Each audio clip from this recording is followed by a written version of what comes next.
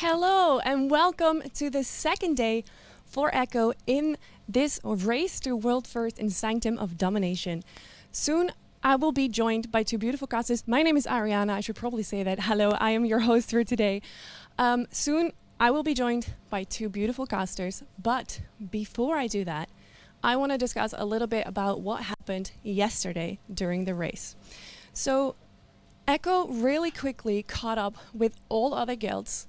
They are now 5 out of 10, which is already we're halfway there. We've hit our very first roadblock, so to say, but so have all other guilds. So we are not behind at all.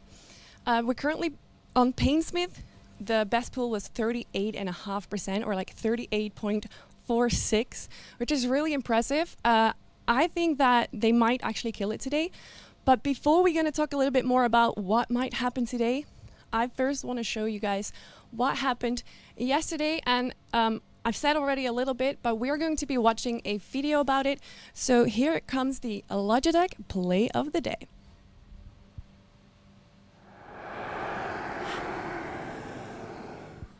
Wait, Power, what time is it?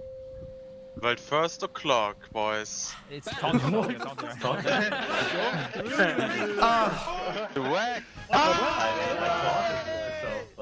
Can I know All the rubber I got stamps. an Oh my Just gosh. remove that completely. I don't know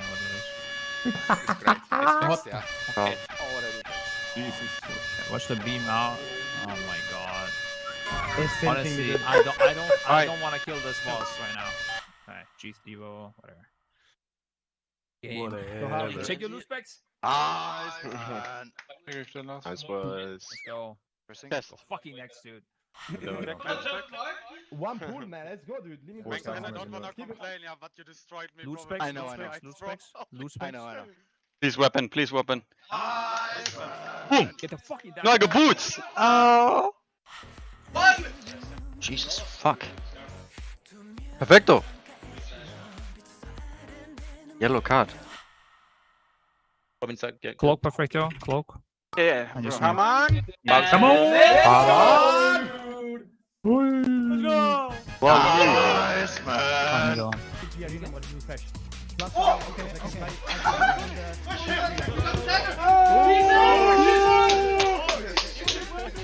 You already did. Nice, sorry. I full cooldown, so I'm tanking good. Get fucking forced out. Talk about it! Get the forced out, bro. Good job, boys. Come on, God, three weapons. Dude, your nerd screams are too early. Oh, what? Watch the spikes.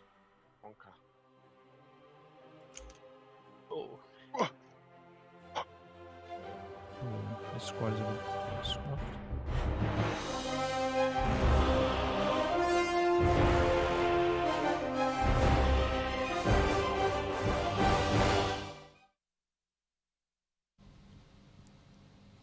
The feeling of just like the venue here when they kill something is just, it's amazing. Every time there's like cheers and everything, it is so cool. Currently we have two casters. I think it's Caxman, and I totally remembered 5 seconds ago, it's Caxman and Steak Loins. It's Caxman and Steak Loins ready here to talk a little bit more about the fight currently. So hi, sorry Steak Loins. We literally, my camera is, yeah, that's my punishment for not remembering Steak Loins. My cam is off. Hi, how are you feeling, guys? I'm feeling great. No worries. This honestly, these past few nights I've been confusing Ner'zhul Soul Render because Hi. contrary to popular belief, they just, I don't know, I just mixing up the two. So no worries about it. But I'm feeling great. Just like what you said, this race is looking amazing. Echo has already caught up. Even tonight, Limit was getting a lot of pulls in. Their percentages are actually starting to look really close. So this race already early on is looking super even. I'm super excited for it. Yeah, that is really good. Caxman, how are you feeling? I'm feeling really solid. I can't believe we've woken up in a world where Painsmith is still alive. So we've got a real race on our hands now. There's a couple of guilds that have caught up. So really excited about that. But the main thing, the progress that Echo showed yesterday was incredible. I think Scripe sounded very, very positive when he went to bed yesterday. I think he posted on Twitter. They know the strat they want to hit, and then it's straight back into Painsmith. So congratulations to that. And I just want to say, good morning to everybody in chat as well. Yeah, good morning joining to us Europeans. Yeah, absolutely. Yeah. Except for Steak Loins and her whole fan base, because they're all from America, right, Steak? Yeah, not too many fans over here, but it is 1:30 in the morning. Oh, come on. I'm sure they're watching. 1:30, by the way? Wow. Are you an evening person or a morning person? I don't know what time it is. You're just like a never person. Yeah, no, I'm kidding. Whatever. Caxton, what about you? Like, what time is it where you are right now? So currently it is 7:35 a.m. Oh. So it is the morning. It is an early start, but it doesn't bother me. I am more of an evening person, I will say, but for occasions like this, I will make an exception. I have a very important question for you. Like, I think everyone needs to know: are you currently wearing, like, off-screen, like, pajama pants? No. No. Well. Technically, no, but I'm wearing pajama shorts. See, I knew it. It's warm. You just got. It's warm. Okay, fair enough. I'm actually kind of curious to see what Gingy's wearing today, because yesterday he was wearing like his Echo jersey and then shorts. This short. Like, I'm gonna have an interview with him later today. We need to make sure that he's not gonna sit down like Scribe did yesterday, because Scribe was like man spreading and it was already dangerous when he did it. So yeah, but I have a fly here. I'm very sorry. I'm gonna be doing this a few times. Let's talk a little bit about the new guild, Aster. Like, what have they been doing so far? Because there was a little bit, like, people were a little bit nervous that they would catch up real quick. Have they caught up a little bit? I think they have. I think they're currently, last I heard, they're 3 out of 10. And it was a relatively quick 3 out of 10 as well. It's a bit difficult getting actual data on that one. I don't believe there's no access to any logs. It's almost one of those questions where it's like, where are they? What are they doing? Right. It can be tough to say, but I'm sure as time goes on, we start getting to the more difficult bosses. It will be a little bit easier to keep up with exactly what is happening on those. But a thoroughly exciting time now that Team Astra are now, and the rest of the Asian guilds are now part of this race. Definitely. I kind of hope that it's gonna be a really close call with multiple guilds. Steak Loans, what do you think? Do you think Pieces stands a chance as well? Because they have surprisingly killed a very hard boss before they even went to Ner'zhul, I think. Do you think that they stand a chance to be head to head? So probably not. It's pretty unlikely that they would end up, taking the crown for world first. But they've always been like an insanely good guild. Anytime you mention top EU guilds, that is one of the ones that come to mind. They also sometimes might structure their hours a little bit differently. So yeah, I wouldn't say they'd be contending for like world first, but they are always really close up there. They always have an insane roster, insane year. Everyone loves to see what Pieces can do. Definitely. Talking about talking about killing bosses. Obviously, that's all we're doing. You guys are in a competition. You're aware of this, right? Kexman, I haven't really spoken to you about this yet, but are you aware of the competition that you currently have with all other casters? Yeah, I have been told. Apparently, there is a competition to see who's present for the most amount of boss kills. Definitely, it's a caster competition, and this specific beautiful pillow is the prize. However, I was laying in bed yesterday and I was thinking it's not big enough. I want to make this pillow a little bit, bless you, a little bit more special. So what I want to do today, hopefully if I can get it to work, like I haven't spoken to the players about this yet, but I want Gingy to punch this pillow as hard as he can. I want there'll be nothing left. But that's the beauty of it, like two pillows in one prize basically. And then I want Zalia to like give it a little kiss, because I mean Zalia is so cute, right? And then I want Scribe to sign it, and last but not least, like after that, I'm going to walk up to Deep Shades, because he walked up to me yesterday and he's like, Ariana, I need some advice. I have this new perfume. Does it smell good? Because it was a gift, I don't know. And it smelled really good, so I'm gonna ask him to bring his perfume and actually spray some of the pillow as well for you guys, so that this pillow is going to be like super, super special. Currently, Steak Loins, you're actually in lead with 3 points together with Mr. GM. However, the rules have changed a little bit. I got some feedback from everyone who was not Steak and GM that maybe it's fairest to do like the later bosses, so after 5 bosses, to give every boss 2 points and then Sylvanas 3 points. Does that sound fair? That sounds fair. Yeah. That sounds fair. All right. Do you even want the pillow, Kex? Yeah. Yeah. Good. It's got Deep Shade's cologne on. Why Not would I yet. not want that pillow? But like, I'll try to get it. I'll try. You know, I might just. I know his hotel room number, so I might just like do it myself if he doesn't want it. So don't tell him. Okay. So yeah. Let's talk a little bit more about today. Like, do you think there's going to be any split runs today? It's tough because, I mean, looking at the progress that we've had on Painsmith so far, you take a look at, you know, some of the guilds that have been progressing, it definitely feels... It's one of those things where you kind of said to yourself, oh, Painsmith will be the boss where they do their splits on. But then you start to see them slowly but surely that, you know, the percentage that they're getting to gets lower and lower and lower and lower. And in the back of your head, you start to think, yeah, but what if they get that perfect pull? And they're able to kill it without doing their splits. And if there is a guild that is able to kill this without doing their heroic splits, it is a massive, massive advantage to them. Because afterwards, we've still got 2 bosses. You know, people are talking about Painsmith as the wall of the raid. And at this stage, that is entirely accurate. He does seem to be the wall. However, you've got Guardian in the first ones, and you've got Fate Scriber after this boss. And those 2 can also just be as difficult, if not potentially more difficult. So saving heroic splits is good. It would give them potentially more of an advantage, but at the same time, you've then got to start to question at what stage do you break for heroic splits? Do you look at where you are? Do you look at the percentages? The moment you stop making that progression, okay, maybe it's time for splits. It's tough to say really, but I'm sure that, you know, the team know exactly what they're going to be doing this today when it comes to their attempts, and if they go for heroic splits, so they will all be on the same page. Do you think there's going to be any normal splits because they will be so much quicker and there will be domination sockets, or do you think normal's absolutely out of the question?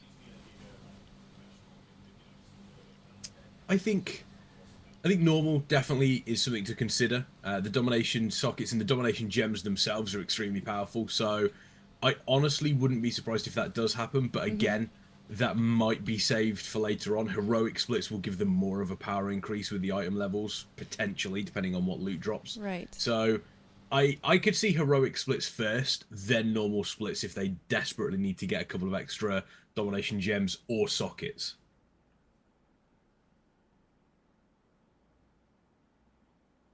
And it looks as though, there we go. Oh no, apparently we do have... Hi. Sorry, Hello. my mic... There we go. It turned off. Is my battery low? I hope not. My battery is empty.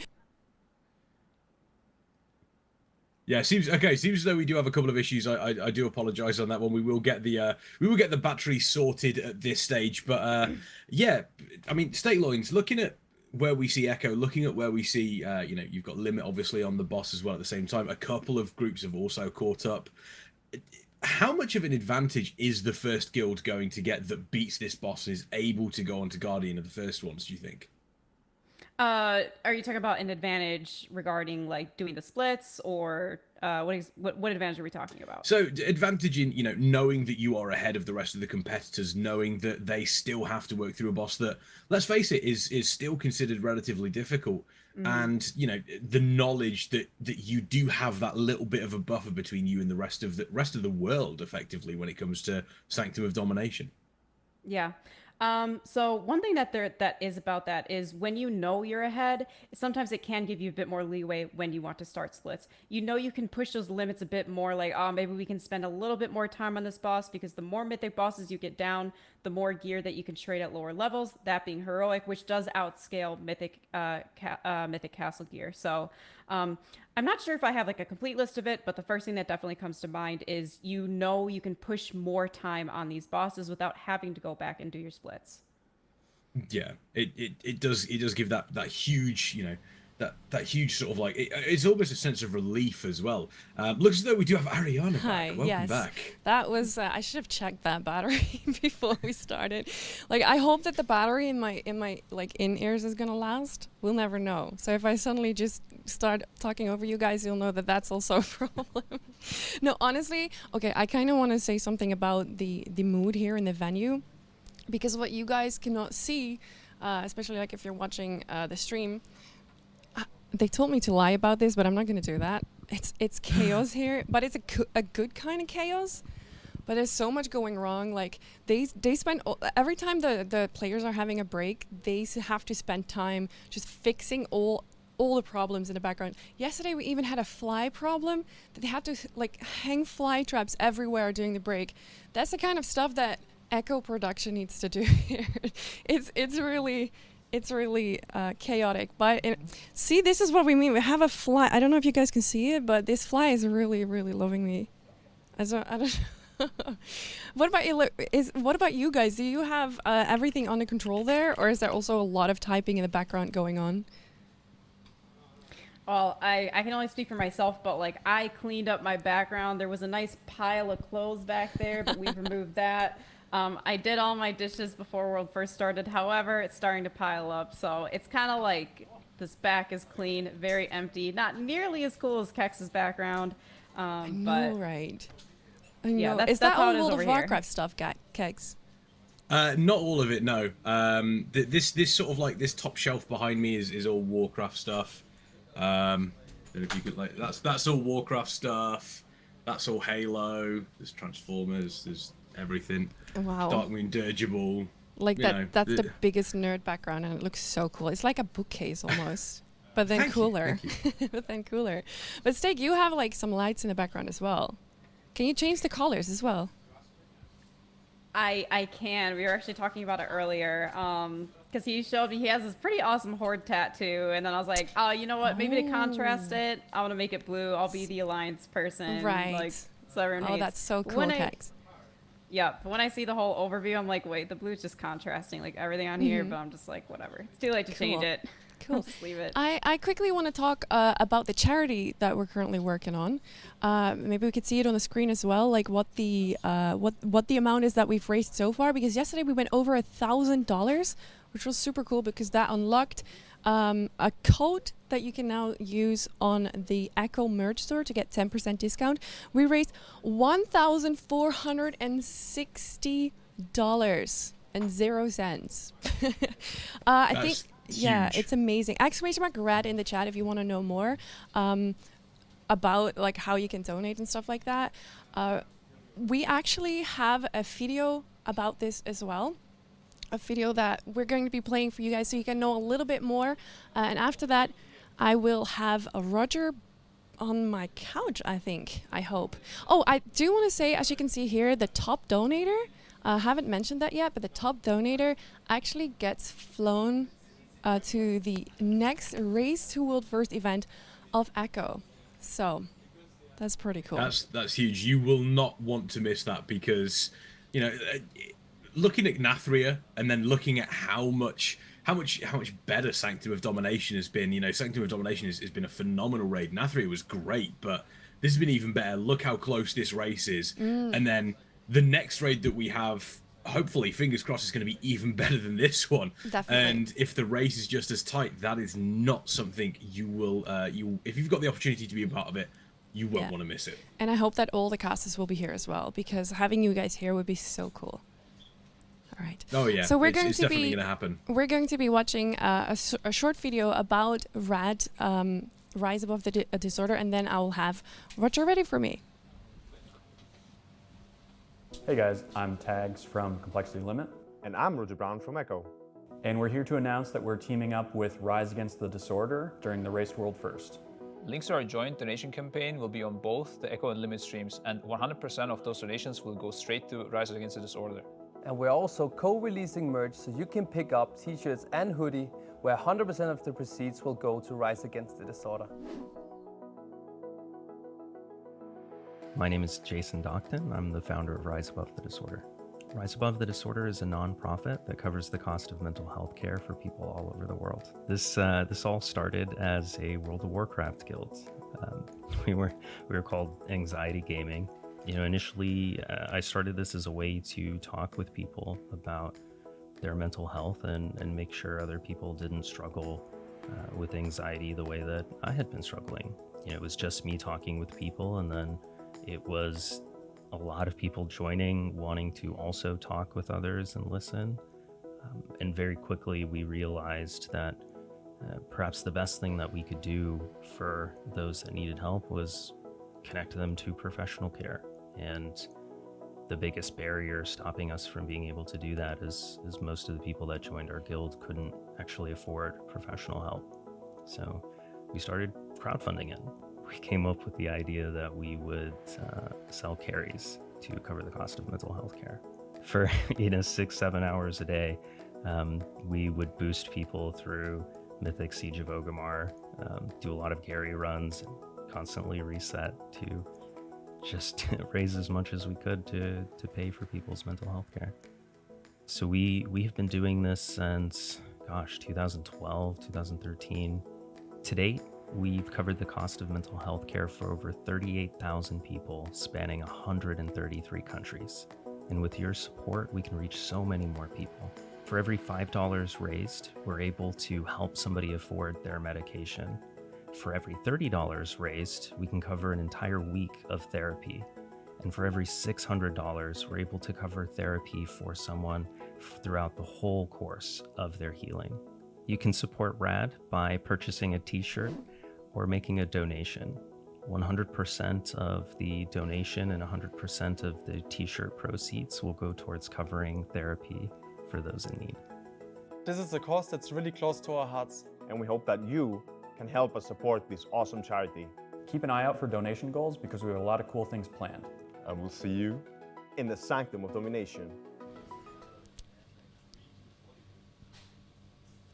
Hello, I've got Roger here on the couch next to me, and I'm actually going to interview him, but before I do that, I just want to mention that he just put the caster cushion between his legs, and I didn't even have to ask him for that. Do you know what's going to happen to that pillow?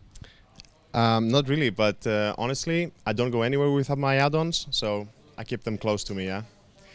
Nice plug. No, this is actually going to be the prize for the casters that get the most kills. Really? It's actually the casters that are the reason that you guys kill stuff. Did you know that? Absolutely. I know. I'm very familiar to the caster curse, and yeah, I hope whoever's casting us this morning doesn't have that. I'm gonna make a really bad pun. Is that okay? Sure. All right. A caster curse, more like caster courage forge. Insert cringe in chat. Really good one. Really good one. All right. I had Scribe here yesterday on the couch, and he said that you guys were all very nervous. How are you feeling today? Definitely not as nervous as yesterday. It's more excitement. I actually couldn't really sleep last night for like an hour or two. I don't know. I was just excited because I think we did really good yesterday, and want to keep it up. I think today's definitely a day where we can push really, really good. Like, I don't know, I don't want to say too much, but I think we can get Painsmith down. And then I'm actually extremely excited to see the HP of Guardian and also Fate Scribe. If they did any changes, like that's a really spicy boss, so. Do you think that if you get Painsmith down that you can have multiple bosses down today? Possibly, yeah, although we might be doing some split runs, because it's always good to do them early on in the week and then at the end.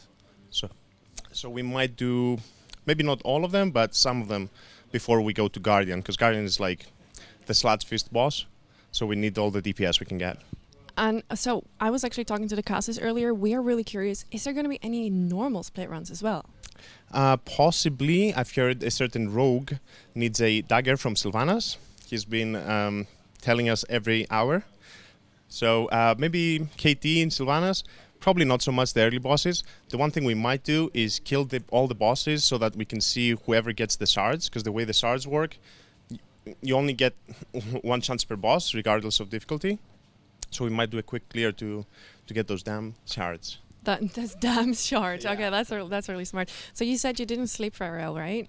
Like, was it because you were just non-stop thinking about dodging balls? Yes. That's all I could see during my sleep. I just saw balls and myself disengaging around them. Yeah, you have a really unfortunate job. It's just your job to run around and walk over all the traps, right?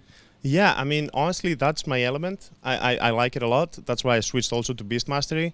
A lot of people have been doubting Hunter this year. I see you there in the chat. But I think it's good, especially on Painsmith. I've been thinking of playing Beast Mastery there, and now I love it. I think the fight is great, and yeah. And what about the damage of Beast Mastery? Normally it wouldn't be that good, but because of how much movement there is involved, I think it's definitely competitive. And you need to keep in mind as well, if I wasn't doing this job, someone else would have to do it, so they would lose some DPS as well. So I think it's great. All right, cool. So I want to talk a little bit about the mood in the team, because you've now completely caught up with all. Hello. You've now completely caught up with all other teams. Has that done anything to the mood? Yeah, absolutely. I think we didn't really know what to expect in terms of performance, and the whole team yesterday morning, they were kind of nervous, right? Like, you don't know how you're going to perform the competition, but I think performing so good, maybe we could have killed Soul Render a bit earlier. We had 2 times 1% wipes, but apart from that, I think the whole team is ecstatic. Everyone is united. We're feeling good. So yeah, definitely Confident definitely then. Good, definitely. All right, yeah, it definitely helps as well to just be able to talk to each other non-stop, right? Yeah, no. Last race we weren't able to have a in-person event. This time, the mood is definitely different. You have this vibe of like one team, one dream. So, yeah. And what about all the players that are still at home? Yeah, they we have this meme of event debuff. So sometimes in the past, the people from home, they were like, oh man, where's this guy? Oh, he's at the event. It's the event debuff. But this time around, I think everyone is so focused that we don't really have any of that. Everyone is back from the breaks. So yeah, I hopefully next time we can even have more people. Yeah, no, everything is going great. All right, is there one thing you want to say to the whole team, like addressing it right now into the camera? Pretend you're Scribe. Pretend I'm Scribe? Well, yeah. Maybe that helps. Oh man.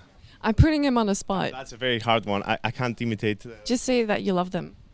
I love you all, and yeah, where are my hunters? Where are the hunters at? Don't let them talk down on you. Demand that raid spot, okay? Get that legendary bow. Don't be afraid. Take some chances. And thank you for supporting us, of course.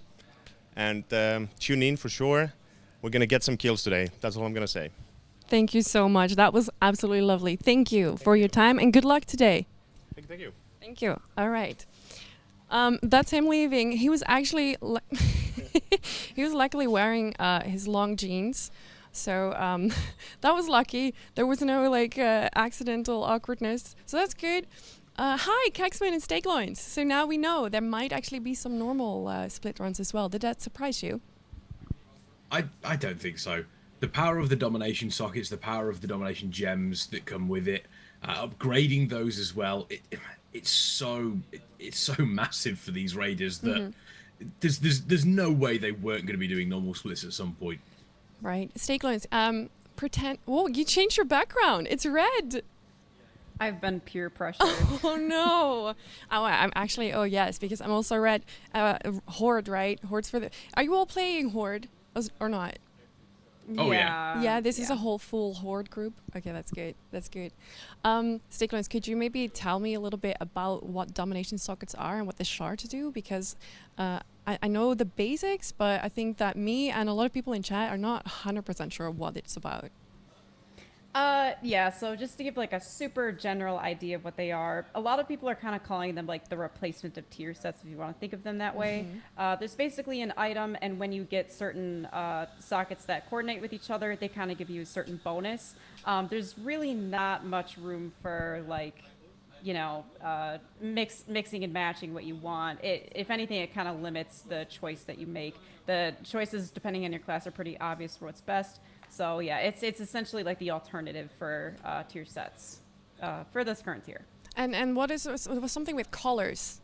I heard something about matching colors. Is that correct? Yes.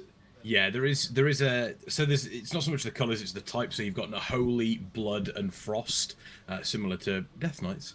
And if you have 3 sockets of the same type, you can activate an extra bonus on one of the pieces. So if you have for plate at the very least, if you have a helm with the domination socket, if you have 3 unholy shards, you activate the bonus on that one. It's super powerful, and it is one that the raiders will not want to miss out on. So if I'm correct, you can choose which tiers that you get by putting in the right sockets, no matter what. Yeah, you can choose. Yeah, so you can choose. I mean, only certain items will have the sockets on them, but you can choose which bonus you take depending on which sockets you put into your gear, yes. All right. Thank you very much. I think we're going to a small break now because they're about to start at 9 o'clock already. So thank you very much, Steakloins and Caxman, for your time and your input. Really, thank you so much. We'll be going to a small break, and then we'll back with the casters that are going to cast this beautiful start of the day.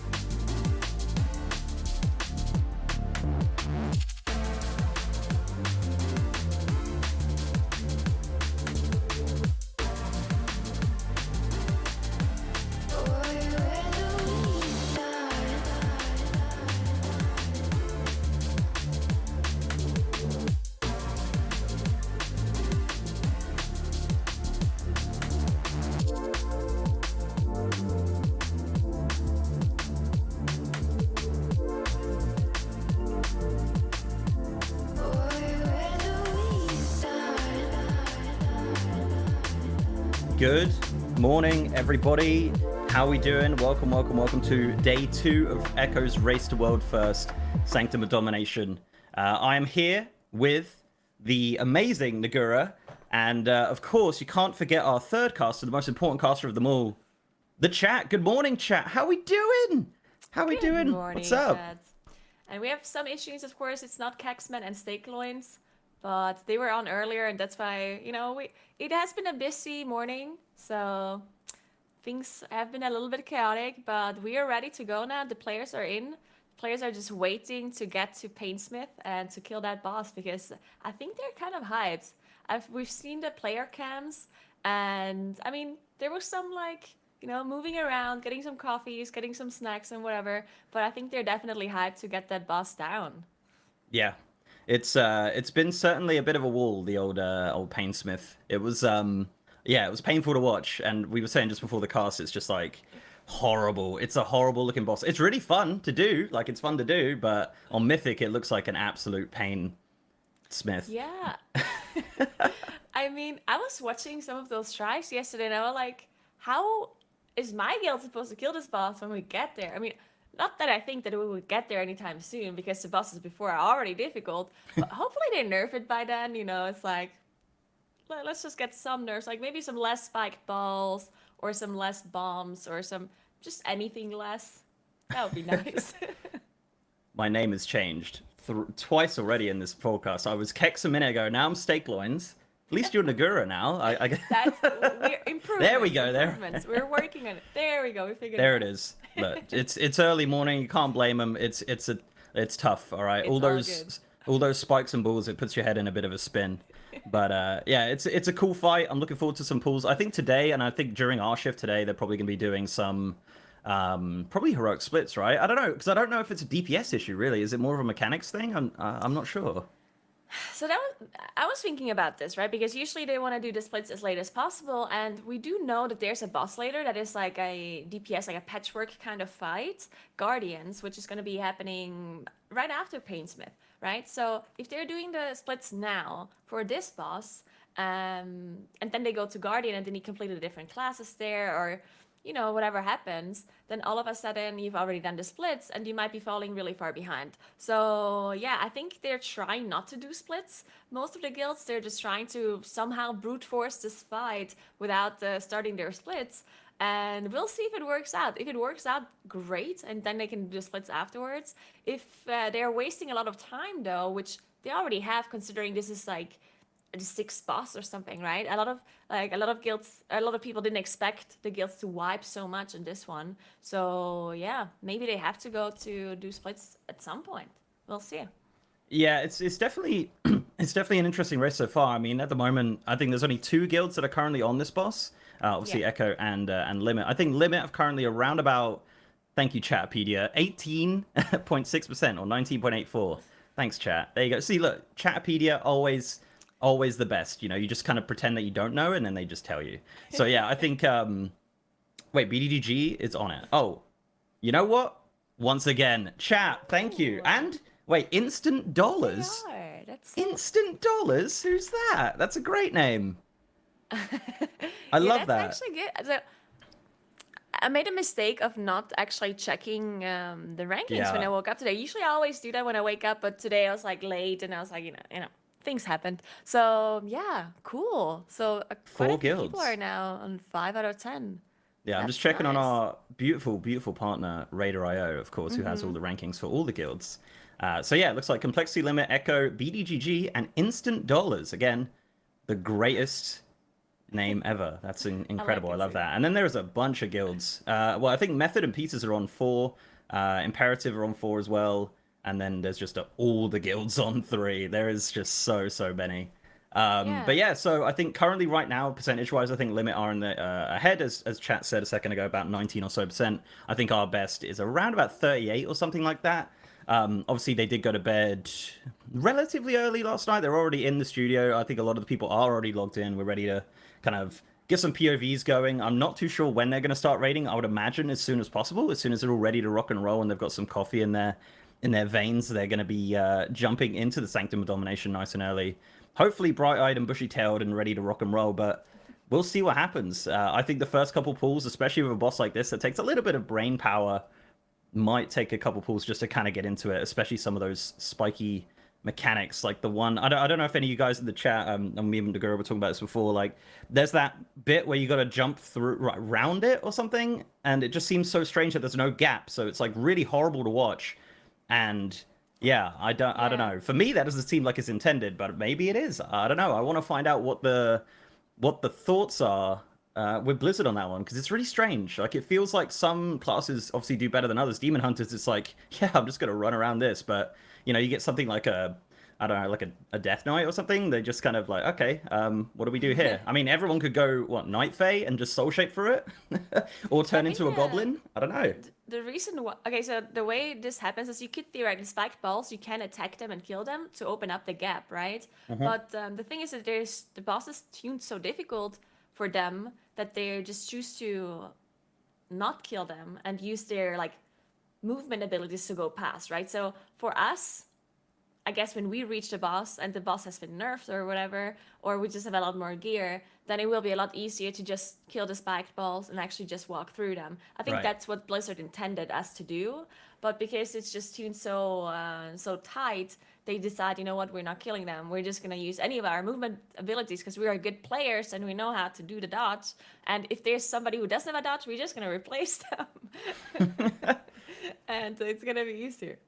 Yeah, it's an interesting one, isn't it? It's, yeah, I think, as I said, like, oh, it looks like Deep Shades is just doing arena.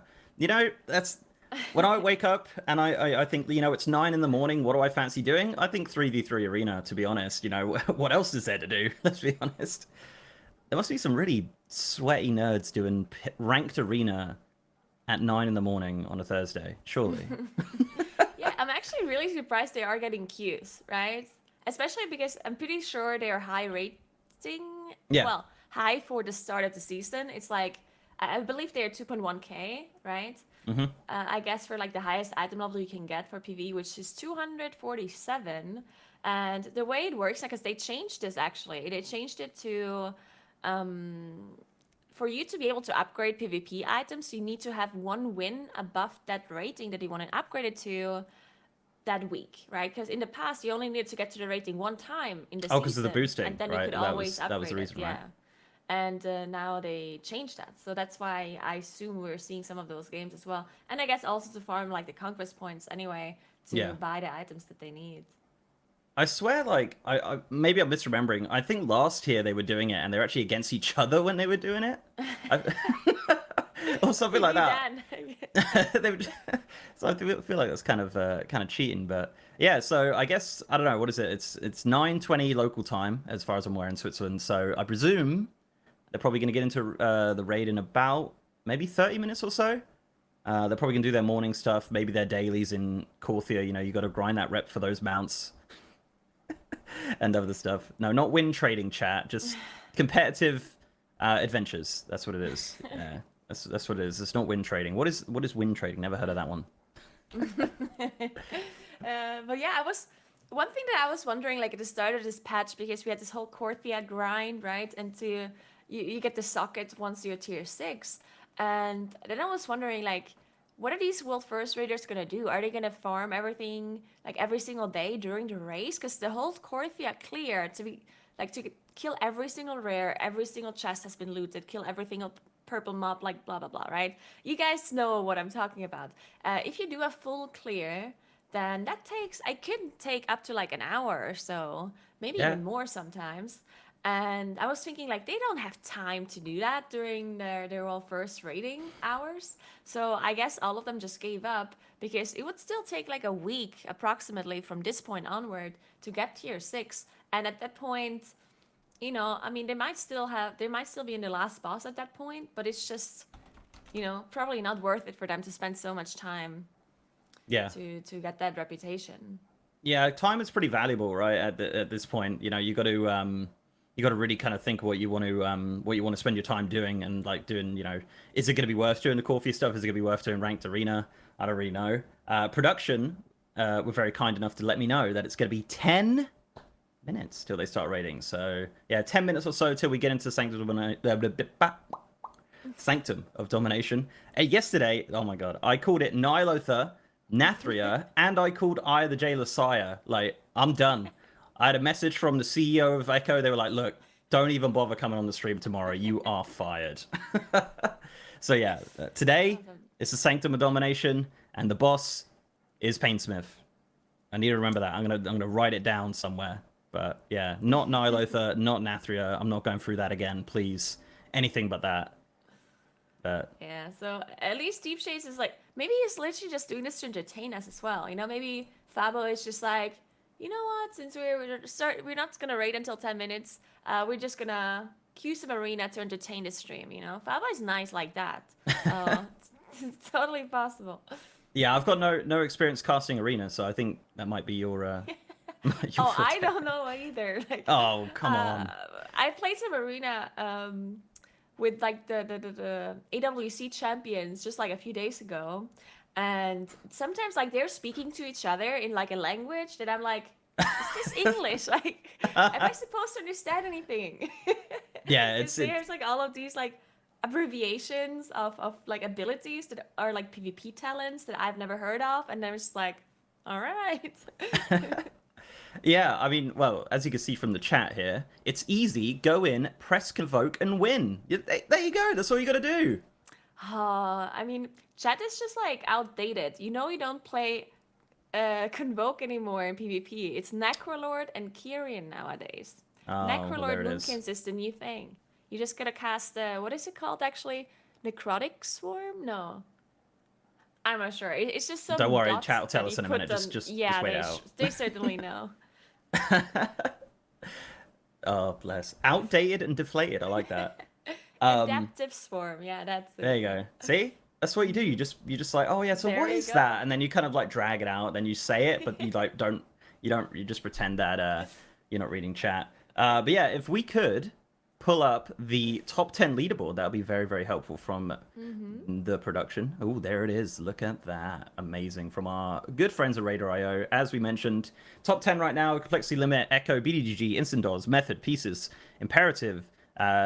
Is that JTH? Ooh, Blood Legion. And Flashpoint KTB, who I've not heard of actually. A lot of... I find every... Guild. Ooh. I find every season, every tier, there's always new guilds coming in, like, and just rocking it. You know, it's really cool. I feel like every single time there's always these new franchise players coming in and making big moves. So it's yeah, I it's definitely cool to see. love to see that. Like, it's super, super awesome. One thing I do want to note really quickly here is that, like, some people are a bit surprised about BGG and instant dollars being up there.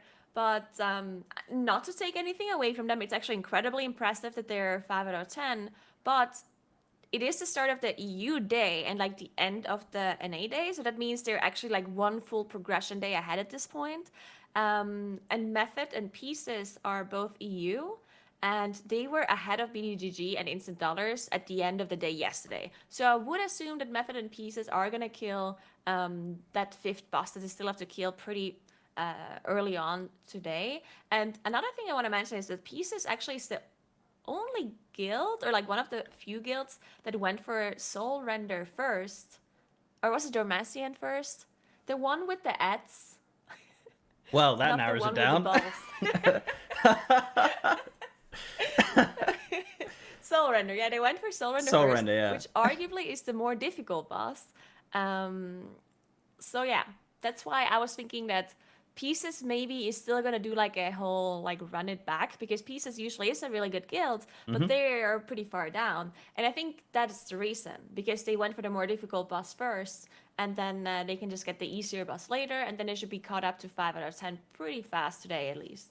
Maybe that's the big brain strat. Maybe there was some gear or something from that boss that they really needed for the boss after or something. I don't know. Pieces has always been an interesting one. I remember they stacked Shaman's one tier, and didn't really work out for them, not gonna lie. But the idea was there, you know, it was a good strat. To be honest, I had this idea once, and everyone shot me down, but I'm telling you, next tier, right, I'm gonna make a whole guild of mechanomes. Mechanome mages, right? We're gonna be like mostly mages and then some tanks and healers, and we're all gonna be mechanomes, because mechanomes have a racial that makes them split up, right? So if you have a Mechanome mage that splits with his racial and also mirror image, you get 5 of yourself. Confusing the boss? Yeah. At that point? You get so many Mechanomes that the boss is just like, what on earth? And it just falls down and dies. Oh, yeah. Because there'll be, if you split all the mages yeah. and the tanks and healers, you're probably going to have about 100 Mechanomes attacking it. That's it, World First Alliance. I don't see any, yeah. That's the strat right there. I mean, I can't believe no one has thought of this before. I know. Like, yeah, wake genius. up, Echo and Limit. Wake up. Yeah, well, I mean, Mechanome's got like a brand new swimming animation last patch, so I mean, they're the race to play. As soon as we get like this water like raid, whew. That's it. They're in. Yeah, that's it. I mean, to be honest, I could probably make an alliance guild right now and become the world first alliance. Although not that. To be fair, Emphasis, Sloth, Ethical, Honestly, and Copium are all 3 out of 10 alliance guilds. So can't take that away from them. They're doing okay. They're doing all right. Shout out to alliance. Any blue boys? There's probably like 3 of us in the chat. If even, like. Yeah. I can't believe there's a guild called Copium. I love that. Yeah, I love it too. It's actually so good. But I mean, at the end of the day, Nagura, like every Horde player is truly just an alliance player that plays Horde because their friends play Horde. It is very true. I would love to be alliance. See? Every I love time. alliance races like much more than. Also, like the thing about Horde, like don't get me wrong, because you know, I'm a Horde player for a long, long time already, and I mean I'm a fan of the Horde, right? But the alliance has so many things going on for them, which are just so nice. Like for example, they have cool races like humans and night elves. They're so cool. They have cool animations. They're just awesome. And I mean, the Horde has some cool ones too, but I can't be an undead as a druid, so what are you gonna do about that? And then another thing is that they have nice looking like cities alliance. Yep. Like everything looks so nice and beautiful. Like for example, the garrison in when was that? Warlords of Dinner? Yeah. So the garrison, I didn't know how the alliance garrison looks like. I was like in my horde garrison, and it's like, you know, like there's like these messed up, like scuffed, tiny little like houses, and it was like, yeah, whatever. And then at some point, like half a year into the expansion, I watched a streamer, and I was like, "Where's the streamer? Is he in PTR? Where is he?" And it's like, "Oh, this is my garrison." I was like, "What?" Oh Like, yeah. this cool looking thing. I was like, "What the?" Yeah, the Alliance ones are like beautiful fortresses. It's incredible. Yeah. And then the Horde ones are just like dirty old mud huts made of straw. Yes. You know. Yes. Yeah. So I mean, the Alliance is waiting for you, Nagura. Like, you know, we'll welcome you back with open arms. Don't even worry about it. You can be a Night Elf Druid.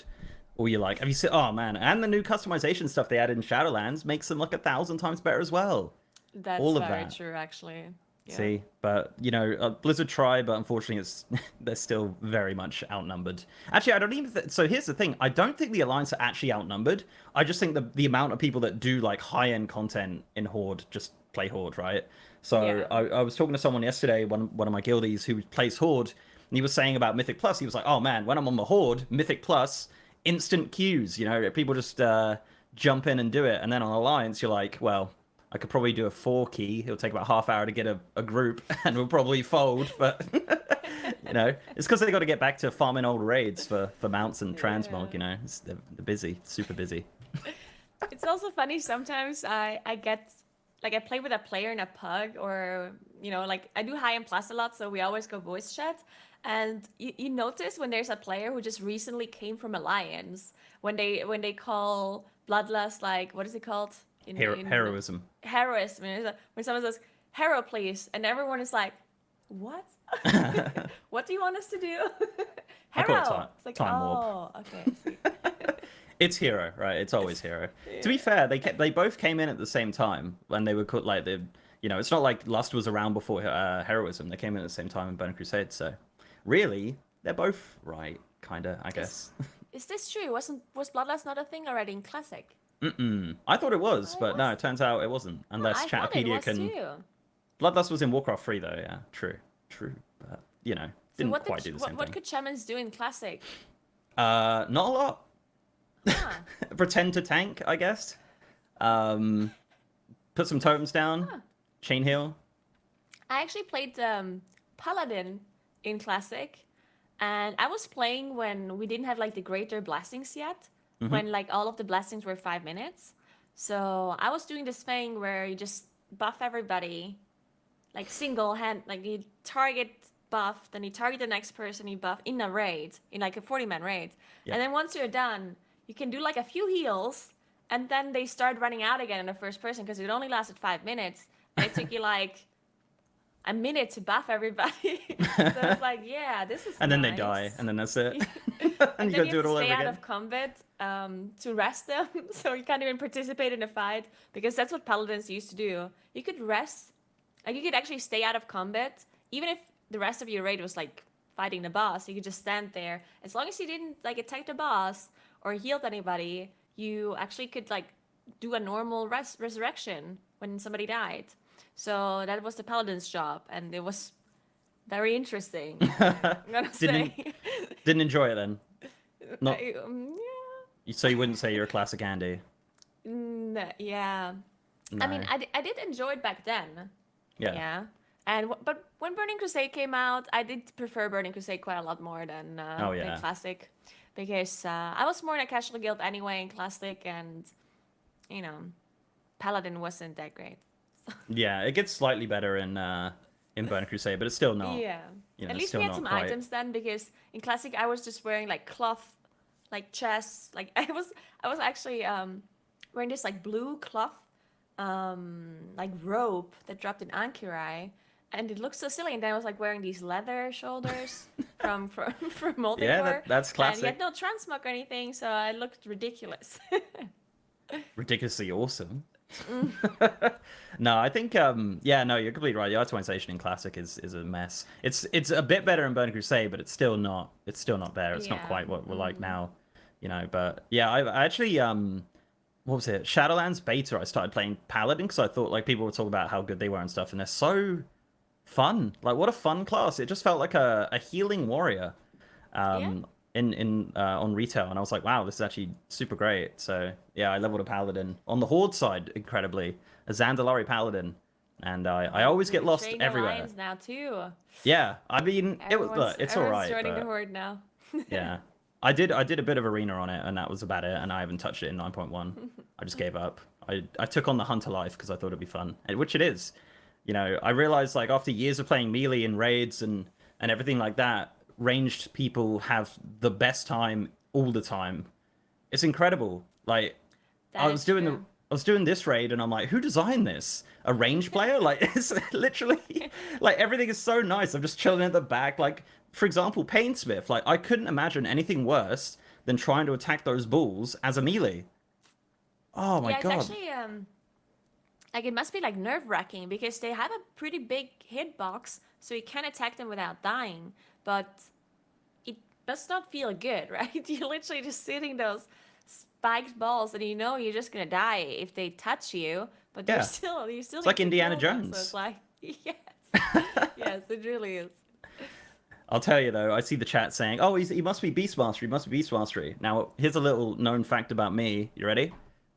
I am not a meta slave. So, true story. This is gonna trigger a lot of hunters. I am a marksman. Drumroll. Necrolord. Which I believe is like the lowest simming one out of all of them, right? It's literally the worst. And I just thought it looked cool. Yeah, you know? Look at it. Look at him go. I hear it's the year of the spear, though. I heard a rumor it's the year of the spear. Although I didn't... I haven't seen anyone. I haven't seen anyone playing survival in the raid, because I think Roger's been Beastmastery, right? For the most part. Yeah, I think he's MM most of the time, but he's playing BM here on Painsmith because of the... But yeah, we have to go to a quick ad break, and then we're gonna start Painsmith progression, all right? See you soon, guys.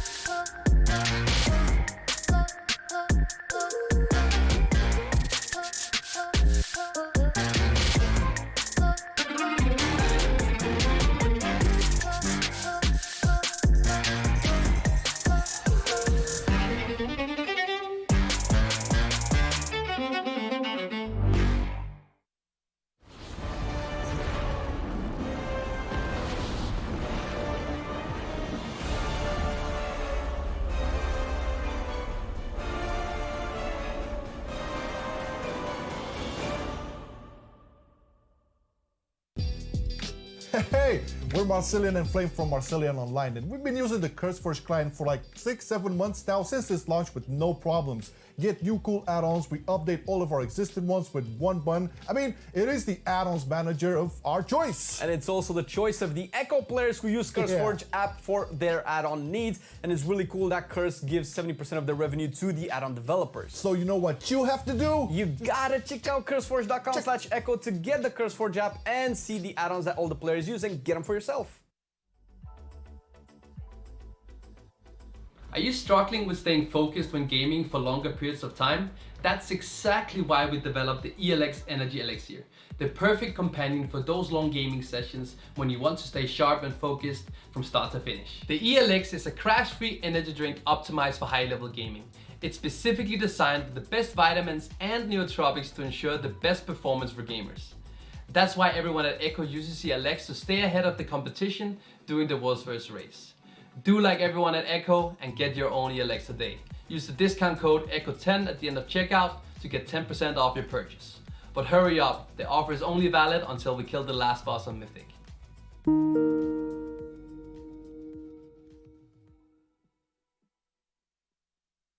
Hey guys, I'm Tags from Complexity Limit. And I'm Roger Brown from Echo. And we're here to announce that we're teaming up with Rise Against the Disorder. Links to our joint donation campaign will be on both the Echo and Limit streams, and 100% of those donations will go straight to Rise Against the Disorder. And we're also co-releasing merch so you can pick up t-shirts and hoodie where 100% of the proceeds will go to Rise Against the Disorder. Keep an eye out for donation goals because we have a lot of cool things planned. And we'll see you in the Sanctum of Domination. We're back. I know. I missed you too, chat. I missed you too. Me and Nagura were just talking about how good you all look today. Yeah, everyone looks really great. Yes, we did. Yeah, their hair is on point. It's looking great. And those eyebrows are on fleek.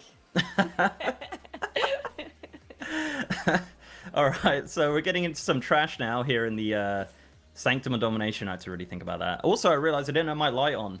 Professional caster, by the way. Look how dark it is. It's like a darky, gloomy day. So we're going to put the light on now. It's beautiful. Yeah, it is here too. It has been a little bit cooler, so I'm all for it because it has been hot like the 2 weeks before that, and I was just like sitting here in my PC sweating without an AC, you know, European things. I know, no ACs yeah. anywhere. I'm guessing you get the same thing, right? When you're like, oh man, it's so hot here, and then someone from Arizona is like, yeah, dude, it's like 400 degrees here, and you're like, yeah, but you have AC. It's like, and everyone's like, just buy an AC. It's like, it's not quite that easy. It's a bit. Yeah, it's really funny because when people say, oh, just turn your AC on, I'm like, yeah, dude. And then in the winter when it's cold and I'm like, oh, don't you have floor heating? And I was like, okay. Yeah, I have a fan in the background. Hopefully you can't hear it, but it's chugging away, bless it. It's trying its best, pushing that hot air around the room, making it way warmer in here. But, you know, trying. it's trying its best, bless it. Cleaning the floor a little bit too, you know. Oh man. All right. So this I really like the design of this raid. Like it's kind of like inspired by Torghast, I guess, in a sense. Like you have the swingy axes there, which is kind of cool.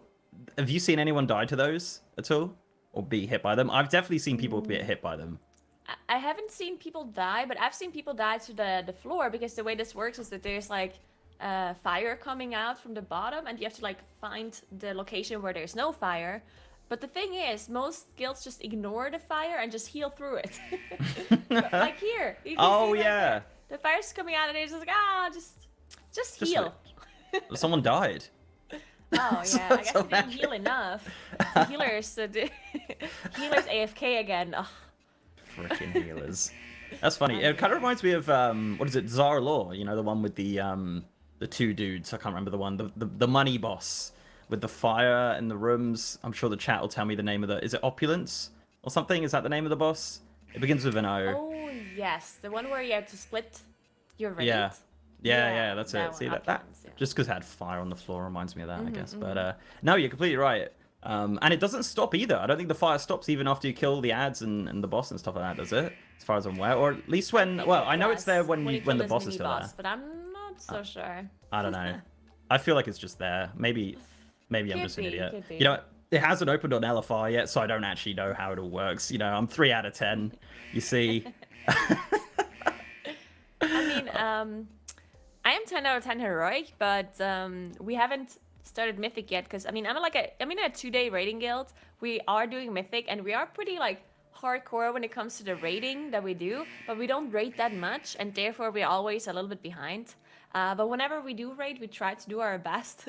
So we're a little bit worried actually about this raid because usually we get the easy bosses done the first week and then maybe we can get like one boss done that is a bit more difficult because it's kind of hard to get progression done when you're only raiding 8 hours a week, right?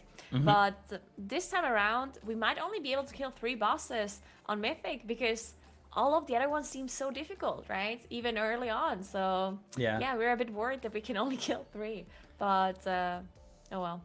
Do you normally get cutting edge then? Oh yeah, last time we were like world 100 in Castle Nathria. So that's pretty good. I think we were like the world's second best 2-day raiding guild, I think. There's one guild that's a very specific title. yeah.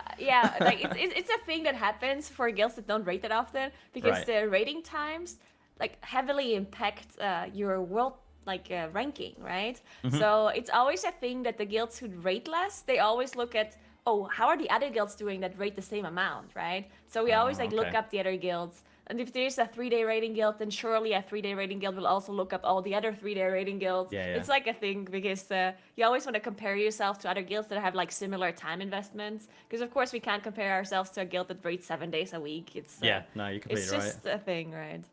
But you used to do like pretty hardcore rating, didn't you? Like with Method and stuff Oh like yeah, that. I mean I was in Method. I like all those. Most of the people that are in Echo I rated with before at some point, but it has been a long time ago. Like the last time I did compete for World First was in, let me think. The last time I competed was Nighthold. Yeah, Nighthold. Okay. In Yeah, Legion. it's a Legion, yeah. Oh, okay. Do you miss it? I definitely do miss it sometimes when I see, like when the World First race is going on and this whole, because back when I competed, it was not streamed. It was, everything was like secret and whatnot. And that was like a big reason why I didn't want to compete anymore, because I'm a streamer as like, you know, my main income. And it always hurt me like a lot with my streaming, with my income, whenever I had to stop streaming for like a month almost, to get the progression done. Even though of course it did get some people to my stream, because if I won the World First, then, you know, it was like a really big achievement and it drove people into my stream. But I still, you know, at some point I was like, yeah, when my guild disbanded, because I was in Serenity at the very end, which is a guild that was going for World First, but then disbanded.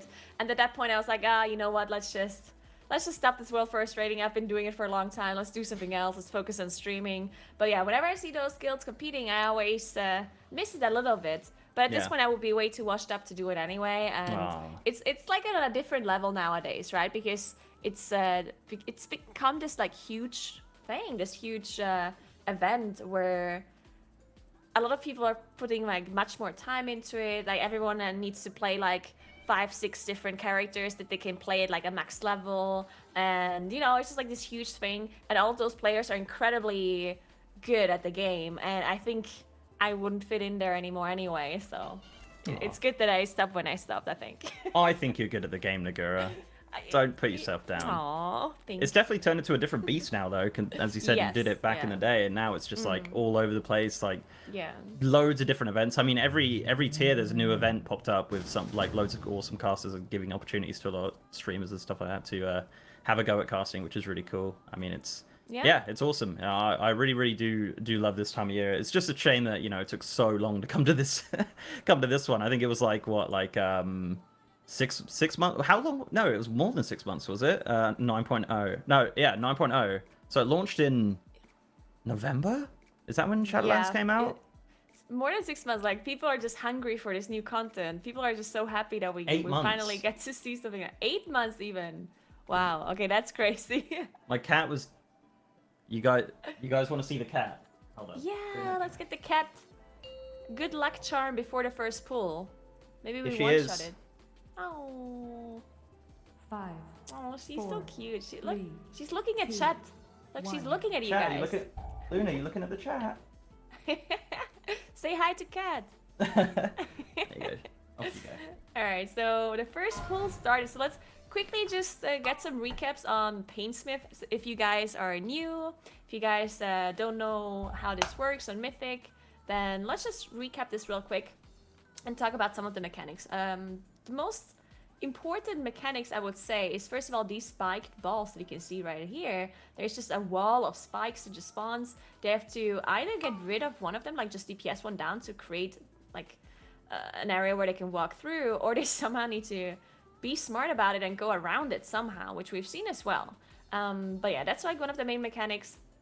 And then the other main mechanics are these bombs that just spawned. You saw them get put on the floor right there. Are on players, and then the players put them in a certain position, and then afterwards you need to explode them. But whenever you explode them, it leaves a dot behind that lasts for like 2 seconds, and it stacks. So you need to stagger the explosions. You need to trigger them one after the other, basically, to not immediately have a whole raid or team wipe. The problem though is that there's multiple mechanics in this raid encounter that trigger those traps as well. So it's not just players that step on them, but also these spikes that you saw just come out of the floor, they trigger the traps as well. And that is the most crucial point about this fight, is the fact that you need to position these bombs perfectly to be able to not have them be triggered by these spikes. And then on top of that, you also need to make sure that the spikes are positioned perfectly to not trigger the traps. The spikes are coming out of the tank's mechanic. So the tank has to walk into the corner to spawn the spikes right there. And then the additional mythic mechanic is that the people who have the chains around them, which by the way knock away other players if you get close to them, they spawn the chains, the spikes out too. So this is why you have to change your positioning on mythic compared to heroic, because those spiked, chain circle debuffed players, they also spawn those spikes. And that is incredibly difficult. Now in this intermission, there's also the change that you have these spiked balls spawning there as well, which is incredibly difficult to deal with. As you can see, someone going down right there, because yeah, I mean this is just a really difficult intermission. And even though there's you know, you could say just dodge forehead, but there's some combinations of abilities that just make this incredibly hard. Yeah, it's horrible to watch, really. It's so difficult, and you know, I don't know. I personally couldn't do it. So I'm looking at that tank mechanic, obviously the one where you can run in the corner. You know, when I did this on normal, I noticed that it only did like the kind of top and side of it, but then on that it like took up half the like area. So we'll see it here. Yeah, does that happen in heroic as well, or is that just on mythic? No, yeah, so the way it works is that the tank gets a debuff, and then after a couple of seconds, when the debuff explodes, the boss throws a weapon at this person, and depending on which phase you're in, it creates like a pattern of spikes on the floor. In the first phase, it creates a like cross pattern, where the tank is the middle, and if you go to the corner, then it just goes along the edge, right? Right. So you have one at the far side of the edge and on a 90-degree angle on the other side. And the thing is, these people, you can see those 3 people with the chain circle debuff around them.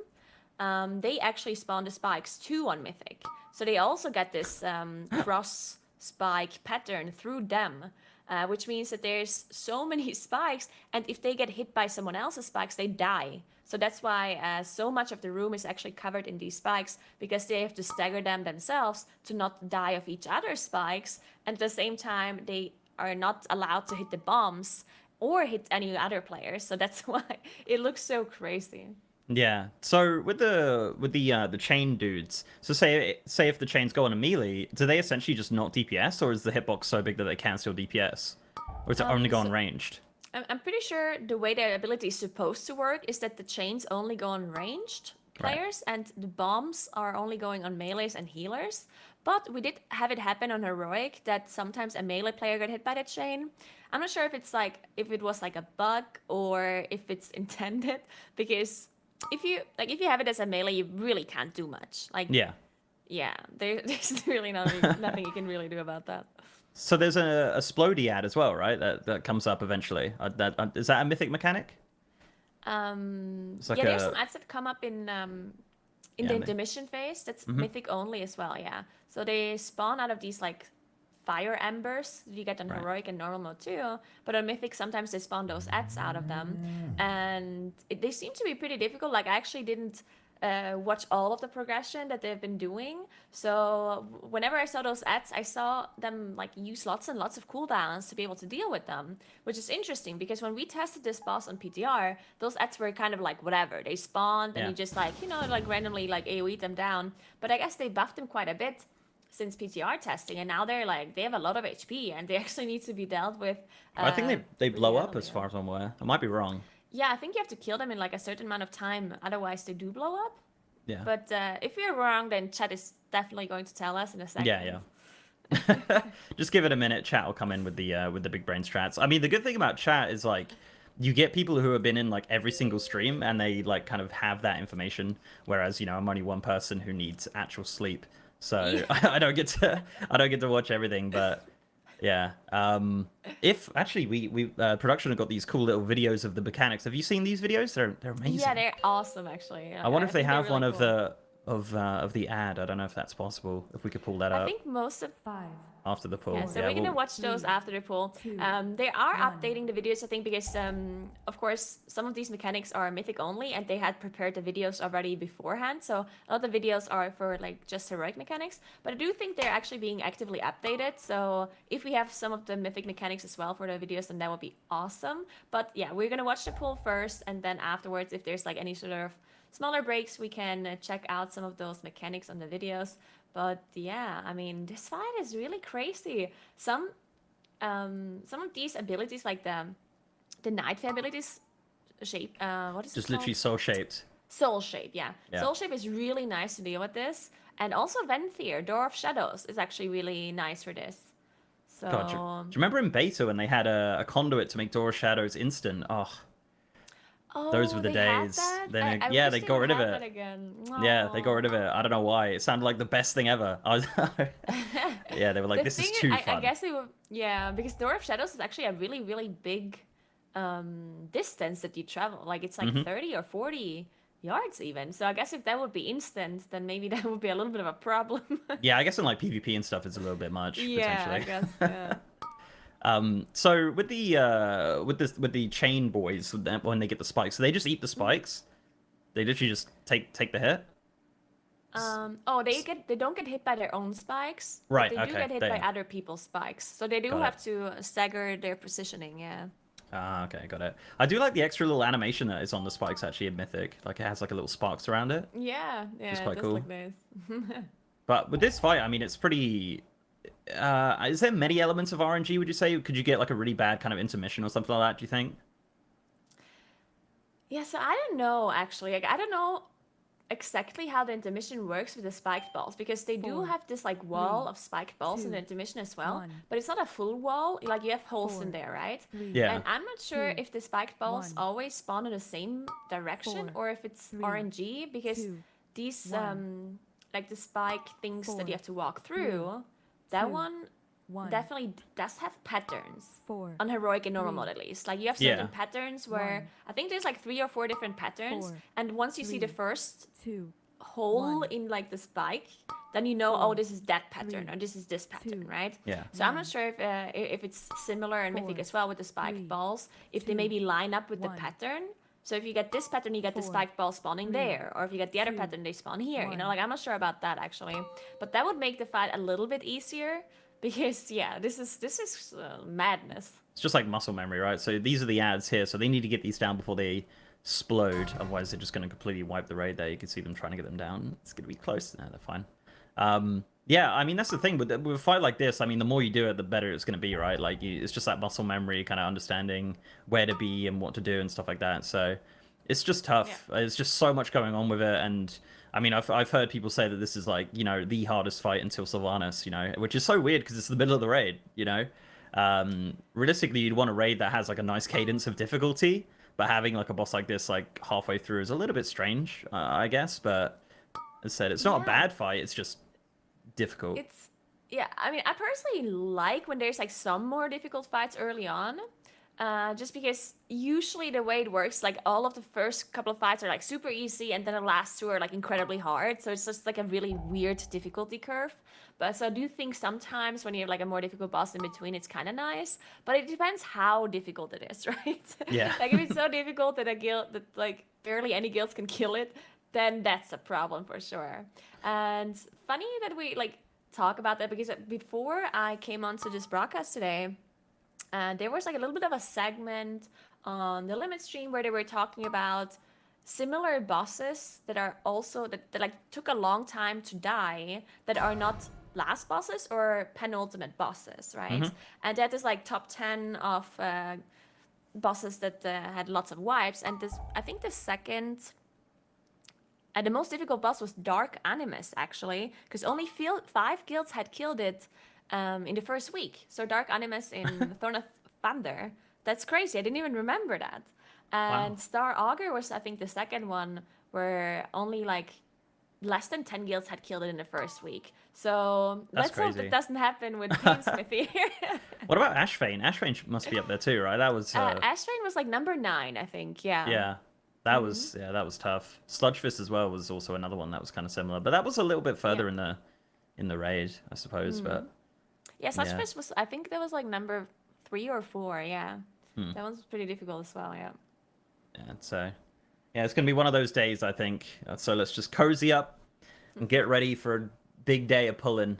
But I think they're gonna get this down today. Maybe in this stream. I don't know. I mean, we're gonna be here for the next couple hours, chatting and whatnot, and hopefully they get it down in this stream because we get points for. Did you see that? You get points for a pillow. Yeah, I saw the caster points. Yeah. Yeah, I'm winning. But yeah, I mean, it's a bit unfair because you guys were there at the start yesterday. Well, yeah. You got those 3 easy points. That's true. That's very true. But no, I don't know. I think this is going down today by, at least, Limit or Echo. I think a couple more guilds will get to this point as well, for sure. I think we're going to see a lot more people ticking over into this boss. I mean, as we said at the beginning, there's four guilds currently. I can see Method Pieces, probably Imperative, getting into there as well today. And then we'll just kind of fighting that. But yeah, I'll be curious to see how many guilds are stuck on it by the time it goes down, actually. It'd be an interesting one. But yeah, I'm very, very curious on that. Yeah, I quickly want to talk about the lineup as well, because I mean, there have been some interesting lineup choices here for this boss specifically, and I guess we all know what we're talking about here is that the stacking of like Warlocks and Moonkins. So Warlocks and Moonkins, just seen everywhere in like the setups for this boss. And people have been wondering, like, why is that? Are they just broken in general, or what is going on? And the whole reason why Moonkins and Dastro Warlock specifically, I guess some of them tried Demo as well, but the reason why they're so good is because this boss has this intermission phase where you can't do anything, right? You can't attack anything. So, but the boss damage is really important whenever you can attack the boss. So 3-minute cooldowns are perfect for this fight because the first phase lasts approximately like 2 minutes. Then you have a downtime, and then the boss comes back up at your 3 minutes being ready again. So the 2-minute cooldowns don't really help you because the boss is gone when they're ready, right? So that's why 3-minute cooldowns are incredibly good on this fight, and both Moonkins and Dastro Warlocks do have those 3-minute cooldowns, and that's why they are just so valuable in this fight. 4. There you go. See, that's why you're here. I wouldn't have been able to tell that. I like that. No, that's really interesting, actually. Yeah, I mean, what is it? 4 Moonkins, 3 Warlocks, and then the odd... Of course, there's always a Hunter in there. Roger has to go Hunter. Doesn't matter what fight it is. Does he play any other classes? As far as I'm aware, he does not. I mean, he has always... Back when I played with Roger Brown, he did always play Hunter. But to be fair, Hunter has always been a class that is... like, you can play it, right? Sometimes there have been points where Hunter maybe wasn't that great, but you could still, like, get away with taking a Hunter in. And specifically because Hunters are just so good to deal with mechanics anyway, right? Hunters can, walk around while they do damage. So whenever there's something going on that a range has to do, like pick up something, or like here in this fight, you're triggering the bombs, right? There's always something that a ranged can do, or like it's a ranged job. So Hunters are always kind of nice to do that. What are those bombs then? That's the traps, isn't it? I guess that's another Hunter thing, isn't it? So the Hunter's gonna... I mean, I just saw Roger walking into all those little traps there that were there next to the boss, so I'm assuming that's exactly. his important role there. But yep. Yeah, it's the intermission phase, the part where because I think there's one line of spikes that you can't go through, so you have to go around them, right? That's the bit that stresses me out when I watch it, and I think we're gonna see that in a second as we move into the intermission. Is it this boss is percentage based, isn't it? I don't think it's time in regards to like the phases and stuff. It is percentage based, but each phase has its own individual like enrage timer. Right. So if you don't get the boss down in how long is it? I think it's a bit more than 2 minutes, but I might be wrong. You guys tell me, chat. If you don't get if you don't beat the enrage, then the whole room is just gonna fill with spikes, and you just obviously can't avoid them anymore. 70-40. There you go. See, there's the big brain strats. So you see the intermission here. So the enrage guys. I want to know the enrage timer. Hey, Kalamasi, what's up? So this is, so they got the little gap on this one. I think the next row won't have a gap, so they have to run around it or soul shape through it. And that is the worst. Oh yeah, that's the one that that you were talking about earlier. Oh, Yeah, how do you talk like- about the spike balls? Okay, yeah, that makes sense. Yeah, I don't get it. Like, how is that fair? Why Yeah, are they all gonna have to change the goblin like they did at the end of with KJ, just to bounce around it with their goblin rocket boots? Yeah, so I wonder if it has to do with PTR, because on PTR in this intermission phase, you only had like 1 row of spikes instead of 2, right? Because there's like 2 back-to-back spikes. But on PTR there was only 1, so you could walk through it if you timed it right, just like the tank mechanic. Because, okay, yeah. But it was much faster than the tank mechanic, so you had to be like really precise. So you had to like really make sure you time it perfectly, otherwise you would have gotten hit by it. And I'm thinking maybe Blizzard wanted you to walk through it in like the perfect timing. But yeah, I'm not sure how you're supposed to time it when there's 2 rows. Yeah, it's weird, isn't it? It's I don't understand that at all. What happened there? You got spiked. Was it lag? It's got to be lag. It's always lag, isn't it? It's lag. It's definitely lag. No, but I think like sometimes these spikes, sometimes if you just like are slightly above the tile, because you can see the tiles on the floor obviously, and sometimes if you just like have one tiny like pinky finger or something over the tile, then you already get hit by them, by the spikes. And especially I think if you're standing at the corner, because it has like this edge, the corner, if you stand there, I think it actually goes over the corner a little bit into the next tile. So I personally recommend to not stand at the corner. Like definitely don't stand at the corner, because I do think that one is a bit maybe buggy or like a bit going over the edge. Yeah, that's the annoying thing, isn't it? It's just like you think you're in the right spot, but it just didn't register or something like that. But yeah, there it is. But as we're like, you know, looking at the floor right now, we could probably take a look at some of those jazzy mechanics that we were mentioning earlier. So see if we can get those. I don't know. Have a look at the ads, maybe see how that looks, and the cool production thing that looks incredible. Hopefully they've got a video for that. Otherwise, this is really embarrassing. We could just pretend there's a video. It's like, oh my god, look at that! Wow, what a video! See it? Wow, it's the best thing I've ever seen. Oh my god, that preacher mode is incredible.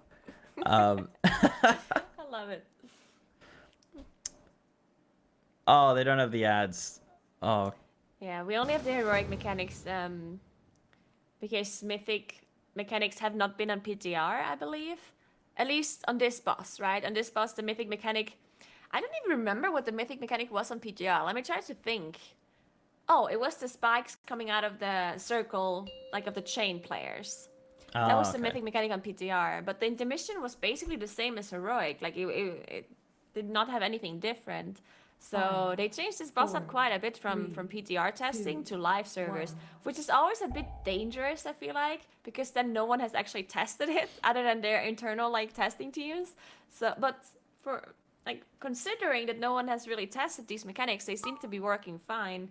As long as it's intended that there's like a full row of spikes. Yeah. If that is not intended, then I don't know.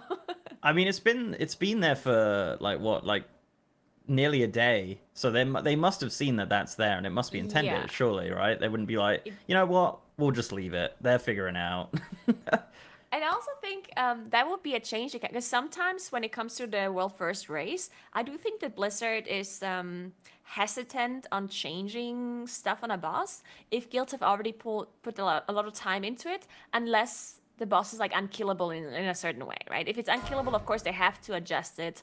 But if something is doable and the guilds have somehow handled a mechanic that seems to be overtuned, then they're hesitant on changing it to not create like an unfair advantage for one or the other guild, right? Yeah. So I was thinking that maybe that's what happened. Like they saw those like the spikes just covering the whole thing. Maybe they saw it like a few hours too late. I was like, wait a second, is this supposed to happen? And then the people like Blizzard were like, no, I don't think so. But they're handling it somehow, so let's just leave it in.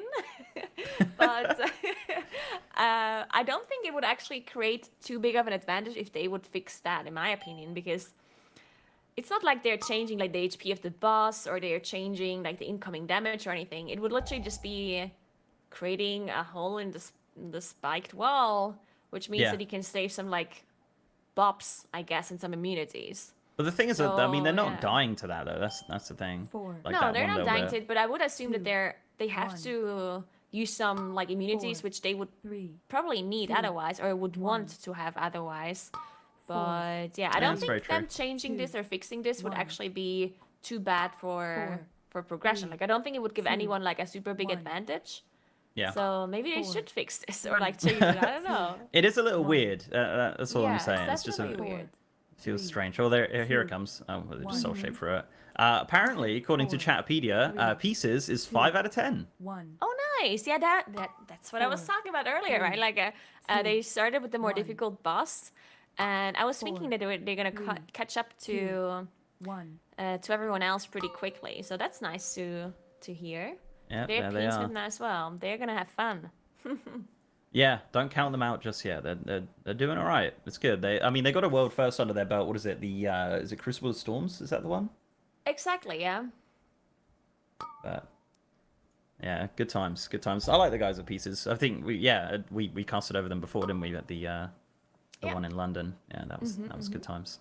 But yeah, so Soul Shape is just so good in this fight. It's just absolutely ridiculous. You just see them bouncing through the balls, bouncing through the spikes and everything. Like it's just really just such an advantage to be Night Fae during this. Obviously, as you said, the Boomkins are not going to be Night Fae anymore, though, sadly. But well, interestingly enough, here is that all of Echo's Moonkins actually are Night Fae, but all Moonkins in Limit are Venthyr. So they actually have a different idea between the guilds on which covenant is better, which is definitely interesting. Yeah, I mean, both Covenants have like the movement abilities, as you said. It's got Door of Shadows, and then you've got you do Soul have Shape. I think Soul Shape is probably better than Door of Shadows for this. For though, sure. I feel. Yeah, for sure. This instant. Yeah. Can you can't Warlock Gate over the spikes, though, can you? Because I think you still take the damage.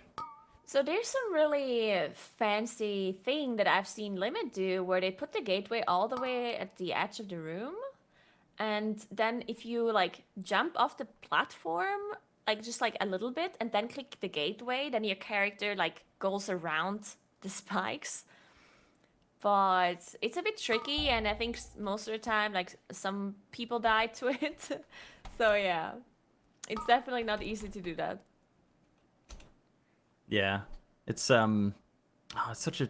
I think it's like a lot of people like in the chat are talking about like heroic splits and stuff, but I think the issue in this fight is not DPS at all. I really don't think so. Like I think they can get it down with what they've got at the moment. It's simply just getting those mechanics and getting lucky with a little bit of RNG and just kind of executing it perfectly. Just kill the boss forehead. But yeah, it's just one of those. I think. This is the enrage actually there. Oh really? See? Yeah, this just fills the whole room with the spikes. Well, that's terrifying. So you can, that's actually terrifying, right? They managed. Oh. That was what? That was the last millisecond. That spike was about to hit them all. That's nuts. But yeah, I mean, you can see how they still made it, even though it had like 3 damage dealer stat, right? Yeah. So yeah, they definitely can beat the enrage. That's wild. Look at that well-oiled machine though, of them all running through the spikes.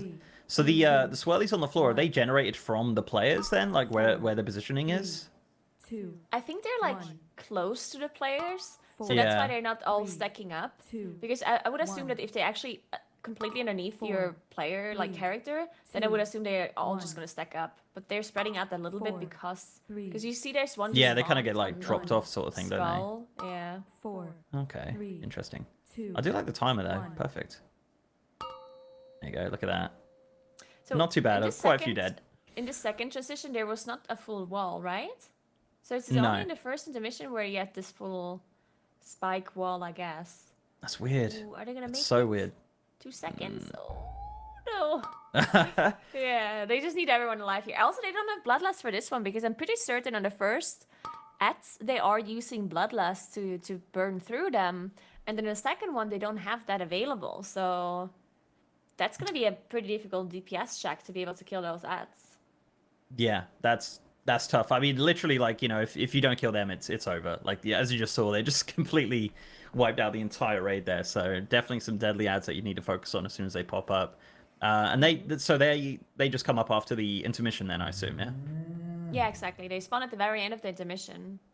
Oh, okay, interesting.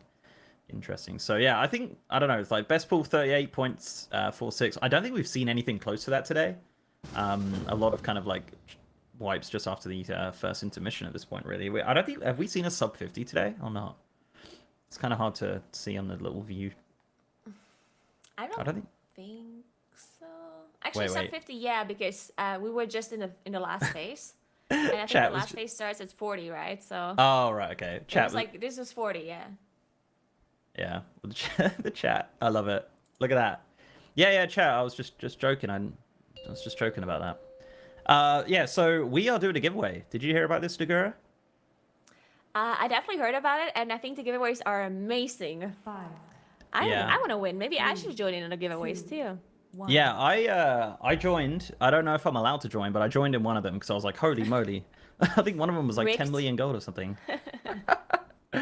Yeah, so yeah, we're doing a giveaway. We're doing it throughout the race. It's link there, ! giveaway in the chat. And we're giving away some, I don't want to call it Gingy Juice. What is it called? What's the actual name of it? Esports Nutrition? Yeah, there's different things you can do.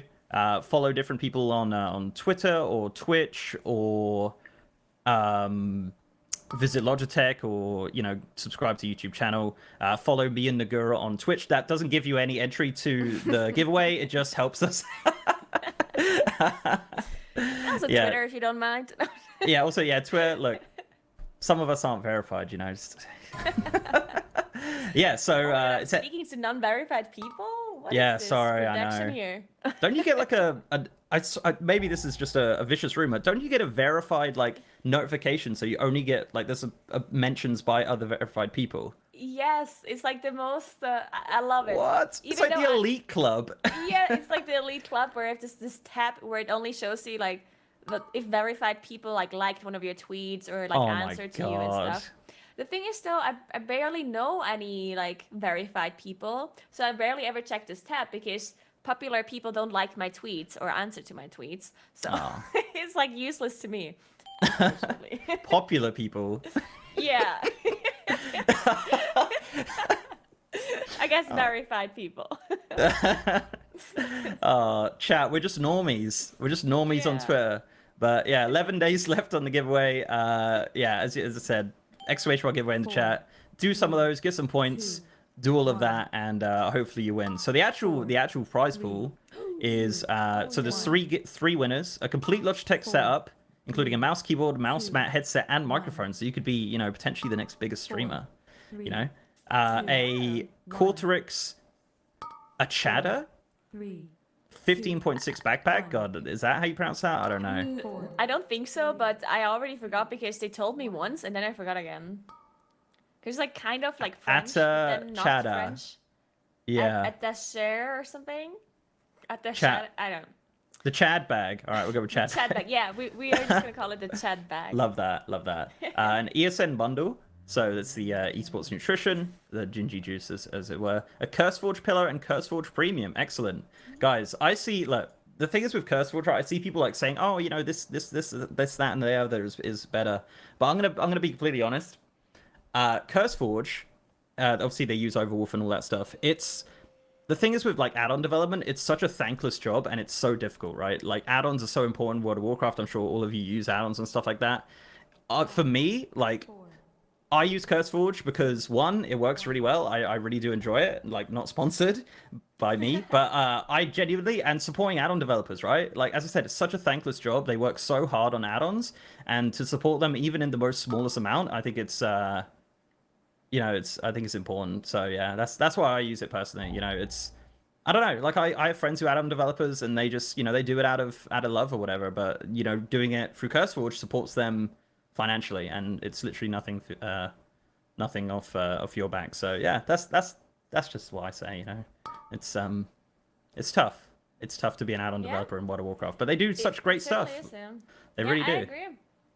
I mean, without all of those add-ons, I would be lost. And also people who write weak auras and people who write APLs for Simcraft, that's also one of those thankless jobs in my opinion, where there's people who theory crafting every single rotational change, and all of it got much more difficult with Shadowlands because you have all of these different covenants and all of these different legendaries. So all of a sudden you have to write like 4 different action priority lists for the classes for Simcraft, and then I mean that's hard and that's a lot of work. So shout out to all the theory crafters who are doing awesome jobs.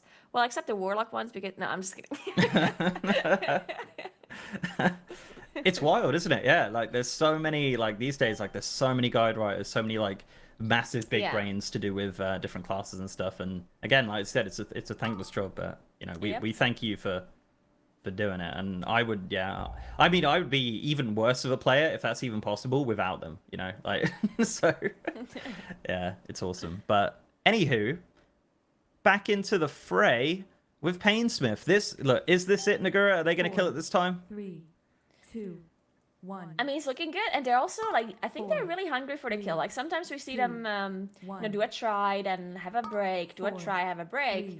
But they just had a wipe earlier, and like 2 seconds later, they were already in the next pool. Like they want this, and they know what they have to do. We already talked about this earlier.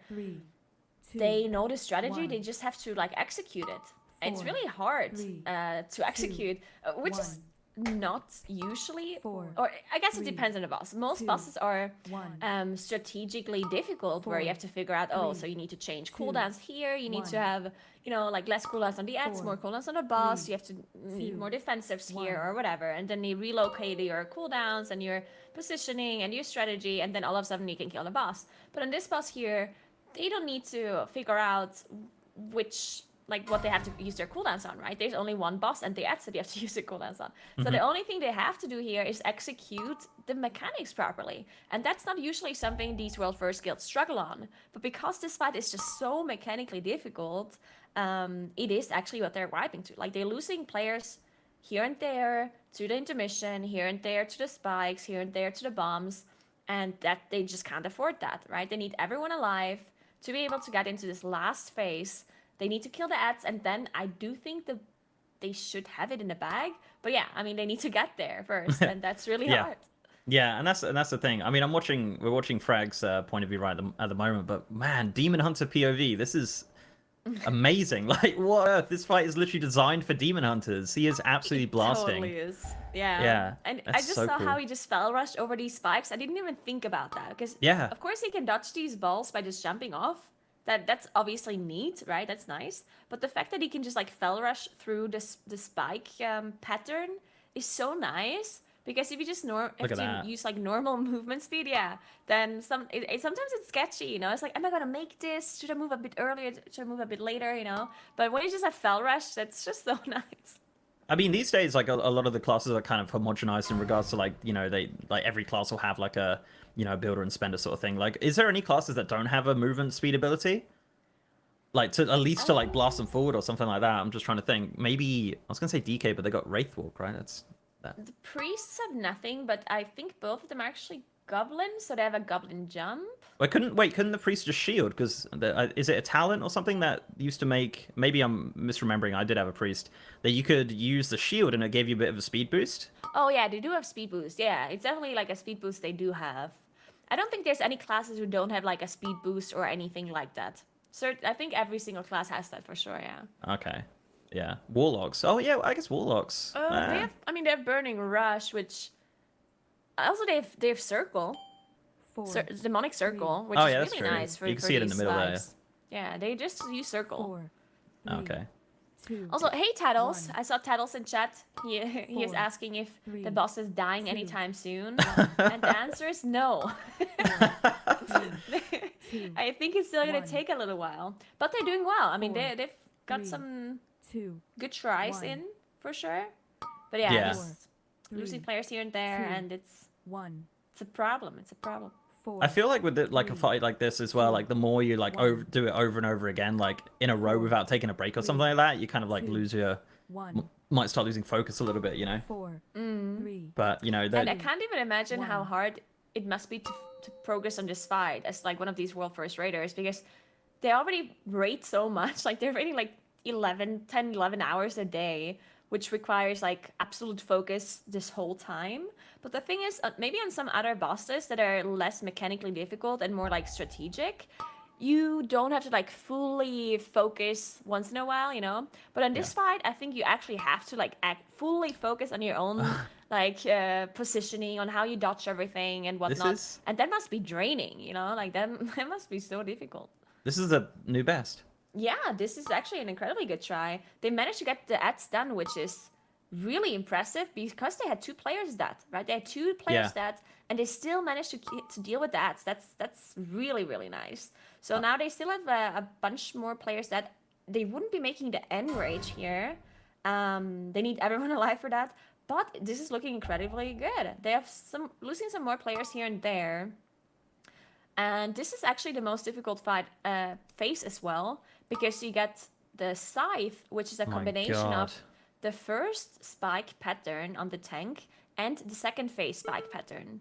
So you get like the cross pattern, and you get this pattern that you can see right now. You just get both at the same time, which is horrible. Yeah, it's hard. I mean, it's hard.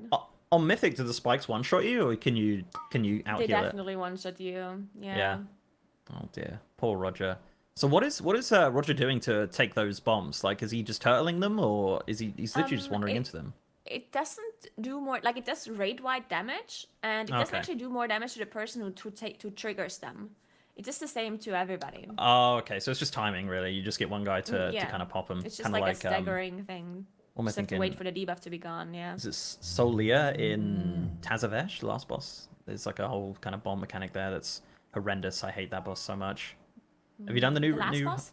Yeah, the last boss, I You got that little sparky thing, don't you, that you run into? Oh, yeah. Yeah, I think that's a nice mechanic, because you... like, when I did it the first time, I saw it spawn, and I was like, oh, this is a bad thing. Let's move out of it. Like, I was calling, like, move out. And then someone says, I think you have to soak this. And I was like, oh, soak. And then everyone walked in, and we all exploded at the same time. It's like, oh. It's a cool dungeon, though. I like it a lot. Like, yeah, I like it too. It's nice. Yeah. I said the other day, it would have been cool if it was like 10-man. Imagine that. That would have been like a cool little, like a UBRS sort of thing, or... like, not a raid, I actually but wish we would have more, like, 10-man stuff, because I always like doing it. I do understand why they removed, like, 10-man raiding, because it was, like, a really difficult to tune it for, like, 25 people, and then also tune it for 10 people. It was just, like, a mess. But once in a while, getting, like, a smaller raid, I wouldn't mind that. Yeah, it would be. I mean, you can do heroic and normal 10-man, but yeah, again, it's not really tuned for 10-man, is it? Like, as you said, it's like something like Karazhan or whatever, or what else was 10-man? UBRS, I guess, back in the day. But other than that, I mean, have they had any... I'm trying to think of the other 10-mans. I'm sure Chatapedia can blast in some Zul'Gurub other was like ones. 20-man, right? Yeah, Zul'Gurub was 20. Zalaman was 20, or was it 10? Wasn't that 5 only? Zalaman, there you go. Yeah, that was 10-man. Yeah, it was a 5-man in Cataclysm. They brought it back in Cataclysm with Zul'Gurub as a 5-man. ICC 10. Oh yeah, of course, Wrath of the Lich King. Yeah, I'm such an idiot. Yeah, Wrath of the Lich King had 10 and 25. 10 and was it 10 and 20? 25. Wait, no, Wrath of the Lich. No, was it just Wrath? Oh my god, I'm losing my mind 10 here. 10-man, I don't think. No. I think 10-man and 25-man was in. 10 and 25 was Wrath. Oh, or did it? MOP. Oh, was it ICC and then they moved it into Cataclysm? Look at the chat. Look, ICC 10 and 25 man heroic. There you go. That was a thing. Oh wait, I think I do remember Paragon going into 10-man because it had tries, right? Lich King, you only had like a limited amount of tries. Yeah. And now I remember that Paragon actually went into 10-man. With like some alt characters or whatever to try the boss there first, and then they went back into 25-man with their mains. Yeah. Okay. Now I remember. Yeah, that figured it was a all thing. out. True. There you go. Well done, chat. See, if I didn't think about it, I would have just said UBRS and Karazhan, and everyone was like, yeah, Wrath, 10 and 25, because it had 10 and 25 at the start, and then it turned into 10 and 25 normal heroic, then 10 normal, 10 heroic, 25. It was just, it got out of control. It got crazy. Definitely. And now what are we at? Like 3 difficulties. You got flex rating, obviously the 2, and then you got 20 as mythic. I think, is there a push for smaller mythic like numbers, like a 10-man mythic or anything like that? Has anyone ever wanted that? Or I don't know. I couldn't imagine. I mean, I think people do want that. It's just hard to balance, right? Because as I said, like we had that in the past where you could actually do either 10-man or 20-man raiding, or was it 25? 25. It was 25, right? So we had that in some expansions, and people liked it, but it was really hard to balance, and that's why they removed it, I think. So they just made it 1 difficulty to not have like these balancing issues, tuning issues. And I do think people want 10-man back. Like people actually liked it, but yeah, I don't think. Yeah. I don't think Chat Blizzard is wants really to give in on that one. Chat really wants it.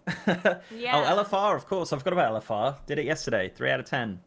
Amazing. I actually got a domination socket, and that was actually something we were talking about earlier, right? So domination sockets actually drop from all difficulties, and they don't change. So there's not like an LFR domination socket. There's not like a normal one. They actually drop in all of them. So if it really came down to it, and they really couldn't get them, they could do LFR, because I got one yesterday. Not to say that they're going to. I actually think the shards are boss locked. So it doesn't matter how many times you kill a boss in different difficulties. You only get it. Like if you killed it once, you cannot loot shards anymore from the other difficulties. Well, I think they made it this way to prevent people to think, doing oh that. my god, now I'm gonna have to do LFR, or like I'm gonna have to do this difficulty, you know. So What do you mean? Wait, hold up. What do you mean? Oh my god, I have to do LFR. I'm like, yes, I can't wait to do LFR. That's. I'm so excited. Next week, boys. 6 out of 10. We're 3 out of 10 at the moment. Me and my boys. You know, so we killed it, right? We killed the last boss, the 9, and I was like, right, guys, let's get a picture. And then everyone left because they had to get back to farming old raids for mounts. So I was like, oh, I'll just get a picture by myself then. I like it. It was like disgustingly easy. Like people were memeing in the chat of it. Like they were like, oh, you know, don't worry about the mechanics. Or like they were like, some people in the raid are like done normal and stuff. They were like, I wonder what's going to be missing. And literally, there was it was ridiculous. It was honestly like absolutely ridiculous. Really? Like. Yeah, the 9, like, so the raid leader was like, right, guys, and like try to explain it. And while he was explaining it, the tank ran in and we just killed it. The purple, you know, the purple swirlies on the 9. Soak? Nobody soaked them. I was like, I watched it happen. It was like a car crash in slow motion. The thing was like darting around. I'm like, oh, we're gonna die. Nope. Nope. I've had more damage from the fire from Onyxia. Like, it was ridiculous. But yeah, good times. Good times. Love LFR. Any LFR raiders in the chat? I'm sure there is. I didn't do LFR yet because I mean I'm pretty certain you. Do you loot domination socket slots? Like the ones where you can put the shards in? Yeah. Yeah, you do, right? So I guess that would be a reason to do LFR.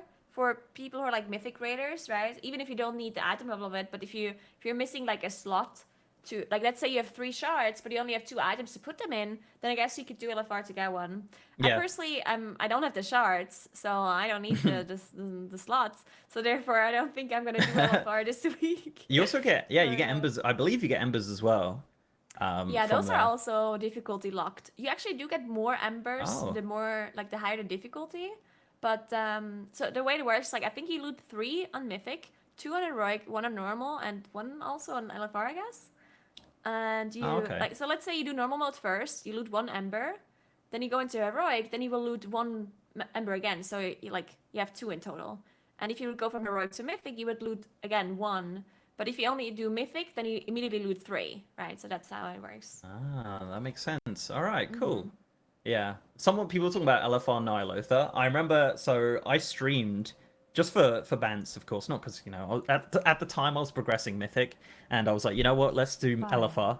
And we got a group for LFR N'Zoth, and honestly, it felt like the world first race. We rotated about 300 people in this raid.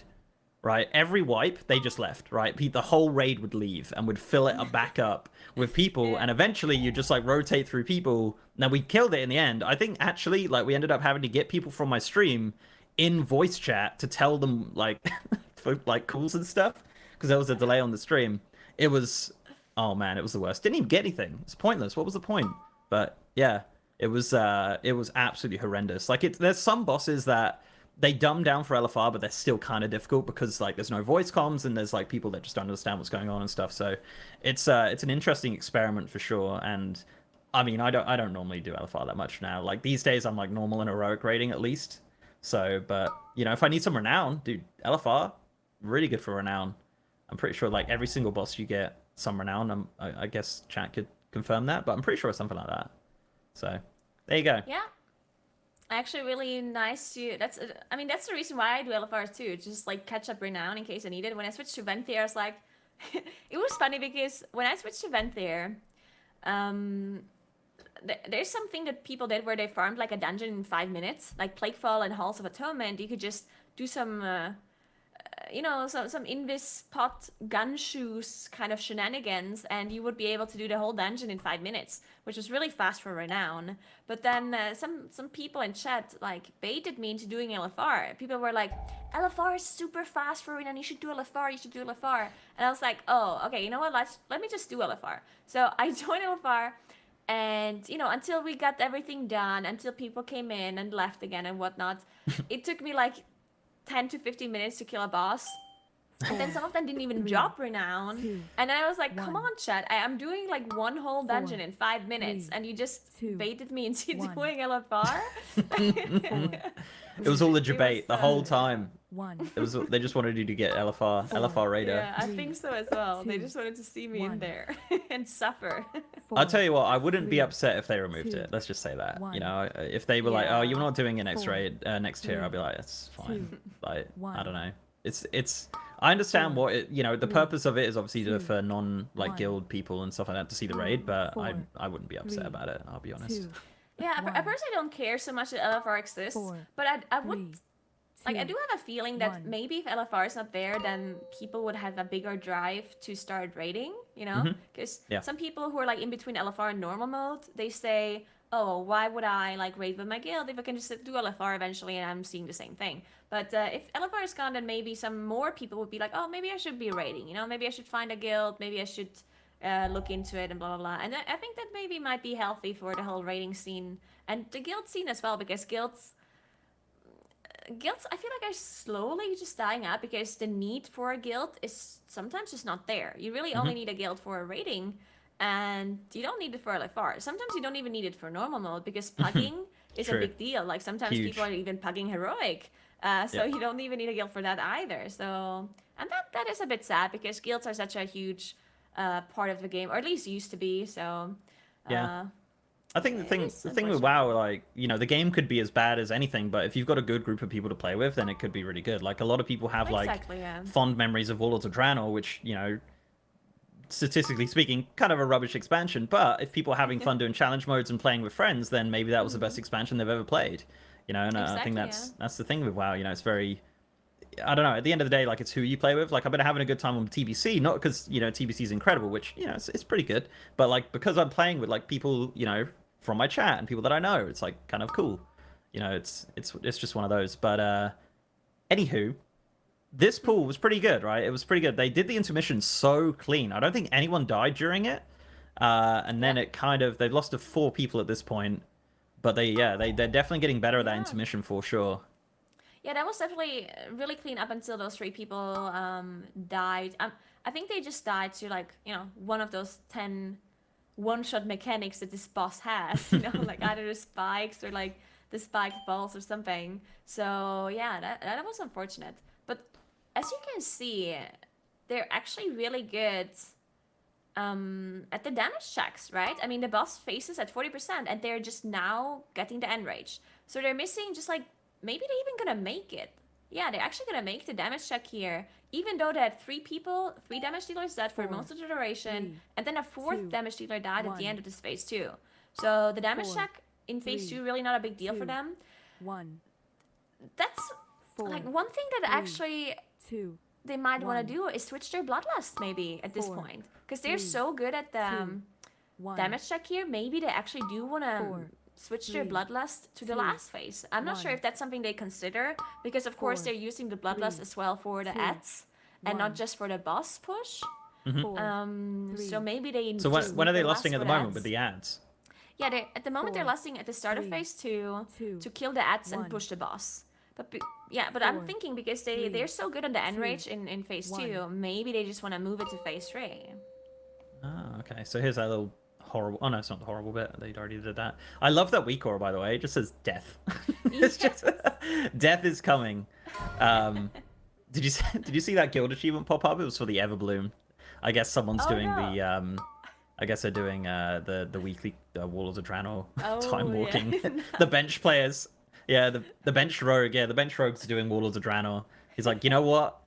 I hate you guys. I'm doing time walking because it is time walking week for Warlords. You know, good times. True, Speak of the devil. You know, love that. Love that. Time walking worth. I wouldn't say time walking's that worth it though, because you only get a normal piece.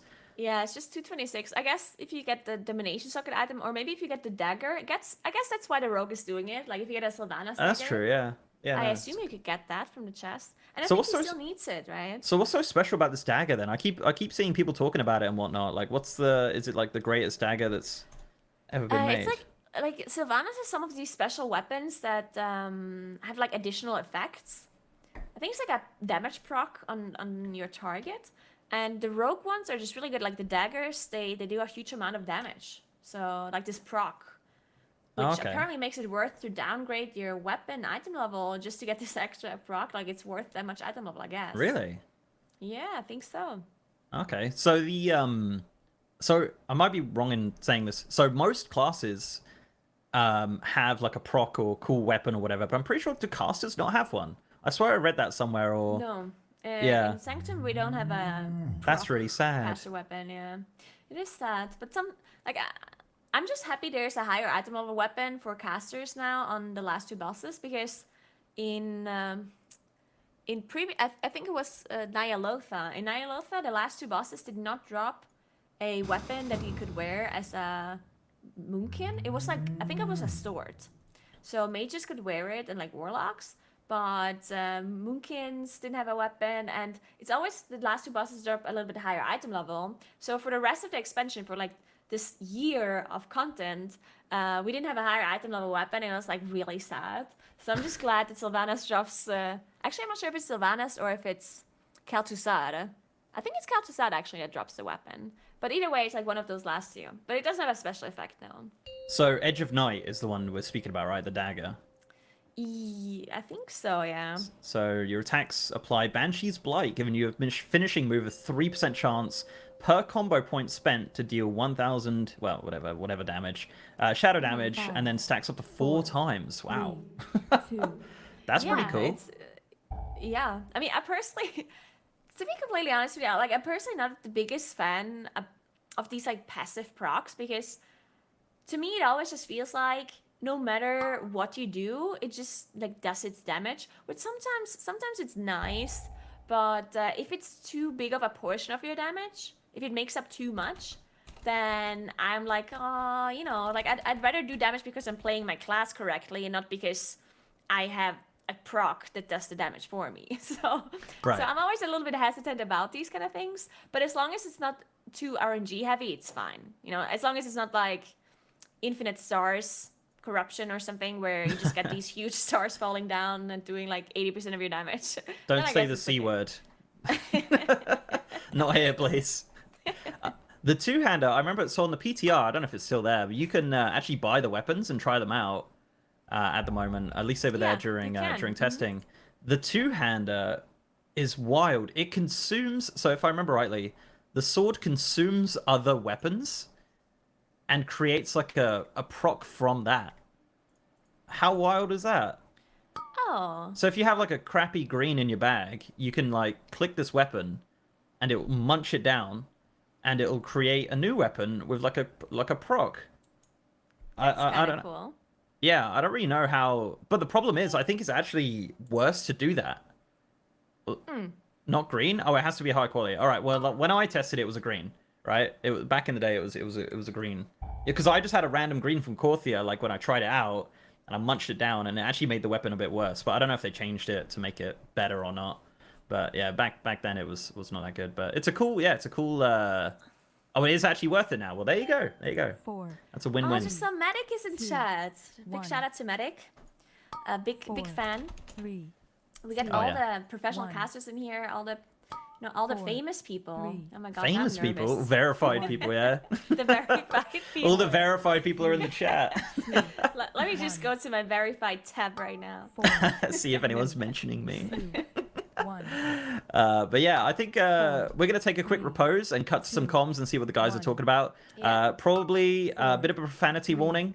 We're not past the watershed, so yeah, there might be some swearing, so apologies for that. But you know, it's early morning gaming. What do you expect? So we'll be back after this quick break. 4, 3, 2. That was the thing we the random ones. No, Listen, there was one guy. no, it was not random. Listen. There was one random and there was one Canix. Canix dodged it differently than us, so he was late to the camp and spawned the thing.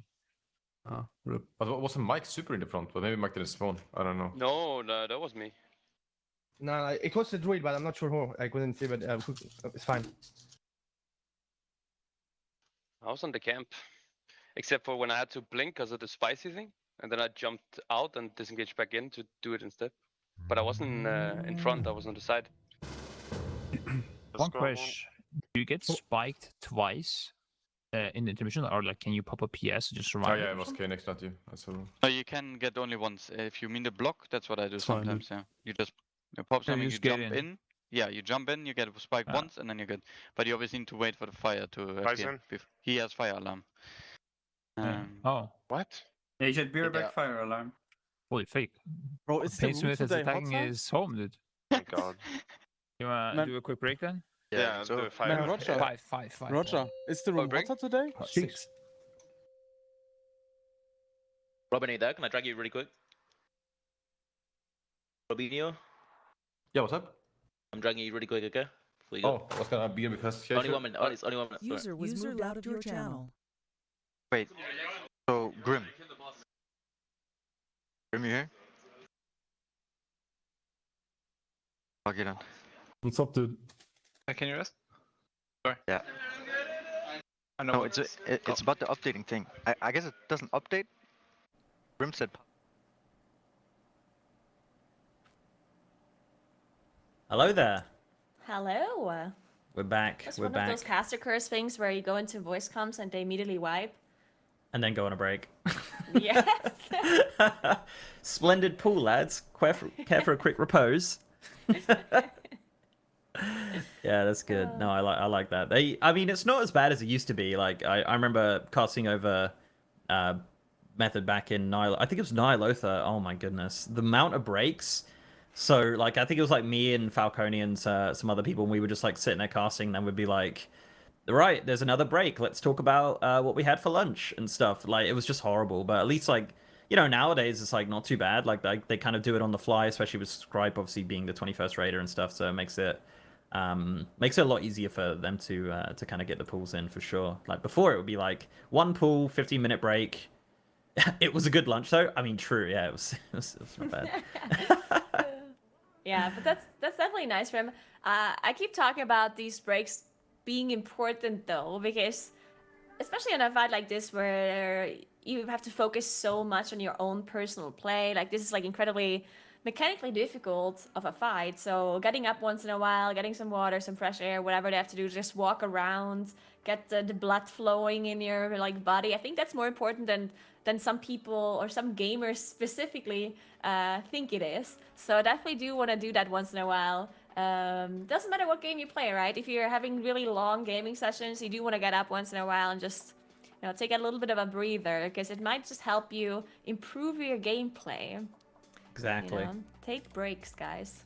Yeah, it's super important. Like just sitting down for long periods of time is just, I don't know, doesn't do you a world of good. So yeah, just to move around and kind of do a little dance and you know stuff like that is the way to do it. But I think I think actually according to the comms, maybe I'm wrong. I'm sure production can confirm. I think one of the guys who's at their house had a fire alarm. Like that was why they took a little break, because they were like, oh, all right, fire alarm. All right, well, you know. And I was praising them for being so healthy and taking healthy breaks to get up, and it's like, oh, it's a fire alarm.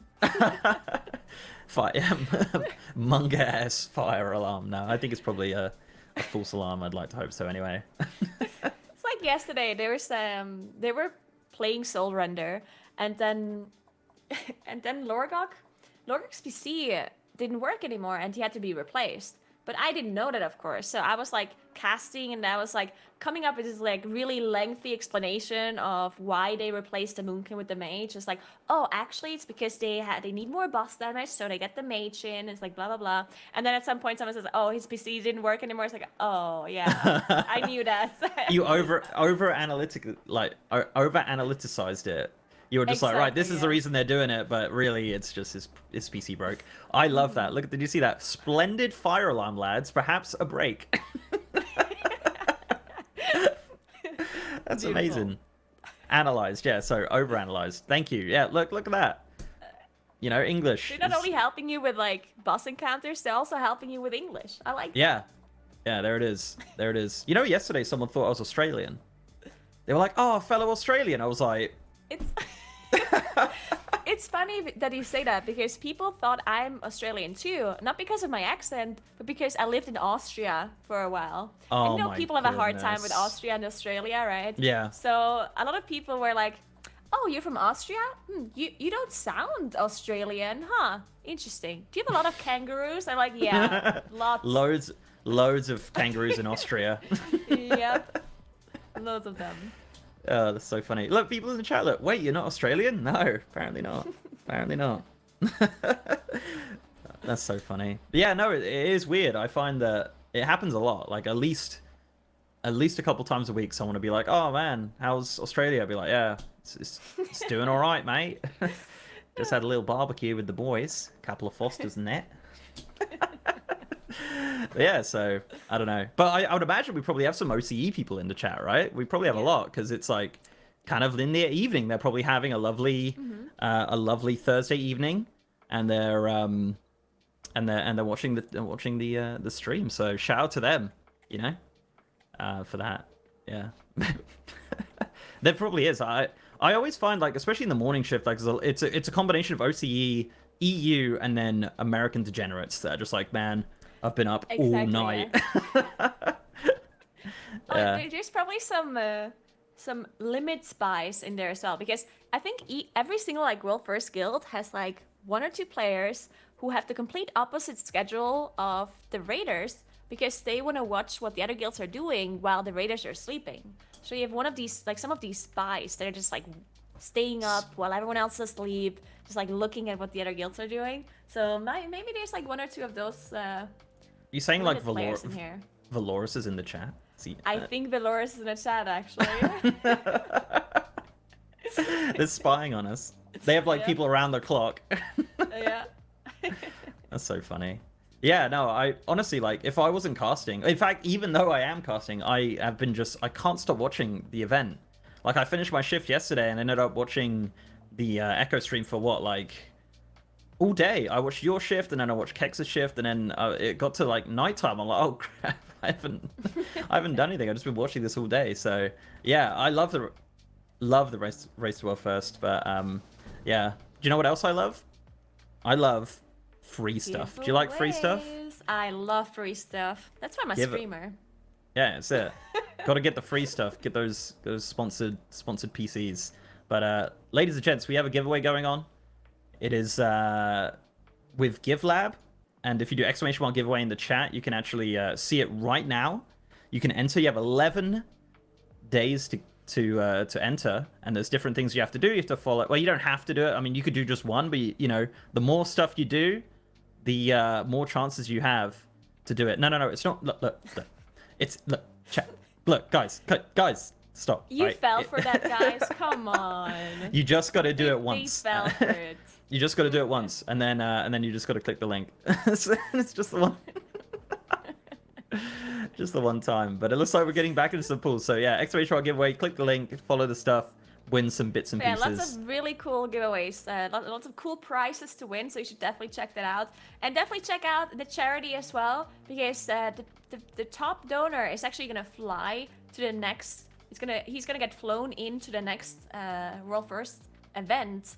And I think that's like the most exciting thing. There's also lots of other things that are gonna get unlocked, like other challenges that you can check out as well that are also really, really cool. Stuff like Gingy being strapped into one of those like labor simulators. Like, I want to see incredible. that. I love that. But yeah, that's some crazy stuff is gonna happen there. Isn't there a fishing trip? Yeah, there's a fishing trip with like Scribe and Roger Brown. And one thing that I thought was like incredibly funny is what like JB yesterday said that a limit player should try to be the top donor for the charity so he can get flown in to like the venue of Echo, and he just sits there and like listens in to all of the discussions and stuff. That's that'd be galaxy brain. I love that.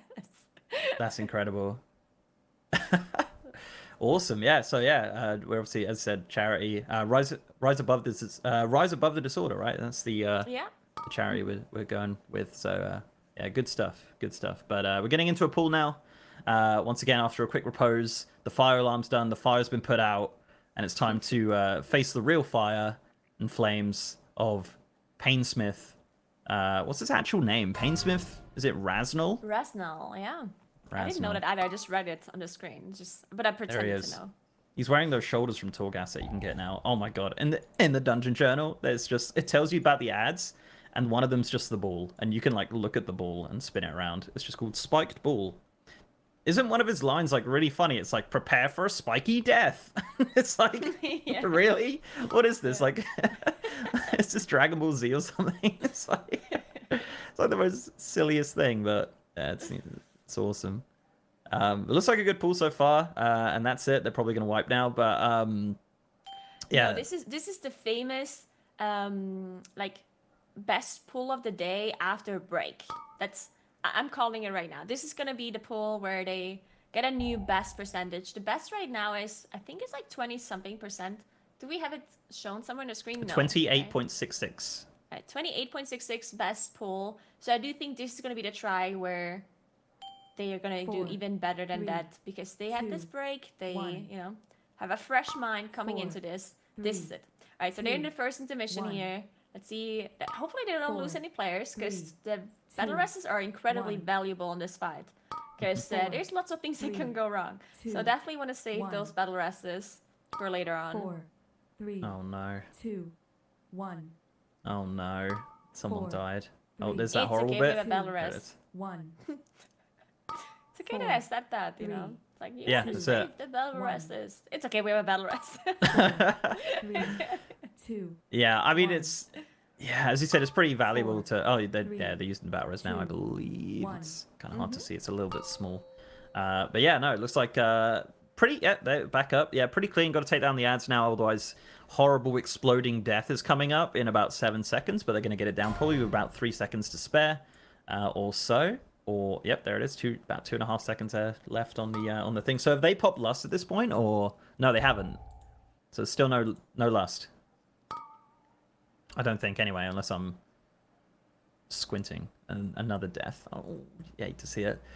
So what's the reason for killing the outside ball? What would be? Is that just the tactic? Yeah, I'm In not my actually 100% sure about that either. I think it's because of the mythic mechanic where the spiked players also get the spikes. So it's just covering so much of the space that you kind of have to go for one of those outside balls because the rest of the platform is just covered in spikes, basically. I think that's why. Okay. Yeah, because I noticed on some of them they're actually killing 2 balls as well when making 2 gaps. I don't know if they accidentally do that. They just do so much damage. Yeah, I it think just that's kills. just like a cleave thing, yeah. Yeah, it's stressful to watch, like the thing. But yeah, you can see them taking down the ball there. Super easy. Like the balls are just really not an issue for them at all. Like getting them down, unless they've obviously taken, a few more deaths there. But they still haven't lusted, so they must be moving their lust at this point. Oh no, they just did. Literally, as I said it, they just done it. So yeah, you can see the bombs are out there. So Roger is going to probably pop those like it's hot. And there you go. Beautiful. So 4 deaths. Not the cleanest, but again, every pool you learn something. And it's just another kind of, another push for that. I think at this point, how many pools are we at? I know there's a new Raider IO. This is something that Hula Hoops was saying about earlier. There's a Raider IO widget that you can add to your stream as a browser source. So if you're a streamer, you can do that, and you can actually add your your guild's progress. So even if you're a 5 out of 10, normal mode guild like myself, you can have your guild's progress on the screen, and it will update live with how many pulls you've had, with what percentage you're at, what boss you're at, and stuff like that. And I think that's really cool. And you'll see it on some of the POVs. I don't think Gingy's got it on his, but you see it on the other ones. It's super cool. I like it a lot. I'm probably going to use it if I ever stream my raids. But can you do it for LFR? You know what? Probably not. I don't know. But you should check that out. But yeah, that's actually a really cool widget, and I kind of wanted to check it out myself as well. And then I forgot about it, so I'm glad you mentioned it again, because I'm gonna check it out right now and install it for my stream, because I'm gonna be raiding Mythic tonight. We didn't raid Mythic yesterday, so tonight is gonna be the day where I'm gonna kill some Mythic bosses and hopefully. Do you stream the progress? Yes. Oh wow, that must make it harder. Like surely, like so many things going off at the same point. Oh, there you go, hula hoops. The widget is live on the site. There you go, guys. Yeah, so if you're a streamer and you want to add it to your stream, there it is. You can see it just there on Roger Brown's POV there, just above his camera. I really like it. Some people have it like with the transparent background like that, like Frag does, just there. Or you can have it with the black background. So yeah, I like it a lot. Pretty neat. Helps us out as well. Really nice to have. 57 pulls. Best percentage 28.66. So good stuff. But yeah, looks like they're getting straight. Are you adding it right now? I am adding it right now, so you have to carry this cast. All right, okay. It's all on you now. Yeah, so as I said, chat, I'm 5 out of 10. It's 5 out of 10 normal with my guild, Peculiar, over on Rune Totem EU. Shout out to them. I carry the whole raid, you see. I'm actually a Mythic Raider, but I dumb myself down just to play with them because they're like, they're like, oh, Dan, can you help us? I'm like, okay, I'll help you. It's just one of those... Always top of the meters on my Necrolord Hunter. It's just, What is the Necrolord Hunter ability like? Tell me about it's oh man, I think it's called Death. I can never say this. It's like Chakram or something like that. No, look, it's the pronunciation. It's spelled like Chakram, but it's pronounced differently. I don't know what the actual pronunciation is. But so here's the reason, right? The Hunter. I'm a warrior main, right, originally, and I played the Hunter because I got the ability because I thought I would use the Hunter to farm old raids for like mounts and stuff, so I got the one that was an AoE, 5, right? 4, And now 3, I'm raiding with the Hunter because I find it really fun, and I just can't be bothered to change, so I'm just now a Necrolord Hunter with this AoE ability, Chakram. Yeah, I think that's probably how it's pronounced, right? Like Shakfu, but yeah, so that's it, and that's kind of where I'm at with it. To be honest, I'm not doing the worst damage in the world, it's... And at the end of the day, unless you're pushing cutting-edge content, is it really that important to be a meta slave?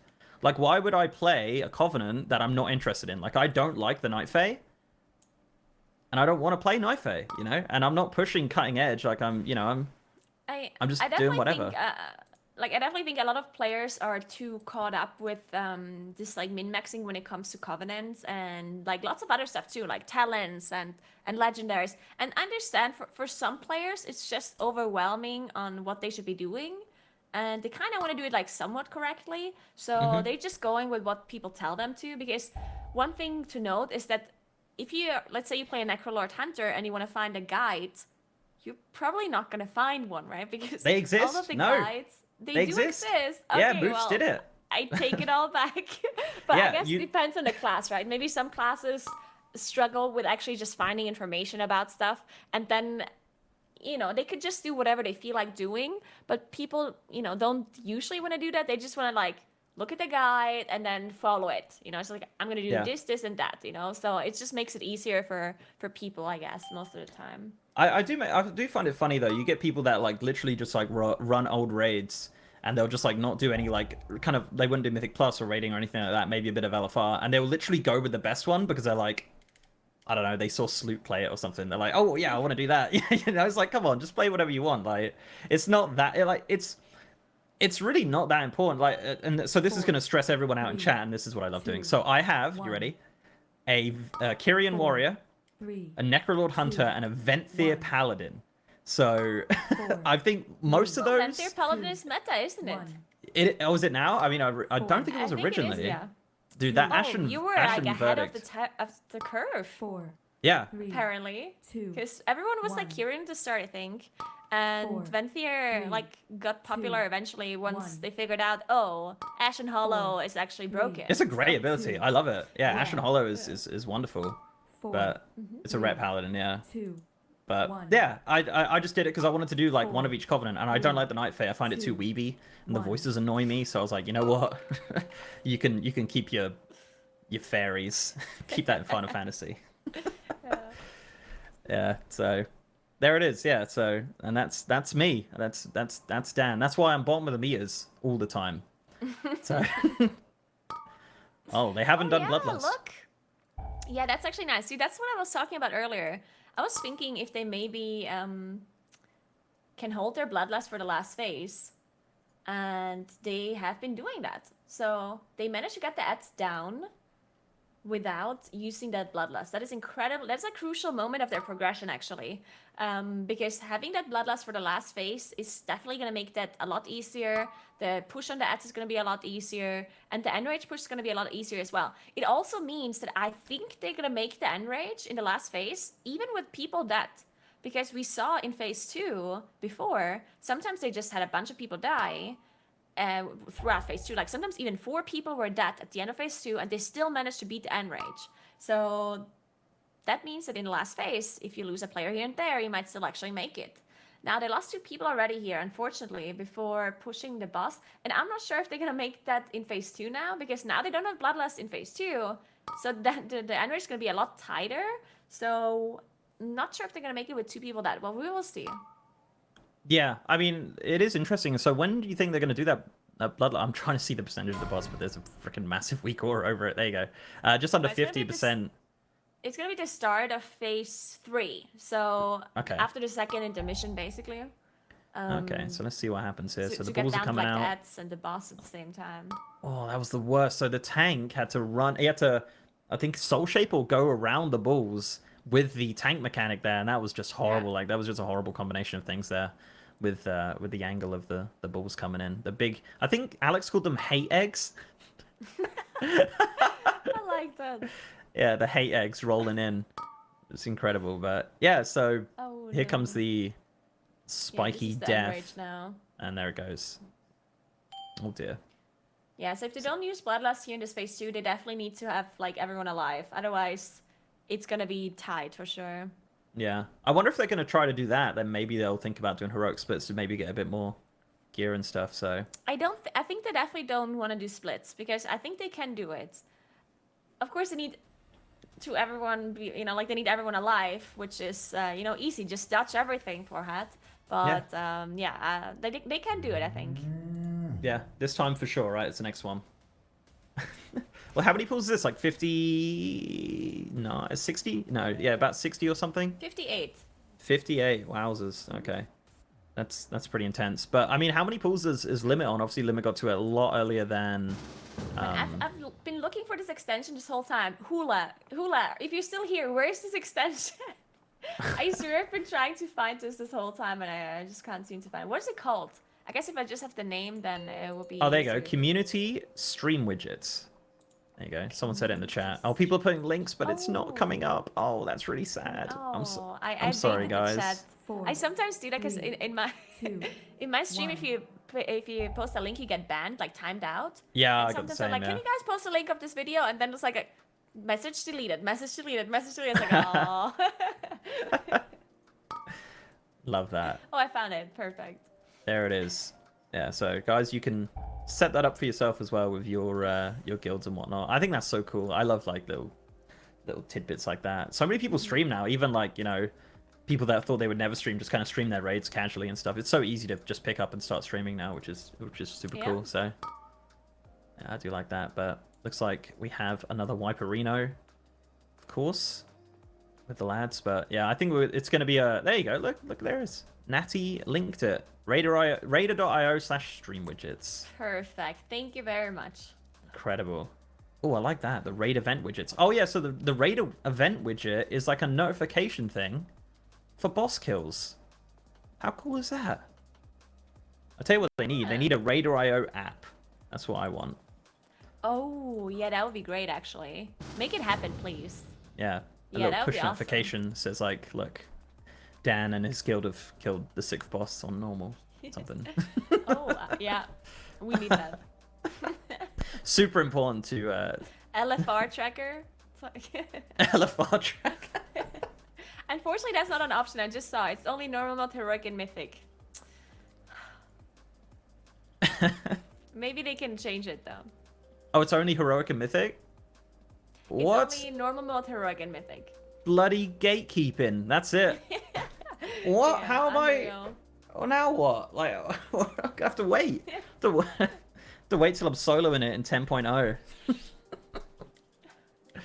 Oh, that's so funny. All right, so looks like we're getting into another pool here with the boys. Of course. They've been raiding for about... God, how long has it been now? Like an hour or two? We started at 8 my time, so... Yeah, like 1.5 hours approximately. Maybe a bit longer even, yeah. Yeah, so they're just pumping. They're just trying their best. It's so difficult. I couldn't even imagine being in that raid. Like, I don't know. I would stress out way too much. I'm too bad at the game to even comprehend it, you know? Like, I don't know. It'd be funny though if they ever imagine if like that was a thing where they take like an LFR raider into their mythic raid and like carry them through the whole thing. Yeah. I mean, that definitely happened. It's called boosting. Oh yeah, I've not heard of that. Yeah. Wow, that sounds really for free, right? They do it for free. Yeah. Yeah, not yeah, gold. totally for free.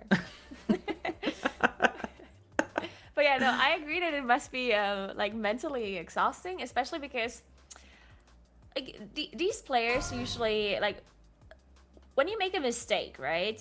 Then they beat themselves up over it rather than like anything else, right? Most of the time when someone makes a mistake, they're just like angry at themselves. And I know they're not supposed to be like tilting, like they need to make sure they're staying in the game, staying focused and whatnot. But I would assume that if you're progressing in this fight, there's so many things you can die to, right? So many things that you can die to like individual just mistakes. Mistakes of like, you know, getting hit by the spikes, getting hit by the balls, getting hit by like anything in this whole fight that just one-shots you straight away.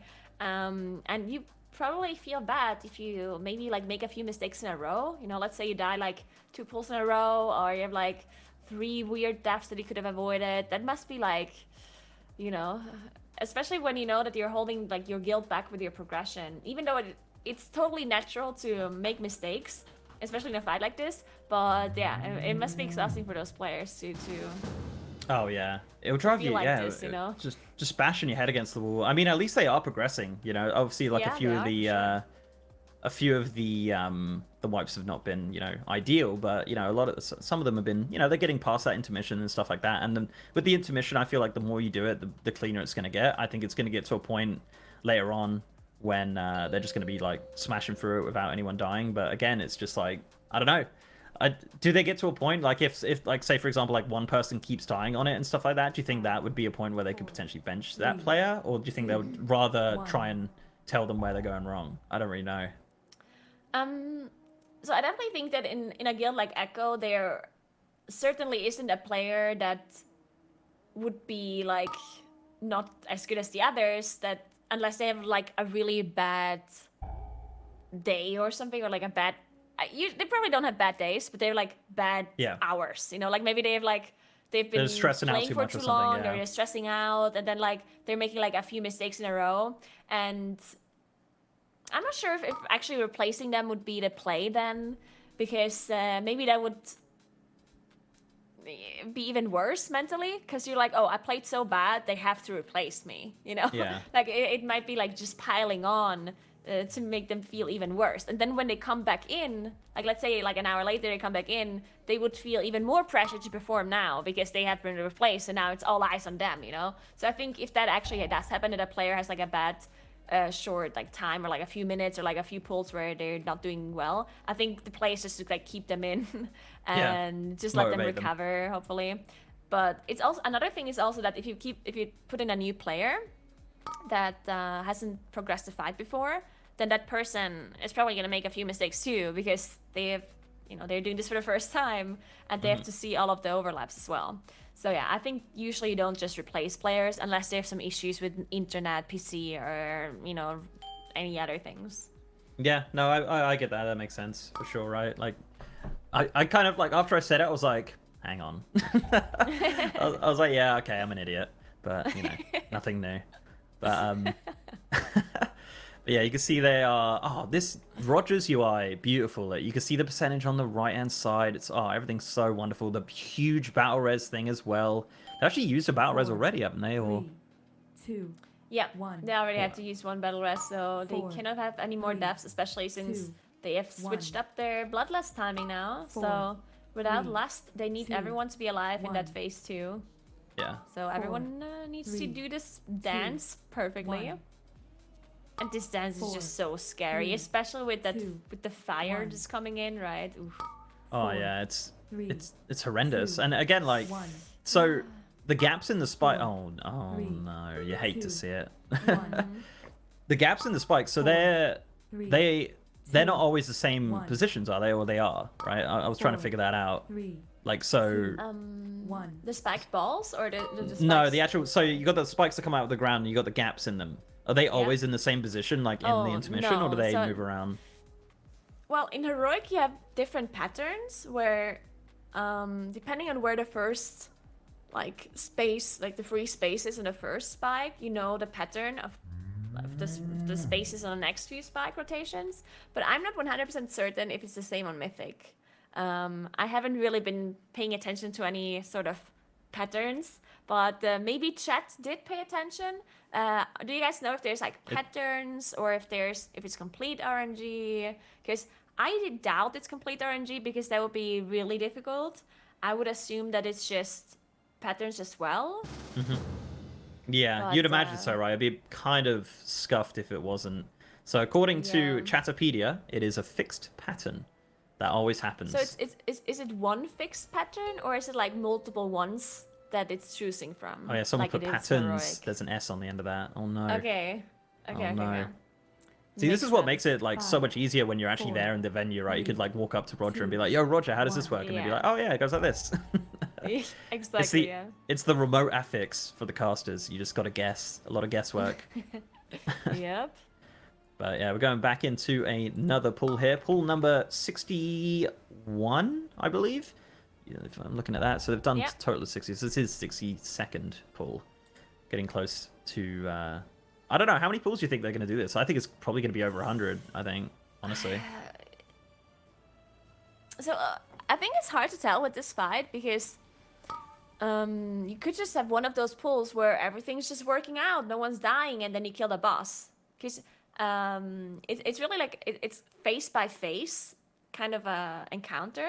So they managed to get to the last phase a couple of times, and if they somehow manage to get to the last phase with everybody alive, then they could theoretically just kill it. Even already, since their best try is 28%, I think they could still just kill it. Just kill it? Yeah. Theoretically, just kill yeah. it. No, you're completely right. The stars align, right? And everything goes kind of perfect. Yeah. But I do think it would still approximate, be around 100 pool does make sense, yeah. Yeah. Or, as the chat says, 69 pools? I don't know what's so, relevant about that number, but I guess, maybe. Yeah, it's 6 pools away. I mean, that's pretty optimistic, I suppose, but, we'll see what happens. Yeah. But so far, so good. Cursed frames of frag here. I hate them so much. Looks like everyone's dead all the time. It's the worst. But, we'll see what happens as we go into the intermission very, very shortly with the balls and the spikes and the spiky balls. And, yeah, they're going to hopefully not have a spiky death, as he says. But, yeah, it's a cool boss. It's fun. But it's funny, actually. I remember, when you get onto the last boss while casting and you start talking about, other stuff and the chat's talk about the raid. It's oh, no. He tried to fell rush and I think he just got caught in that corner there. But yeah, that's the thing with these spikes. If you just like, if one tiny little part of your character is across the line, then you're basically getting hit by it. I think that's what happened there. So, and someone in chat was like, someone in chat was making fun of the fact that on my stream, like people basically asked me, what do you think are going to be the difficult bosses on Mythic and blah blah blah. And I did say that Painsmith is probably not going to be that hard if the patterns are like if it's a scripted pattern. The thing is though, I didn't know that they had changed the intermission, right? Like that's something that was not on PTR. And I think that makes the fight so difficult, right? Like having this intermission that kills everyone, having these ads that just wiped them, you know? There's ads that just exploded. All of this stuff was not actually part of PTR. And I think without that, the fight would probably be not that hard for these guilds, right? Because as soon as something is scripted, it just becomes a little bit easier for these guilds. Because a scripted fight means they can plan everything, you know? They can write everything down. It's like, you do this at that point in the fight, you do that at that point in the fight. So a scripted fight usually for these World First guilds is kind of like, they're just getting it done, right? It's much more difficult if there's RNG involved with the timers, you know, or if there's RNG involved with like certain other mechanics and whatnot. So I was thinking that this fight, if scripted, shouldn't be that hard. But yeah, then Blizzard decided to, you know what, we're just gonna put some spiked balls in this intermission and we're just gonna create spiked walls without any sort of spaces in between, and we're gonna create ads that just one-shot you if they cast and so on. I think the interesting thing with it is like, I wonder how good their internal team is. You know, that test all this kind of stuff. Do you think they like give themselves like immortality while doing the boss fights and testing it and stuff like that? So I personally have like a huge respect of the devs that are designing the raid encounters and like tuning them, because I personally think that is what Blizzard can actually do best. I mean, there's people who complain about WoW in so many different ways, right? People think the devs are doing this wrong, and the other decision is wrong, and this and blah blah blah, right? We all know the things that are happening in the WoW scene, in the WoW community, but no one can blame Blizzard, in my opinion, when it comes to like raid encounters and their designs. Even though, of course, the thing that does annoy us as like players is when there's bugs. If there's any sort of bugs that are not fixing, like Sylvanas had a few bugs, that is of course annoying. But tuning wise and like design wise, I think bosses are usually incredibly well done, and they're really fitting to the skill of these World First guilds, which is crazy to me, because the amount of skill in these guilds and the experience and the manpower they have, right? They have like people outside who are figuring out strategies, who are writing weakers, writing timers. It's crazy just the amount of preparation they put into these kind of raids. So the fact that they managed to create bosses that causes problems for these guilds that are just so crazy good, that's just awesome to see, right? They're doing a really good job with tuning and with designing, especially like this boss, creating a boss that is not even like the final bosses, right? This is like the 6th boss, and they managed to make it so difficult that a guild like Echo is struggling on this one, even though it's like individual mistakes people are making here. Yeah, this is like actually mechanically difficult. No, you're absolutely right. Yeah, I think I could imagine as a dev, right? You create the fight, and they're probably a little bit anxious about whether or not, like, 1, can they kill it, or 2, is it going to be too easy? You know? Yeah. And I guess now as well, especially with a game like WoW, where there's, you know, loads and loads, like so many raids and so many mechanics, you need to think outside the box and think of new things that aren't the same as like previous bosses, right? So it must be so difficult to kind of look at a boss like Painsmith and be like, right, what does this boss do? We want massive balls rolling, we want some chains, and then they kind of just like place it together. And I guess as well, like, it's kind of a funny thing. It sounds weird, but obviously with like everything going on with the pandemic and whatnot, like they don't have, like, they haven't been in the office, so they can't have a physical meeting where they're all talking together and they have like a whiteboard up and they're kind of drawing and kind of feeding off that kind of physical energy of creating a boss fight. Like, they have to do it remote, they have to plan it all out. Like, they can't be at the vending machine and be like, yo, like, we should do this with this boss. You don't get that kind of like random interaction in the office because they're doing everything remote. So I think that's, to have this, like, you know, to have such a good raid that they obviously did create, mostly probably from their homes, I think it's something to be said, you know? Yeah, Four, for sure. 3, And two, I mean, one worry as well one. is that if you make a boss too Four, easy, three, right? two, Then that's a one. big problem because let's say Limit or Echo goes into the raid and then they kill a boss that has been tuned too easily.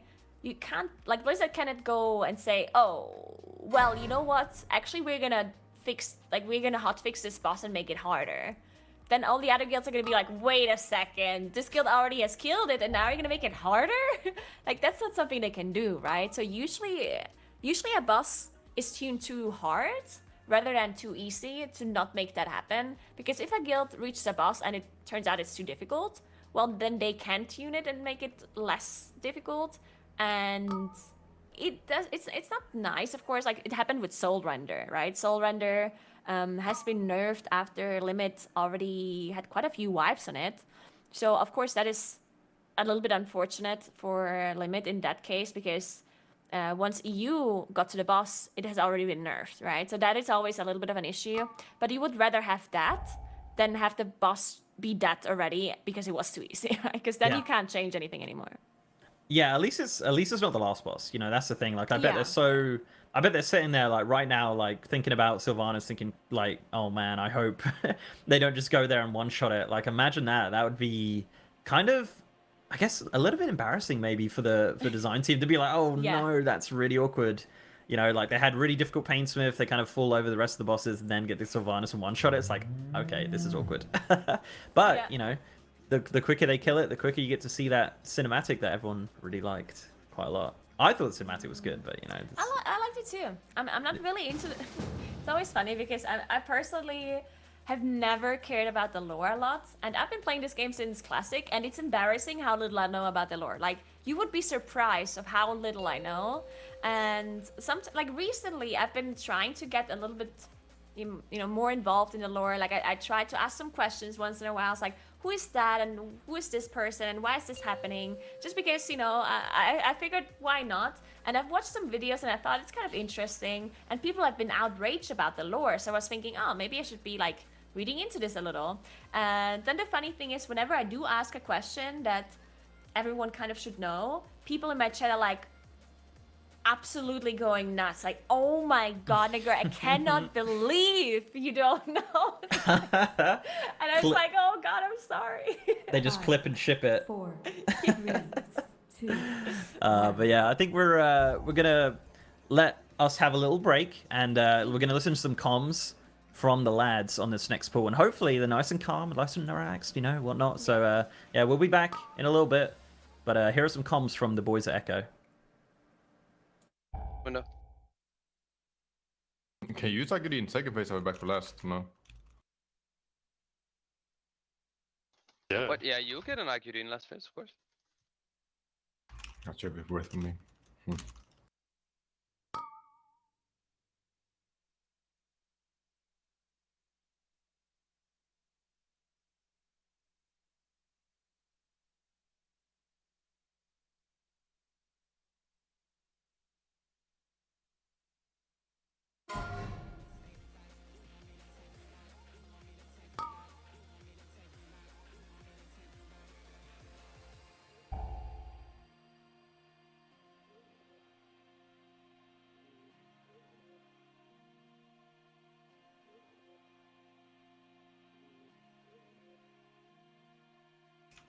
Should we rest a side phase too, maybe?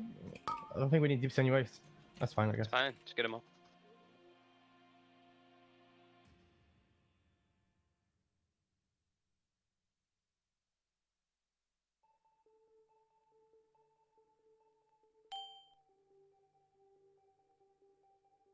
Watch the face, guys. Stop damage.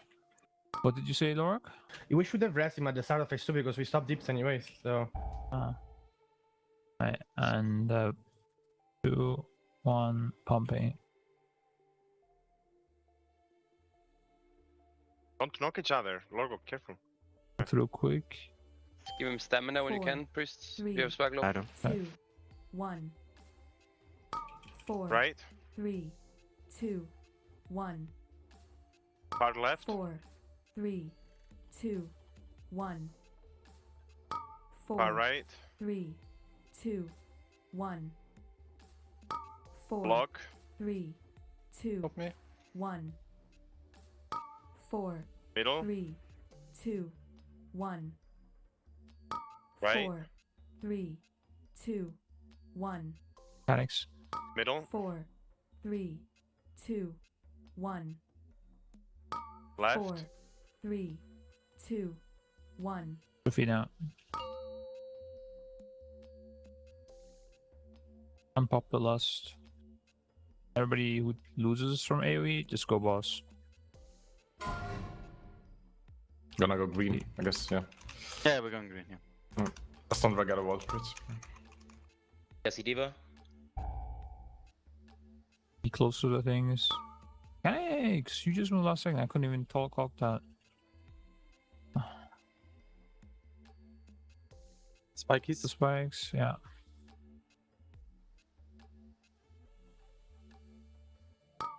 Perhaps to the corner.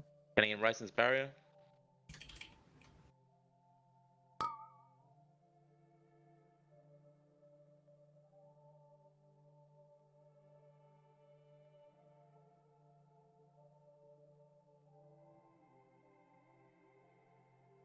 Nice job. Back ready. Don't walk into the sidewall. Go now.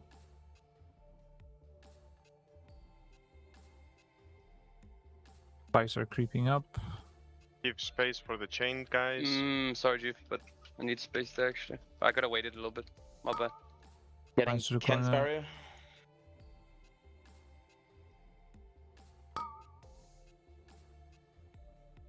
Oh, you guys definitely have to pull the 2 minutes there as soon as they're ready.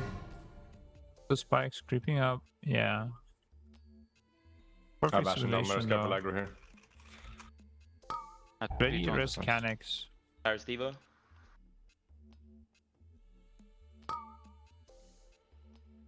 The boys, kill the spike wall. It clicked. Did you get spiked there? Earlier, yeah. Mine. green. Throw this near the middle, middle.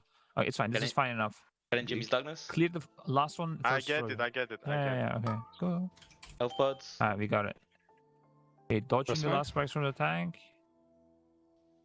Got you now, Kenix, in the middle You got exact. it easy. Just blast in the middle. Let's pinpoint middle. Don't move out. Yeah, Stay. just stay. Yeah, easy game. Remember druids. 4, 3, Yeah, Heart of Violence 2, popped. 1. Do not have Bop here now. Ryzen. 4, Yeah, I know. 3, Left. 2, Out 1. those gateways. 4, Far right. 3, Sorry. 2, 1. Far 4, left. 3, 2, 1. 4, Block. And it's 3, just roar this 2, because some people are 1. jumping far now. Yeah. 4, 3, 2, Middle. Yeah. 1. What's the last sprint? Left. 3, 2, No sprints in one. Far right. You're on your own. 4, Sorry, I debated. 3, Yeah. Oh my As- god. Yeah. Yeah, as we lose the sprint. 4, Yeah, 3, as we 2, went on our own. 1. There was 2 bad baits. Unluck. It's fine. Boys, DPS is really good though. That's one thing that's to be happy about. One spot under the platform. Fuck. I almost made it.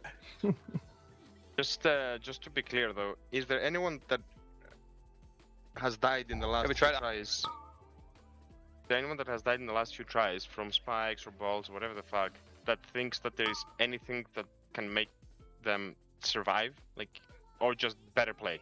That's it, or? If you have any good suggestions, say it. Otherwise, we change them. I think like there is a one in phase 2 where I think it would be a good call to try to go tight ones, because everyone dies once or two pull to that one. Yeah, I think the good call there would save a lot of like 2 deaths or something per pull. When you mean tight, you mean the raid going close to the boss? Yeah, the raid close to the boss and not going like one tile to be safe and then get hit by the guys with chains, you know. Because now 2 people died again, and I mean, I think I died as well like 6 pulls ago to it. Alright, the call Yeah. the call is tight means go close to the ball, the raid. Okay? Tight. That's the call. Alright. Also, yeah, G's like in phase 2 and phase 3, guys.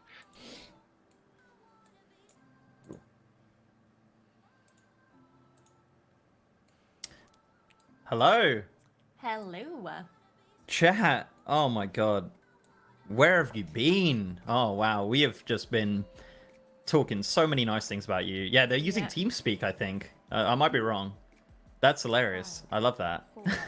It's funny because a lot of people make fun of it. Like my guild is actually using TeamSpeak too. Really? And yeah, and the reason why is because TeamSpeak is actually quite a lot better like voice quality than Discord, specifically when multiple people are speaking at the same time. Because you know when Discord, like when multiple people are speaking, you don't understand anyone.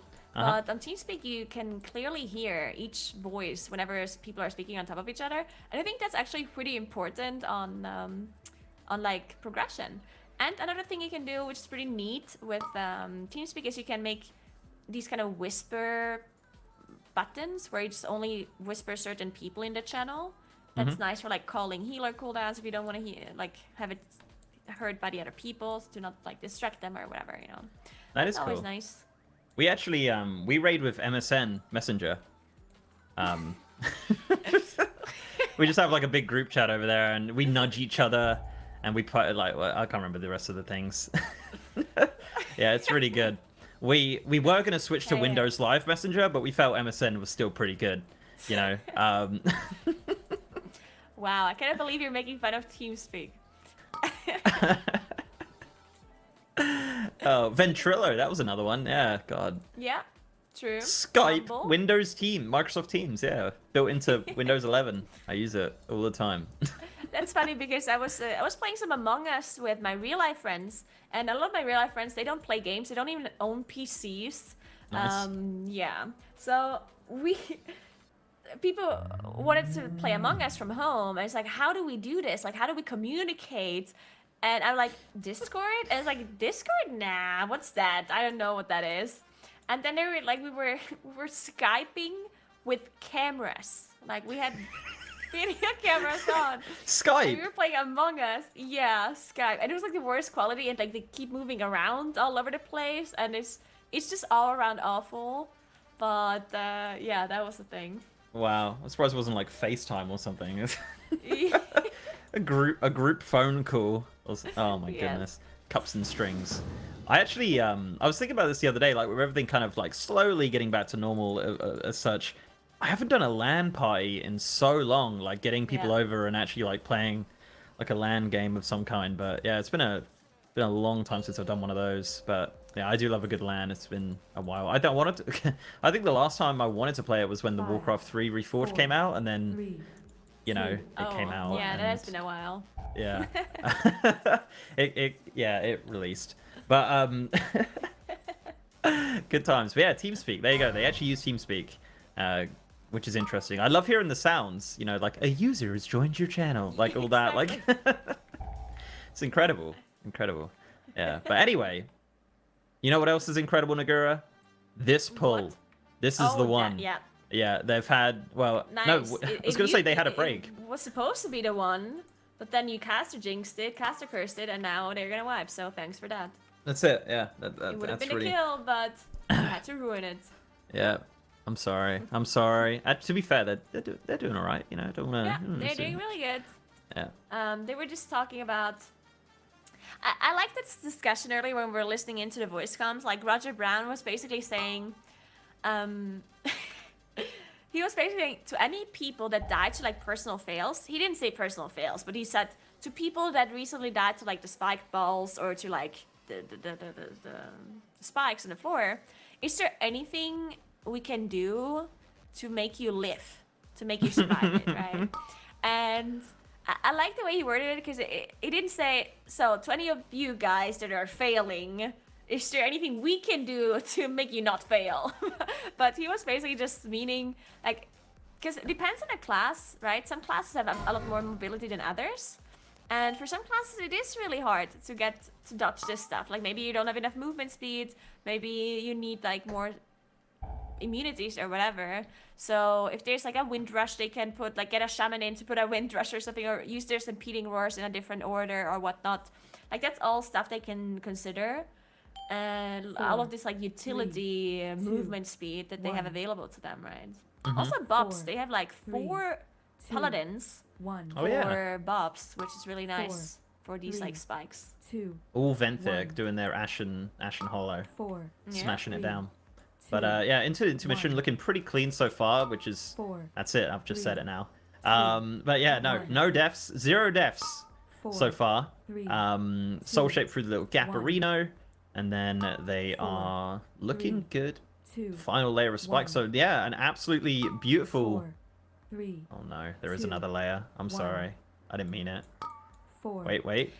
Yeah, the reverse actually so good. Look, they're actually staggering the reverse. So they have like one roar into like the other Moonkin into the other Moonkin. So that's like a really nice thing about the utility here that Moonkins provide.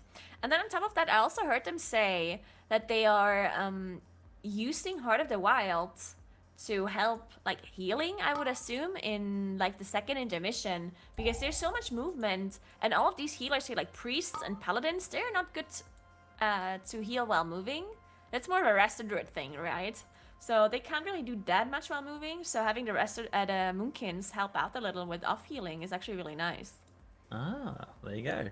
I like that. So the tank went down for like a second there. He brought him back up. But yeah, pretty clean so far. I mean, they've had one death. They got where are the battle reses? Who knows? He doesn't have it on his screen. Oh, come on. It also looked like they were using Bloodlust here in phase 2, even though earlier they had switched it to phase 3. So I'm not sure if it was like a mistake that they used the Bloodlust here, or if they changed it up again. Like maybe they're just not comfortable enough in phase 2 to already switch it. Maybe they have to get more tries in to get phase 2 done without any deaths, and then switch the lust afterwards. Because that's usually how you progress through a fight, right? First you use Bloodlust in phase 1, make sure you get through that. And once you have progressed through that, you're like, okay, now we can Bloodlust in phase 2. And earlier they had switched it to phase 3 already, but now they're switching it back. So I assume something happened. Unless it was just a misclick, you know? Maybe the mage was like, oh, I'm gonna Bloodlust. I'm pressing my cooldown stuff. Let's give it a whirl. See what we can do with it. Yeah. No. Interesting. Yeah. As you said, they did move the lust around and stuff like that. So not really sure what's happening there. But it is always interesting to cut to the comms. Obviously, like most of the guys at Echo are streaming the race, and it's so funny as well. Like after, I think there was like a few tiers where none of the guilds would stream comms, and then I think Limit started streaming comms, and now it's like pretty much standard practice, right? It literally like all the time they would stream the comms. So it's always interesting to hear like how calm they are. You know, you'd expect them honestly just to be wild. I mean, so when you did World First raiding, was it that chill, or was the raid leader a little bit like, was it a little bit more crazy? Would you say? It depends. I think we were really chill. Back then it was Kusnam, who doesn't play anymore, and Roger Brown, who were raid leading, and it was mostly chill. Sometimes Kusnam got a bit nervous as we got close to a kill, and it was always funny because Kusnam was always really chill, and we would like talk about God knows what in like phase 1 and phase 2. We're talking about, I don't know, like someone having going to the hairdresser, and like I don't know, like just talking about random things. But then when we got close to a kill, Kusnam sometimes panicked a little, and then he made calls like, okay, don't panic, but he was the one panicking. No one else was like saying anything, and he's like, okay, shut up, we're gonna do this now. Which is always really funny because everyone's like, okay, we're not panicking, you are. Do you think like world first raiders are going to use like the 21st man sort of tactic, or do you think that's literally just something for real? I don't think I mean, I think people would want to do it for sure because it's really good. But the problem is most guilds are just struggling to get enough really good players in their raids, and your raid leader is usually a really good player, right? Because a person that can shot call and play the game at the same time, they must be good players, right? Yeah, They must be hunter players or something. Yes, they must just be good. So at that point, if you're benching one of your good players, that's gonna become a problem, right? For Echo and like these world first guilds, they have so many good players that benching one of them is not actually gonna be that big of a deal. But for other guilds, it probably is a big deal. Do you think Blizzard should support it like natively as a 21st thing, like a spectator mode? would absolutely love that. Like if there was a spectator mode, also for stuff like Mythic Plus as well, for like community events, right? Oh yeah. That would be so nice. But I don't think that it's possible the way the client works right now, because the way they're spectating in the MDI, for example, is they have game masters flying around. Oh really? And yeah, spectating that way. Because I think I'm not sure how it works in Arena. Maybe they do have something in Arena as well. Yeah, so in MDI, it's only game masters that can do it. Yeah, so in the game there's a mode called commentator mode. So with Arena, they have it natively built into Arena for that, and Battlegrounds as well. For Wargame Battlegrounds, you can do that. So that has like all sorts of different. You can actually do it yourself. Like if you were to Wargames like 2 people, you would be the spectator, and you'd actually be able to fly around and stuff like that. It's kind of cool actually if you ever get the chance to do it. But there's all sorts of different like key bindings and stuff like that. How they get like the smooth looks, and you can kind of jump to different players and all sorts. Like it's kind of wild. But yeah, with like raiding and PvE content, I don't think that's actually in there. Although I mean, with some tweaking and stuff like that, it is a potential thing they can do. But I think the way that it works, it's like it does act as an extra player, so it might scuff the scaling. So they'd have to kind of look into how that's doable. But I think it would be doable. I think they could definitely, you know, it might take a little bit, but I think they could, you know, potentially get something like that in there, and I think that'd be awesome. Like imagine, let's make it happen. Imagine even like you could just have people come and watch your raid, like have the Race to World first, but have not only streams, but also like if you're in game, you can do like /view Scripe, and you're like be able to watch him in the raid. Like how wild would that be? Like just for stuff like that. So nice. Yeah, although would it probably incredibly cool. It would lag it out real bad. Probably. Yeah, there's 10,000 people in this raid. Why is it lagging so bad? I guess you would have to make it so only people who are in the raid group can spectate, right? Yeah, that's probably so how you just do it. invite the person who is going to be the raid leader or whatnot. But yeah, I definitely think there's room for that, and I think it'd be so cool. As I said, the technology's there. It's just a case of adding it to the PvE content.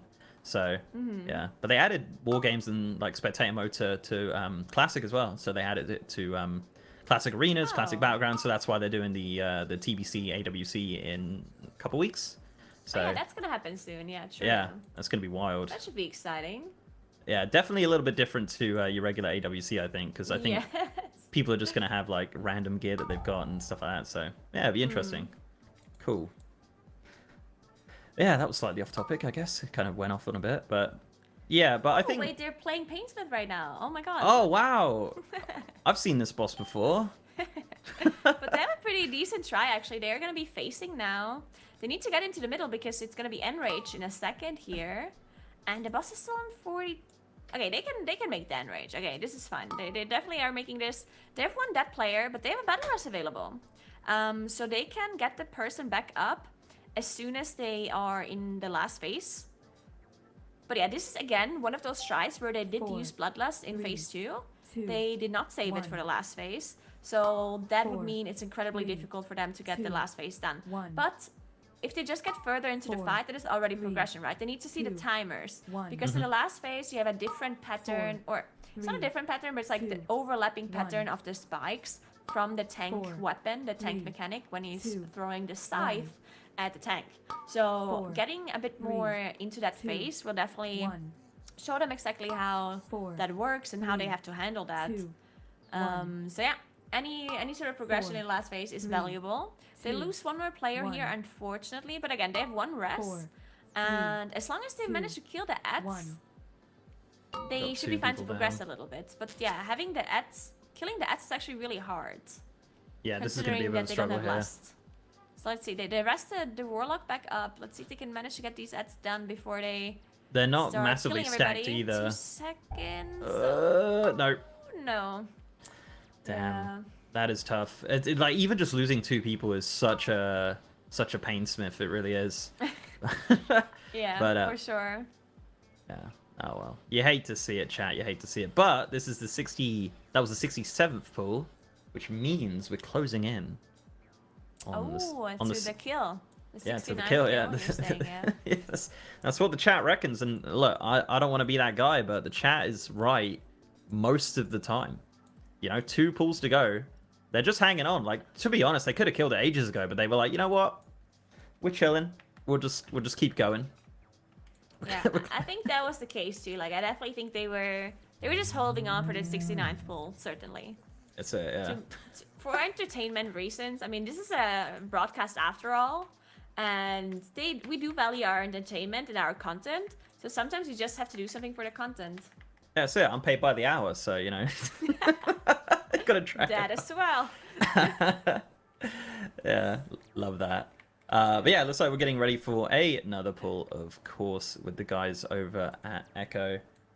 We do have, I guess I can announce this in a little bit, in about probably about 10 minutes or so. We're actually gonna have an interview with Gingy, and Ariana is coming back with an interview with Gingy. But yeah, we should have that in about 10 minutes or so, probably on the hour when they go for break.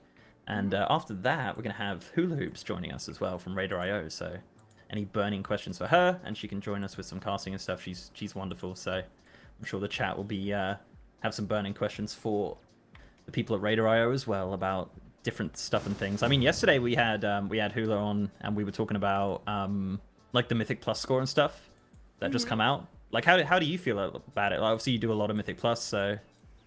I personally love the in-game score just because, I mean, we had the score anyway. Like, everyone was using Raider, right? Like, people just used it. So I think it's nice to have the in-game score because Blizzard can decide on how it works, right? And I think it's definitely going to change the importance of different weeks, because one problem that we always had with the score was that Raider.io valued all of the scores like equally, right? No matter if it was like fortified or tyrannical, or if it was bolstering or whatever, you know, the affixes was, everything was valued the same. But Blizzard actually made it so the score is made up by fortified and tyrannical. Like, you have to do tyrannical to get like the full score. So doing high tyrannical keys actually does matter as well now, which is something that has never really mattered before. And I think that's going to be healthy for the whole Mythic Plus scene, because it's going to put more importance on tyrannical again, and it's going to make people just play that affix, basically. So do people just not play it before then, I guess?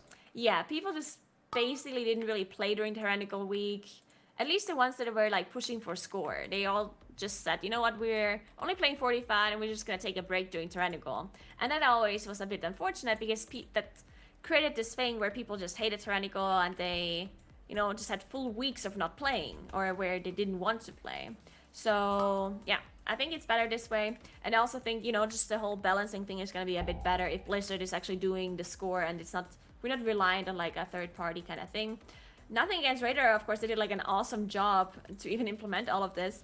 But Raider also has like lots of other like incredibly cool features that is not like the score, right? So there's lots of other stuff that Raider is doing for us. And Raider, of course, still has the score as well, the score feature. So that's still a thing you can use. You can also see the pass rate. Like, it's still useful to use Raider, just because you can see a person's alt score. So let's say someone's queuing up and it's like an alt, then you can see what the main score is of that player with Raider.io, the add-on. You can also see what they had previous season, and that's always really nice to know, because a person who had a good score season 1, they're probably also going to be good in season 2, right? Because even though the seasonal affix changes, the dungeon is still the same, so the experience doesn't just go away. And therefore, I do think it's still nice, like certain features of Raider are still nice to have. So I wonder, like, next season they'll have like the Blizzard score from the previous season. Do you think they'll implement that? 4, 3, 2, 1. Like on the UI, Maybe. so it'll say like, Yeah. 4, I mean, I don't think that's, I mean, I definitely would say that the score of the previous expansion is a little bit less important, because if you were good in Legion dungeons, you have the possibility to be good at Shadowlands dungeons too. Right. But you still don't have the experience, and you don't know what's going on in the dungeons. So I do think it's a little bit less relevant, but it's still nice to know, right? For sure. So I had this idea. I said about it yesterday, and as you know, as you're a Mythic Plus connoisseur, I want to run it by you. The chat were pretty indifferent about it, but I thought it was a cool idea. Right? Yeah. So in patch 9.1.5, potentially we're going to get Legion time walking, right? How would you feel about time walking keystones? Yeah, so that's the thing. I've talked about a few times, and I do think it's not that bad of an idea. I think the problem is just that it might be too difficult to be balanced, or to at least have it have any value. Because if you make the time stone and plus important, like if it's somehow part of your score or whatever, then they would have to balance it. And I think that's hard. Like usually when it comes to time walking, they're trying to tune it a little, but they're not like completely min-maxing the tuning or balancing, right? Because it's not incredibly crucial for you to get it done. It's mainly just like a fun thing or like a weekly thing or whatever. But if it actually is an important thing for your score, then all of a sudden the tuning is incredibly important, and they would have to like balance it properly. It would cost a lot of time, I guess, for the devs to actually get that done, which I'm not sure they want to do. I personally would love it because I loved Legion dungeons and I would love to get them back. But yeah, I'm just not sure if that's going to be a possibility for them to actually, you know, tune that like properly. imagine the seasonal affixes in like more of Souls. Yeah. Like, yeah, and it also there might be some coding issues as well, right? I'm not sure if they ever thought about doing that. Yeah, they had I don't know how much work that is for them. They had a weird bug at the start of 9.1 where I think Legion dungeons were dropping gear that was relevant for Shadowlands. They quickly fixed it, but it's crazy how stuff like that just kind of Souls, right? yeah, stuff like that just kind of randomly pops up. It's like wow, that's like it's nuts. But you know, yeah, that's crazy. I would love to make like old dungeons like kind of relevant again, you know. Because some of the expansions had really good dungeons. Obviously, time walking's a thing, but it's not, you know, it's not high level gameplay at all, is it? It's just whatever. So. Yeah. What was your favorite like dungeon that was like Mythic Plus, or where Mythic Plus was like available? So I guess that's from Legion onwards, right? Legion had some really good dungeons. I think honestly more Souls. Like I think it was just so short and nice. Like it was a great. I don't know. I always liked it. Like it was always one that because back then I still don't do a ton of Mythic Plus, but I did, you know, I've done kind of the rounds and done, you know, each of them, whatever. But yeah, I thought More Souls was pretty great. In BFA. 4, 3, 2, 1. Damn, what was my favorite BFA kind of dungeon? 4, 3, I'm trying to think. 2, 1. I've literally, I've cut. 4, Yes, 3, I do. To be 2, fair, I like Freehold. Like no kappa. I actually really like Freehold. I thought it was a cool dungeon. Me too. I think a lot of people actually liked Freehold. The reason why so many people liked it, in my opinion, was because they Freehold just allowed you to do like really big pulls. Like you could just pull the whole dungeon, and you know there's like uncapped AOE, and people were just like people like AOEing, right? People like doing big pulls. People like AOEing. So Freehold was one of those dungeons where that was possible, while a lot of other dungeons had restrictions where you couldn't pull more. So that's why I think Freehold was like a really cool dungeon. And same with Legion dungeons as well, like Maw of Souls, right? Maw of Souls, you could pull like the whole boat or whatever. And what else do we have? Like Neltharion's Lair. You'd also do some pretty nice pulls. And what else? I actually liked Halls. Halls of Even Valor? though a lot of people hated it. Halls of Valor, yeah. A lot of people hated it because it was pretty difficult and it was pretty long. But I personally liked that dungeon. I thought it was cool. Yeah, I thought it was alright. The last boss was it was okay, but yeah. King's Rest. Oh man, that's a great dungeon. Long, really long. But yeah, it was also really long. But I liked King's Rest. I actually liked it because the bosses were actually really difficult, but difficult in a cool way. It always depends, right? Some bosses are just difficult in like an annoying or boring way, but I thought the King's Rest bosses were just really, really nice. Speaking of, you know, interesting, difficult bosses, we got another pool. Is this the 69th pool, Nagura? It is. There This we is go. it. This is it. This is the one. Chat. You guys said this is going to be the. This is going to be the kill. Chairs and yeah. Look at this. Get. Oh, there you go. Might even be the last pool before break. So this, I mean, yeah, of course they're going to be the last pool because they're killing it now. Yeah, they're going to be celebrating over some beers at break. They'll be like, well done, great pool, lads. Let's have a quick repose. Oh man, how funny would it be if it actually was this? You know, I don't want to jinx it, but you know, it's looking pretty good so far. This is interesting.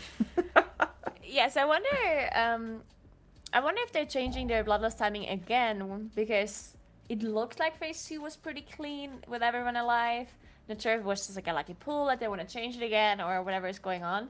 But we'll see. We'll see about that. First of all, they're just getting their phase 1 done.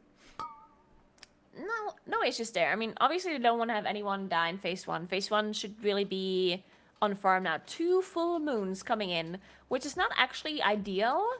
Because the way full moons work, this is actually just something we found out like recently. Convoke the spirits. Oh wait, actually I'm an idiot because they're just playing New Moon, right? Yeah, I'm taking it all back. Yeah, Night's Fate Druids are actually playing the talent now that is called New Moon, and it basically just gives you the full moon as a cast. So it's not like an RNG thing. I mean, you can still get full moon through Convoke, but this probably was just like the normal full moon cast. Obviously, because they're not going to be using cooldowns when the boss is on like 75%. Okay. I love that you just told yourself off. You like say something, you're like, wait, no. But I think it's interesting to know anyway, so I'm going to talk about it anyway, even though it wasn't relevant there. So the way Convoke works is that it has like a deck of cards, and it has 5 decks. And one of those decks involves a full moon, right?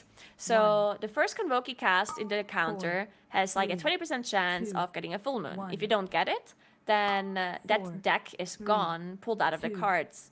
And then you get one of the other 4 decks that is still in the deck of cards.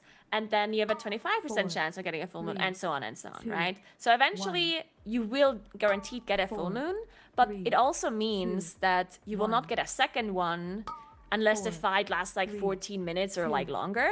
So if you get a full moon on your very first Convoke, then sometimes it's not actually that nice because you would rather have it later on when it's like a more difficult phase. So that's what I was trying to get to. It was just not very relevant there because it was not the Convoke full moon that was being cast. You saved it. They're now in phase 2. Yeah, I saved it. I'm proud of you. Well done. Thank you. Has the tank gone down? Dude, I hate his UI so much. No, tank's back up. Maybe, was it dead? I don't know. The name was see-through. They have lusted though. Yeah. Where's his battle rest? I do think he has one. I think yesterday his battle rest was like underneath the logo. Yeah. Oh, it is. There. Yeah. You have to wait for it to flash. Yeah, whenever it flashes, you'll see it. Nice. Love that. Oh, they go grey when they're dead. Well, there you go. So they wasn't dead, but now they're all dead. Right on time. It wasn't. Wait, so you're saying it wasn't the 69th pull? What? Oh, yeah, it wasn't. Totally was not. There's no way that chat lied to us. Chat never lie. Chat? It could not have been 69th. Couldn't have been. Absolutely not. But, you know, chat, I guess, look, for lying, I'll forgive you. I'm just going to remind you that we are also doing a little bit of a giveaway. Exclamation mark giveaway in the chat. We'll bring up a link. Doesn't join you in the giveaway. We'll bring up a link for you to join the giveaway. We're giving away lots of cool stuff. Exclamation mark giveaway. There you go. There's a link there from givelab.com. You got to do a few little bits and pieces and things and stuff. Just like and follow and do some other stuff there, and that will give you more entries into the giveaway. We're also giving away some other stuff as well. Look, there's some icons on the screen. Some gold, a woolly mammoth, a rocket thing. We're not giving away Painsmith. He's just chilling there. And of course the Logitech bundle, the Gingy Juice bundle, and of course the Chad bag and stuff. The Chad bag. But I think we're hopefully going to cut to an interview with Gingy soon. Speaking of the devil, so yeah, very shortly, guys, we're going to be jumping in with Gingy and Ariana for an interview. That's exciting. Getting some insights. Yeah, some deep diving. Before he. Yeah, some. Well, sounds like we're ready, guys. Guys, me and Nagura will be back very shortly. But for now, enjoy Ariana and Gingy talking about the raid so far.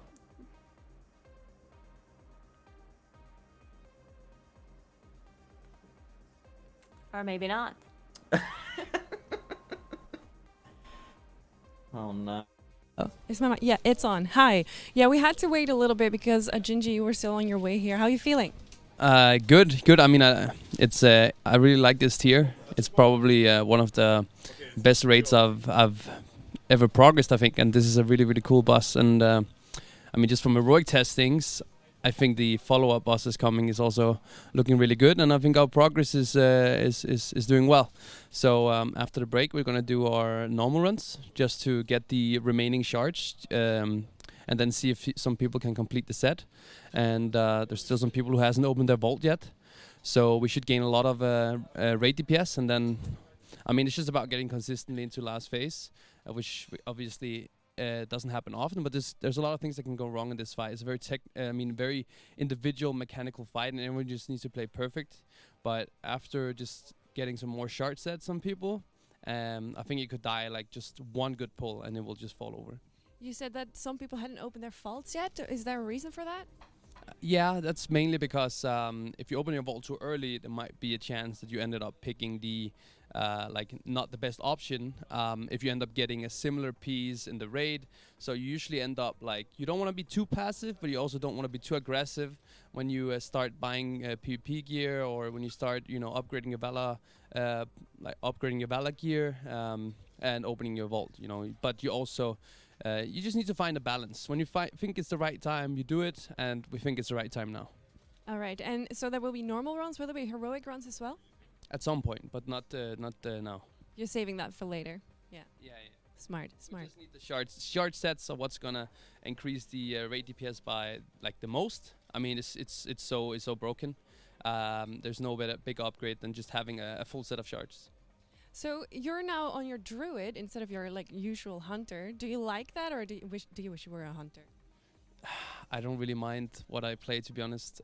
Just whatever is best for the raid, and Bloomkin is good this tier, so I enjoy it. All right. So when you were preparing for this, like before the race even started, like what did you focus on? Was it Mythic Plus? Was it normal and heroic raiding? What did you do most? In order to prepare for the raid? Well, to gear up for the raid. Oh, well, I mean, you got 2.1k rating in arena. It's just, and then you got the, you know, make sure you completed all the dungeons on at least level 15. You made sure you did 10 Mythic plus 15s to get the max amount of options from your vault. And then obviously we did normal splits, we did heroic splits, and that was pretty much it, right? That's a lot. And then Tazavesh too.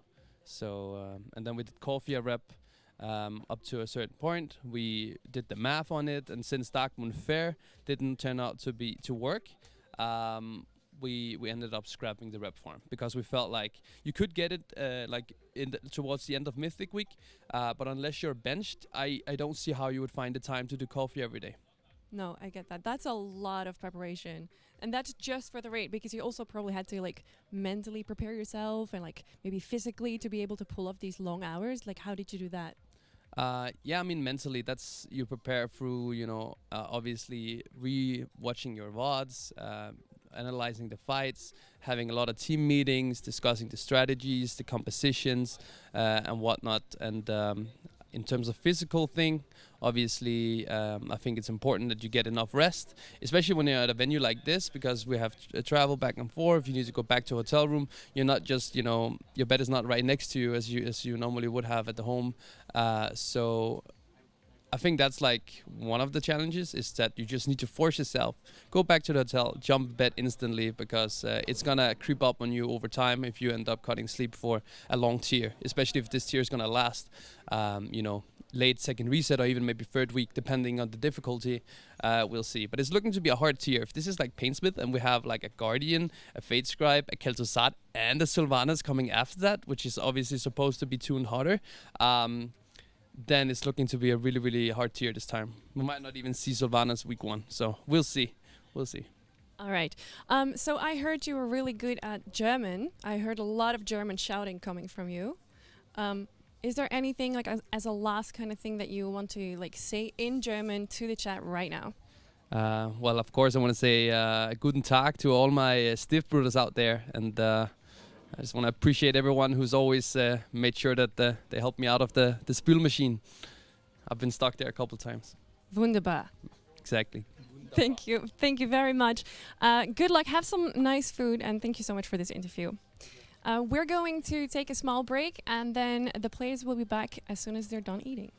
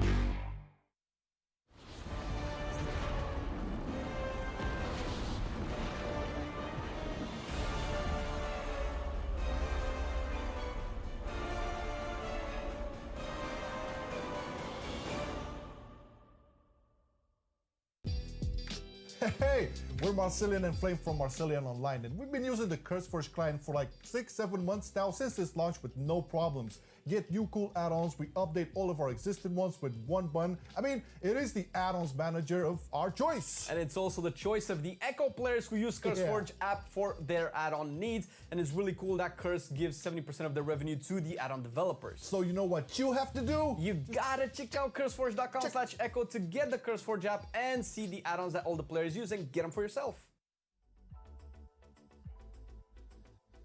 Are you struggling with staying focused when gaming for longer periods of time? That's exactly why we developed the ELX Energy Elixir, the perfect companion for those long gaming sessions when you want to stay sharp and focused from start to finish. The ELX is a crash-free energy drink optimized for high-level gaming. It's specifically designed with the best vitamins and nootropics to ensure the best performance for gamers. That's why everyone at Echo uses ELX to stay ahead of the competition during the world's first race. Do like everyone at Echo and get your own ELX today. Use the discount code ECHO10 at the end of checkout to get 10% off your purchase. But hurry up, the offer is only valid until we kill the last boss on Mythic.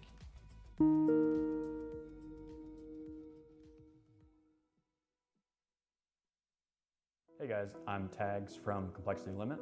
And I'm Roger Brown from Echo. And we're here to announce that we're teaming up with Rise Against the Disorder. Links to our joint donation campaign will be on both the Echo and Limit streams, and 100% of those donations will go straight to Rise Against the Disorder.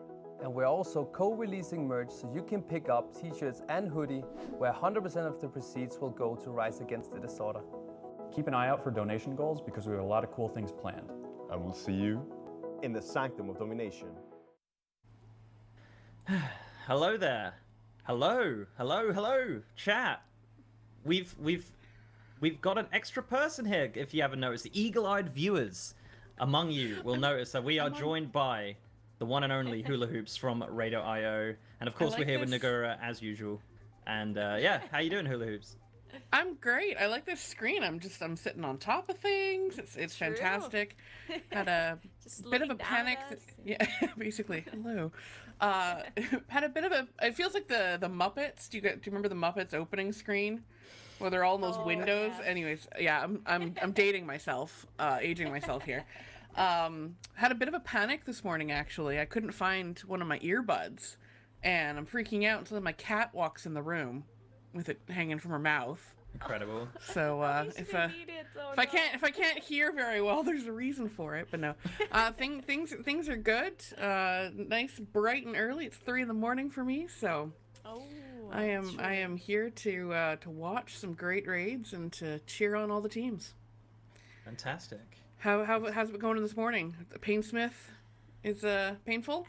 Has been a pain, yeah. I mean, we did get some pretty good progression done, I think. Echo has been doing a really good job. And I mean, Mr. GM and I, we were just chilling. We were hanging out, just watching a little, talking about stuff. Specifically like LFR, the lore. What are you laughing for? Well, Nagura is just known for her lore knowledge, obviously. So that's obviously what you guys are going to focus on, is the lore of the game from the beginning, obviously. Of course, yeah. Yes. That's what we've been doing for the last like 3 hours. Nagura was just running us through the lore of the game, of every expansion. It's been a pretty heavy morning, but it's been good, you know. Yeah. I hope you took notes. Next time I'm gonna have you. I'm gonna ask some questions. There's a pop quiz coming. Wow. Yeah, better be watch ready. loads of Noble all the time. That's all I have to do. But yeah, it's been all right. They've got some good progression, as Nagura said. Like, they got a new best, I think, pretty early on. And then that's kind of where we're at, I think. Wait, did they get a new best? Yeah, they did, yeah.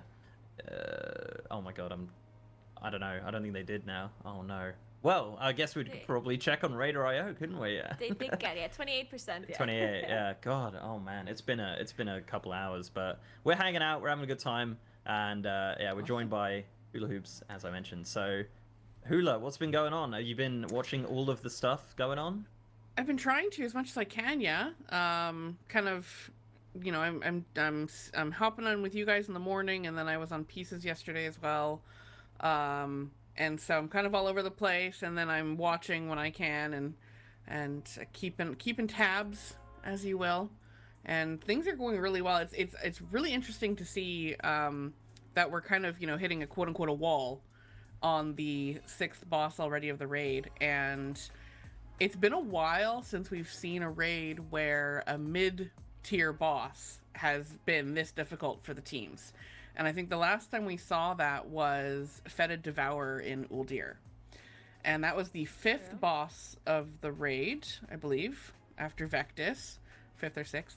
And I actually went and scoured through the data and found some stats where Uldir was, Fetid Devourer was first killed by Limit in Uldir. After 100, their logs, so that doesn't count for resets, but their logs show 179 pulls on Fetid Devourer. Fetid Devourer took 2 full days to die. They got to it on September 12th is when they killed Vectis, and Devourer did not die until September 14th for both Complexity Limit and Method. And I went back and remembered that there was actually a hotfix. It did get nerfed twice, actually. It got nerfed twice until it died. The first nerf was because, and I believe Ian Hazakostas actually came out and said that it was mathematically unkillable at the beginning. And so we had another Cthulhu sort of ordeal where they said sometimes it happens where, someone screws up the math somewhere. And it was actually unkillable. That doesn't seem to be the case here with Painsmith. This does look like a boss that should die. But they did have to nerf it twice, so we had two full days of a mid-tier boss, which I found to be really interesting, actually. And then I kind of went back and looked at some other raids just to kind of get an idea of where we're at in terms of comparative progression. And Nathria was interesting in the fact that on day 1 in both regions, 7 bosses got killed on day 1. Wow. And so that was, that's a big day 1 for everyone. And then Denathrius himself only took 2 days. Yeah, Stone Legion should have essentially been the end boss. But Denathrius himself only took 2 days to die. Compared to a raid like Eternal Palace, where in the North American region, 3 bosses died on the first day. In Europe, 4. But Ashara took a full week. Wow. Yeah, I remember. it was horrendous. The guild got to Ashara on July 20th and 21st, respectively for the regions, and it didn't die until the 28th. A full week. And so, we're kind of sitting here going, is Sylvanas going to be a full week boss? And I was watching Complexity Limit last night before I headed to bed, and Max did say something like, with the fight length itself, is that boss going to take a month? And let's hope not. Yeah. If you're going to have a high pull count on a 15-minute boss. Yeah, I think everyone hates those really long fights. So that's why I'm really hoping that the fight is a lot shorter on Mythic. But the thing is that I don't think that ever happened, that a fight was shorter on Mythic than it is in Heroic. But they did change it now in Heroic. It is quite a bit shorter now, right? They did actually adjust the fight to be shorter. So maybe that helps. Hopefully. Yeah, especially, I agree. As a healer, especially, those long fights they're tough.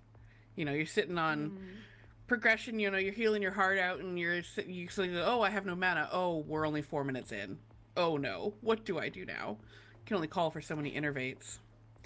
Yeah, so funnily enough, we have a priest who called all of the Moonkins innervates. We had 3 Moonkins. He called all of our innervates, and he used 2 mana potions, the ones that channel, because it's a 5-minute cooldown, and the fight is so long, he can use 2 potions. And he was still going at the end, and he was talking about this. What is this class? What is Holy Priest? Holy Priest is throughput, and I think that's basically it. But I think we've seen Disc Priest only on Painsmith, I believe. Yes, 2 discs and 2 paladins for Echo. So not a lot of HPS in that healing comp, but a lot of DR. So hopefully that's the play. I think, I definitely think that Holy Priests have been used a lot on Heroic, because I think they're scaled really well with group size. If there's many people, then Holy Priests are really good. And on Mythic, they're less good because there's less people, and because you would rather have damage reduction than to heal the damage away. That which is what a Holy Priest does, right? That's why we see so many discs, I guess, on Mythic and Holy Priest on Heroic. Holy Priest is a lot of fun, I gotta say. Just seeing all those I've huge never played numbers. it.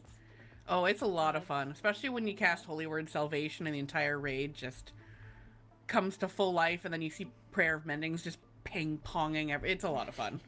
I do have to say. But yeah, so sorry, I was talking about Fetid being, you know, that wall back in Uldir. Now we're seeing Painsmith, or as I like to call it, Operator Throgar on crack. Because it definitely feels like true, that. yeah.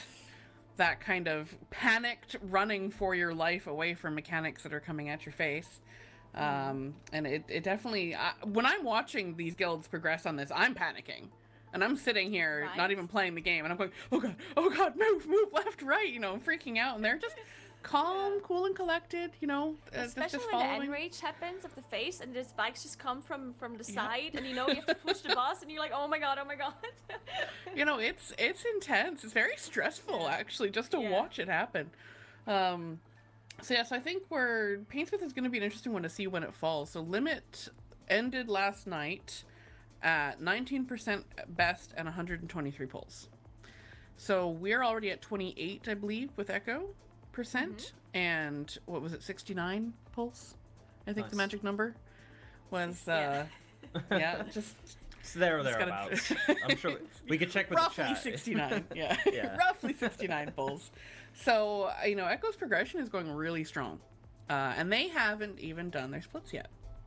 So, it's going to be interesting to see what kind of stuff, because currently, like their last pull of the night, Complexity Limit finished with a average raid item level of 235.7. And Echo is currently sitting at 234.3 without splits. So we have some big potential, maybe of getting some gear jumps, you know, some eye level bumps, and some maybe a little bit more boss damage, and hopefully some more shards. Wait, I'm only 229 and I already did a heroic clear. What the? You gotta pick that. You gotta get those numbers up, Nagura. Yeah, I'm not losing anything apparently. Gotta get to those 235. And another interesting number is something I actually was able to grab, was the average Mythic Plus score, or rating rather, of the top 20 players of each guild, just to kind of see like who's been doing the keys and who's been slacking. And they're all pretty similar. So Complexity Limit has an average score of 1912. Instant Dollars, who's come out of left field to join the ranks of the 510 Mythic groups, 1899, and then Echoes at 1875. Okay. For their average Mythic Plus score of the top. That's only the top 20 players in the guild. So there could be people below that are, you know, maybe not pulling their weight, but no, I think everyone's been doing keys pretty steadily when they're not in the prog themselves. And but that's already some pretty high score. KSM is 2,000, right? Or am I 2,200 for KSM, I believe. 2,200. Okay. Yeah. So there's still some key stuff to do, because they're gonna be upgrading some items, right? But I guess it's really time intensive to actually get all 10 dungeons done on 15 to get the score, to be able to upgrade the items. So I would assume that they maybe do that at a later point if they think they need it, because it takes a lot of time. Hold up. Yeah, especially when they're in the middle of progression. Chaz angry. Apparently it's 2,000. Oh, I'm sorry, chat. That might have changed. I'm not sure though. You know, there's a few people that said it, but Valor's capped anyway, right? What is Valor on now? Should be 1,500 or 1,400, something like that. I'd imagine if they're not in the raid, 1,500. There you go. Are they? I'd imagine. I mean, Nagura, you might know this, but there's probably some pieces specifically that the team would be, going for, trying to fish out to grab maybe an IQD here or there. Definitely, I think the Moonkin specifically want to have IQD, and I guess for everyone else, it's just gonna be some offset items. Like maybe. I don't think you can upgrade a weapon, actually. I mean, you can upgrade it, but not to like really high levels. It would only be 1 upgrade or 2 upgrades. I think one upgrade. So it drops at 236 item level, And you can upgrade it to 246. I don't know numbers. But yeah, you can't. Just you wait. can't The get it chat. really The high. chat will let us know. Chat will let us know. Chatapedia's coming in with the big 242. There you go. Straight away. Yeah, so I So think they're sitting weapons there. is nice, but yeah, but it's not that great, right? So depends on if it's worth it for them or not to invest so much time to get like a little bit of an upgrade there. Yeah. Probably some trinkets are gonna be what they're gonna go for. So I have a question for you guys. How many guilds? So we're on what, day 2 in Europe? You know, North American players are sleeping, we hope. How many guilds do you think are at least 310? That's a good question. In 2 days, how many guilds have killed 3 mythic bosses? Probably 30. I want to say 50. We're at over 120. Wow. Okay. Yeah. So we currently have 119 guilds sitting at 310. 3 of 10. That's not including some of the guilds from China. We don't get all of their data right away, so there's a couple more. So probably around like 125 guilds are sitting at the 310 mark. We have 2 guilds currently sitting at the 410 mark, and 5, as you know, at the 510 mark. So we have over 125, probably close to 130 guilds that have actually killed the first 3 minimum on Mythic in only 2 days. So that's pretty good. So That's crazy. makes me yeah. think the first 3 aren't the hardest bosses out there. How Saying. how many are Alliance? All of them, right? Like 119. So many Alliance. Just all the Alliance. No, 5 maybe. I mean, that breaks it's my heart. not a ton. No, I think there's more than 5, but maybe 6. There is. Hold on. As long as it's more than a 13. handful, then. Oh, 13. there we Okay, go. so Can't even count it on 2 hands. Nice. Yep. wait. What? No, yeah. Took me a second. No, but it's there's not a lot of Alliance in there. The Give faction it a couple balance is- tiers. We'll find our way. We'll find our way. Hall of Fame. They'll get their Hall of Fame in 2023. Just in time.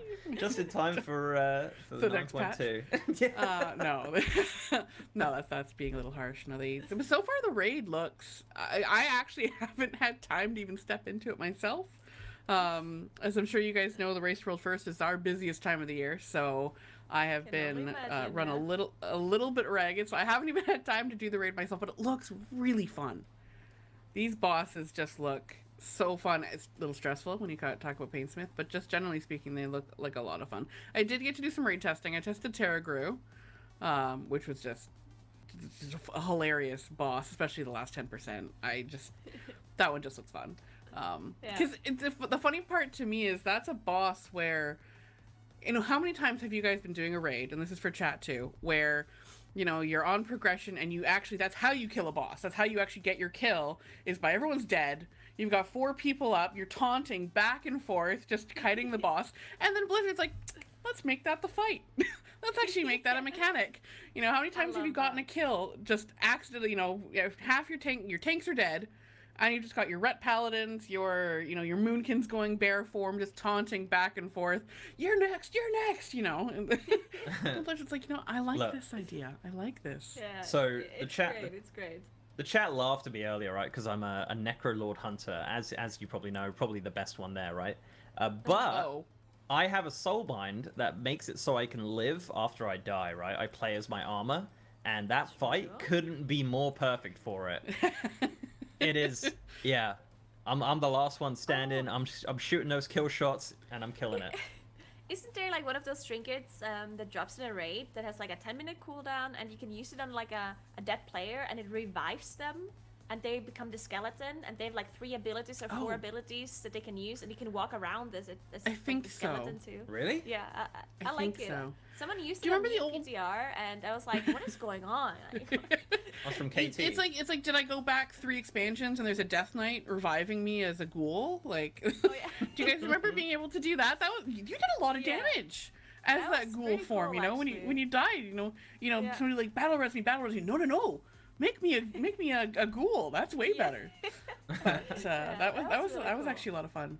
But no, I think the best way to kill those bosses is as the shaman who onks, and that one lava burst and saves the day. That's always the most epic feeling. Yeah, definitely. And you can see so many kill videos. You can see the shamans just like, should I ank, should I not? You know, because half the raid is stats like, should I do it? Should I do it? It's on 1%, and then they ank for like one global and they're dead again. And it's like worth. Yeah, it's always. It's great. That's a wonderful fight to watch. It really is. Like, it's just always such tomfoolery that happens with it, and I think that's, I don't know. They can kind of get away with stuff like that with the first bosses. They're always a little bit, you know, kind of out there in regards to mechanics and whatnot. So yeah, it's cool. Yeah, it is definitely a lot of fun. So I'm excited to get into the raid myself. I don't know when that's going to happen, but I mean, hopefully this weekend. Hey, We'll look, see. LFR is out. I'm just saying, like 3 out of 10.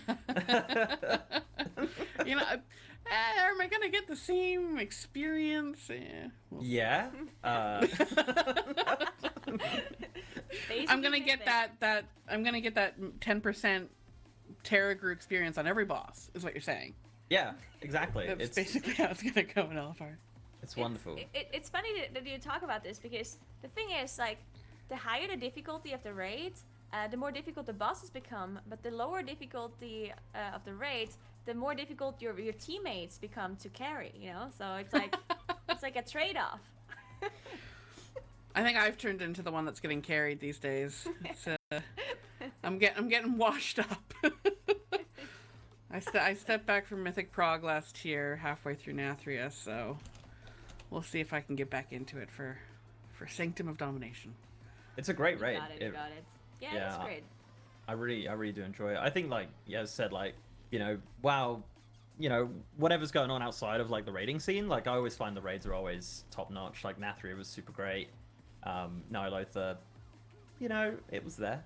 Had some good fights, had some bad fights.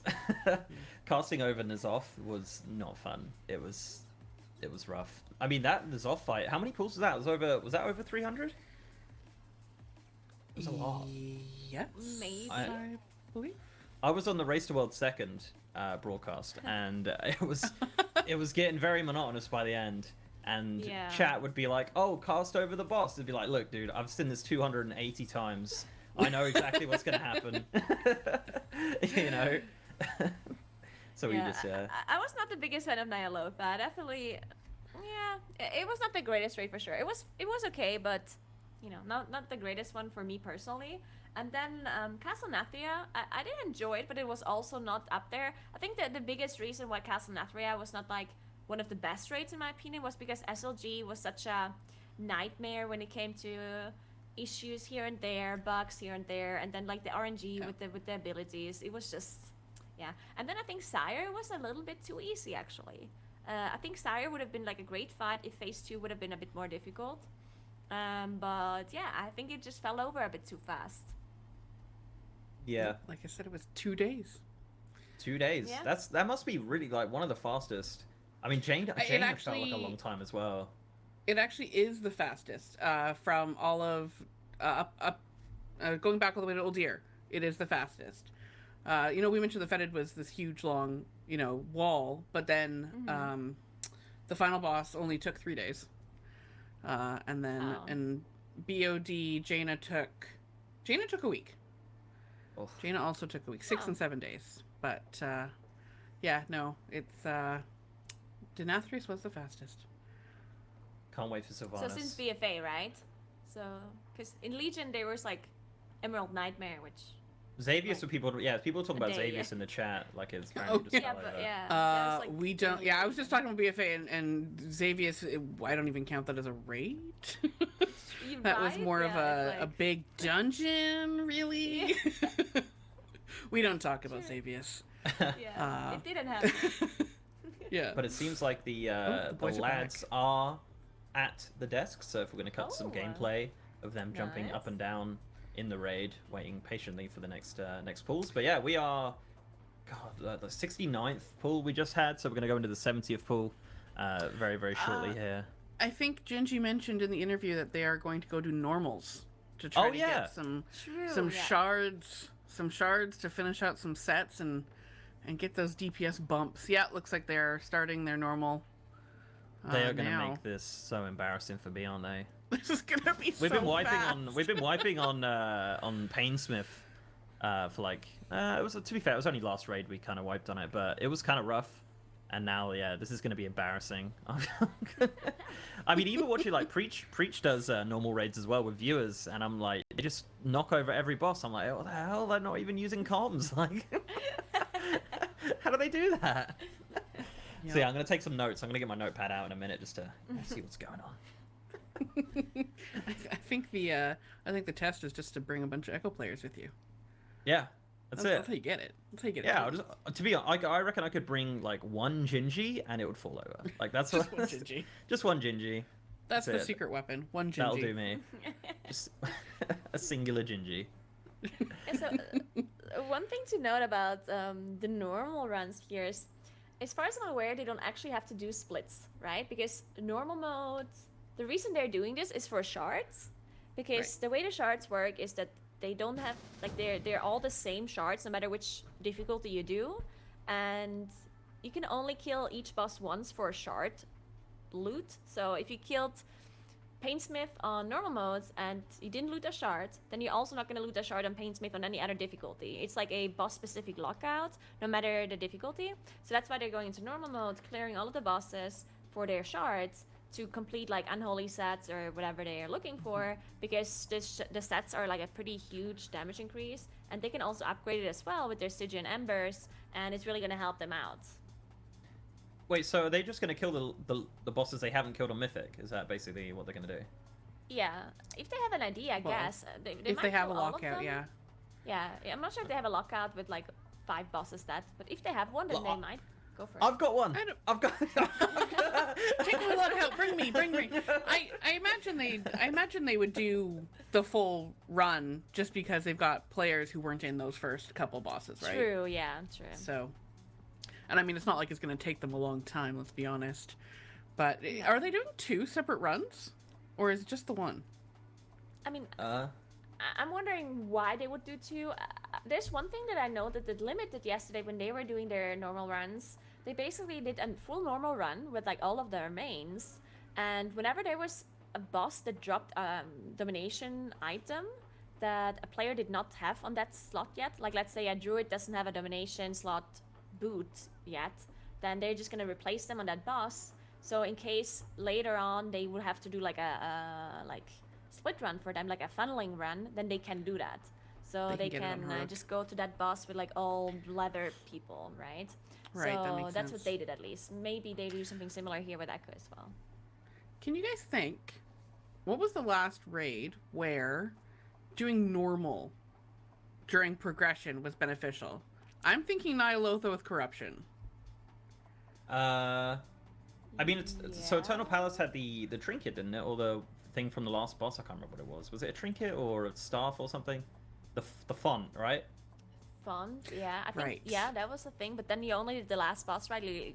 I think people were like looking for lockouts all over the place. Yeah, I remember that. Ashvane had the shell thing as well, whatever it was. That was pretty good. But other than that, yeah, I'm not sure. Nyalotha? Yeah, a couple targeted bosses, but like set rates. Whenever we had set bonuses still, then normal mode was always like, really beneficial. But that's a long time ago, right? God, do you remember that? Yeah, that is a very long time ago. Bring it back. So now we're actually in a situation where like a full normal run is actually an efficient use of their time and has high value during like the midst of progression. That's kind of crazy. Yeah. So I read on Wowhead this morning about the bow dropping at 233 no matter what the difficulty is. Yes. It doesn't drop an LFR though. What? So it's just normal mode heroic. Could you imagine getting a 20? How am I gonna get it? You're gonna have to clear it on normal. I'm sorry. Sorry. You are gonna have to step up your game out of the LFR scene. Sorry there. Oh man. I guess you're not gonna have a legendary bow, Mr. GM. No, I'll go get the one from Sunwell. All right, like I don't. Oh, Thoradol. I mean, Thoradol is a great bow. Let's be honest. Yeah, it's wonderful. I'm looking forward to it in TBC Classic. Yeah. I have been playing TBC. That is my jam these days. So once that came out, that is what I've been playing. So I'm working on leveling my paladin. I got a shaman up, but I'm not a shaman. I'm a paladin. So I gotta finish leveling it's not that. my thing either. Shaman, especially, I feel like in because the thing that I don't like about shamans is like all of those different totems, yeah. And my chat tried to get me to play shaman in classic, so I logged on and I was like, yeah, sure, I'm gonna play shaman. It was like PTR, like beta or something, where you can just have a max level shaman immediately. So I logged on and I was like trying to do my bars and like I like dragged in the abilities. And then there's like totems. I was like, how many totems are it? Like it never ended. It was like 20 totems. Like what am I gonna do with this? There are so many totems, and it drives me nuts. Like I find it very funny that it seems like every expansion they've completely changed the totem system. You know, they've completely rewritten it. It's then we have, I think in Wrath we have those sets where you actually drop a totem set that you predetermine. And then now totems are basically 3-minute cooldowns. Like you only drop them at certain. I like that version of totems. So that's the shaman I'm used to. And then I went back into TBC Classic and my guild was saying, we need more resto shamans, which turned out to be a lie. We have 4 of them now.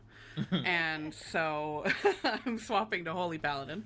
But I'm sitting here and I'm working on my keybinds. I'm like, I don't have enough buttons. I'm out of buttons for all of these totems. But then you realize you really only use like max 5 of them.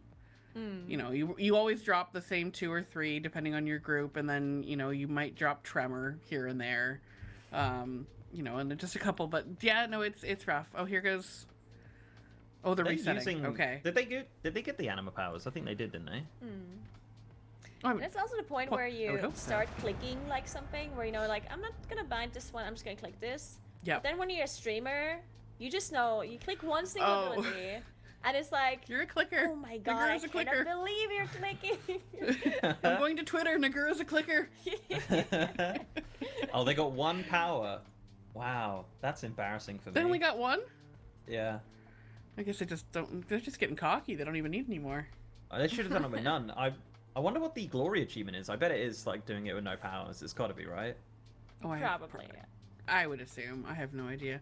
No, what you need to do is you need to grab the troll powers as best you can. We had make somebody normal fun. yesterday take that power where your character is really huge and it knocks away everyone around you.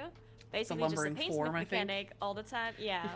And at first it was like, this is fine, he's just gonna stay away from everybody. But then we got into the intermission phase where you have to go into this tiny area and you just see this big moonkin standing there like knocking away everyone. It's like, wait.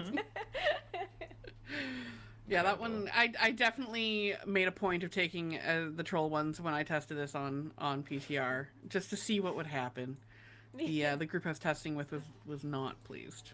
I love Who's knocking everyone back? Oh, I don't know, maybe the giant paladin in the corner. PTR you also take the one where you die, you like do damage to everybody and stun them or whatever the power is.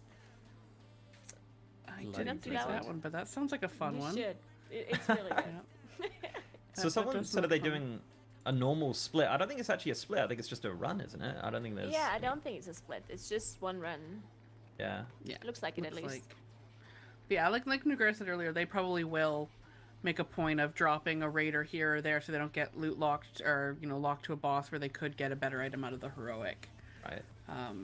So the domination item. So hopefully we might see some numbers drop and grow as they get through this normal. But hoping they manage to get some shards and complete some sets, because that's what's the single target increase from a full unholy set? Average. I don't know. It's about like 900 DPS approximately. And the thing is, if you upgrade it, it doubles the set bonus, right? If each shard is like 1 level higher, it's like doubles the bonus, and that's huge. I mean, it's almost like wild. Close to like 2k DPS increase at that point, right?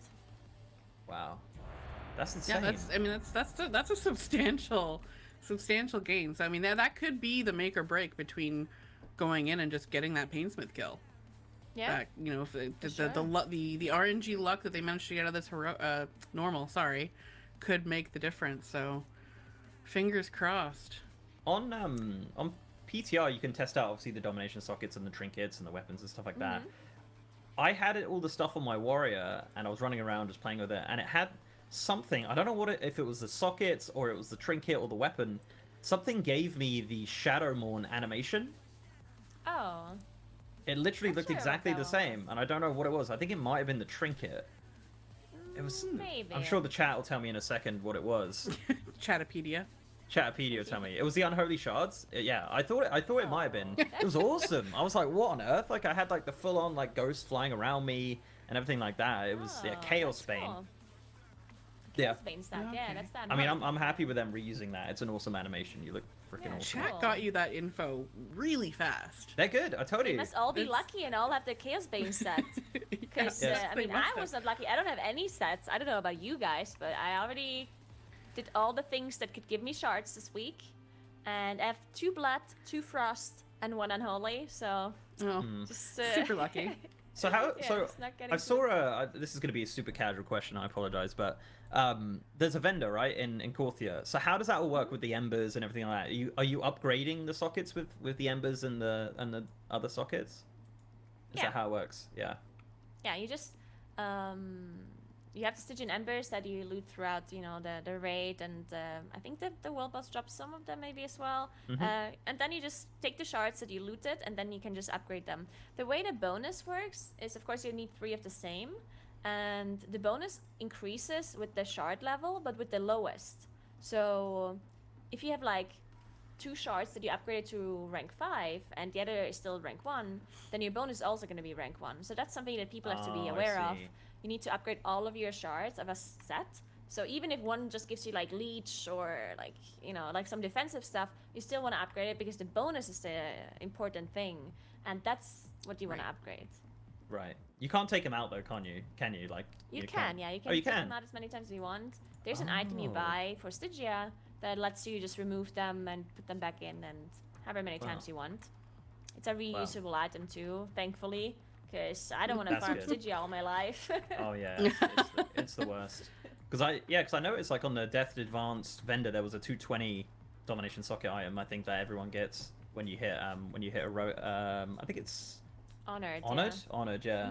So yeah, I thought that was kind of cool. I think one thing that this is probably gonna sound really stupid, right? Because I was looking at this whole like reforging your legendaries and stuff like that, and I was like, why didn't Blizzard just add a domination socket to the legendaries? Am I being stupid here where there's something that I'm missing that's not like a simple solution? Or is there something, I don't know, because they added normal sockets, right? Prismatic, like when you upgrade it now. True. But why didn't they just add it to the, instead of like having to reforge it and stuff like that? I think there's got to be a reason. Then that people might, like, it's going to be the same problem then, I think, because instead of people reforging their legendary away from domination sockets, they're gonna have to reforge them to the slots of domination sockets, right? Because if you have a ring, there's no socket there, so you would have to reforge it to get the socket, right? Right. Okay. I think it might be the same issue, just reversed. They didn't even kite.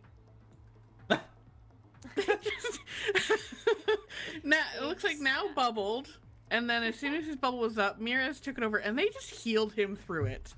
There was a barrier, there was every external possible, but they literally just healed Mirez through the entire the rest of it. Come on, guys, you're making the rest of us look bad. Someone did die though. It would have been me. They were dead before that.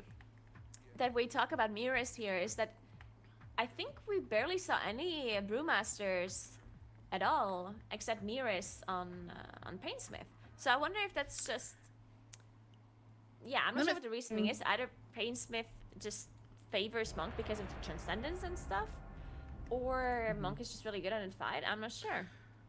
Darky was playing Brewmaster. Oh, he was playing Brewmaster too. On Painsmith. There was a few polls, I think, where he swapped to the DK, but basically I think the majority has been Brewmaster, and they finished the night with him on the Brewmaster. Do you think it's because of transcendence, or do you think it's like some other thing that I'm not thinking of? I mean, it's because Wraithwalk obviously isn't gonna do the same thing there. Yeah. I mean, it very well could be Transcendence. I wouldn't be surprised. But I mean, they ended up using a big, gateway strat. So, but I mean, every possible blink / teleport is going to be useful in that fight, of course.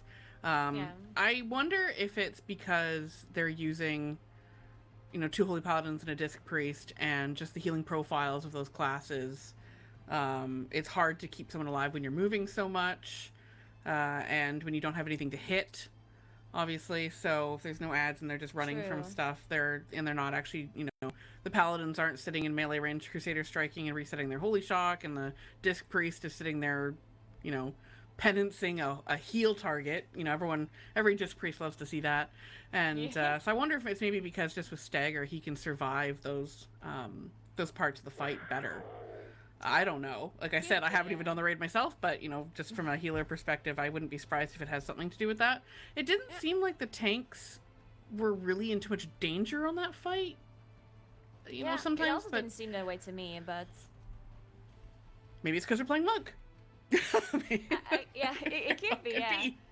And it's really, but, I think the most important thing about the tanks in this fight is to get out the weapon, right? Like they need to make sure it's in the correct position whenever the weapon is being thrown at them. Otherwise the raid just wipes to the spikes coming out, or the bombs just explode or whatever. So I guess monks are maybe the most reliable way to get them to that spot.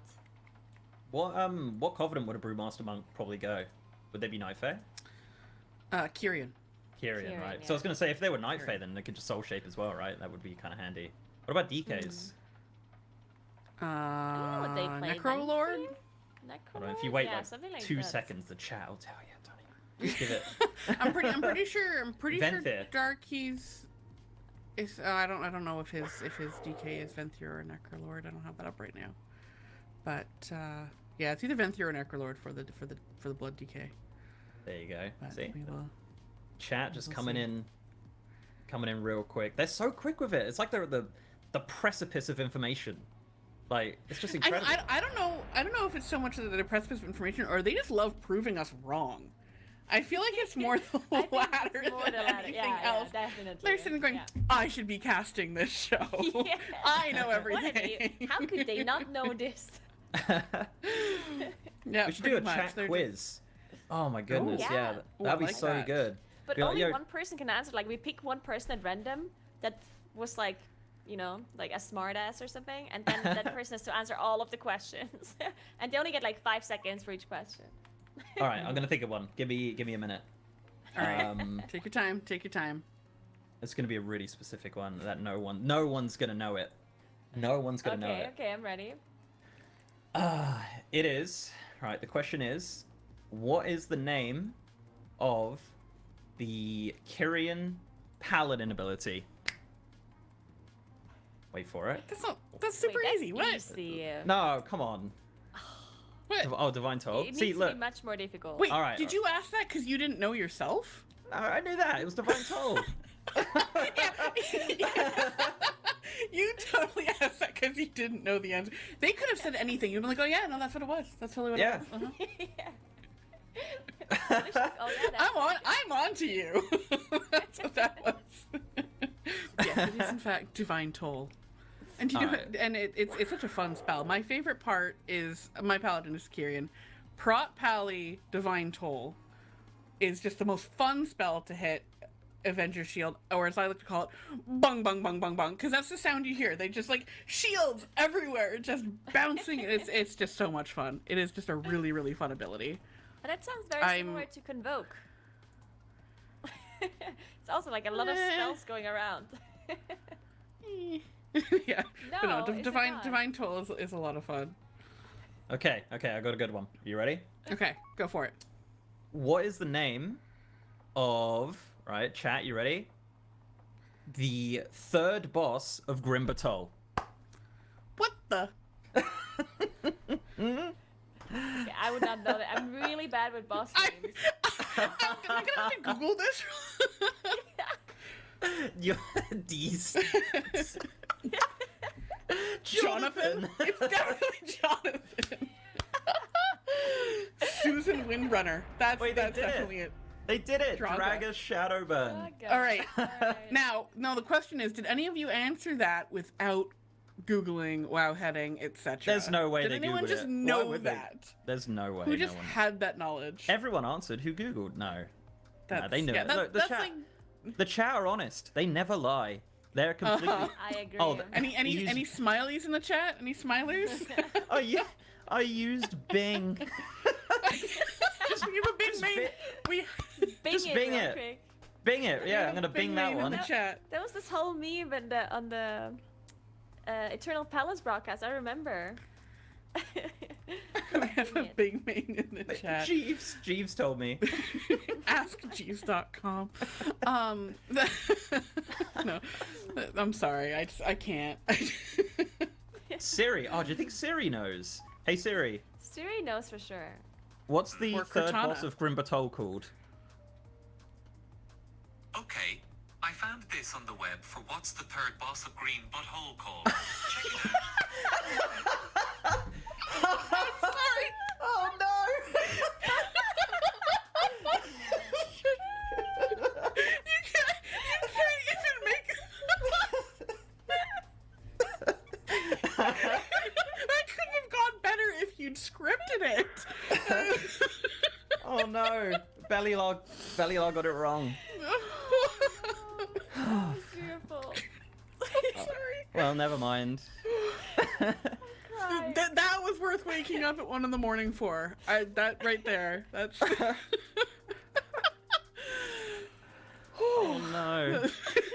It didn't even tell me. Thankfully, it didn't. Yeah, I'm really actually glad It came did up. not It came up with a list of things that come up with. You know what? Doesn't matter. Doesn't matter. Please don't tell us. Oh man. But yeah, no. Okay, everyone who answered that grim butthole question properly. That's like Now that I think about GeoGuessr. it, When the what person people gets think it, will come up, right? I mean, now it's kind of obvious that that's what. Oh, whatever. Yeah. All right. Well, on that incredible note, ladies and gents, me and Nagura are going to be signing off for the day. It's been a pleasure. Thank you for hanging out, chat. You guys are wonderful as usual. I'll be back tomorrow, and no doubt Nagura will also be back tomorrow. I think Hula Hoops is hanging on for a little bit more. I think and, that's the plan. Oh no! All right. I'm leaving too. Oh, all right, We're cool. all just leaving. Goodbye. Let's go to the bar. All right. Well, yeah, and we're gonna cut to some newcasters. But guys, thank you very much for hanging out. We love you lots, and we will see you Bye, chat. very It's soon. been a blast. Goodbye, everyone. Bye. Could be the food Yeah, coma as well, because or you're whatever. getting blasted by the AC. I'm here in the corner. I'm actually. Luis, can give me Guardian. Oh, bro, one sec. This is This literally is on next 1 to me, sec. bro. Oh, fuck, sorry, I missed it. Remember Like, to loot these for Sticky and Imba, guys? Sticky and Imba? Wait, Okay, I only got one. I wanna... Bro, Sassy just trade me when I'm dying to one mob. Dude, heal me. Let's go, dude. Heal me. Wait, Sean, Avoidance! Oh, yeah, avoidance! Nice, Oh, that it's item cost probably a- 10k gold. Congratulations. They give me 10k for it? Yeah, I know you traded to get bank, please. Man, I have You need 5 it? bosses for 1 more bloodshot. Who believes?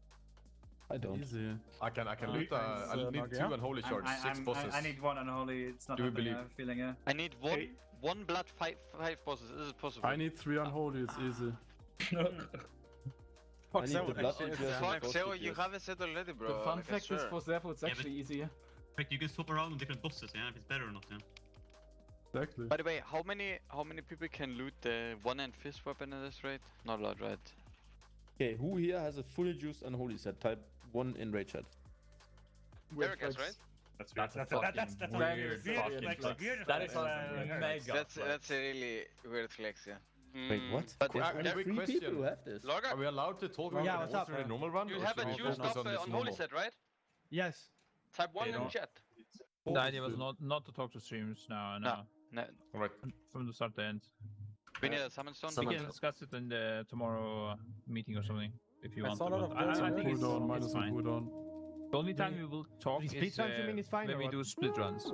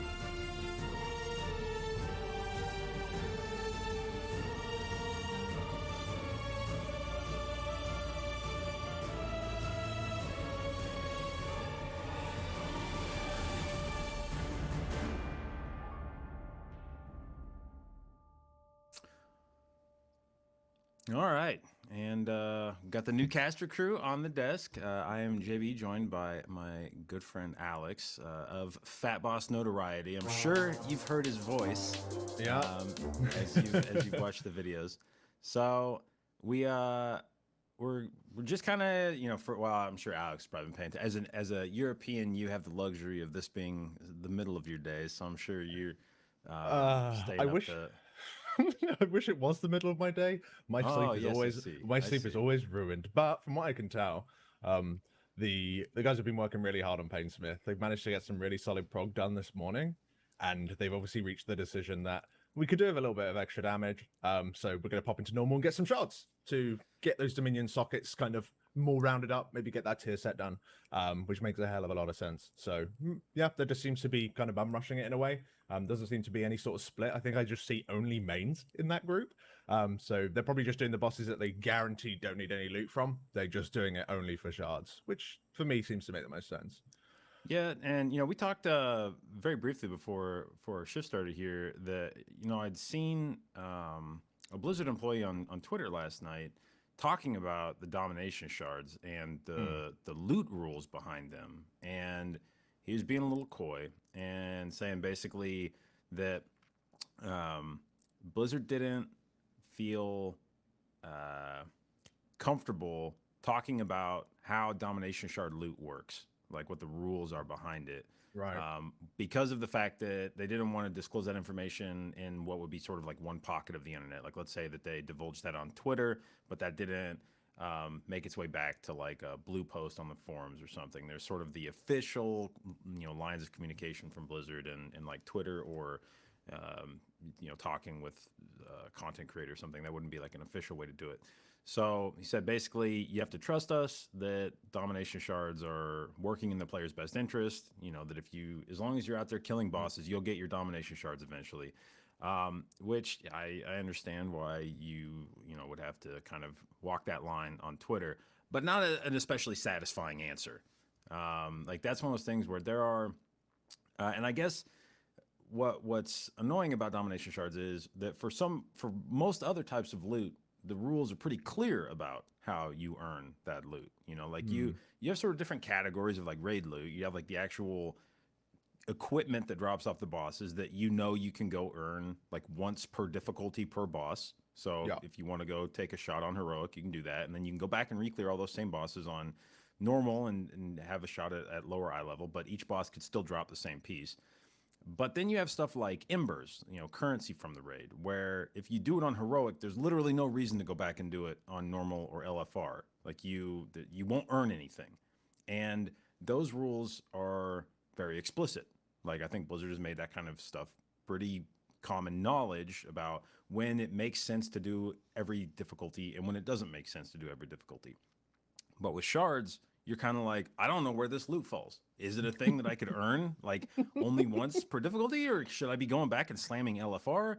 And that's the thing that's annoying, is like, just let me know sort of when I'm done doing it, because I really don't want to feel obligated to go do my mythic, you know, push as far as I can to mythic, and then re-clear heroic, and then re-clear normal, and then re-clear LFR if it's not doing anything for me. I get what you're saying, but I think the main takeaway is, I'm sure it's fine. It's just play the game. It'll be fine. Don't worry about it all the time. Jeez. Thanks, Blizz. But either way, the boys do think that they can definitely go into normal and finish off their sets. It's something that Limit's already done as well. They did a very similar thing. They did it for Soul Render, though, because Soul Render at the time was a much more difficult fight when those guys were pushing for it. So it seems like they're just trying to kind of round themselves off in such a way to kind of make it so they don't need to go and do heroic splits, which is like the big, you know, cheese when it comes down to that's where you're going to get a large portion of your gear. And they don't really want to pull that trigger just yet by the looks of it. If they do go and pull that trigger, then they might gear the wrong characters in a way. You know what I'm saying? Like, say that Guardians turns out to be a very, very difficult boss, but they've done nothing but gear a bunch of boomkins that might be bad for that fight. Even, well, that's probably a bad example. Boomkin's not bad on any fight, but you get what I'm saying. It's more important that they kind of are very careful with how they do their splits and not maybe pull them a bit too early. Because otherwise, yeah, as I say, they'll probably end up gearing the wrong characters. Yeah, you know, it seems like it's a game it's a game within a game every tier of like how long can you delay doing heroic splits? And I'm honest to God, I'm waiting for the tier where they're like on the 30% mark of the last boss, and it's like, have you guys done heroic yet? And it's like, no. Well, why not? That would be nice. Maybe there's a secret phase at 25% and it requires 4 shadow priests, and then we'd look ridiculous if we had already done heroic splits at this point. So we're waiting until we're really sure what the final comp needs to be. So yeah, it's not Race to World first if there's not at least a few people going like, why haven't they done heroic yet? I don't get it, man. Do heroic. No, you're entirely right. It's nightmarish to even consider. Like, I can only imagine the sort of mental stress that kind of goes through Scribe and Roger Brown's mind, let alone anyone else in the guild, who just like, you've got to pull the trigger at some point. It's just, when do you do it? And if you do it at the wrong time, you might really shoot yourself in the foot. I had to try and do that when I was running our guild. I didn't know really when to kick off and go into heroic splits, and that's with a bunch more information than these guys have. So yeah, it's certainly not an easy thing for them to do. I do think it was the right thing to do to go do normal, though, because normal, it very much seems that, considering how they're running it, and maybe we'll be able to circle back around and have a little bit of a look at that in a moment. When with these normal modes, because they're running all mains, I'm pretty sure that they don't need any of the gear from this place. Like, maybe the occasional trinket at a push, but even still, not by the looks. They seem to just be running full mains because they just want to clear the content nice and quickly. They might leave the last 2 bosses as an example, because there might be something really specific that they want from that splitting would be a definite worthwhile thing to do. Say that they really want a weapon off of KT or off of Sylvanas, they might be able to stack groups to actually be able to assist with that process on normal mode. But I imagine that the first 8 they don't really want anything from, apart from the shards they have that they want to gain. You know, and normal can be tricky like that sometimes, because like we were doing a normal split. I say split, and I mean we were all playing mains because we don't do splits. So we were doing a normal clear, and I was in there just because I was like, yeah, you know, I could get a domination shard off some of this stuff. And then there ended up being like 3 pieces dropping with leech on it, which is a healer is like instantly elevates the item like 57 eye levels over what it should be. And this run we were doing, like, it was leech stuff, and a lot of people avoided the normal run because it was like, hey, it's normal, what are you gonna get? And I ended up getting flooded with like 4 pieces of leech gear, and it was the best run I've ever had in my life. It was the closest I've ever felt to being in a world first guild that was doing like loot funneling, where it was like another leech piece would drop and I'd be like, does anybody want that? And they're like, no, dude, that's disgusting, it's 226. I'm like, I will take that.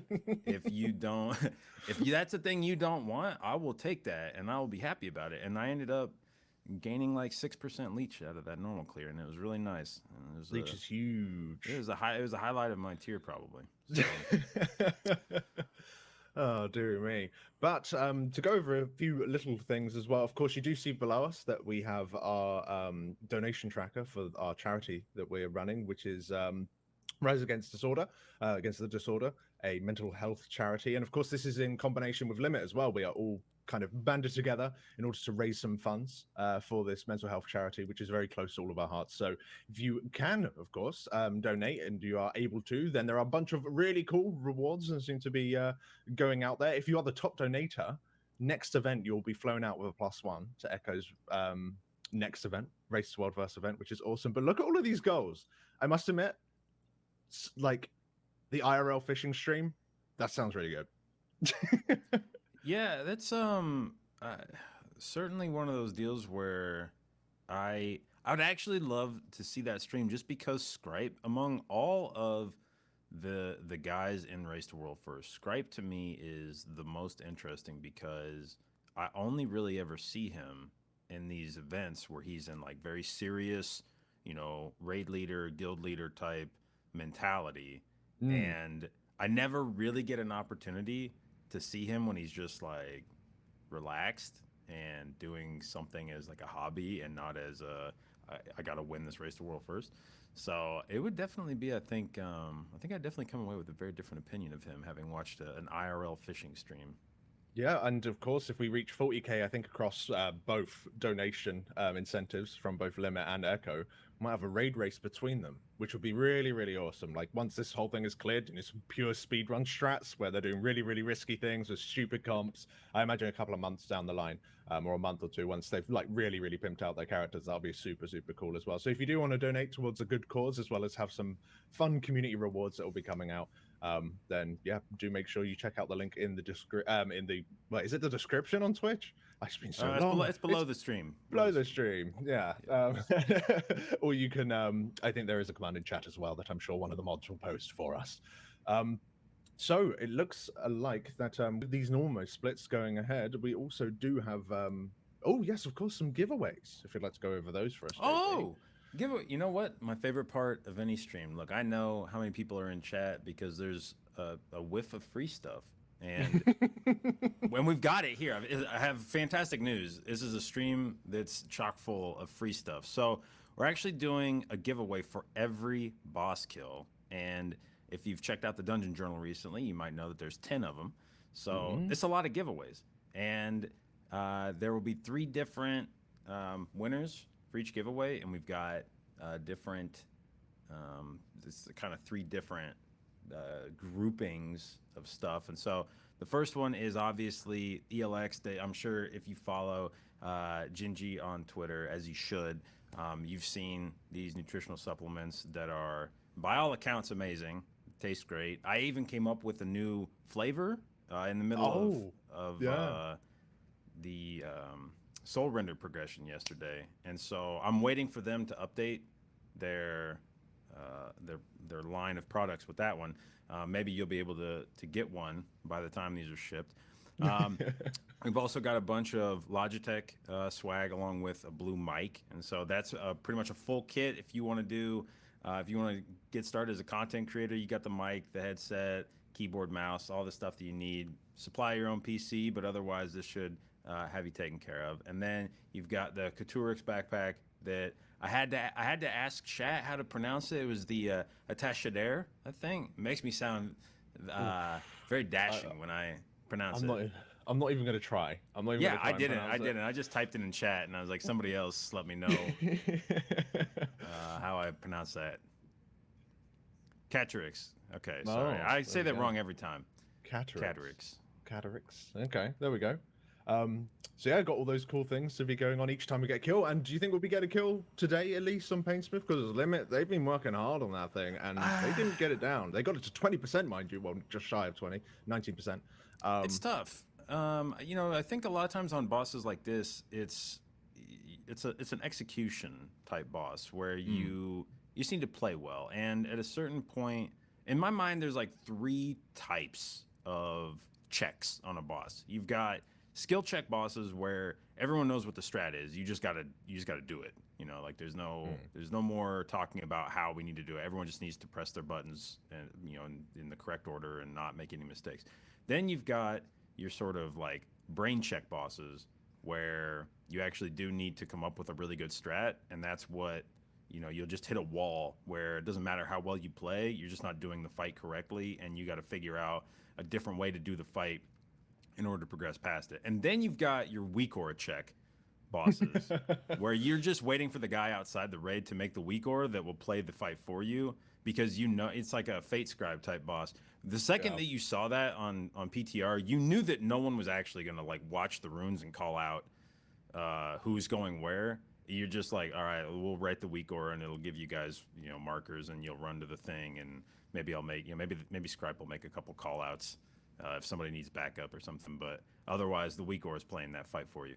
So Painsmith definitely seems like a fight where it's a skill check fight. I mean, I think everyone kind of knows like what they're trying to do here. Maybe there's a little optimization left with, how do we get across the spikes consistently, things like that. But for the most part, it's a really difficult fight, and guys got to play really well. And it's sometimes those are the types of fights where you get to like 30% and you do it consistently, and you're like, man, we just cannot get past this. And then all of a sudden, one pull, the stars align, nobody makes any mistakes, and boom, it's the kill. And you're like, oh, that's all we needed to do was just play perfectly for one pull.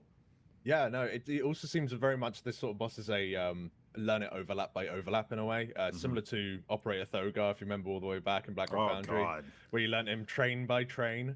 I loved that fight. There's so many people who didn't like that fight. I loved it. Similar to Painsmith, I think it's one of the coolest fights in here, mainly because of just how not only the just look of the place and the theme behind it, and him just throwing a bunch of horrible spikes in your direction. So cool. But the way that you kind of have to deal with the fight, it's a lot of kind of personal playing responsibility, but there's also these sort of grand strategies in terms of how you're going to be placing the chains that are erupting when the tank buster goes off, right? So you've got to come up with these very clever sort of ideas that seems to be, you need like a new one for each different overlap when you get into like the second phase one. So it's kind of neat that they're having to evolve all these different strategies, and it looks like they managed to push through that into the third phase one now. So if they can get there with everyone alive and with their domination shards, hopefully they get them as part of their normal runs, what they're doing right now. And then they'll be in a good spot. It'll be interesting because they're super close to limit. They might be able to overtake them. That's something that I don't think happened in the last two races where Echo actually overtook limit. I could be incorrect here, but I think limit has always been either at the same point or at the same boss, that is, or a boss ahead every single time. They've never been behind. So now is a very good opportunity if they can pull themselves together and they've got their strat in their head. I saw Scripe put it down. He's got his strat done. They're ready to go. That was quite early this morning, so it seems he was up quite late doing that. Yeah, I think they're in a really good position. Well, and that's, you make a good point about, I don't think Echo did ever overtake Limit at any point in the last two races. And I feel like part of what we're seeing here, a reason why that might be possible this tier, is that I think I saw somebody quote Max on Twitter as saying that this is the hardest first 6 bosses that have ever been released. And there might be some debate there, but the sentiment, I think, is very appropriate that as far as tuning goes on these first few bosses in the raid, like these are all, there's like very few gimmies here. Now, Terragru, you're kind of carried by anima powers, so that one's probably pretty free for guilds. But even as soon as you hit the second boss, you go to the eye, and like we saw Limit day one go in there and wipe several times on that boss fight, and from that point on, maybe the 9's kind of a free-ish fight, but you get into Soul Render and Ner'zhul, and then especially Painsmith, like these are all fights that are taking people time to do, even the very best in the world, and that does give an opportunity early on in the tier for a guild like Echo to start catching up, especially when you've got like a bugged out Soul Render fight that has to be hot fixed, and it slows up Limit just enough that you kind of get that the few hours window that's closed, and now we're neck and neck. And also we've now got the Asian guilds in. That's a thing now that as of today, I believe we've got all of the Asian guilds in the mix, and be very curious to see. We've got some names that you should recognize from Race World First in the past, with like JTH and Alpha, but the big news coming out of the Asian region is this new sort of super guild formed, Aster, that if you follow other esports, you may have heard of that org, a very large Chinese org, and they've picked up several players from those other top Chinese guilds, and they've kind of put the world on notice that it's their intention to do big things here. So we'll see if they can't also, in this slog of an early tier, if they can also kind of get in the running there. Yeah, they've definitely already began to make some waves. They've already cleared the first 3, and I think they've only had the instance open for a short time. So whether or not they're going straight into their splits or things like that is it's difficult to get the information for that. So we can only guess. But they seem to have at least cleared the first 3. That seem to be the kind of, as you said, not necessarily free. They're much harder than what you would normally have as loot pinata bosses, but you can still, seems to be that's the way they go. Maybe they've jumped into heroics, or maybe they're quickly doing other weekly tasks just to get themselves as strong as possible to help yourself with Soul Render, which is actually quite a surprising DPS check on that fight, as well as Ner'zhul, just having extra gear generally, just that little bit more health, although health doesn't always help when you're flung off the platform at 100 miles an hour if you've done something wrong. But, health can generally otherwise help just because of the crazy amount of raid damage that is coming in during that last phase. So they might just be going to do that just to smooth things out. Who knows? It's very interesting to see. And it's nice to see that, it's not that the Asian region has done poorly in the past. Far from it. They've normally done very, very well. It's just a lot of hype this time around because of this, this Aster apparently got like a 40-man team, and then they're planning to raid very, very long hours. Whether or not they're doing the whole 20, I heard there was a whole thing, I think it's a rumor though, personally, where they're going to have like basically 2 raid teams. and one raid team does 12 hours, the other raid team does 12 hours. I But want to it me, to that be doesn't true. seem to make any sense unless want they're it to like be using true. the same accounts. It's a very cool idea where you have like a constant rotation of people, but I can't really see it working personally. Bit interesting. Well, you know, you do kind of wonder. We've seen in recent tiers here, you know, that there was sort of a tried and true formula for Race to World First, like for the top guilds, and now it feels like over the last 3 or 4 tiers, that it seems like every tier there's some new innovation. Obviously, starting with like even just streaming the Race to World First, that was a big thing, and then it seemed like once that foot was in the door, then it seemed like there was just this explosion of innovation in the rating scene in terms of the stuff that people were trying to do, whether it be, you know, dedicated weak aura guys or out of the raid leading. Just that every tier, it seemed like somebody was trying to do a new thing to find an advantage beyond just being really good at playing the game. And I would love for the next new thing to be that we're going to field 2 full-time raid rosters that just alternate every 12-hour shift, and they just go back and forth and try to figure out ways, like even if the gain on it, the efficiency on it isn't great, that it's It'll like, be kind of maybe interesting, at least. maybe you figured something out, while everybody else was asleep. Like maybe you didn't really have a shot at killing the boss, but maybe you figured out some mechanic, some adjustment to a weak aura that you can give to the guys when they wake back up. So do I think it would be a smart use of time? Probably not, but I think it would be incredibly entertaining. I think it would be really, really good if they could obviously use each other's accounts. So that's the only problem. Of course, it's against terms of service to do that. So that's the only thing that really kind of stops, like, because in theory you could literally have like Warlock players and they share a Warlock account, and then when one Warlock needs to go to bed, the other Warlock just takes over their account and keeps playing. So you kind of have the same sort of roster in the entire time, just different people playing the characters, but of course mega against terms of service. So I do not expect to be seeing that anytime soon. But it would be kind of an interesting way of doing it, 100%. Now, I also don't want briefly, I don't want anybody in chat to get baited right now. We are watching Painsmith, but this is not Mythic. So if you're just tuning in and you're like, oh my God, is this the kill? And also, why are there, like 30 of them in the raid?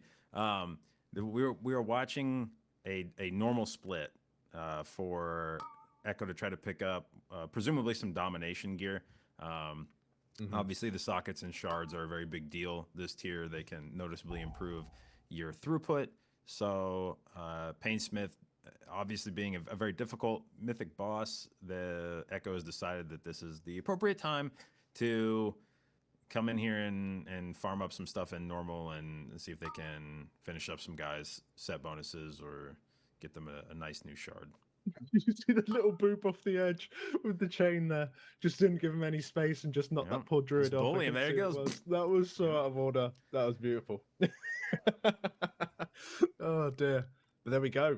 That's Mythic Painsmith down. Well done, everyone. Well done. And that was really all it took. It was just us to be here. Just bring 30 people. Yeah. There you go. Fixed. That's the strat. Just bring more people than you're allowed. So we're doing a normal clear, and then I actually am not sure what the game plan is after this clear. I don't know if they're just jumping right back in to mythic progression after this. And you made a good point that they may hold off on doing the last 2 bosses because that may actually be high enough eye level to be worth optimizing your raid for trying to hand out that loot. So maybe we'll only see a couple more bosses here, but hopefully we get some people. That was one of the nice things about being in the building with the raiders, was that you could hear when they would be doing splits when the good loot would drop, because they're just from one computer there'd be somebody going yes. Like, what we're doing heroic. What could possibly be that exciting? And then you'd see like they got their trinket and it was like, oh okay. Because for a lot of these guys, like honestly, like the gear is sometimes it's the difference in having a raid spot or not. And when they come in and do these splits, that's what's in the back of their head is like, if I don't get this piece on this run, I'm gonna get benched. I know it. And when that piece finally drops, it's like, oh, thank you God, I'm not gonna get benched just because I have bad gear. Yeah, well, when you have a roster just full of really good players, then you'll bring what's best for the fight, and if you have overflow on that, then you will just bring whoever's going to do the most output, whether that's healing or damage. And that's just as simple as it is when you're really confident that all of your players are sick, as I'm sure Echo is.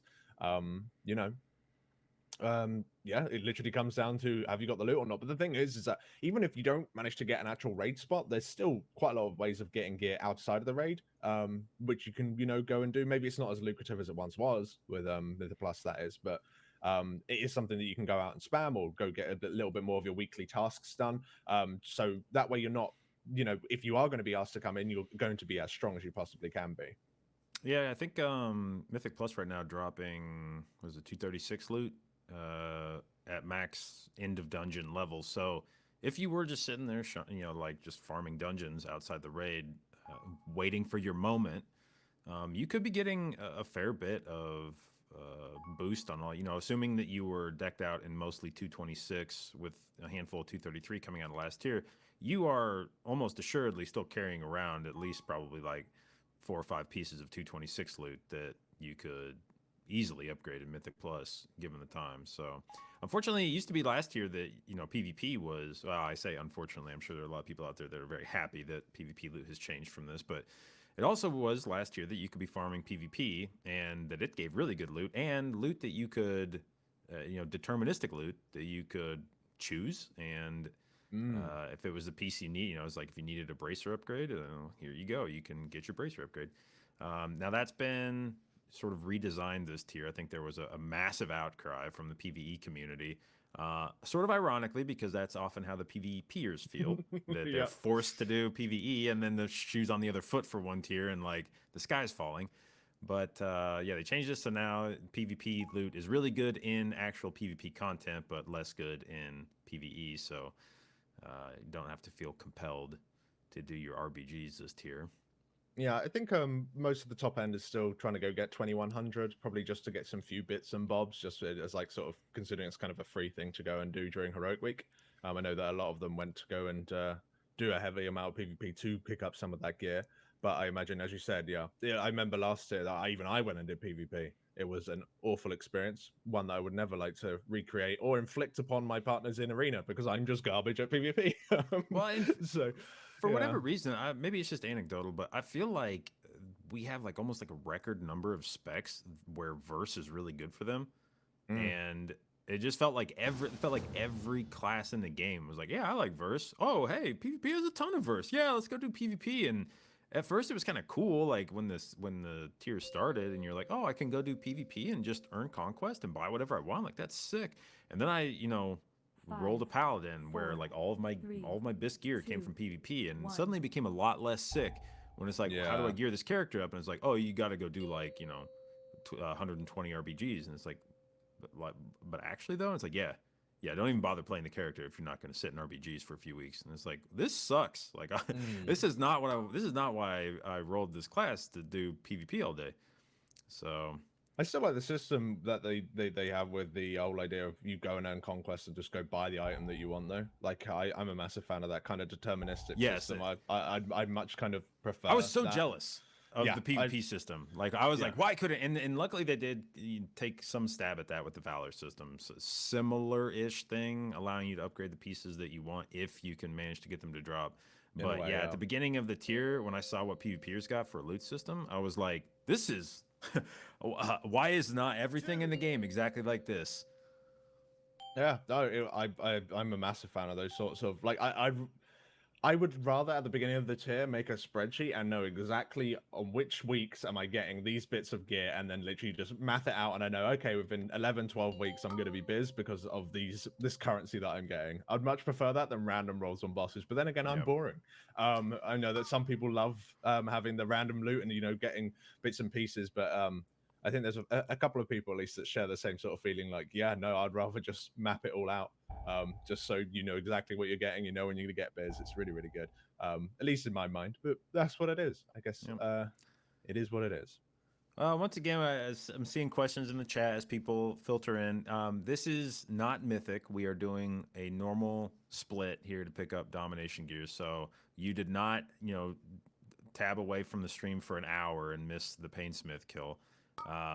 This is a normal clear to get more gear for Painsmith progression.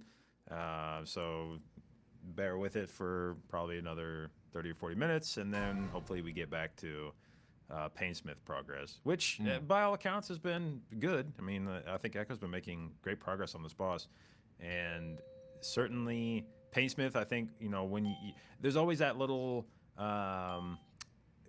question before each tier of like, what's the first wall going to be in this raid, and usually there's a midpoint boss that's more difficult than the rest. There's, you know, usually one boss kind of in the middle that people have circled as being like, yeah, it's going to be the first boss that takes like 100 pulls. And I think people sort of expected that was going to be Painsmith, but this is every bit of the Painsmith that you might have been fearing. And it's got some stuff that's almost borderline, feels almost borderline unfair, like the row of spikes in the middle that you look at it and you're like, well, how do I get across that? And it's like, there's always a way to get across it. I never need to have like a blink or something to get across. Like there's always some way to get across it. And, you know, guilds were like experimenting. I know Limit did some stuff where they like tried to explode a ball on top of it to see if it broke the spikes. And it's like, no, you just got to figure out a way across it. And I do have to say, it occurred to me last night, I actually love this. At first I thought I hated it, that there was like a row of spikes you couldn't get around without using some sort of movement ability. And at first I was like, that's BS. Why would you put that in a fight? But then it occurred to me that I was like, you know, there's plenty of mechanics that have been cheesed since the dawn of time with immunities. And guess what every class doesn't have? An immunity. And we never sit around going like, wow, this fight's completely unfair because the only way to do this mechanic, you know, the way that the other guilds are doing it is to cheese it with an immunity. And so for once it's kind of nice to be like, hey, I have a class that has a blink and everyone else, you know, can get bent. Like paladins with you know, the only thing that you have is like Divine Steed. I don't care. Like you've had an immunity for the last 20 whatever some tiers that has made a lot of these mechanics trivial, and now it's your turn to feel the pain of not having the thing that's required to make a mechanic easy. So I actually, now that I've given it some time to think about it, I actually kind of like the row of spikes. But the boss itself, exceptionally difficult, especially when you're in the sort of eye level deficiency that top guilds are at this point in progress. So all the gear you can get from normal, the better. Yeah, but like kind of going back to the whole idea of requiring, like, because you normally call that thing like a cheese, right? You kind of cheese a mechanic with a blink, or you cheese a mechanic with an immunity or something along those lines. The fact that kind of Blizzard, like, when you did it on Heroic, you felt cheeky, you know, going around the sides, or, you know, just immuning your way through it, like, ha ha ha ha. Then on Mythic, it's just like, no, that's required. But there's, like, of course, some classes are just, I don't believe that, as an example, DK has any way of dealing with that. Like as if they were left by themselves, but there are other ways that people can help you. You can receive bops from paladins, you can take gateways around. Like if you just have one warlock, you counter that one, because there's only one mandatory skip per intermission, and the intermissions are far enough apart that you can take a warlock gateway every single time, and it's super unlikely that your mythic guild doesn't have a warlock in it. So really that sort of barrier to entry is gone. It's when because of course there was a whole point where Limit yesterday were doing, okay, so if we're avoiding spikes, why don't we avoid balls? So they all went goblin, or if they, you know, they went as many goblins as they could, and they decided to do as many pulls as they possibly could, not killing a single one of the spike balls. Instead, they just went round every single one using either their own personal like jumps, like goblin jumps, or if you're a demon hunter, you can just fly around the balls. Some people were taking gateways, some people using their covenant abilities to go around these. It wasn't as successful as they wanted it to. They did eventually pull back from it because it seemed it was more hassle than it was worth. But I'm kind of glad that they did pull back on it, because I think if people saw that the only way to do the fight is to have some way of breaking a mechanic every 30 seconds, then some classes are just flat out. You wouldn't. I don't think you would be able to bring a DK to that. They just wouldn't have enough immunities to deal with it. So I'm glad they kind of pulled back on that, and it seems to not necessarily be the way to kill it. Well, I mean, so I can already imagine the storyline that would have come from a full goblin raid, which is Blizzard invented Painsmith to get everyone to race change and rake in the fat cash.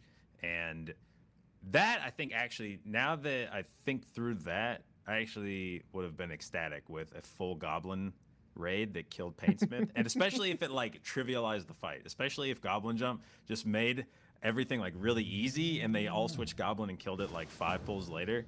That I think would have been the That best. so funny. That would have been the best Race to World first storyline that I think I've ever seen. So in some ways, I'm disappointed that didn't happen. But you know, I think of late we haven't seen a lot of like game-breaking racials. I think the last time that a racial was really in the spotlight of Race to World First was Jaina progression with Troll. And that got nerfed eventually. So it's been a while since there was a racial. There was some talk early on in Nathria that guilds were going to go Alliance because there were a lot of bleeds or debuffs that could be dwarfed off. And so there was some, you know, like, oh, well, maybe we'll go Alliance for this tier. And then I think Blizzard changed a lot of the spell ID type stuff for that so that the really big ticket items couldn't be dwarfed off anymore. So it's not been a thing where racials have been determinative, I think, of success on a boss. But Goblin was I think the last one that really sticks in my mind of like, yeah, you had a lot of people race change was I think on KJ for where they went Goblin to be able to get back on the platform. Yeah, no, if you didn't have, I think you need to have your one personal way of dealing with a knockback on KJ, and then otherwise you could use a Warlock Gateway for the other ones. So yeah, you basically had to have like Goblin, or I think the Draft of Souls as well was able to give you that knockback immunity because you couldn't be shifted. They were good old times. I hated KJ in some ways, and I love that fight in others. It's super difficult. But yeah, if Goblin did turn out to be the key and it completely trivialized the fight, then fair enough. But it seemed to be doing more harm than good. Because skipping the ball, like the balls themselves aren't necessarily that bad. It just costs resources, you know what I mean? You have to spend damage that you would otherwise rather put into the boss. And it kind of encourages certain specs that maybe doesn't have the best single target boss damage because you also need to do 2 target cleave. If you know that you're never going to be cleaving onto those balls, then it can change your spec and therefore the output that you can kind of do on the boss. But it looked like they were having a lot of trouble in terms of consistently getting it, because it's not necessarily an easy thing to do, right? Especially when you're going for a race to world first, and you know you're trying to kill this boss world first before anyone else, and you have to make what I think is probably around 12 to 15 individual skips of a mechanic throughout the entire thing, and each of them can very easily go wrong just if you use the angle wrong or you use your jump button at the wrong time, as in like you use your goblin jump or your disengage at the button at the wrong time. You know, let alone having to do those intermissions perfectly, which is like a big group orchestrated thing. Getting 20 players to do that is almost like super unreasonable to expect. It's like very, very difficult thing to do.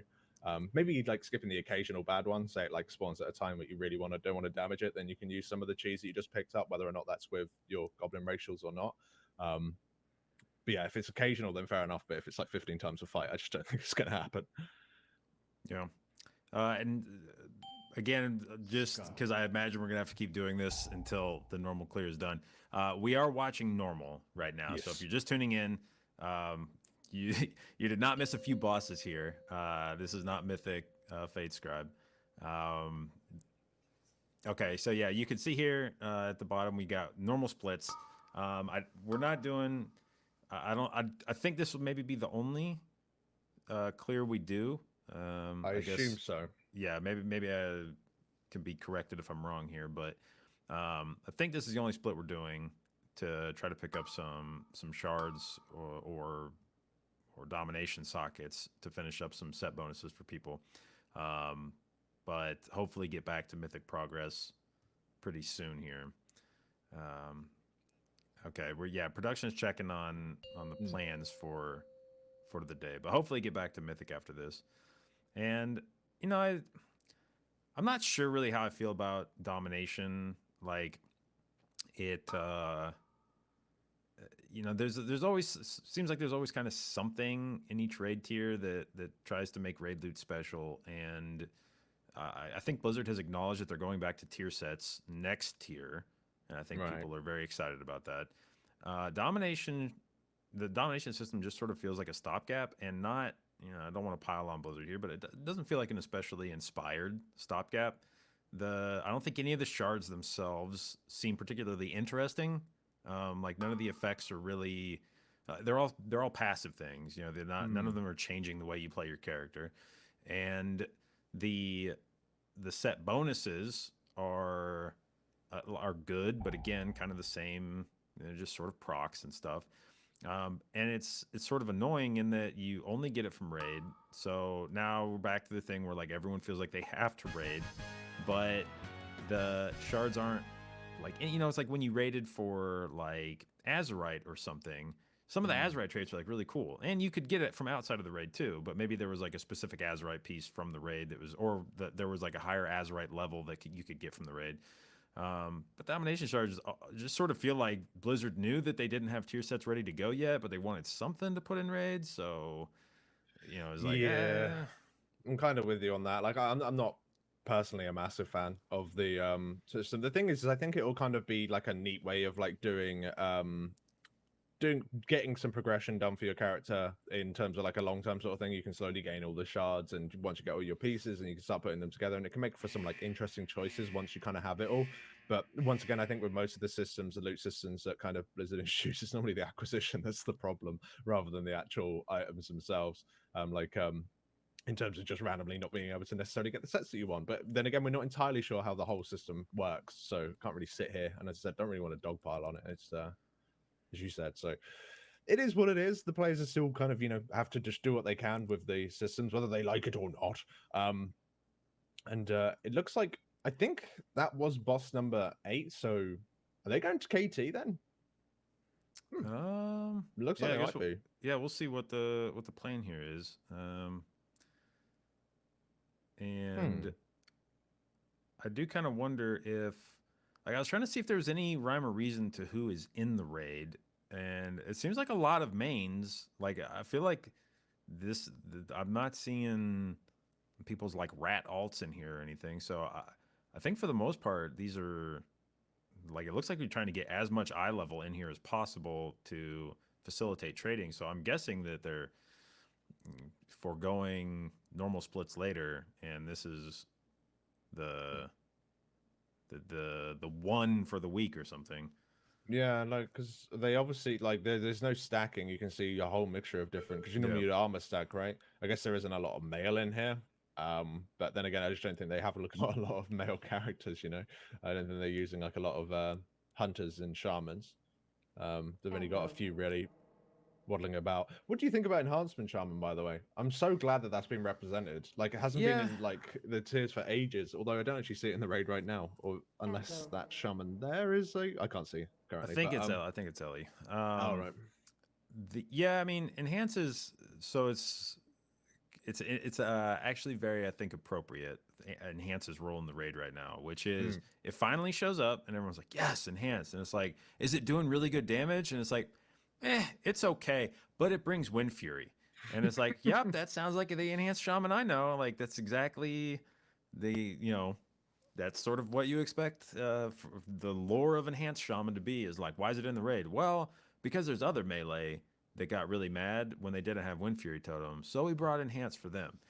And, you know, you would like to, obviously there's the sort of age-old debate about hybrid tax and the role of hybrid DPS, and should they ever be the highest DPS classes. I know there are people that get like actually offended at the notion that one of the hybrid DPS would be doing just straight up more DPS than one of the pure DPS classes. Like, that's somehow that's the role of pure DPS classes, is to be the biggest DPS, and you know, if you're hybrid, you're just forever doomed to some obscurity in the middle of the DPS chart. But you know, we have seen some of the hybrid classes doing good DPS in their own right. You know, like Windwalker or Boomkin are specs that blast, like Ellie Shaman. And so it would be kind of nice to get one of these. There's sort of that like stinky tier of melee classes that just get made fun of all the time and never seem to get fixed. You know, like Feral, Survival, Enhance. These classes that have been like a meme for a long time. And you would think that at some point, someone at Blizzard would just get sick of it, and they would make it would be like a personal crusade for a tier where they'd be like, I'm gonna make these classes, I don't care how I do it, if nobody's playing it, I'm just gonna keep buffing it by 5% until you have to bring an enhanced shaman. But that never seems to happen. They just seem to be in this bad place forever. Like, it's been years since one of those classes got brought to a raid that was like top 20, and Well, I'd love to yeah. see a tier like that.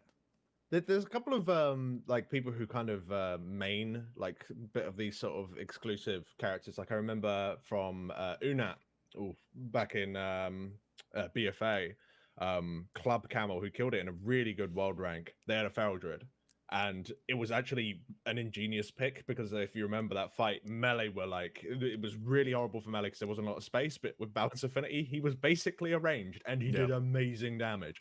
And that guy just really liked playing Feral.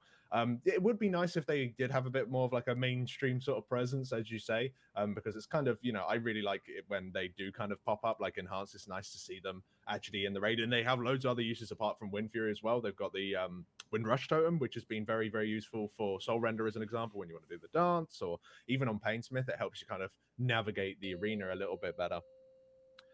So yeah, it's a little bit of a shame that we don't see, you know, survival as much. I think the last time I saw one of those was on Gul'dan. I think that boss then back all the way in Nighthold, the first guild. I think Exhaustus were running a survival hunter in order to kill the eyes really, really well, which is fair enough. And then Enhancement, the last time I remember it really, really popping off is Heimel on that last boss. Like, if you remember on Fire Nova. Because I really started probably paying attention. I took a break from WoW around MoP, came back in WoD, but didn't really kind of. It was just sort of goofing around. And Legion was, you know, with Mythic Plus, that's what really got me back interested in WoW. And from the beginning of Legion, I don't remember a tier really where like Enhanced, Feral, or Survival were anything more than like a very niche pick for maybe certain types of mechanics, but. Otherwise, those classes have just been like at best mediocre and at worst sort of, you know, you hate to ever call a class unplayable, but in terms of being able to actually get like a raid spot or a spot in Mythic Plus or something, and obviously some of that's a little, you can tell there's some PvE bias in this discussion because some of those classes have been very well represented in PvP. At various points in time. They do have, a lot of times we get back to that discussion of pure versus hybrid classes, and a lot of times the things about a hybrid class that don't make it especially useful for like Raid or Mythic Plus end up making it incredibly useful in PvP. So those classes do have, they do get a fair bit of use in other forms of the game. Yeah. So I should be fair and say like there are a lot of people that play those classes at a very high level in other content, but for PvE it just seems like anybody that mains it is sad all the time. Yeah, it's rare, definitely in like the top, you know, maybe top 20 and stuff like that. But once you start getting beyond that, the thing is, if you're actually just a really good Feral Druid or a really good Enhancement Shaman, even if it isn't like your tier. It isn't the tier where you're crazy and you pop off. You can still do some really, really good numbers and still actually bring some utility that sometimes others doesn't do. Because by the time that most of us will get to these bosses, we normally actually have the gear that Blizzard intended us to have when we get to them. These guys are getting to these bosses like, you know, several item levels lower. So that's why you need to be so cookie cutter. If Feral Druid is doing like 5% less damage than all the other melees, now Feral Druid is trash. When no, that isn't actually the case. They're not a trash class. It's just in the grand scheme of things, you've got to just go for literally the top of the top when you're pushing these bosses this early, sort of thing. It was actually a phenomenon when I'm like pugging, and especially like in Mythic Plus, where if I'm just making a group and I see somebody show up in the group that's playing like Feral or Enhanced, I actually tend to get really excited because you tend to not get people that aren't great at the game playing those off meta picks, because I feel like most of the time people that don't really know what they're doing, they'll just open up a website and, you know, what class should I play, and then it'll say, you know, play Boomkin. And so I feel like a lot of times the people that are sticking with Feral and Enhanced, I'm like, dude, if this guy's playing this class, it's because he plays it every tier and he knows it inside and out. And I bet this guy pops off. Like, I bet this guy cranks this key. And you will a lot of times. Like, you do get those guys that know that they sort of represent their very underrepresented class or spec.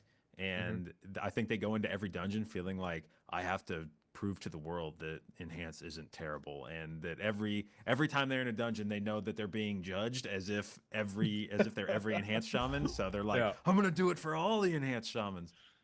Yeah, no, like when I get like when I remember doing pugs and things like that, and if I was running the show and you know, a person would join and it's a feral, some people would be like, oh no, get rid of the feral. I'd be like, what are you talking about? If this guy's a feral, he probably is way better than anyone else because he's had to go through all of this nonsense, or they've had to go through all of this nonsense. So generally, all we're saying is just fill your pugs full of enhancements, ferals, and survival hunters. Give them a shot. That's you don't need to worry about it. It'll be fine. But it looks like yeah, we got a little bit of info as to exactly what these guys' plan seems to be. So, very true that what we kind of called it in terms of those mainly here to go and get the domination gems, to get those things done.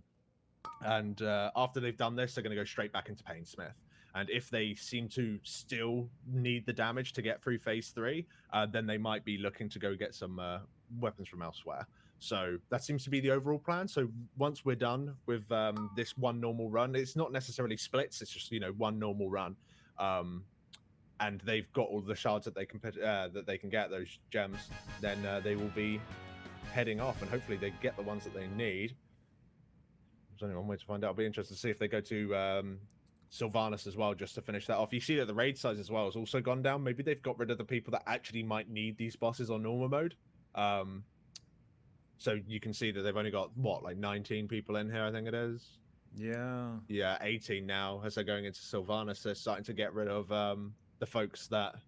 well, I wonder, you know, 19, I'd heard some discussion about the raid size having a big impact on the difficulty of Sylvanas, and I'm wondering if they're just trying to get an optimal, if there's not people that, like, need it, if they just want to get in and out of here on Sylvanas. I don't know how fast I would expect Echo to re-clear Sylvanas. Maybe after a reset's worth of gear, it goes a lot faster than the first time, but definitely one of the more difficult. I guess they're doing normal. I keep thinking it's heroic. I guess on normal it wouldn't matter. Yeah, we'll be curious to see if they do finish up. It does look like they're going to be doing Sylvanas here. And so, yeah. And now I did see a question in chat. Why are we doing normal instead of heroic? So the big reason why we're here in normal is for the domination shards and sockets. And we talked a little bit earlier. You do want to hold off on your heroic splits as long as possible because there are flat out upgrades in heroic, like just stuff that's in there that's better than what you have now.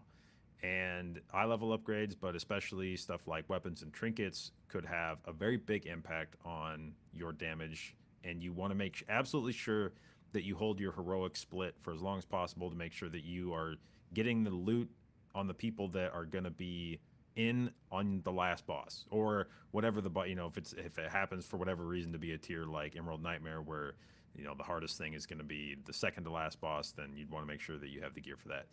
And so these guilds want to be absolutely certain that they know which characters need the gear before they go in and do heroics. It just so happens that this tier, normally there's not necessarily a lot of incentive to go in and do a normal clear after maybe like the first week, but because of the way that domination shards and sockets work, a lot of times you don't really care what the eye level is of the piece that you get. So the shards themselves don't have any eye level.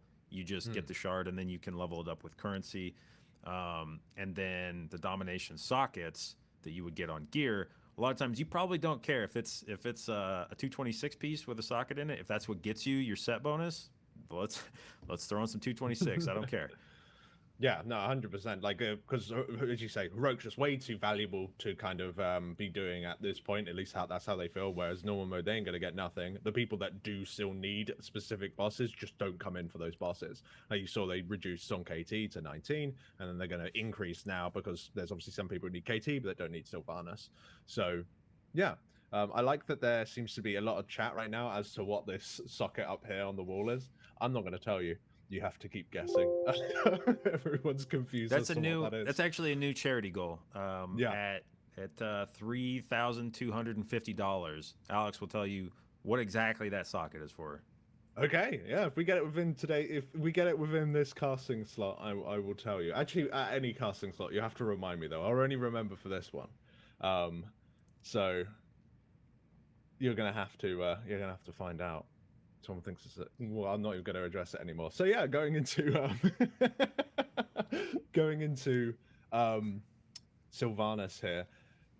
The only problem with doing this boss at any point is just how long it takes. It is such a long encounter. Like, it doesn't matter how many people they bring, they're going to be here for a long time. But I guess they did kind of... I actually haven't seen the boss this week in terms of this reset, where they've did quite substantial changes to her. They reduced the amount of health that you need to take off of her in phase 1, and the health rate in which she dies in the last phase. So basically, they reduced her overall health by like 5-10%. So that should speed things up somewhat and hopefully make it so it's nice and quick. But yeah, this fight, arguably one of the harder heroic bosses that they've ever released. Mainly not necessarily due to pure difficulty, as it seems like a ghoul just went and pulled the boss. Sure, why not? Not necessarily because of the boss's pure mechanical difficulty, but there was also a lot of bugs that really hindered some guilds, where when you were skipping certain cutscenes, if everyone could skip the cutscenes, sometimes you'll go into places that you could never interrupt her in phase 2, which really slowed down progression.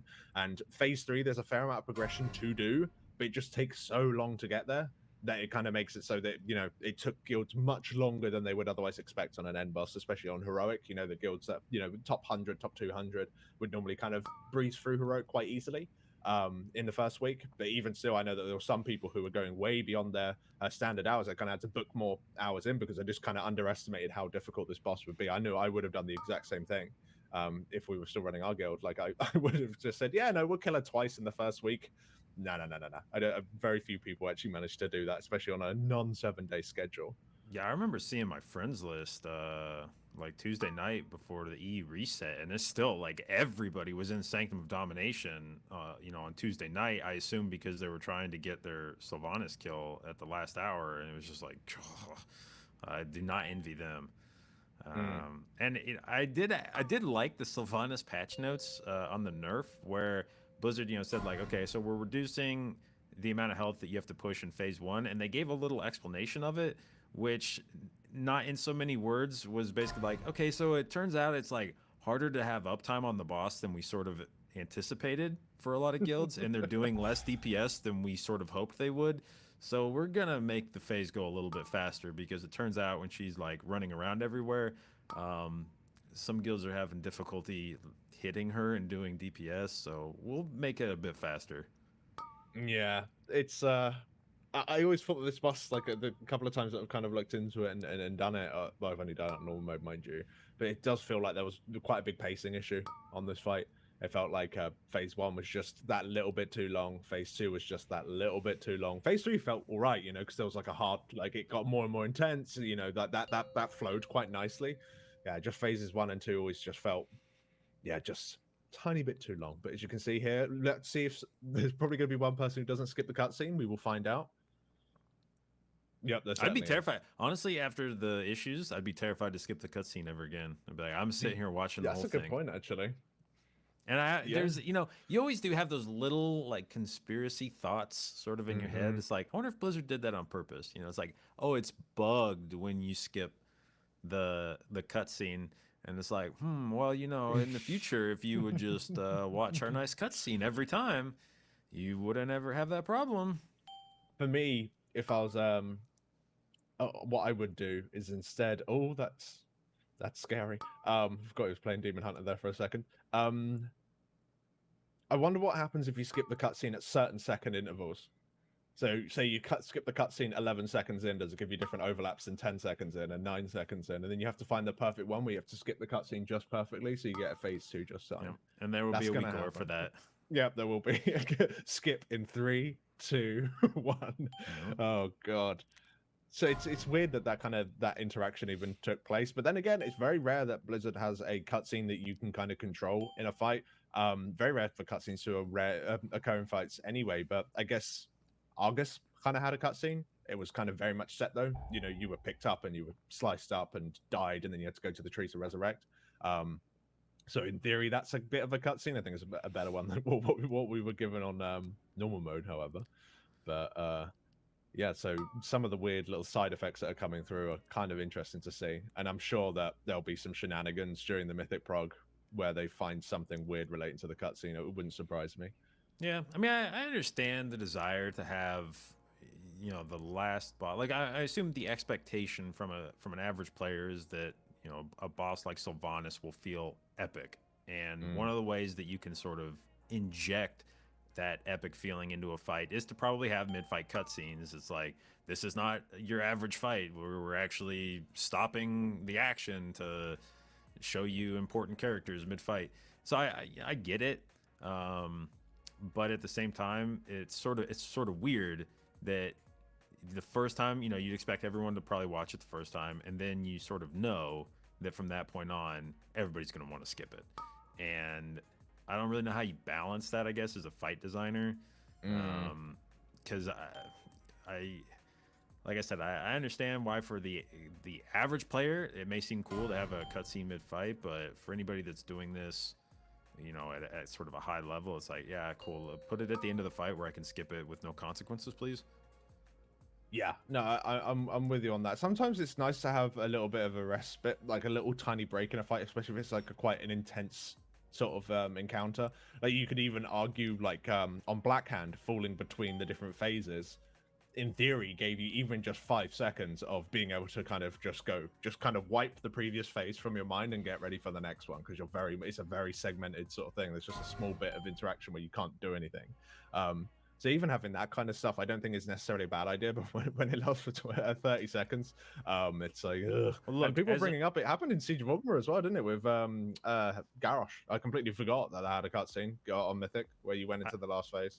As a Holy Paladin with a 4-minute cooldown, if they want to do like 3.5-minute cutscenes between phases, I'm okay with that. Like I'm totally fine with that. Just let me know and I'll go grab a drink. But yeah, I guess maybe it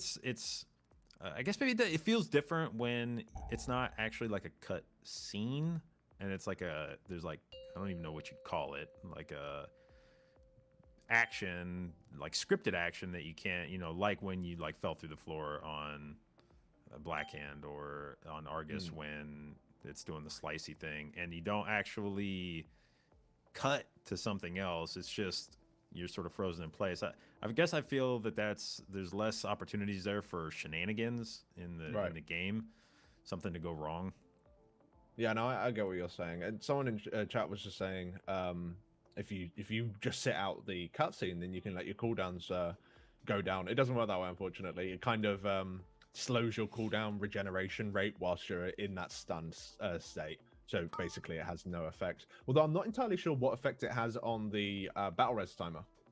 If it has an effect on the battle res timer and the battle res continue to ticks up at the exact same rate during the cutscene, then just by that sort of definition, surely it'll be worth waiting the cutscene every single time because it might give you that extra battle res. Well, we do know that they have that like sort of time freeze technology that we saw come out on what was the second to last boss in Nighthold?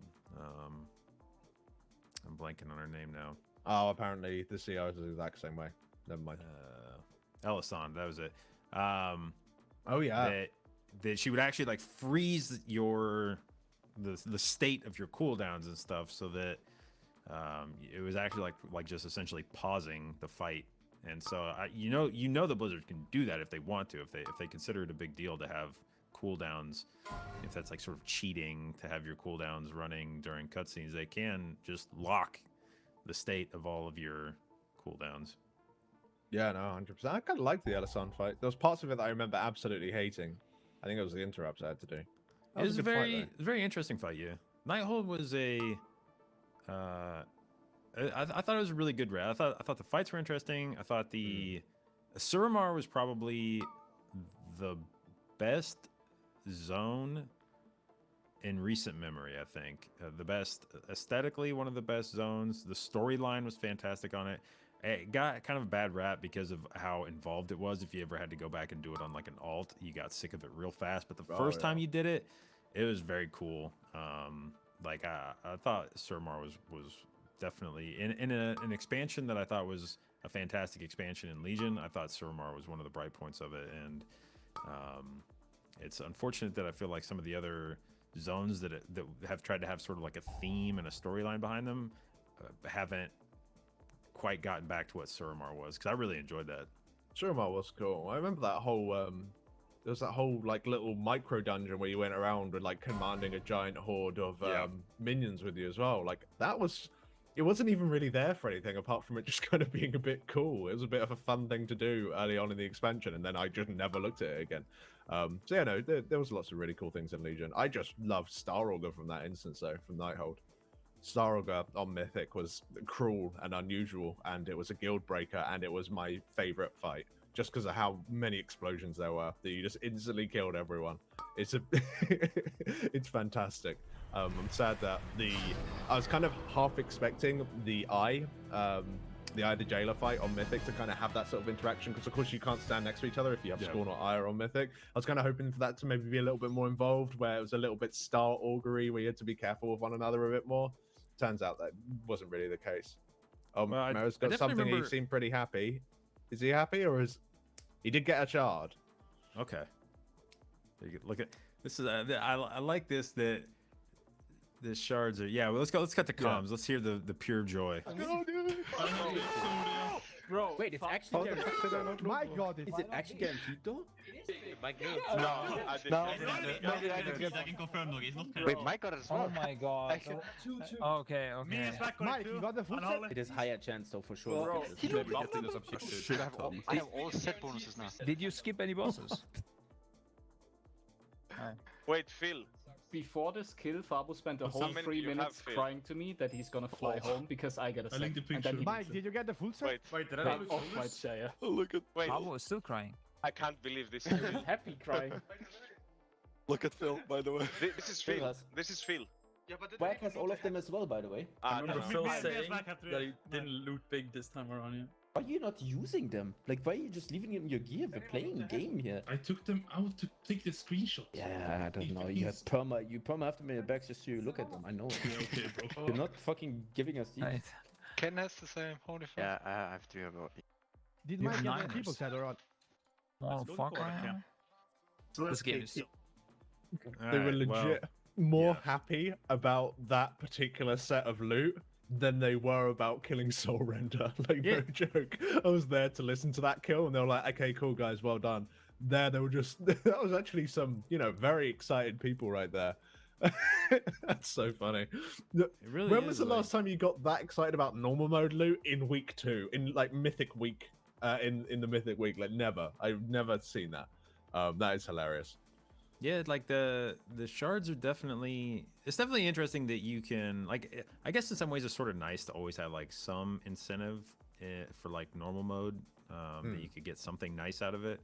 And that is, Blizzard did their sort of loot adjustment in Shadowlands, where they came out and said, look, we think there's an issue in WoW where people are just getting too much loot, basically, and it's minimizing the value of each individual piece of loot. We want to go back to that feeling of something that you get being really exciting, and in order to do that, we have to scale back the amount of loot you're getting. You're just going to get less of it, and I'm not sure how I feel about that experiment.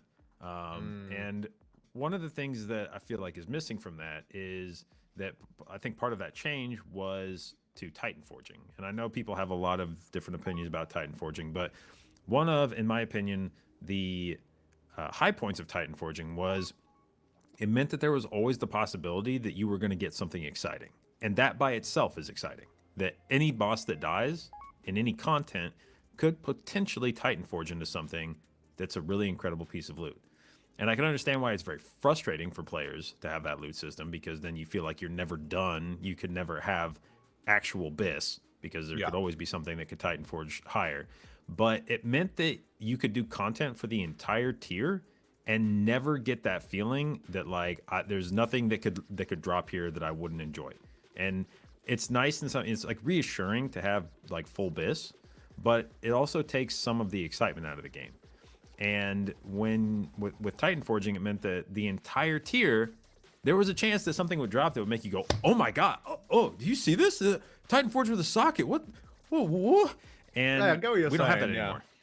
Yeah, I think there's a nice little middle ground, and I think it was somewhat achieved in Siege of Orgrimmar to an extent, where there was, I think it was a Warforged system, so you're looking like 5 item levels maybe. Maybe it went up to 10, But basically it saved you time rather than anything else, because you could also upgrade the item to that level with using like a Valor Point style system. So, you know, you might occasionally get, oh neat, I don't have to go and do this extra content outside of the raid because I've already got this nice and upgraded. That kind of stuff I think is a nice way of doing it, that if you're not lucky, you can still farm your way towards it, and if you are lucky, then cool, it might have saved you, you know, some points that you would otherwise have gained that week. I think that's like a nice little middle ground for me personally. But then once again, I'm a very deterministic loot-based thing. Like I much more prefer that kind of thing. I know there's lots of people out there that just kind of like the random nature of it. Kind of going back to the whole limited loot thing, I think one of the reasons that experiment was, in my opinion, not particularly successful in terms of limiting the amount of loot is that if you look back at the older points in the game, like such as BC and things like that, where you kind of were limited in the actual places where you could get loot. You can't really, I don't believe you could farm heroics over and over again, heroic dungeons, that is. It shows that I actually haven't done BC Classic. I did play in BC, but that was 15 years ago. But I don't think you can farm like dungeons over and over again on the harder difficulty in order to get the loot. I think there might be a lockout. Whereas you got Mythic Plus now. Mythic Plus doesn't have a lockout. You can just keep running Mythic Plus until you get the full gear that you want. So if you're limiting the amount of loot people get, but then just making it so that they can constantly keep trying to get that loot over and over again, all you're doing is making people play more, or encouraging them to play more rather than anything else. So yeah, as a 24-hour lockout, heroic dungeons. There we go. It's daily heroic lockout. Okay, cool. Thank you, chat. I was for some reason in my head I thought it was a week-long thing, but obviously I'm talking nonsense. But yeah, so I'm not a massive fan of the lesser loot thing, but it is what it is. And it seems that obviously some excitement came from that. I'll be interested to see exactly what it was that caused someone to nearly, you know, throw their chair out the window in excitement. Whether or not it was maybe a legendary upgrade for the bow, because that's how the bow works. Every time you kill Sylvanas, there's a chance. It's not a guaranteed thing that you can get a bow upgrade. I'm not sure if it drops from normal mode, mind you, but maybe it does. As well as, of course, I assume it was just someone getting that last domination shard that they needed to maybe complete their 3-set, or the for, you know, getting the whole shebang of all of them and then putting them together to make some really, really cool stuff. I saw somebody in chat, I don't know if they were trolling or not. I saw somebody in chat say that Azalea got his last shard. Now, by last shard, I'm not sure whether that meant last shard for his set or last shard as in he has every shard. And I can't believe that it's last shard as in he has every shard, because then I would be upset that somebody out there has 9 shards already while I'm walking around with like 3. So I'm assuming last shard for his set bonus. But yeah, okay. I would assume anybody, if you heard, you know, abject joy coming from somebody, I would imagine it's that they got whatever shard they needed for their socket bonus. Oh, that's pretty good.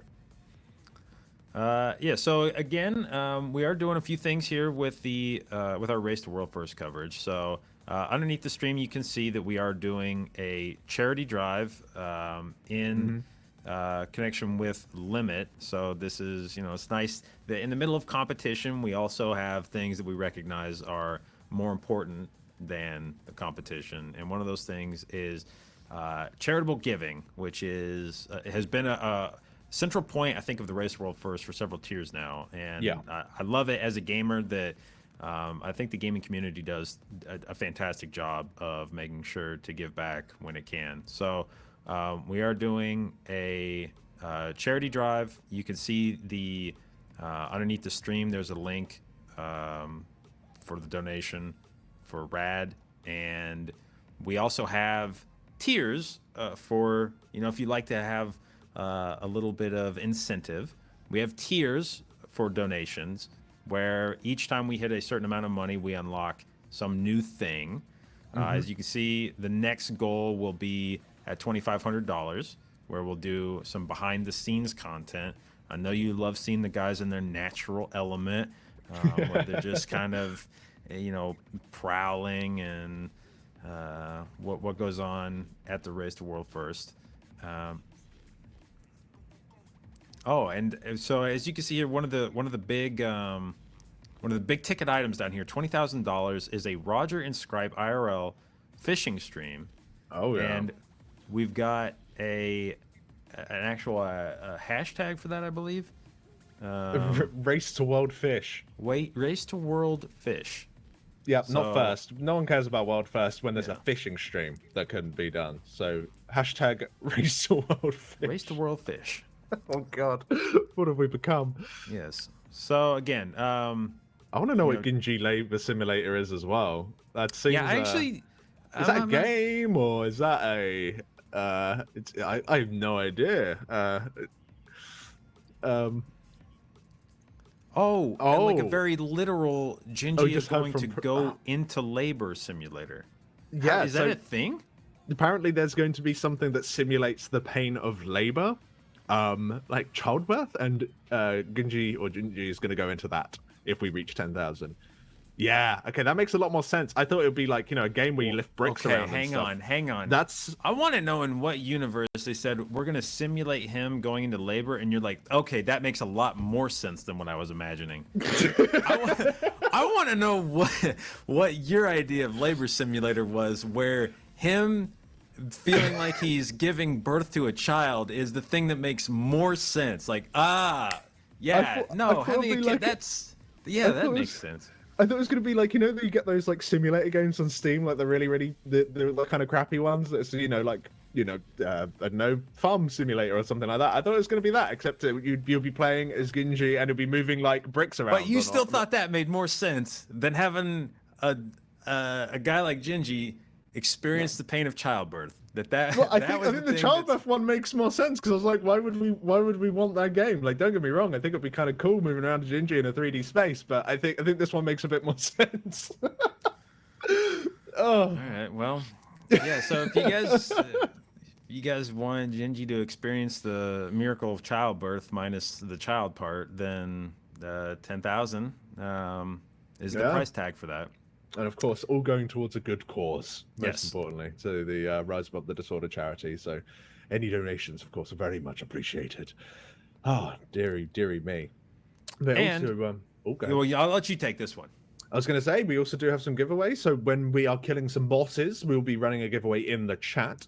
These giveaways, so you just make sure you stay tuned and we'll give you a command word that you're supposed to be putting in.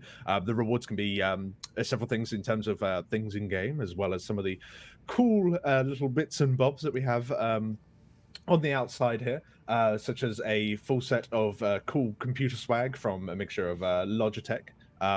There you got the microphone, you got the mouse and the headset, you got all of the good stuff there that you can potentially be getting away.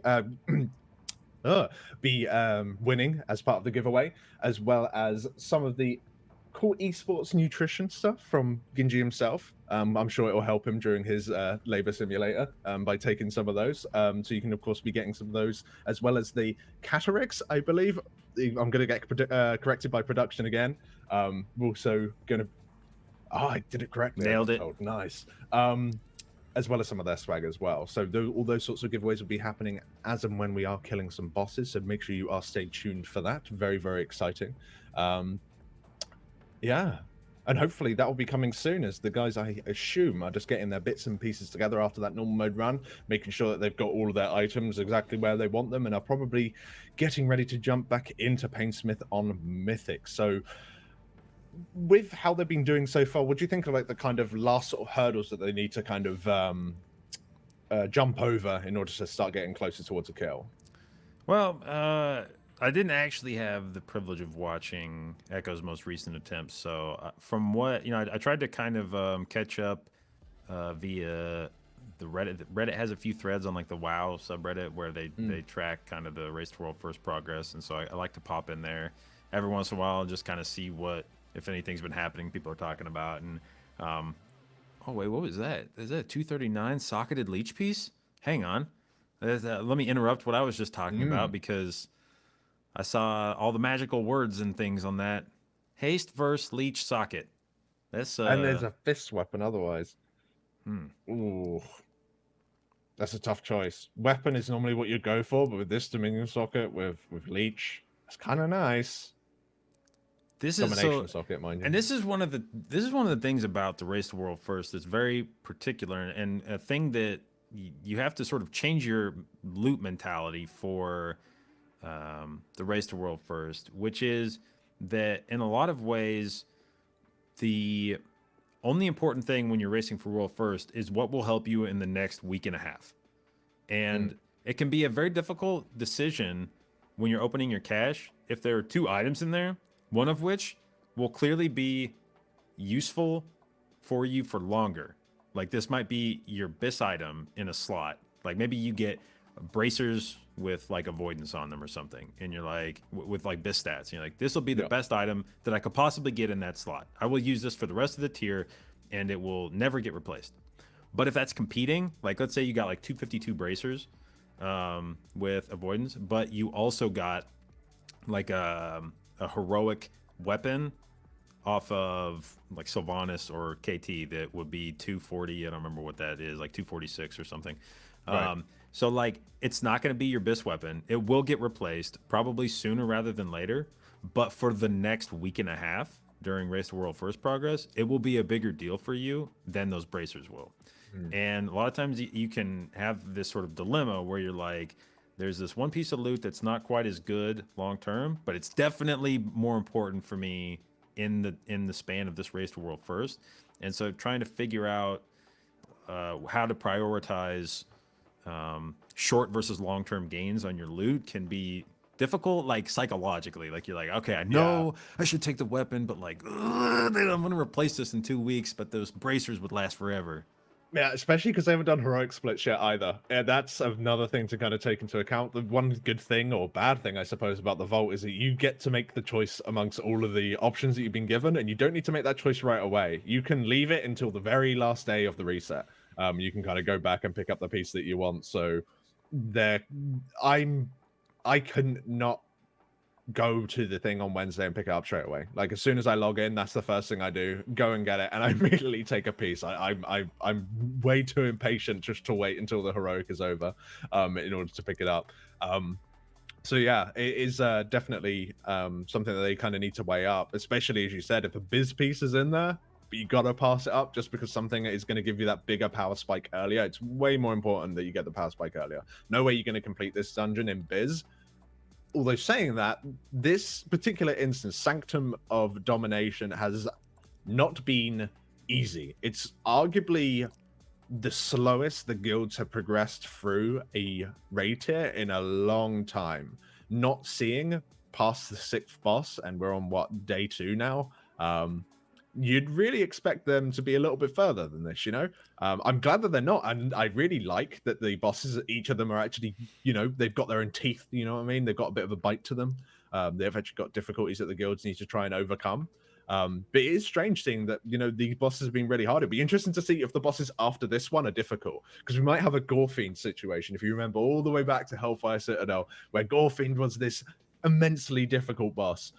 It took guilds really, really long time to kill it, and when it died, you then had Socrathar, which was the big robot boss, which was free. You did it in like 2 or 3 pulls, and then you had this. I think it's Iskall. I'm not entirely sure what his name was. Guy.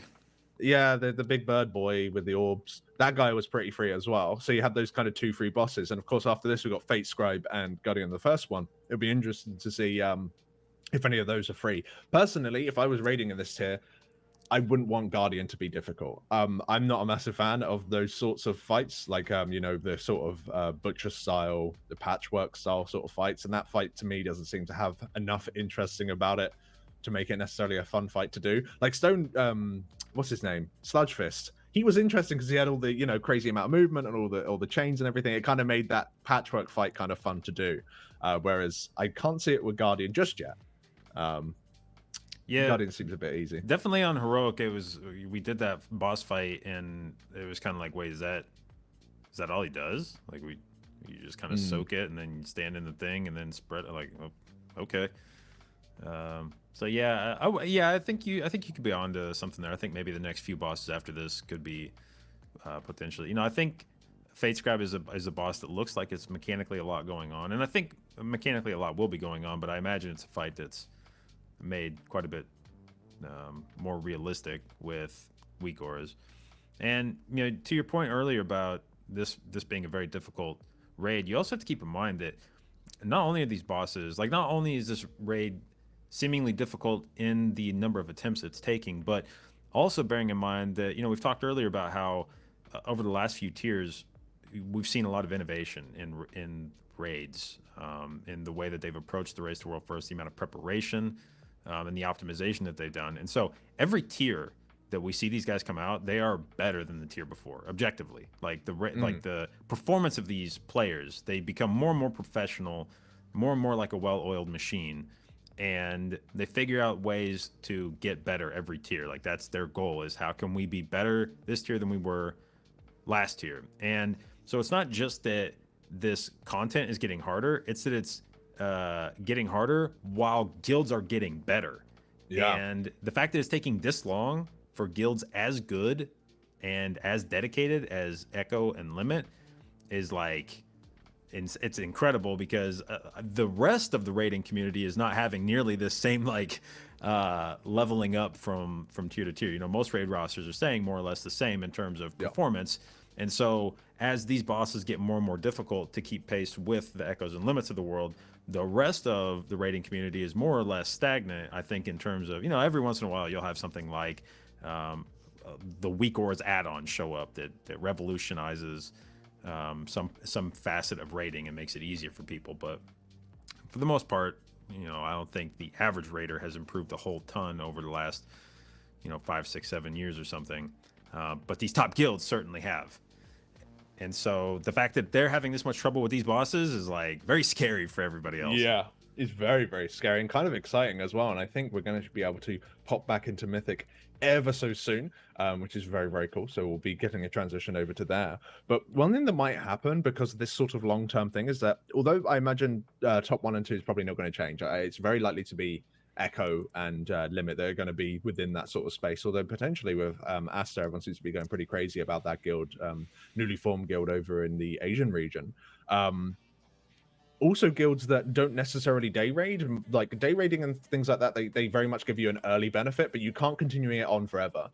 So guilds such as like Pieces and Method and things like that manage to spend a lot of time in the tier. If the tier is just going to take longer than the time that they can put into it, it might give other guilds a time to kind of catch up. People like Fat Shark, yes, as an example. Fat Shark are an amazing guild, but they don't play as much as the others, and they still are so close. I think they came even like around 4th last tier, right up the tail of Pieces. So with the tiers going to take even longer, it kind of gives those guilds extra time, and it might really kind of shuffle up what sort of content that we're going to be seeing, like what sort of rankings we're going to be seeing.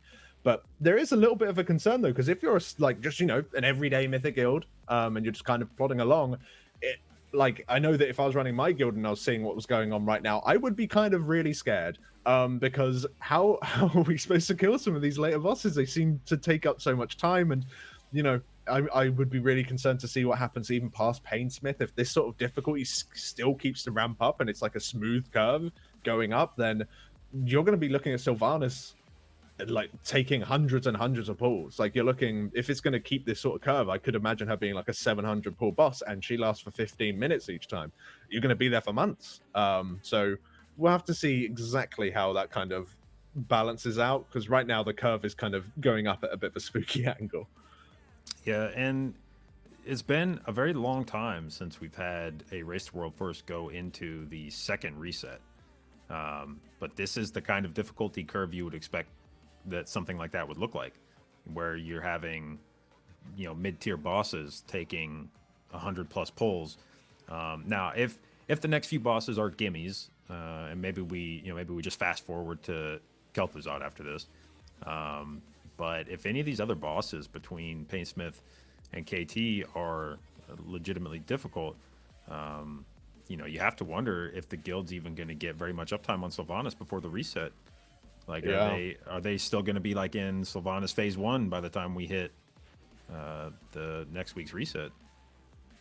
And another thing as well is that if they're all like mid-tier difficulty, so mid-tier maybe being anywhere between like 75 to 125 pulls, so somewhere around there, if they're all around that difficulty, you're kind of in that sort of position, unless the damage check is really crazy and it's more mechanically difficult, you're never in a position where you really want to pull the trigger on splits, because you are always making steady progress and you feel that you can kill it. it's going to lead to a point that you got to at some point kind of pull the trigger and say, this is the boss that we're going to be prepping for splits. This is the reason we're doing splits, is so we can keep going on this boss. And normally that's ideally the last boss, right? Because then that way your resources will be put towards your end goal, rather than any of the previous ones. But as you said, if the content is going to continue being this difficult, there might be a chance where we might not even be able to see Sylvanas either at all or not very much of her this week, this reset, because yeah, she has a crazy phase 1 mechanic where, you know, the chains that, like, if you get too close to your chain, it's bad. You will die. On Mythic, if you get close to anyone else's chains, you're going to die as well. So phase 1 isn't going to be free. Like on normal and heroic, once you can kind of get past actually killing the chains, it's a relatively simple phase to do. I think on Mythic it might really not be a breeze like it was on Sire Denathrius. Now that I said that, it probably is going to be like a 10 pull phase. But you know, if that phase does end up being difficult, then it's going to be once again difficult to make those decisions as to what you want to gear up. Well, I was and we're back on Painsmith now. So to kind of catch everybody up, we did some Painsmith this morning, and then the guild took a break, recognizing that the difficulty curve on this fight is significant enough that some more gear would be immensely helpful. We went back and did a normal clear. I think everyone was on their mains, and so we picked up some gear, primarily in the form of domination shards, domination sockets for the people in the raid now. So hopefully we've gotten a few more set bonuses, a few more shards for the folks that were in here. But I'm kind of taking a look at the raid comp that we have, and I don't off the top of my head know which classes they were running before they took the break here. But some notable things to me, we're running 2 monks, which of late is usually an interesting development, because you always want to have 1 monk for Mystic Touch. But 2 monks, it's been a while since there were 2 different monk specs that were good enough to justify bringing both of them when you already had, you know, Mystic Touch in the raid from one of them. Yeah, that's very true. So I think that's an interesting thing here, is like, oh wow, monk's actually good enough that you're not just bringing it for the physical debuff, you are actually bringing it on the performance of it. Yeah, I think it's mainly because the tank, you want a very highly mobile tank, especially to deal with some of the overlaps where you need to get the tank buster away from the raid, whilst there's horrible mechanics going on. So having that sort of teleport, the transcendence into the corner, or just having the ability to roll very quickly is very useful. And monk DPS love coming out of the intermissions with all of the ads stacked up. They pretty much guarantee that those ads are going to die. That, along with Ret Paladins, are just so good at doing the damage to all of the intermission ads that need to die within like 12 seconds, otherwise you instantly wipe. So if they're all nice and stacked up, you can pretty much not necessarily ignore them, but allow the monk and the Ret Paladin to kind of really carry that specific part of the fight. You can see here that they're setting up all of their different gateways. These gateways, once again, are for pretty much the intermission, unless they're going to be going for a heavy strat where they're going to be skipping all of the spike orbs that are going to be coming across the room. But assuming that they're just doing it as probably intended, these gateways are used to skip the spike wall in the intermission where the spike's coming up and there is no gap in it. You need to be able to go around the outside or blink over the top of it, or use some sort of immunity just to waddle through the spike wall. And you can see that the gateways on either side are set up for that purpose directly. Yeah, so otherwise the comp looking much more similar to some recent tiers where melee not looking especially sought after here. We've got obviously 4 different boomkins. A reminder that this is a spec whose community spent a lot of time complaining in the time between 9.05 and 9.1 that they were going to be worthless and that no one would ever bring them to content ever again. So mostly the boomkin community is full of snakes. They will lie through their teeth about the usefulness of their class. I've never seen to try and trick Blizzard. Yes, I've never seen a group of people lie more to try to get buffs for their class than the boomkin community. But to their credit, it appears to be amazingly effective.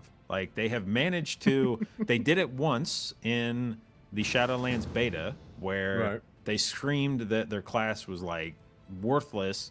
And then we saw this slate of boomkin buffs that went through in sort of the last hour that, you know, catapulted them to the top of the meters. They then enjoyed a long reign over what was perhaps the longest introduction. Like, here's the thing is, Boomkins were really good in 9.0, and then people are like, well, it was only one tier. And it's like, okay, but here's the thing. That tier was like almost a year long. I mean, that was basically like 2 tiers worth of being good. So Boomkins got to be a class that was, and I mean, not just a class that was good at like raiding. I mean, they were basically amazing at everything. Like, they were a fantastically good raid class. They were meta in Mythic Plus. They were very good in all forms of PvP, whether it be arena or in RBGs, where the question was not whether you brought a Boomkin, it was how many Boomkins you brought in an RPG. Like, this class reigned over all forms of content in 9.0, and then for a split second they thought that they may not be the best class anymore, or best spec anymore coming into 9.1, and they turned on the faucet. Like, they just went full on screeching on social media about how, like, oh my god, the sky is falling, like, our class is dead and nobody will ever bring us and things are terrible. And yet here we are with 4 Boomkins on Painsmith. And I believe in Sylvanas we're looking at a fight where that number of druids may not change that much. So yeah, I think things turned out okay for that spec. Yeah, I think like one of the key things about Boomkins, not only do they have actually very good single target, which is a very important aspect of this fight, although there are ads to kill. Once again, you can kind of like rely on the Ret Paladin and the Windwalker Monk to kind of deal with it. But Roars, the intermission, you can use speed totems for it, and normally on Heroic, as an example, speed totems are really, really good to deal with the intermission, because you can keep reusing the same speed totem, so it actually gives you more uptime than a Roar would. But on Mythic, you do spend a lot of time going forwards and backwards as well in order to do this correctly. Oh, he's okay. In order to do it correctly, so having the Roars, I imagine, is one of the key reasons that they are bringing so many Boomkins. And you can just see from the damage meter as well that they are doing an horrendous amount of damage. I'm not sure how much of that is Starfall pad on all of the on all of these spike balls. It'll be interesting to find out. Hopefully they are logging, actually. I will check that. But they seem to be doing really well so far. They seem to be getting through this phase, no problems. They need to get the boss to 70% to transition. They did actually change this particular overlap here. This used to be really bad if the boss here was throwing his blade, because you normally used to have... unfortunately, they did actually make a bit of a mistake there. But you used to have mines at the same time. And if you had mines at that point, it made it very, very difficult. They seem to have removed that cast altogether. So phase 1 is very free. And because of that, you see that they're not bloodlusting here anymore. Instead, they're saving bloodlust for a later point in the encounter. Yeah, and that's definitely a thing that you will occasionally see on Progress, is moving around. You know, you'll move around cooldowns throughout a fight, but sometimes you'll figure out that the bloodlust is, you know, I think pretty much every time you go into a fight, you're like, all right, let's try bloodlusting on pull, like, until we figure out something different. Let's just bloodlust on pull when everyone's got cooldowns. And then if you figure out that, like, actually, like, either, you know, the phase is short and you waste the bloodlust, or there's nothing going on, or for whatever reason bloodlust isn't optimal there, maybe you move it around. And then sometimes you just find out that, like, there's a phase of the fight where you can't do it without bloodlust, and that you have to move bloodlust. And you know, in the MDI, when we're trying to figure out where to bloodlust the dungeon, I consider there to be sort of 2 types of bloodlust.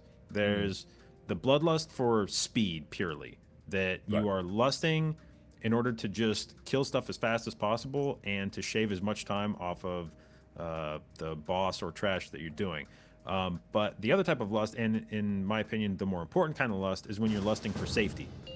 When you are bloodlusting because there's something so dangerous that you're doing that you need bloodlust to survive it. Not to go faster, but simply that you need that additional haste for, like, your healers to keep up and to kill the thing, just to be done with it, because it's so scary whatever you're doing that you just want to get in and out of it as fast as possible, because you are in the duration of that lust, you are at risk of dying, and so you want to get out of that thing.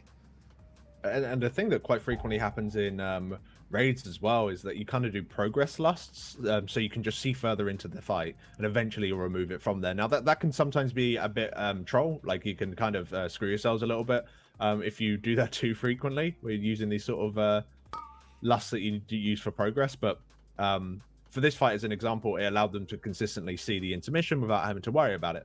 You just bloodlust, and we will eventually remove bloodlust from here, but it doesn't matter if we're too sloppy. Like if we just make some mistakes in phase 1, doesn't matter, we can still get some more prog in.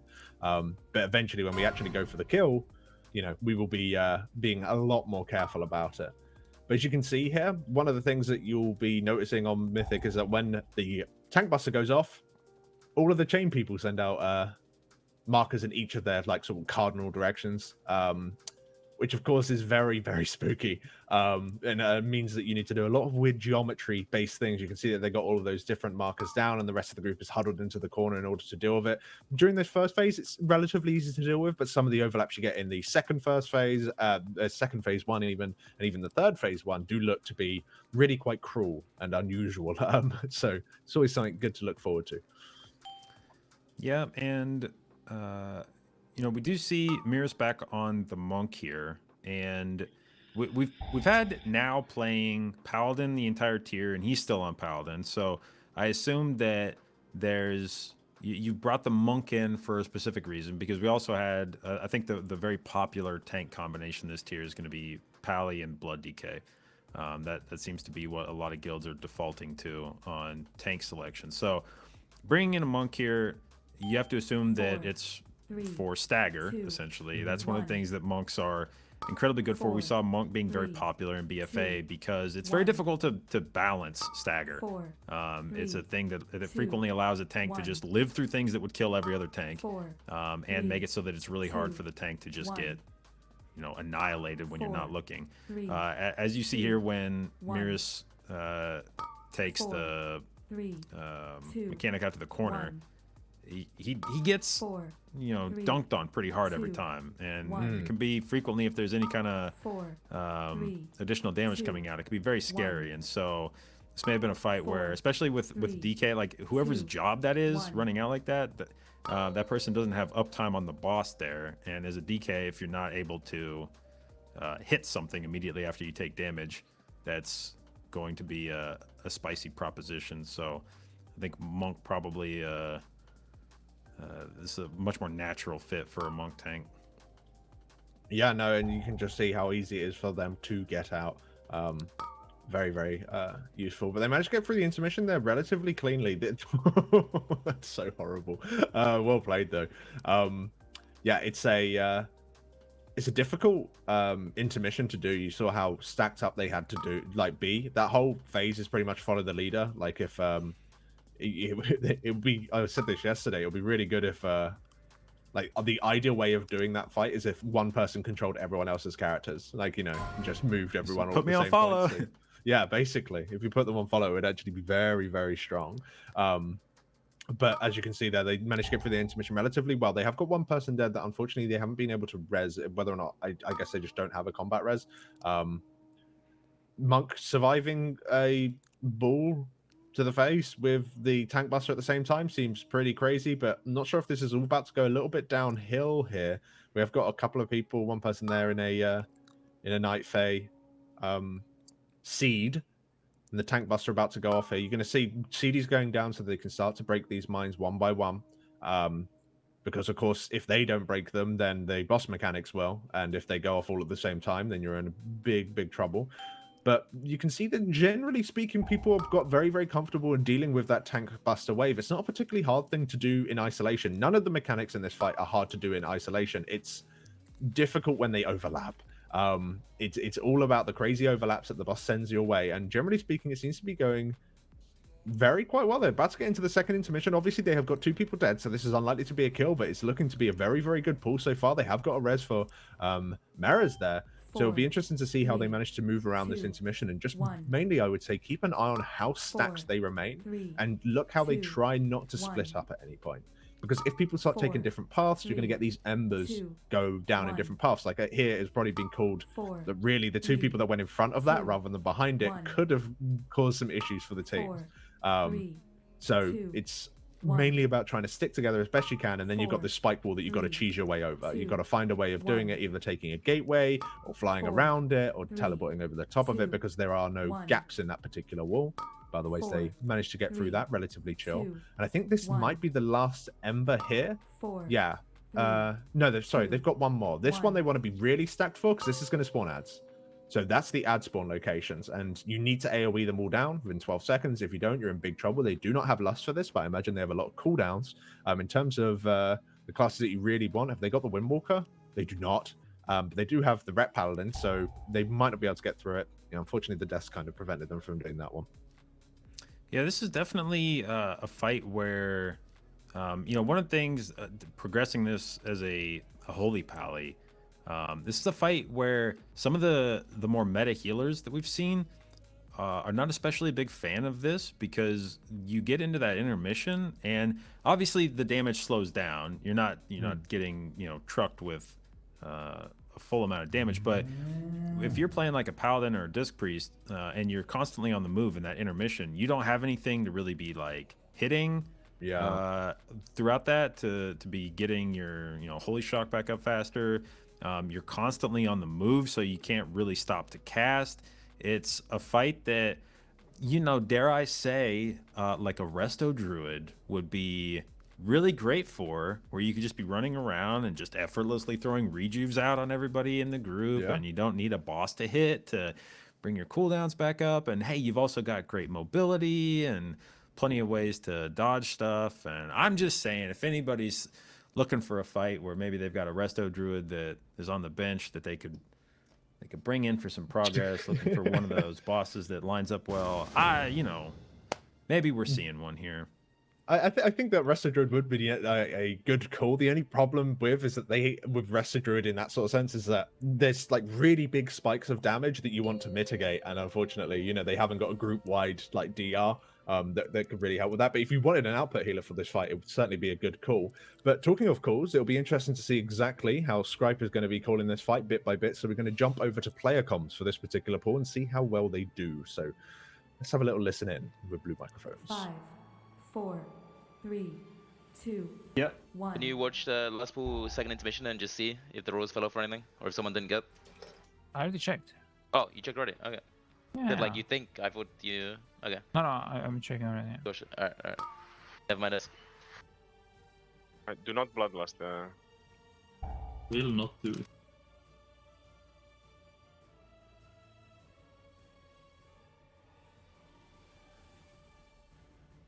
I did some Mission Impossible shit, by the way. I don't know if Skype was watching last time.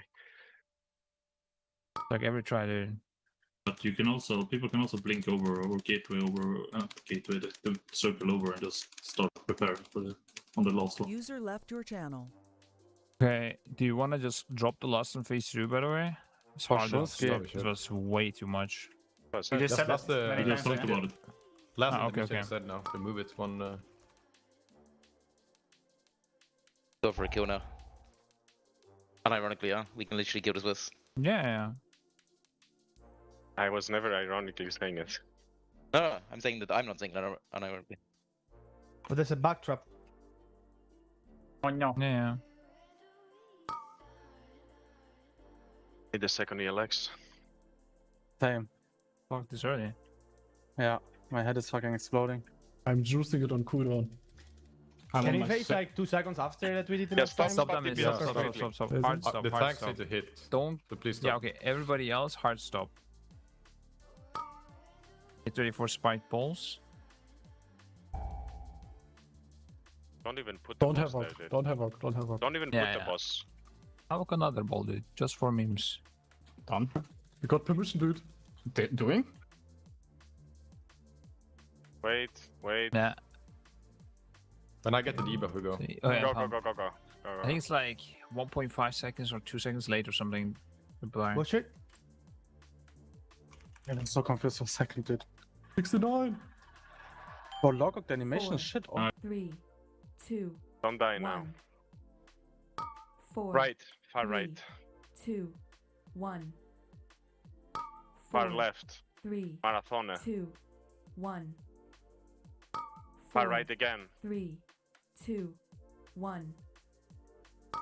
4. Block. 3, 2, 1. 4. Middle. 3, 2, 1. 4. Right. 3, 2, 1. Thanks. Middle. 4, 3, 2, 1. Right. 4, Watch 3, it. Who was in front, dude? This is the last one. 1. Last one. Easy game. No loss. Yeah, AoE though, AoE. Don't focus boss. 30%, 20%, 15, 12. Easy game. Yes, Diva. Not tight. It's spike ball, and spikes are slowly creeping up. Give room and dodge. Spikes. Traps to the corner. Getting into Ryzen's barrier.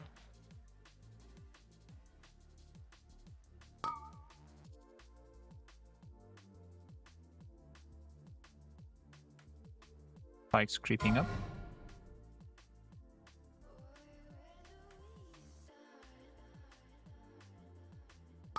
Right. New spike balls coming. Tight. Tight.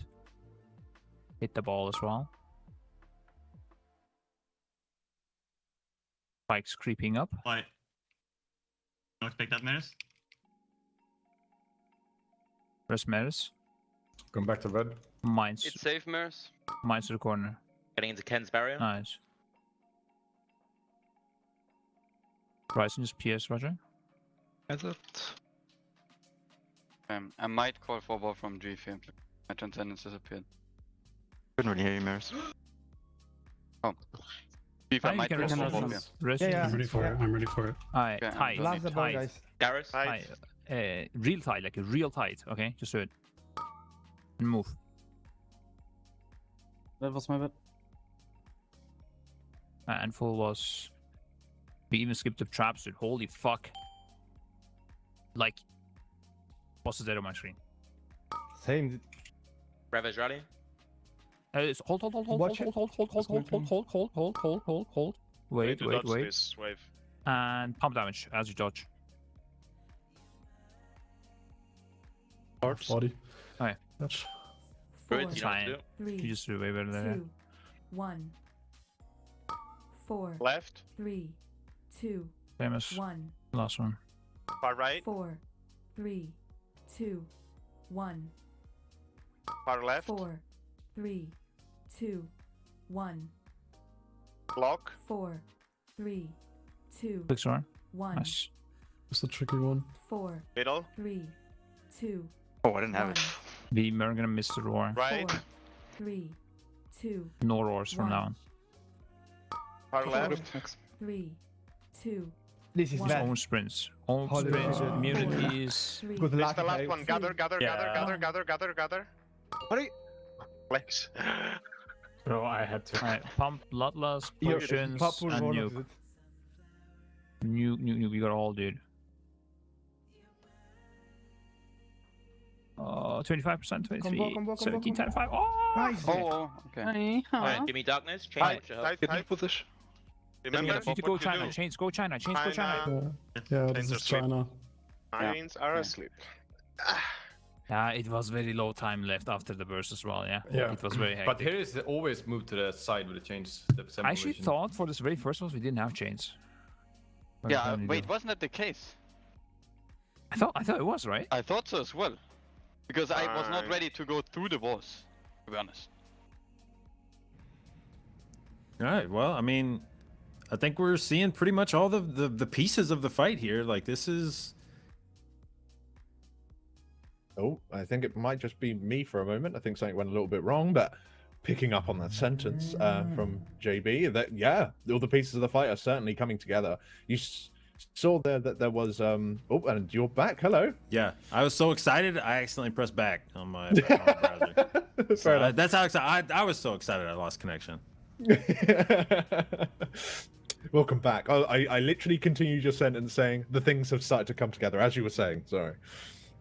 Yeah, no, and like a lot of times, this is another one of the nice things about being on location with the guys is that you can read the room a lot of times when you're watching them do progress, and there are times when it's only human. If things aren't going well, you can hear it in the guys' voices. You know, everything gets kind of somber. Guys are kind of slouched in their chairs. Yeah. And a lot of times, you know, they recognize, oh God, we got another 100, 150 pulls on this boss before anything's happening, and that you kind of lock in for the learning phase.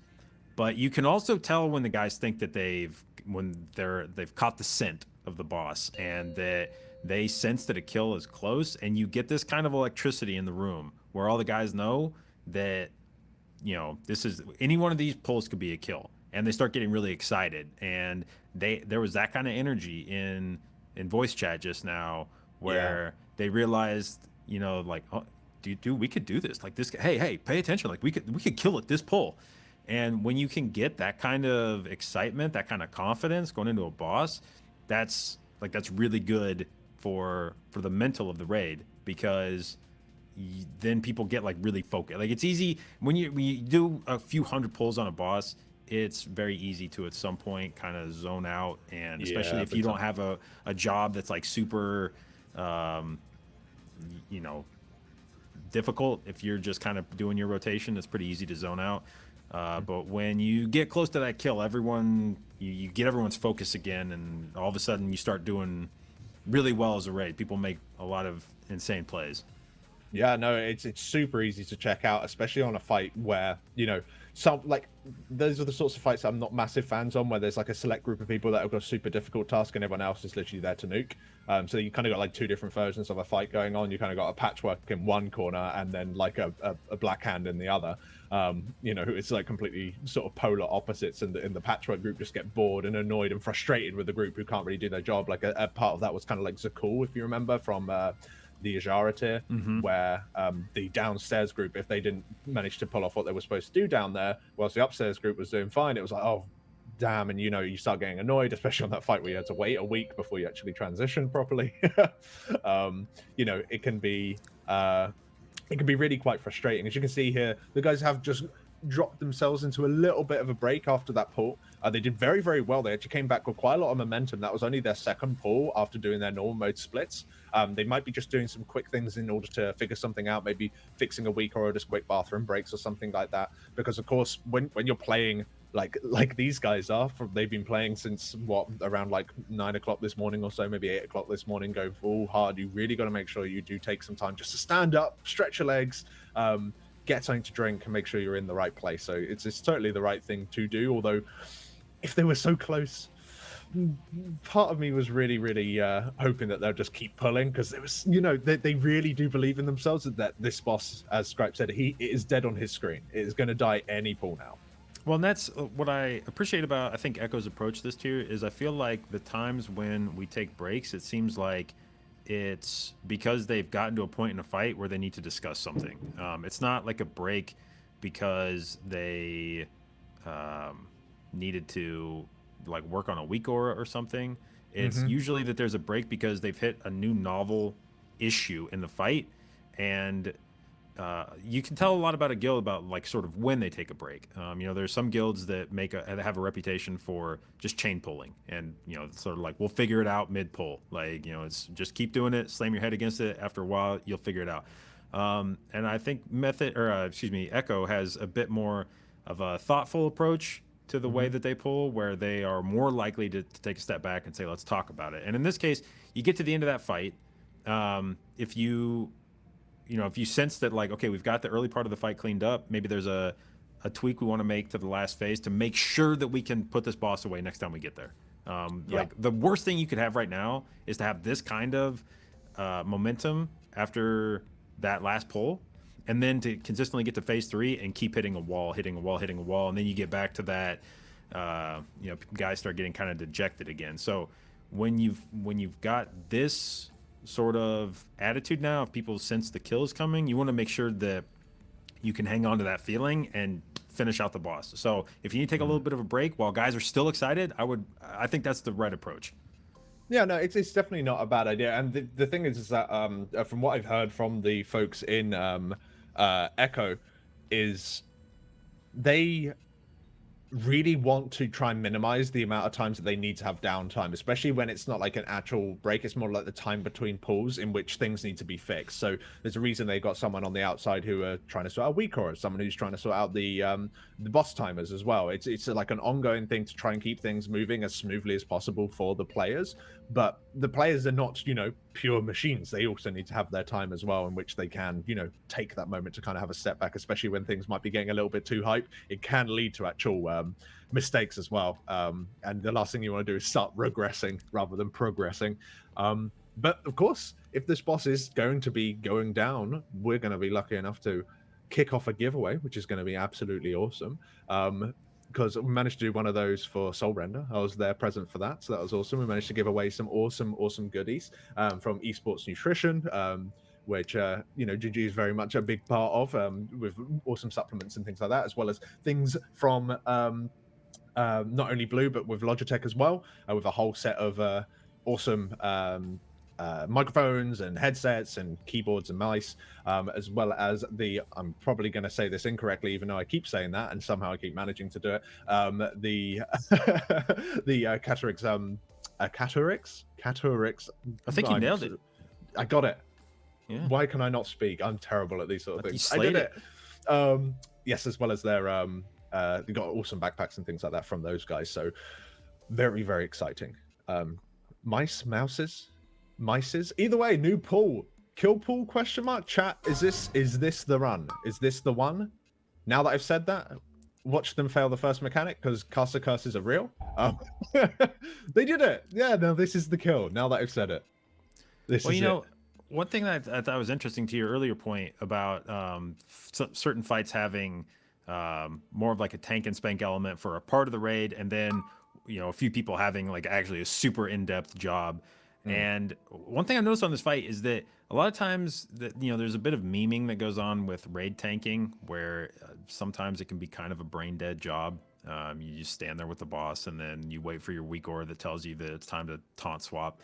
But this is a fight where I feel like this is as involved of a tanking assignment that we see Miras doing here as I can remember, where he's having to run around all the time, dodge spikes, get, you know, have to do rolls in and out and time stuff, drop stuff in the right spot. Like, this is a very, I think, complicated tank job, and especially when you compare to what appears to be Robin's job here, which is essentially like tank the boss on the corner of the room and do a lot of damage to him. So certainly I think Miras is being challenged as a tank player here. I think he's got an exceptionally difficult job for a tank. Yeah, and you can see here very obviously with Roger looking around, running around with his two pets in tow, that they are stopping DPS. And one of the reasons we believe that they're doing that is that when the boss is casting his tank buster, he will not transition. He needs to finish the tank buster first, so he needs to throw his weapon before he can transition. Every other mechanic can pretty much be interrupted. So unfortunately, they did push here. I'm not sure if that was intentional, but beforehand they left it even later than that, so that they could get maybe even an extra % to make it so the next phase one is a little bit easier. That could also be a delay to make it so healing cooldowns are available or DPS cooldowns are available at the beginning of this, because right now you're using nothing. You're just running around as a big team. You're using some raws. You'll be using some cheese for the upcoming wall, not this one, but I think it's the one afterwards. You'll notice that there is no gap. So make sure you have something to help yourself. Normally like some sort of Night Fade Blink or Warlock Gateway or Warlock Teleport. To kind of get through that before they quickly stack back up again to try and get these embers all stacked up. But so far, everyone's alive. They're not as grouped as really they should be. There's, you can see now there who's a tiny bit behind the rest of the group, and they really need to be stacked up for this particular set to try and get the ads all on top of each other. That's within AoE. You could probably cleave off the middle one. The ads should still probably die, and they managed to get through the intermission nice and smoothly. Let's see if they can get through this second phase one. Yeah, and you know, we talked very briefly here at the start of the fight. You don't want to see his regression, and the worst thing you can have on a fight like this at this point is to then have some sloppiness early on in the fight. And so far, this is looking like a very well, you know, obviously the tiny bit, not enough ad damage there. I'm not entirely sure what happened with that. It might have been that someone might have fat fingered a cooldown while running around during the intermission or something like that, in terms of where the damage on those ads were. I'm gonna have a quick look at that actually to see the details behind why they managed to skip that. It must be that someone accidentally just didn't use their CDs where they should have, I assume. Yeah, so uncharacteristic death here. As I was getting ready to say before, I was so rudely interrupted by that catastrophic wipe. Otherwise, they were looking pretty good through phase 1. Like this seems like like they've gotten phase 1 to the point where it's very consistent, and that's what you really want when you've got a fight where the end of the fight is so difficult. Is that you don't ever want to have to be using anything you shouldn't be using in phase 1. Or ideally even phase 2, you want to be able to stack up those battle reses going into the end of the fight. You don't want to have to be worried about people making mistakes at the start of the fight. And you know, I remember a fight that sticks in my head as one that was very much that case was like Jaina, where phase 1, because of the RNG elements of like spell queuing, it was very difficult to get that phase consistent, and it made progress so difficult mentally because you would wipe in phase 1 a lot. Like even, you know, 200, you know, some 300 pulls in, you're still wiping in phase 1 very often. And they knew that if they could just get to phase 3 a handful of times, that their burn strat was going to produce a kill, but it was just so hard to get back to phase 3. So if on a fight like this, you can really lock down the early phases and just make it kind of routine, and there's, you know, you're never making any big mistakes, it makes it a lot easier to stay focused on that last phase. Yeah, no, I'm totally with you. Just having a quick heading back to those ads, it didn't look like there was any one individual that didn't really pull their weight. The Warriors did slightly less, so I'm not entirely sure exactly.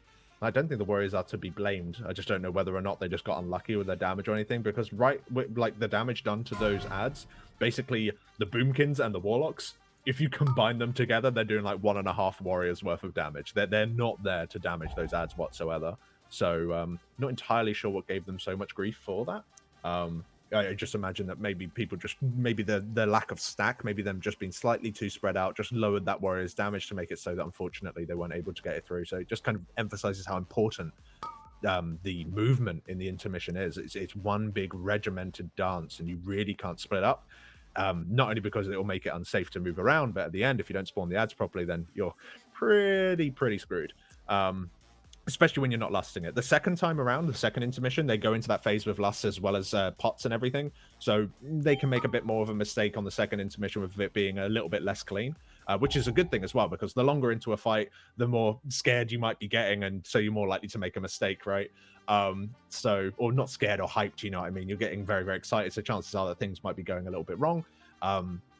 So it's better to make the second intermission ads easier than the first intermission ads, because if you screw up the first intermission, oh well, let's just go again. We haven't spent like 6-7 minutes on the boss already, or however long it happens to be.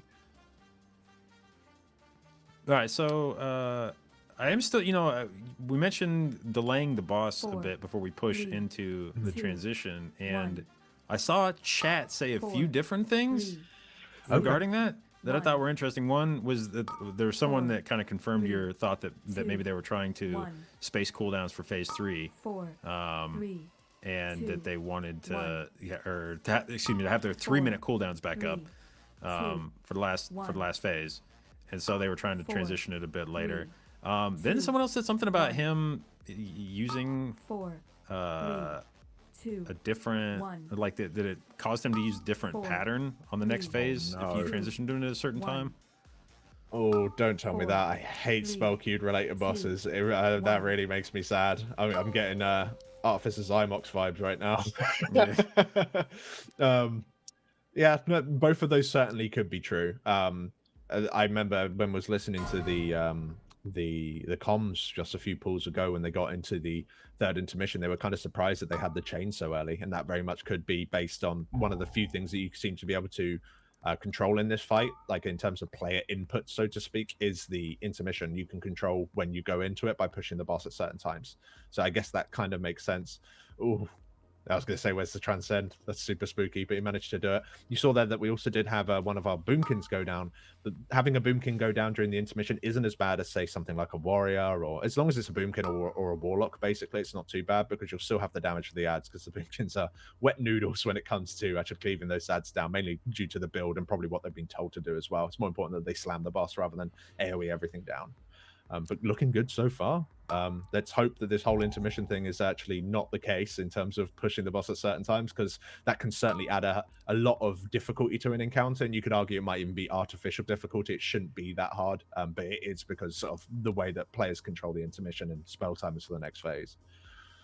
And it's one of those things that when you have mechanics like that, it's not only is it not great for progression, but then it becomes really annoying for farm, where if you pushing a boss at a certain time does one thing, then pushing him early or maybe does a different thing, and as you start getting more gear and start doing the fight faster, it changes the fight. Oh god. Now you're artificially slowing down your DPS because you don't want to relearn the fight. You'd rather just do it the way you're used to. So now you're like, all right, nobody damage it for the next 10 seconds, and not great for re-clears either. Fortunately, we do have once again another death, but I think they will be able to have a battle res available for them. The job of Meres is doing here is crazy, super, like, it's really fiddly. He's obviously got all of this down in his head exactly how he wants to do it. Once again, they're waiting till one of the last moments. As you're seeing here, the spikes coming in towards the middle. This is almost a phase in rage. You can only be in each of the phase ones for so long before the boss is like, okay, time to move on. Come on, damage me down. And that's what we did just there. And it looks like, once again, going into the second intermission, if they can get it smoothly, then we're looking at a really, really good pull here. But there's a lot of things they need to focus on going into this next phase. Mainly just in terms of being able to position correctly and get some of the overlaps that they haven't seen yet down into a smooth fashion. Actually, could we cut the comms here? I want to see if maybe we can glean what we've picked up in there for a while. Let's have a little listen in as soon as we possibly can. 3, 2, 1. 4, 3, 2, 1. Maybe they're just silent. 4. Or maybe we're still on. 2, 1. That would actually be sick if we cut the comms and it was just dead. Just silent. Last one. Together. Nice job. Bloodlust, potion, and pump. Go on the boss. Remember the chains now. Yep. Yeah. And remember, Jeev, you're gonna bob me. Yeah, chains will go to China. Look at the spike balls chains. Raid goes to the spike balls, chains away. Watch your health chains. Stop moving now, chains. It's fine, that's enough. Kill the spike ball. Okay, moving through. Move through. Chains through. Alright, spikes creeping up. Perhaps same Mines to the corner. I need a Tiger Slash from someone. Tiger Slash me, please. Get him right to the barrier. You got it. Watch my trap simile. Yeah, he sees it. Use Elfson. Oh, nice. Okay, Scaris is the next pop. I'm gonna call for it. Right, Chain's gonna again look at the spike balls and run to China. Raid is gonna run towards the spike balls. Where they are? Raid to the spike balls. China. Raid to the spike balls and pump it. Keep it up, boys. Give Chains room, walk through. Good. Spikes creeping up. And mines to this corner where the gateway is. Give me darkness. Nice. I'm going PS Roger, Ryzen. In the darkness, boys.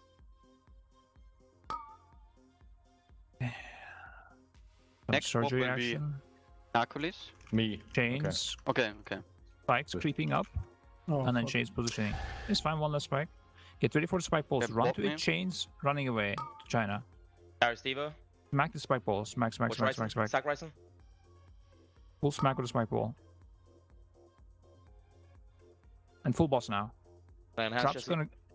If you can place the traps... No, never mind. Towards the middle. Traps. Towards the middle. Yeah. Towards the middle. Right, but towards the middle. Okay, Ravage will add these. Yeah, Ravage ready. Full edge tank. Nice. And full blast. Just don't blow them up. Okay, fuck him, dude. Easy, dude. Dodge this last one. Go to the middle.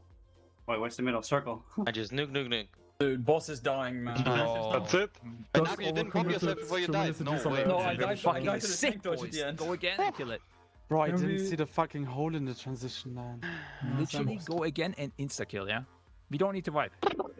I think this is the easiest fight of my life, actually. Yeah. This boss Can is someone delay the easy. raw in the end so we can make it like? All right. Well, I believe the phrase we heard there right at the end: "Easiest fight of my life." Looking so good. Kill within the next 3 pulls, right? Definitely. That won't come back to haunt anybody.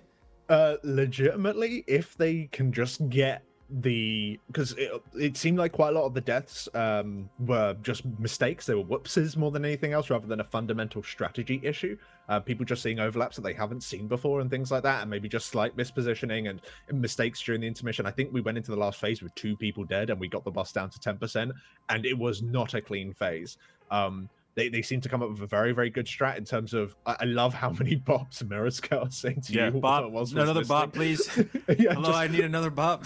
He's got 4 of them, and he's just like, yeah, every single tank buster, I just go through the spikes because why not? I can. It's such a clever idea, and I really think these guys are super close, super close to doing this. It's really, really exciting. Well, so one encouraging thing I think from the end of that poll is that with some napkin math, I think you can probably kill that boss with a few people dead through the end of that phase. Yeah. I don't think, like when we were watching Soul Render progression, that seemed like a fight where you needed to have everyone alive the whole time. And if anybody was dead for for more than a few seconds, you just weren't going to meet the enrage check. But on this fight, it seemed like we had enough people dead through that last phase that even still getting the boss down to 10% with all those deaths, I feel like you could probably have 3 to 4 people die through that last phase at varying points that don't ever get battle rezzed, and you could still push that boss. So that's encouraging, where you feel like you don't have to play perfectly to kill this boss in the last phase. You can absorb some deaths and you can still sort of limp through. So that's good. Second, you can see how excited people are. But what I think was also very instructive is the comms in that last phase. I think you can learn a lot from the state of mind that a guild is in by listening to sort of the, how would I want to put it, the pace of their comms, where a lot of times when you get to a new phase or you're excited, people start talking real fast and they start talking over each other and you can't pick out what anybody's saying. That seemed like a pretty controlled calm environment there. Like you could hear Scripe, and it seemed like the only people that were talking were when they absolutely needed something, with Mir saying like bot me, or Potter calling out like darkness or something. It seemed like they had very good calm discipline there in that last phase, and that's what you want to see going into that last phase, because that seems like you've got it. You're not panicking, everything's under control, you know that you're going to kill it. Yeah, no, it's super. Considering that phase, it's something that they haven't seen a whole lot of. And they having to do, quite a lot of movement on the fly, depending on where the spike balls spawn. Whoops, that was someone teleporting into the boss when, they'll do a quick reset on that one. That doesn't count as a pull, right? Nope. Maybe half. I think that they feel that they can't reset. What was? Yeah, no. Well, let's lust it then. Either way, yeah, they obviously haven't seen it too much, and the strategy does require a lot of people to be on the ball and have full understanding of what's going on in terms of what their own individual task is, where I need to stand depending on what sort of situation you happen to be in. Like, do I have the chain? If I do have the chain, who else has the chain with me? How am I going to move with those people? If I haven't got the chain, where do I go to stand? All those sorts of things. Where am I going to be placing these traps down? It seems that although there's all these things going on, the players are managing to generally keep it relatively clean. And the fact that you saw the entire fight, that's it. The fight is not going to last any longer than that. That was the hard enrage. Every single I don't think they can make the fight longer than that. Maybe like by 5 seconds or so, by having each of the phase 1 and each of the phase 1s before that last a tiny bit longer. The fight isn't going to go much further past that 8-minute and 30-second mark, which is where they wiped on 8:28 there. And looking at the damage in that last phase, of course, there were people dead, which definitely did affect the output, but just assuming that everyone is going to be a little bit closer to some of the top DPSs, so there won't be any major outliers, then they 100% have the damage for this. There's no way that they don't have the damage for this, in my opinion. If everyone is there and actually able to pull their weight, like as an example, there was only one Warlock in that last phase who were even doing damage. And Warlocks are incredibly good for doing hard single target damage, so Unless their comp has now only got one warlock in it. I'm going to sound like an idiot. No, they do have 2 warlocks. Yeah. So, you know, that's... Oh, they might even have 3. Looking at it. But yeah, either way, you're going to get a lot more damage out from those, assuming we can just get there nice and cleanly, which hopefully they'll be able to do if they don't ninja pull the boss again. Indeed, yeah. So I would say that based on that poll, I mean, like I said, it seems like phase 1, they've gotten it down to where it's very clean. It seems like the only question mark in phase 1 now is whether they can get the boss to transition when they want him to. Whatever mechanic it is that they're trying to have happen, that seems like the only sort of thing at play here is whether they can get the transition at the right time. Then you just want to make sure that phase 2 is you're not, you know, expending battle reses there that you want to have for phase 3. And honestly, I think if we get back to phase 3 with everybody alive and at least 1 battle res, I think we see a kill. Yeah, I'm with you on that. I think the next phase 3 we get to with everyone alive, and I'll hedge it by saying everyone alive with 1 battle res. I think the next one is a kill. No, it certainly is, assuming that there's no sort of catastrophic sort of mistakes. And some of the most catastrophic mistakes can come from where the tank goes, but it looks like Marez has got pretty much... I'm not going to say it's an easy job, but I would probably say it's easier than his other phases because he gets bop and doesn't need to worry about anything. He literally just runs right to the corner. Just yeah, he just doesn't care. He's just like, off I go. So in theory, it's probably a little bit easier for him in that sort of regard. In terms, it's mainly the chains that I'm worried about. It seems like they've got quite a good sort of system where the raid goes close to the balls and the chains go further away. That seems to be kind of their strat, and it seems to be working out really quite well. So as long as they can kind of maintain that, they should avoid any sort of major catastrophic mistakes. And yeah, with a battle res available, I'm totally with you. This boss can certainly die. But we've got to get through the intermissions first. It's still my favorite fight, part of the fight. Like, the whole fight is amazing to me. I love dance-based fights, and this fight just seems like one long dance, which is awesome. But the intermissions are so cool. The way that it really encourages you to be one big unit going around, I think it's a sight to behold. Unfortunately, I think that was... I'm not sure if that was... No, it wasn't Lorgok. That was another druid there. Unfortunately managed to get caught out. Yeah. That stuff is unfortunate, something that they definitely want to avoid, but it's far from the end of the world. If they just do the rest of the fight cleanly, then hopefully that battle res won't bite them. Well, one thing you'll notice here, speaking of the intermission and the dance phase element of it, for any of our eagle-eyed viewers, you'll notice a blue square in the middle of Frag's screen here. And that is a weak aura that you use to keep track of your character. Because when you're standing in a pile of 19 other people, you have no idea which one of them is you and whether you're about to get hit by a spike or not. So a lot of times you'll have like a little, basically character marker weak aura that allows you to keep track of exactly where on the screen you are. Because when you're in a pile like this, you know, basically good luck, because it's impossible to tell which one's you. It was a similar thing that you did on Jaina during the storm phase, because it's so difficult to see exactly where your character was. Ooh, that was a nice little thing they did at the end there, actually. A little optimization that right at the end, instead of just walking around and hopefully you are stacked, you just gateway the last bit to make sure that you're all in one location. That's actually a nice little optimization that should hopefully get rid of some of the mistakes that can happen towards the end of the phase where the ads aren't stacked up correctly. It looks like, unfortunately, they did not have the damage for it. Either they were calling a wipe deliberately because they already had 2 deaths at that point and didn't have a battle res available, or they just simply whoops on the damage. Something that hopefully they don't make a habit of doing this, because once again, when you're getting so close, when you've seen the entire fight, ideally you want as many pulls as possible to be going to the end of that fight. Even if it means that you're wiping at the same, in rage every single time, it means the rest of the fight is on point and you can start making optimizations. Hopefully that sort of 10% pull wasn't a fluke, and they kind of need to prove that to themselves by really getting to that point at least one more time. Yeah, it's one of the sort of dangers of seeing like an enrage on a boss fight is that as a raid, you would ideally like to increase your damage a little bit, but a lot of times that's each of your individual players may start making adjustments that if they were the only person making an adjustment, it will be fine. But if a handful of your players start making adjustments without saying anything, really, you know, if they say just like, ooh, you know, I've been using my Convoke at the end of the first phase, but if I save it for phase 2, like I can get in a little bit more damage or something along those lines, and they just sort of silently decide they're going to make that change to their damage, and somebody else makes a similar change, and maybe both of you move cooldowns from one part of a fight to another without saying anything, then you can have sort of regression on maybe a part of the fight like this, where you were easily killing the ads all the time, and now sort of inexplicably the ads are living longer, and it's like, dude, what gives? And you know, you think that like, oh, I move my cooldowns around, but it can't be that just my cooldowns made that big of a difference, and you don't say anything, but then later you find out that like actually 4 of us moved our cooldowns around, and it turns out we have way less damage for this because we were trying to optimize our overall damage for the fight to beat that enrage. So you do have to be careful about those sort of micro adjustments that individual players might make that could potentially cause issues like that, where a part of the fight that was like totally automatic earlier now starts being, you know, out of nowhere, it starts becoming difficult. And it's like, dude, what happened? What changed? Like, why is this harder to kill now? Yeah, no, I'm with you.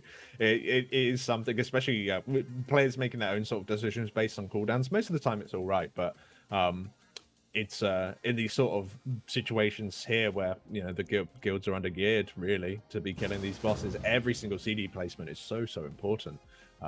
So when you start making your own decisions, it can go really, really wrong really quickly. So yeah, but okay, for you, what would you say then? How far away do you think they are from killing this boss? Like in terms of pull count, do you think this is like another 10 pulls where they need to iron things out, or do you think this is going to die literally any pull now? I don't think. I mean, I think they've demonstrated they don't really need to iron anything out. It's people playing well, essentially. And when you're at that point of the fight, you know, and which isn't to say that you can't still make improvements on the fight strategically, as you mentioned, like you make a little tweak to the gateway at the end of a pull or at the end of an intermission, so that everyone's pixel stacked and you get all the ads to spawn more clump, things like that. You can still make adjustments like that throughout a fight, you know, all the way up until you kill it, and those kinds of things would be good. But we're at the point now where the strategy is good enough. We've demonstrated the strategy is good enough to get you to the enrage, and the DPS is good enough to kill the boss with people alive. So now it's just like don't die to stuff. Just don't die. And when you're at that point, any pull could be a kill. Now, obviously, this being one of those kind of skill check fights, the question then is, how many pulls do you think it takes for everyone to play flawlessly through the first couple phases? I would say, based on what I've seen, I would estimate a kill within probably 5 to 10 pulls. I'm actually really confident. Like, I think that they're very close to it, and like, it's one of those deals where I don't think you need to have like god tier DPS throughout this fight to kill this boss. I think if guys just kind of relax and make plays that are safe, I think you can get that boss kill. Yeah, I think you definitely got the right idea there. I'm totally with you. As boring as that is, I'm just like, yeah, no, that's what I think as well. I'm just gonna say that not this pull, because we've already had 2 deaths. Next pull. Yeah, just try to hype it up a little bit. Yeah, next pull. Next pull is the kill. Next pull. When do you think they get the kill? Next pull? Next pull. It's always next pull, though, mind you. Next pull never comes. So yeah, a bit of a mistake. And once again, talking about the whole little regression thing, hopefully the players can kind of steel their minds against, like, not getting tilted, basically. If you get tilted at this sort of point, you know, especially with a fight with so much personal responsibility, when other people start playing badly and you start getting frustrated, then you might start not playing to the point in which you want to kind of be playing at as well. So hopefully, I don't think it will really lead to tilt. These players have been playing with each other for a long time, and you know, they are top of their game, and they've wiped to bosses like this many times before. So it's a matter, of course, it's just the way that progression works. You're gonna wipe to these things, even though you're very close. They just got to maintain focus and hopefully push themselves through. Well, it's you know, it's interesting when you get to hear the comms of the guilds, the difference in the sort of mentality of the different raids. Like, if you spend any time listening to Limit's comms, you come away with a distinctly different atmosphere than listening to Echo's comms. And a lot of that is, I think, just the individual players in the different guilds. Like I think Limit just has goofier guys in it than Echo does. But you'll notice that a lot of times the Limit community, like the comms that they have, is much, I don't want to say like more forgiving, but they tend to be more lighthearted around mistakes, and they may still get mad at each other, but the feedback that they give to each other tends to be sort of more positive or more laid back, I guess, for lack of a better term. Whereas Echo tends to, you know, the comms that I'm in for their polls, it seems like they're a bit more blunt with their feedback to each other, and you get more of the, which I think is the more typical high end. So it's what, if you've gone through high end guilds, I think it's more of what you are accustomed to with that type of comms. And with Echo, you do, like if a guy dies and when we're cut to comms, you'll hear immediately go, somebody will just be like, dude, what are you doing? Like don't like stop. And like that's where we're at in this fight now. Is like, you can't, you know, when you're learning the boss fight, some of that is to be expected, you know, as people are learning the mechanics, figuring out when they can squeeze out more DPS versus when they need to actually just hightail it away from the spikes, things like that. You expect those kind of deaths, but now that we're at that point where any pull could be a kill, you do, I think, there's a heightened frustration with individual mistakes, because you're throwing away a pull, dude. Like, this could have been the kill, and you died to something that we all know how to do, and I've seen you do it 50 times, so I know you can do it, and you just wiped to it, or you just died to it, which makes me think that you are, like, either your head's not in the right place, or you're trying to make too big of a play, and it's like reeled in, man. Like, I don't need you to be an all-star right now. I just need you to not die to that thing.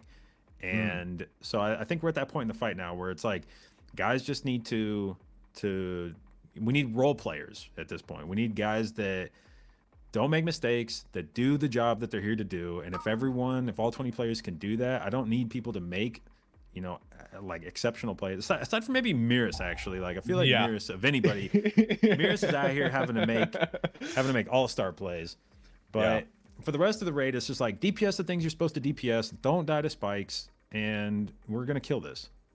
Yeah, I'm totally with you. And like, kind of another thing as well, with the experience that these guys have together, normally when someone makes a mistake, there's just, sometimes if it's like one that, like, maybe you're thinking that the person might not be aware of what they made a decision on, it's like, okay, look, dude, you're kind of messing this up. This is what has to happen. But most of the time, you also hear if someone dies, if comms are quiet enough for it, they'll just say, yeah, I mucked that up. Whoops. Yeah. You know, and then that's it. They don't need to be told how to do it. They know that they made that mistake. But of course, when things are getting heavy, like in the intermission, when it needs to be quiet because you need to listen to the movement calls, if someone makes a mistake there, you do hear people go, what the, you know, what the hell are you doing? Like, in terms of just screwing everybody up. So yeah, it's really interesting to see that how they are talking to one another. And I'm sure if this pool does go well, we'll be listening in towards the ends of it. So really, really excited to see that. And yeah, once again, they got through the intermission, no deaths here. This very well could be the pool that gets them through. And yes, I'm fully aware what a caster curse is, but I do not believe in it. This could certainly be the pool that gives EU its the very first world first kill it's had since Ajara's tier, I believe. They haven't killed a boss before the NA servers since then. As far as I'm aware, maybe there might be one or two. That sounds right. That's I think you're right. So that's a really, really big deal. Unfortunately, it does look like we had a lock death, but out of all of the deaths to have, a lock dying there is actually the best one. And reason being is that the locks do absolutely a grand total of no damage to the adds that are about to spawn, that they're about to spawn on this particular wave here. So if you're gonna have anyone die, yeah, okay, we can let a lock die, because we don't need them to nuke down these adds as much as, say, a Ret Paladin or a Windwalker Monk, or any of the warriors that are really, really plowing into these adds, which is super, super important to do before they manage to get their cast off. Yeah, this is, you know, I talk about guys just needing to play their role. This is like the one part of the fight where you actually, you do need guys to like pump. Like, this is where it's like, okay, look, there's a timer on these ads. They have to die, so I do need you to play like an all-star when these things come out. But I feel like for the rest of the fight, it's just like, you know, kind of don't screw it up, and we kill this. I'm with you on that. So here we got the hammer getting thrown out and a set of traps. This one isn't too bad. You'll see that these traps are just going to be tried to be detonated before the incoming wave comes in. They got their CDs coming down, of course. Otherwise, these spikes will destroy the traps, and you need to do them in a staggered fashion. Otherwise, you're going to be a bit rip.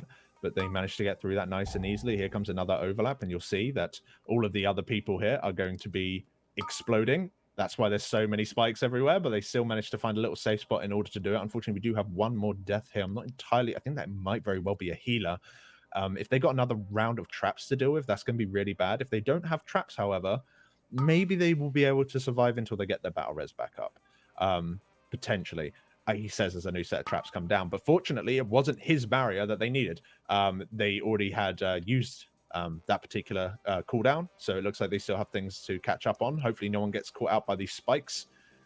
Looks like we're doing all right here. Looks like we'll have one more tank buster to go, and simultaneously some orbs. I think I've seen them call that darkness in phase 3, so I wonder if that's a darkness they just hold on to for just such an occasion, where if there's a moment where they're gonna fall behind, potentially because of like a healer death or something, if that's a darkness they can play with. It looks like they managed to get him back up. They've got this one last hammer, and then we'll start to transition into the this here is the enrage of the phase. Every phase has a set time in which you can push the boss. We've reached that time. Well, we're getting closer to that time, so they're cutting it very, very fine, but they managed to do it. Everyone's nice and set up in the middle.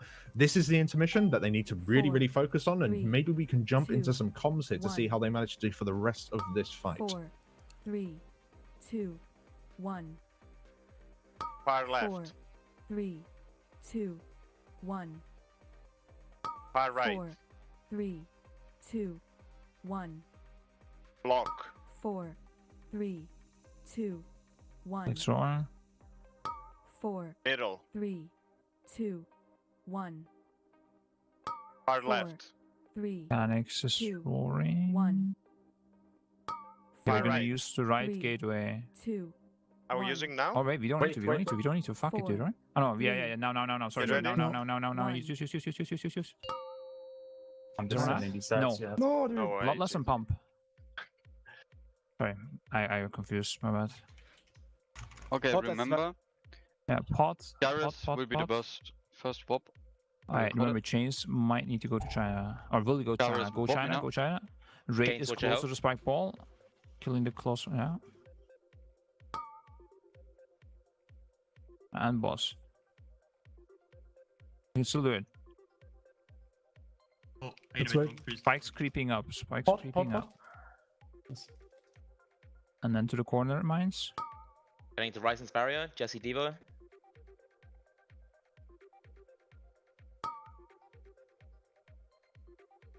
Defa with the next pop, we'll call it.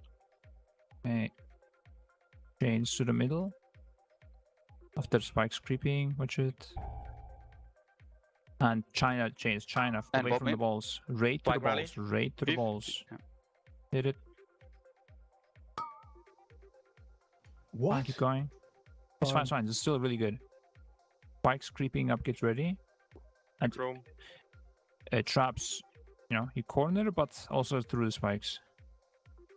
Alright, perfect. There's One on the inside barrier. the melee. Only let Roger blow. 2 melee. Okay, don't touch them. Do not touch them, Phil.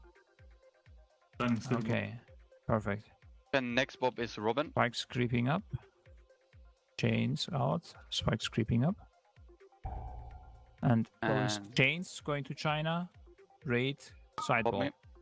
Garrus Steve. Raid. Ravage rally. Sideball. Hit the sideball. And Go through. spikes creeping up and traps near the middle. Creeping up.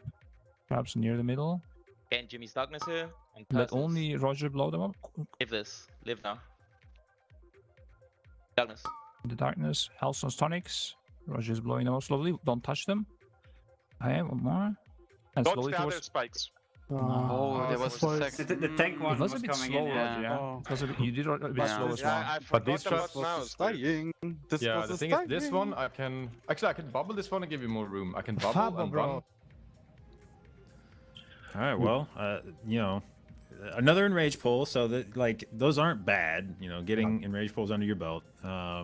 Again, I feel like you need to have a battle res ready for the last. It just seems like you're always going to lose at least 1 or 2 people in that last phase just to, you know, random mistakes. And so we went into the last phase, I think, with Genji dying. I can't remember if he died right before we got into that phase or shortly after, but it was pretty clean for the first, I don't know, like 40, 50 seconds of that phase, and then you just started having kind of one by one people falling off and no battle reses left. But yeah, I mean, they can get here consistently is the thing. I would expect to see us hit this enrage.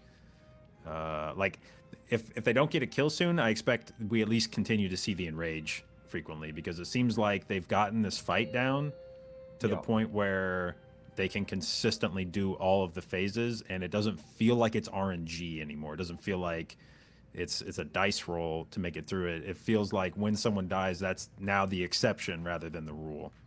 Yeah, looking at the last phase, so we had I think Genji died just before we got into the actual phase itself. He died in the intermission.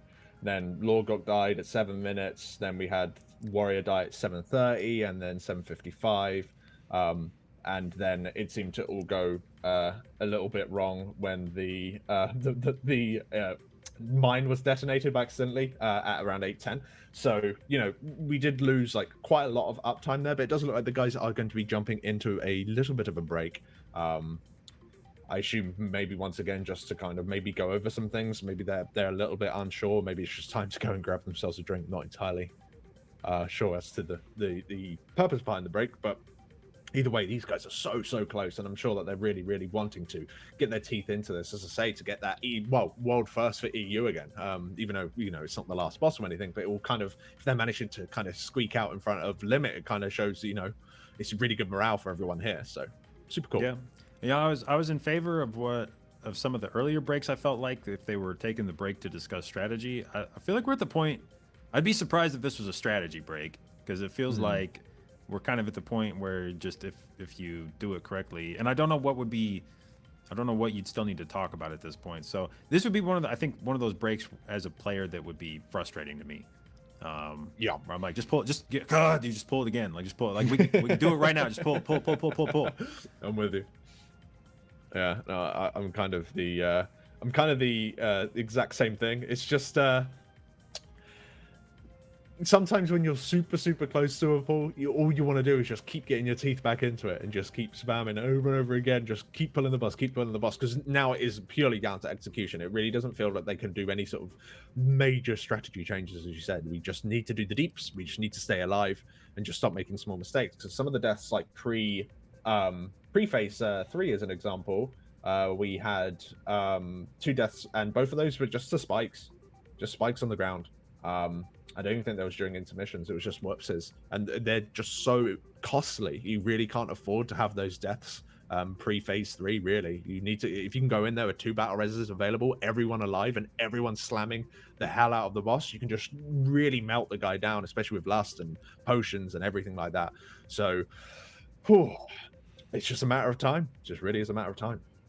Yeah, and again, like I feel like the stakes here, the players have to be aware. I mean, obviously, a mid-tier boss is never going to be, you know, the end-all be-all, but this is clearly the most difficult boss that we're going to face in this dungeon, probably until Keltis, unless one of the, you know, next couple bosses is just oddly overtuned. This is likely going to be the hardest boss we see outside of the last 2.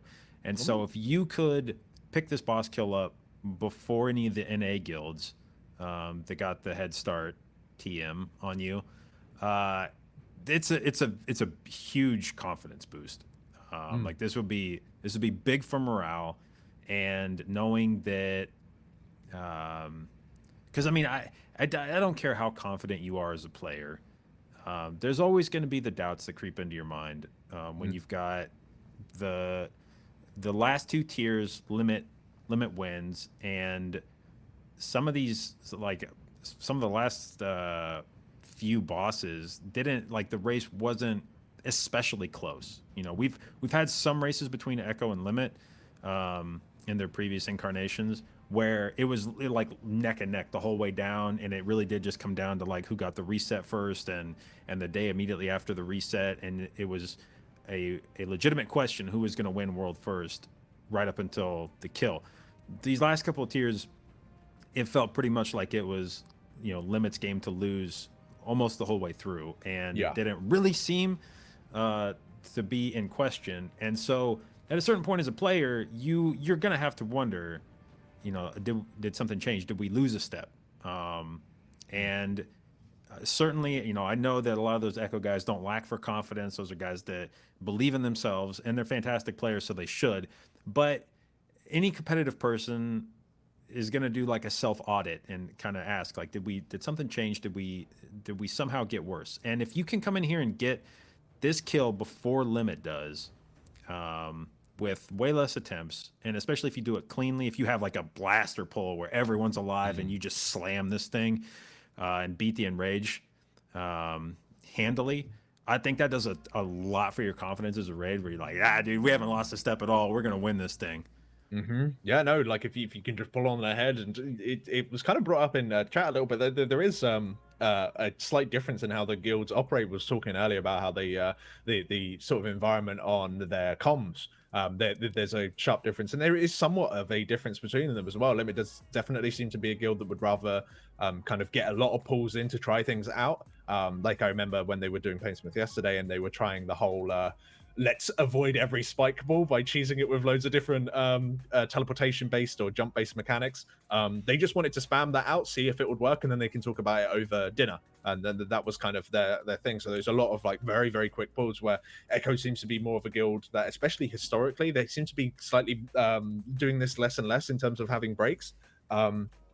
They very much like to have they'd rather strategize and talk about it rather than maybe just there's more talking and less doing a little bit in places. And whether or not that is the right or wrong way of doing it, so far it's kind of hard to call in a way. But they've been doing really, really well. There's several pulls behind Limit's overall count. I think Limit's around 120, and I think Echo's coming closer to 80 now. And Echo is ahead on percentage, and they really look like they might be able to get a kill on this thing. And kind of talking about the overall thing itself, like in terms of how the race is going, I think there was a little bit of a perfect storm in allowing Echo to get this close to maybe be able to snag a world first kill, mainly because of how Soul Render went down. Because of course, the Limit were fighting Soul Render, and they were fighting a different version to what Echo was fighting. They were fighting a version where the incoming damage was way, way higher, making the fight a lot harder. They were 6 healing it in order to get to the Enrage. They saw the Enrage at 20% because they were 6 healing it. And when they went off to go and do their normal mode run or splits, I believe it was more of a run than it was splits, in order to go and get their shards, similar to what Echo's already done today, where they just went and did a normal mode run to go and get their domination shards. When they came back, the boss was kind of fixed, so they kind of went up against a different boss, which definitely slowed them down and allowed Echo somewhat to kind of catch up in that sort of regard. So yeah, it's a little bit rough for them in that sort of sense, but we'll have to see exactly how it goes, as hopefully the break isn't going to be taking too much longer. So I'm really, really excited to see if these guys can, you know, get the geckos in the chat, which will feed their energy to kill the boss. Well, and you made an interesting point, you know, talking about the Soul Render progression. Another part about Soul Render, obviously there was the nerf, and then after the nerf, Limit killed it very quickly. But another part of that fight is that Limit went back and did normal splits to get more gear for that fight, because they recognized I think the explanation I heard was that if they didn't need it on Soul Render, they were definitely going to, you know, if they were having that much of an issue with Soul Render, they were definitely going to have an issue with Painsmith. And so they just kind of said, like, okay, let's, you know, we might need it for this fight, but if we might need it for this fight, we'll definitely need it for the next one. So they went back and did normal, and then blasted out Soul Render. I think it was after 3 pulls after the nerf. Whereas Echo held off on doing any of their normal splits until Painsmith here. And so, and I think we've seen what appears to be a dramatically different, I don't know if it's just, you know, more confidence coming out. I don't know if it's just like they did normal and they're like, ooh, we got more gear, and just the psychological effect of that makes them feel you know, more confident in the pull. But you could hear the players when they got back from their normal splits coming back into Painsmith that they seem to have a different, you know, more of a pep in their voice of like, dude, this is it. Like, dude, we're slamming this boss now. Like, yes, this is it. We're gonna kill this thing. And whether that's purely psychological or actually, you know, a measurable difference in the amount of DPS that they're doing now after the normal, I do think that the pulls on this boss just kind of look different now. And if you took away the 80 pulls up to this point and you just brought me in on progress right now and you showed me a pull right here and you told me that this was an 80 pull boss, I would be like, really? Because they make the first few phases of this now look pretty consistent and repeatable. And this at this point is not what I would expect an 80 boss pull to look like. I would expect it to be a bit more chaotic. And if a fight looks like this does right now, I feel like, yeah, we're getting a kill like soon. Like this is the way that they're executing this fight and the way they're making it look, you know, for lack of a better phrase, they're making it look easy in the early parts of this. Like this is how pulls look right before you get a kill. Yeah, no, 100%. And I think it will also have a little bit of a trickle down effect.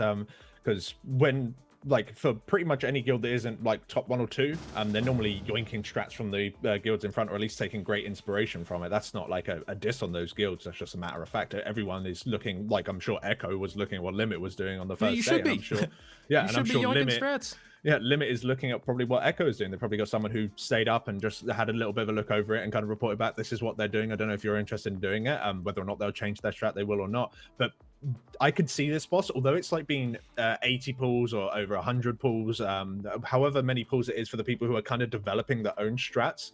I can see that this boss, once it's kind of like a solved boss and all it is just player execution, I can see, especially guilds like Fat Shark or something, which are like god mode at looking at what other people have done and just implementing it super well with their own sort of twists on it. I can imagine them killing this boss super quickly in comparison, just because once the boss is solved, you just need players to play well. So guilds that have crazy good players, which are pretty much anyone in the top 10, when they've got crazy players, as long as the strat's already there, then just go play the boss. These guilds have already kind of done the work for you.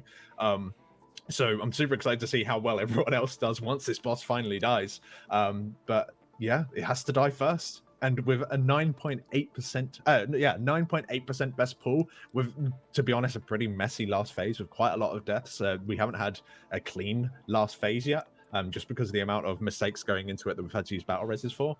Who knows? Like, this could be it if they manage to just get that done. Yeah, and you know, it will be interesting to see. Like, you talk about what separates the world first guilds from maybe like the other guilds in the top 10, and a lot of times it comes down to the ability to do exactly this, which is I don't know that I would say that the players in like Limit or Echo are necessarily hands down the best individual players in the world. They're all amazing players, but I really believe that you could take players, because they often do take players from other guilds and put them into their lineup, and they don't lose a step, or they may even get better. I think that there are a lot of players in other guilds that are individually as good as players in the legitimate world first guilds. But what separates these world first guilds is their ability to come up with the best strats quickly and to figure out how to solve the problems that a boss presents to you, and to do it quickly and in a way that sort of fits the strengths of your raid. And it's where we see like the raid leading of Scripe and Max, I think, really shine, is in their ability to come up with innovative ways to kill these bosses. And if there's a pain point on the boss, that you take a second and you say, like, how can we fix this? And then you come up with a strategy like Miras is running right now in the last phase, where it's like, man, getting across these spike balls is like super difficult and annoying. How do we fix this? And it's like, well, what if we just bopped every one of them? Are we holding bop for anything else? And it's like, well, I don't think so. Like, I always have bop up in the last phase. Yeah, just like bop me on cooldown, man, and I can just run through them, and I don't even care at that point. It's like, yeah, that's a really good idea.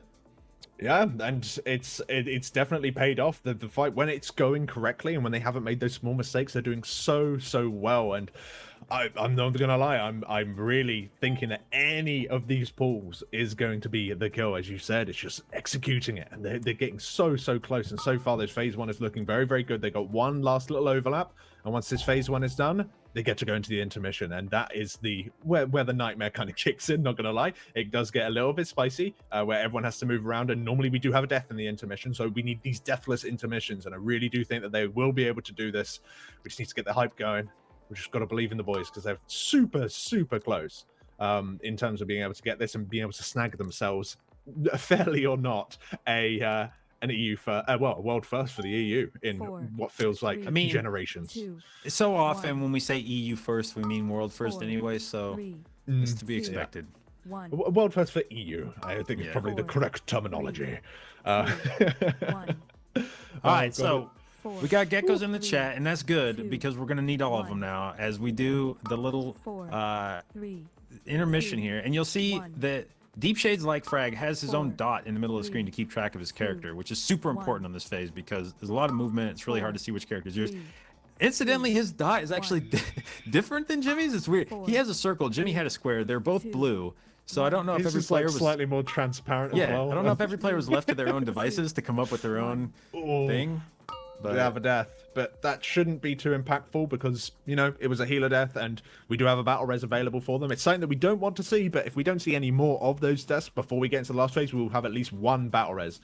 So they have to slam through these ads, which looks like they'll easily do because it was only a healer that did manage to die. So all of the big DPS is still coming through. Let's see if they can get through this. And to be honest, they've been, now I'm full on cursing it. They've been doing this second phase relatively, like if they get here, they normally get past it. Yeah, like the second phase, the third one is the problem. Yeah, like the first two phases now, again, you have the incidental deaths that come out, which are impactful. Like you can't overlook those, but it feels like they've got these first two phases on lock now. And it's really just the last phase, can we execute? And I fully believe that we're going to get a kill within the next 5 to 10 pulls. It just feels like they're getting it too cleanly into the last phase to be screwing around here very often. Yeah, no, I'm 100% with you on that.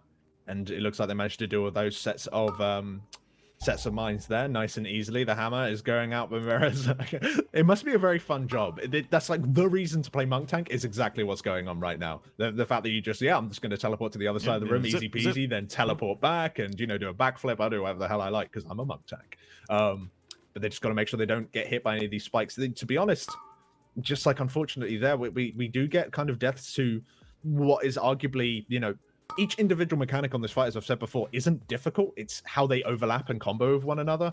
And if you just take your eye off the ball even for a second, then unfortunately we can have deaths, but that is not the end of it. Normally I would be like, okay, Windwalker dead, that's the end of the world. But with only a Windwalker dead and a Boomkin dead now we're looking a little bit spiced. But with a Windwalker dead, it's not actually that bad because the next set of ads, which is one of the big reasons to bring Windwalker to this fight, the next set of ads, we're going to have Lust, we're going to have Potion, we're going to have all of our CDs. So we could probably handle not having one of our DPS here. And if everyone else, no joke, they kind of have to play perfectly now. If no one else dies, it doesn't mean that this is a wipe. They can still do it. I'm trying to see where on Deep Shades' screen we track the B-res timer. I am doing it off of gut feeling as to when we have battle res available. It feels like about a minute 45 to me. Yeah, unfortunately I cannot see, but here comes this intermission. Hopefully they can move around correctly, and hopefully they can kill the ads afterwards. If they can do that, I honestly think that they're in for a really good time. Ooh, here we go. Hard left. Sticking together as a team, trying to get these fire patches in ideal locations. Of course, you can get RNG'd and have fire spawn in the path that you want to take. Let's hopefully that Painsmith isn't going to inflict too much pain upon our boys today, as they manage to make their way through. This is the kind of part of a fight. We've had both Limit and Echo start mixing their rosters internationally, where you've got EU players playing with Limit and NA players playing with Echo. And a lot of times on a fight, it's not that big of a deal. On a phase like this, your ping can all of a sudden become a really big deal. Oh, yeah. Where you're trying to dodge stuff, and like these fire swirlies, if on your screen it looks like you're behind the group, but on their screen, you're in front of them, and you think you're dropping it in a good spot, but actually you just drop it on top of everybody. Like, it can get really messy real fast. Oh, here we go. keep on pushing through. We got 3 dead though. I don't want to take away from this, but they can still get, once again, it's more important that they keep pushing this pool, even if maybe it isn't going to be a kill, just so that they can keep seeing that enrage, keep getting more used to some of the crazy overlaps that they have to deal with in this phase. And I'm not going to say that it's impossible, because I do not mathematically know that, but maybe they will still be able to do it. As I said, Justway is a very, not saying that he does no boss damage, far from that, but his ad damage is one of the most important things that he can bring, and he is those ads died. So in theory, and we still have a monk. We still have 1 monk alive, so we're not missing Mystic Touch here. Yeah. And a lot of what like Mage brings to the raid is the int buff, and the int buff's still on everybody. As long as he put it up before he died, he's good. Yeah.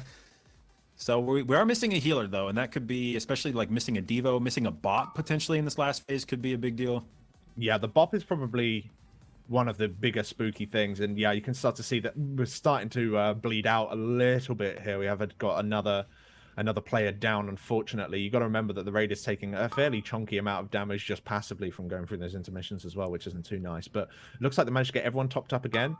We have a paladin bubble for that particular set, so the tank doesn't need to be topped up, which is good. They have got some CDs down to deal with these traps.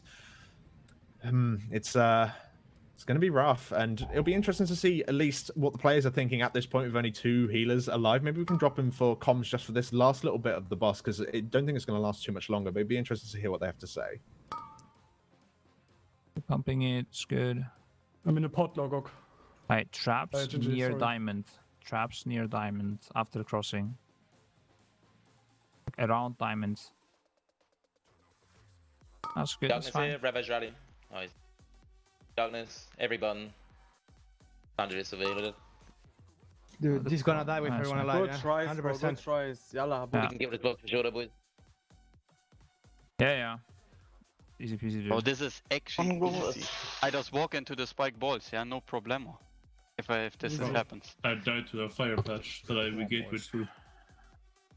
That must have been really bad RNG, Villa. Like, what No, was I timing actually out? got hit as well, but I'm a warlock and survived this. Yeah, so I do wonder. I think I remember seeing an Ashen go down immediately into the phase 3 transition, and I'm wondering if it was Scarce's. I'm guessing it was his Ashen that they were missing there, and that probably made the front of that transition a bit rougher than it normally would be, because I did see an Ashen go down later, but I swear I remember seeing one go down right at the start of that phase. So I think we were missing a bop there. Maybe missing the Ashen that would kind of stabilize the beginning of that phase. So unfortunately, I'm guessing that was maybe one of the more impactful healer deaths you could have had going into that phase. It's certainly not nice, but it goes to show that, of course, not everyone survived the enrage, but literally, like, about 2/3 of the raid was still alive when that last hammer came down, which, you know, it shows that they're still on pace, and I totally cool. Like, I think it's the right thing to do, where even if, you know, the pool has gone a little bit sideways, still worth trying it out. And you saw that the players were very positive, like, yeah, no, we just got to kind of stop throwing ourselves into all of these spikes, and then we should be good. Just move forehead. So, you know, just things like that, keeping it light, and they know what they need to do. They're super close to doing it. Oh gosh, I'm super excited to see it, but it's not gonna lie, it's obviously difficult. I'm not sure if this is just coming down to players just making, you know, small mistakes and just not being focused. It's not normally a thing that these players would do.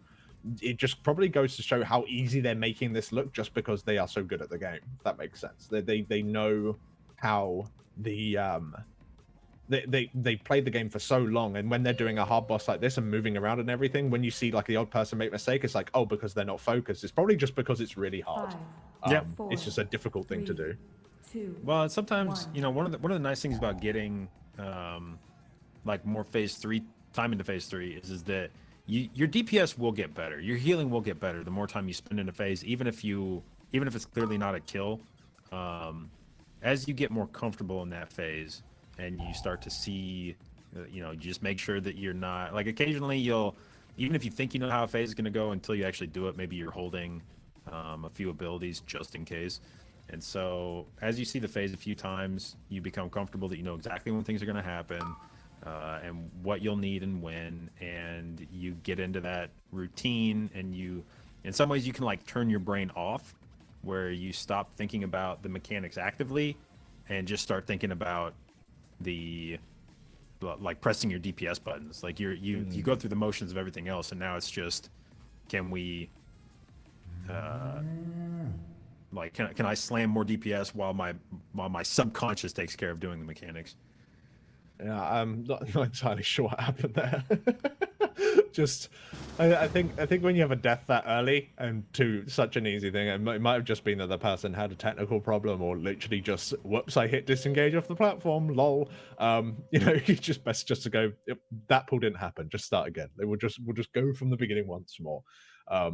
Because yeah, when things go as badly as that, but they look like they are going for another pull straight off the bat. They're just kind of ignoring that one, getting a pull in 40 seconds, because I assume certain CDs aren't resetting still, which I don't get why they don't.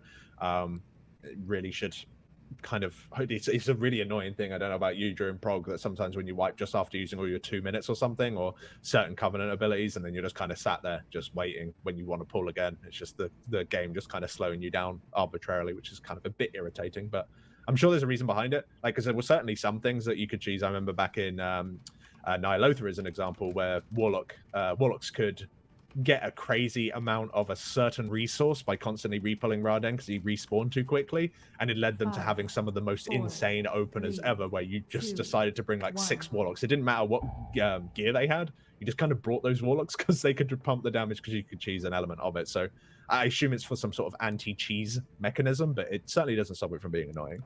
Yeah.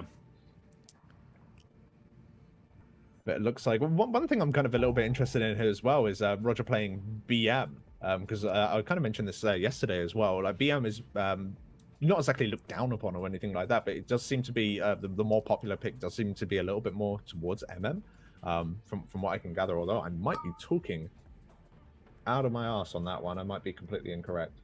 I might be just seeing things from a different. I think BM Marks was. I think Marks was the raid play, and yeah, it may just be, you know, at a certain point on a fight with this much movement, for some of these. Although I guess you're not really, like, during the intermission, you're not really DPSing. So yeah, I don't know if there's some specific part of BM, like one particular part of the kit that's more useful here than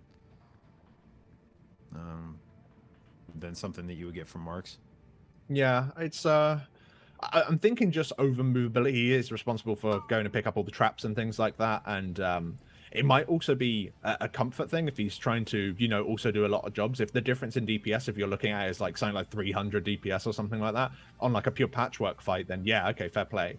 But on a fight like this, where everyone just needs to kind of be alive, if he feels more confident actually moving around as BM and doing his job as BM, then maybe that would just be a better pick for it. I'm not entirely sure. I'm sure the difference isn't so catastrophic that he's kind of making a mistake by being BM. I just thought it was kind of an interesting thing, because we haven't really seen it too much in the race so far. Chat saying, and you know, here I go trusting chat again, but chat saying that Roger said that it was because he was dealing with traps. Okay, that's fair enough. And the survivability part of BM, I don't know what the difference in survivability of BM versus you can have a pet out. Normally as MM you don't have a pet out, and with BM, with having a pet out, you can either gain the Spirit Beast to heal, or you can have the Leech if you want it. You know, you have a little bit more control as to kind of what sort of bonus that you gain, rather than just having Barkskin. Well, I say Barkskin, Survival of the Fittest. It's a 3-minute cooldown Barkskin that you would otherwise have as MM. So I guess you got that element available. So yeah, I imagine it's probably along those lines. It definitely seems like a decent pick. Unfortunately, there once again, a death to the intermission. At that point, it feels like that was just an incorrect decision. Someone trying to kind of skip something that they really shouldn't have skipped. Really lucky not to have another death there, in my opinion. That was actually a little bit spooky. But here they are grouping up for the last. Oh, one more set. Excuse me. We'll now be grouping up for the ads here. This is the ad spawn set. Now they just need to survive this ad spawn set. Turn around. Nuke the ads without lust. Fortunately, the person that died is not one person who's particularly responsible for damaging these ads. We find that to be kind of an ongoing thing, which is kind of nice, that the people who are unfortunately are making mistakes in this phase aren't the ones that are responsible for killing the ads directly out of it. So, you know, we're not screwing ourselves too much. That's very kind of them. Phase 2. Yeah, it's very kind. Yes. Like they have like a 1 death quota, and a warlock's like, I don't really do anything on this phase. I'll be the guy that does. So talking about a death. really don't want to be seeing that, but it's not the end of the world. Once again, we can have 2 deaths and have everyone rezzed up for the beginning of the next phase. It is possible. It's not nice. We'd rather have the reses available for next phase, but doesn't mean it's not a kill by any means. If they don't really need the damage in this phase, they are kind of deliberately doing the damage in such a way, generally speaking, that they want the phases to last as long as possible, mainly for CD purposes, as far as I'm aware, as long as it's a safe thing to do. So they don't want the sort of phase in rage, which you've seen probably a couple of times with the wall coming slowly closer and closer towards the raid. They don't want that phase in rage to obviously get so close that they die to it. But they normally allow it to begin to trigger just to extend the duration. I thought Logok was dead there, but fortunately he managed just to get toppered up. This is a high bit of incoming damage here, but it looks like they managed to get things back under control, and they need to start popping these traps with the CDs down right now. Yeah, and we I remember we saw an attempt earlier where the traps kind of got dropped very close to on top of each other. And that can be very tricky as the person dropping, or as the person popping the traps. If 2 people happen to be standing on top of each other when those traps get dropped, they will drop essentially overlapped, and it can be interesting to only pop one and not both. And occasionally people ask, when I'm streaming, they'll see that I S key, and they'll be like, why are you S keying? That is a 3-head play.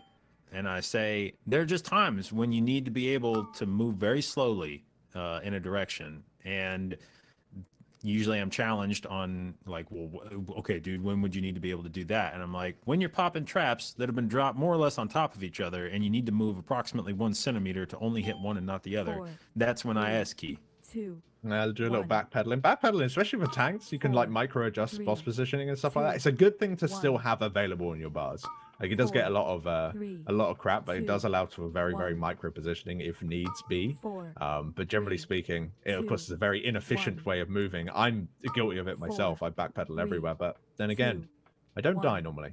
It's fine. I play a hunter. I can move as much as I like. I'll just disengage and use a turtle of shame as I accidentally stand in a mechanic because I didn't move quick enough. It's fine.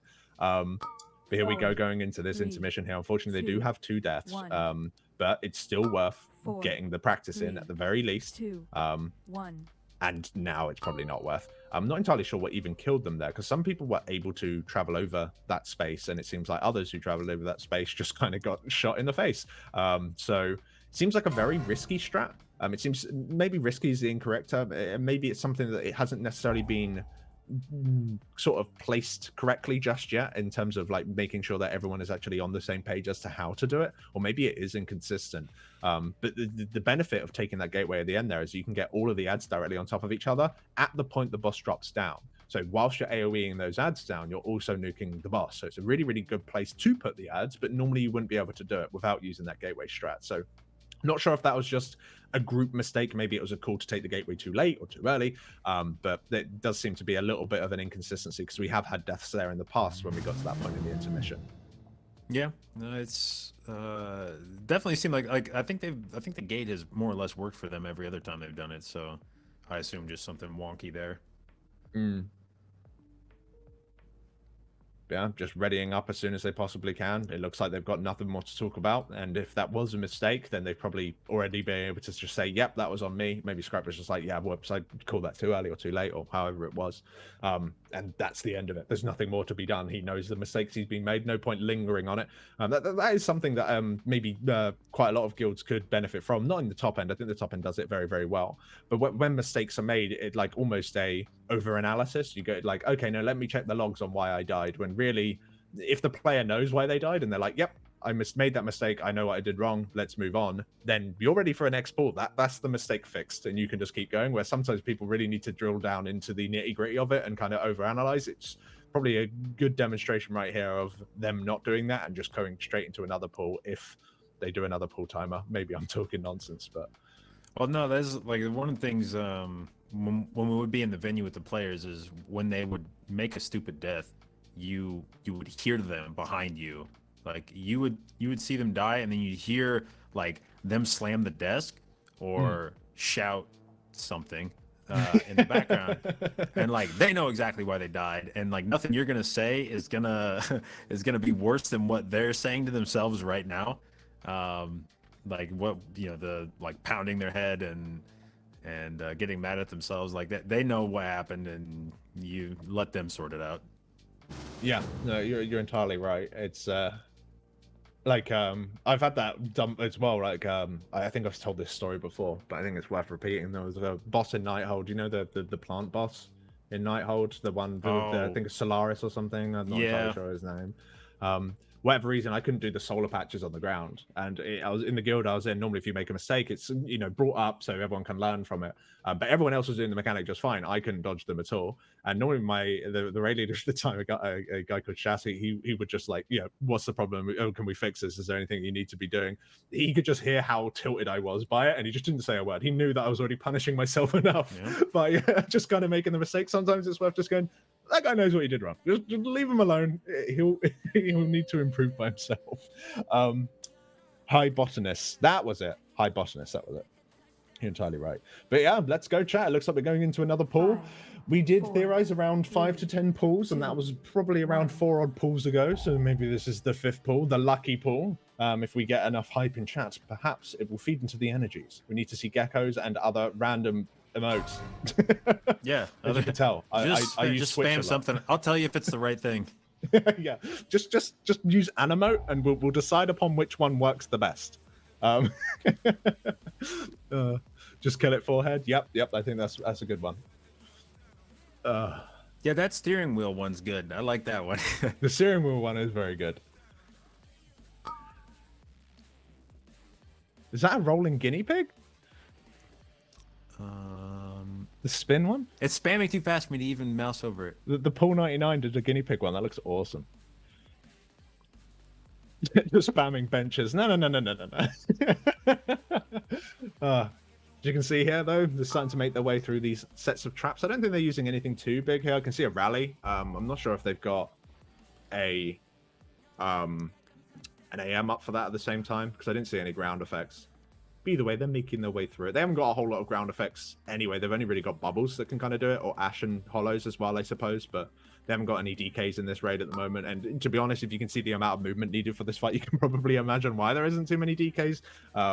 As well as right now, as far as I'm aware, they haven't got the biggest single target damage. And that's something that is really kind of needed. And with AMZ just not kind of being as good as it once was, it kind of makes sense. So as we're kind of pushing our way into this next little section, you will see that they will be kind of delaying the intermission. In theory, they could just push the boss here, but you can see that most people kind of stopped hitting the boss as best they can. They'll probably be cleaving on him a little bit, right? But they've stopped it as best they can. They'll kill this spike ball, and they'll try and push him a little bit later. I think they'll normally try and wait for the tank throw to begin. Because when that tank throw begins, I'm talking nonsense. Never mind. Either then maybe they push too fast, or maybe they're just not doing that anymore. But it is what it is. But we are going into this intermission, JB. What are we looking at here?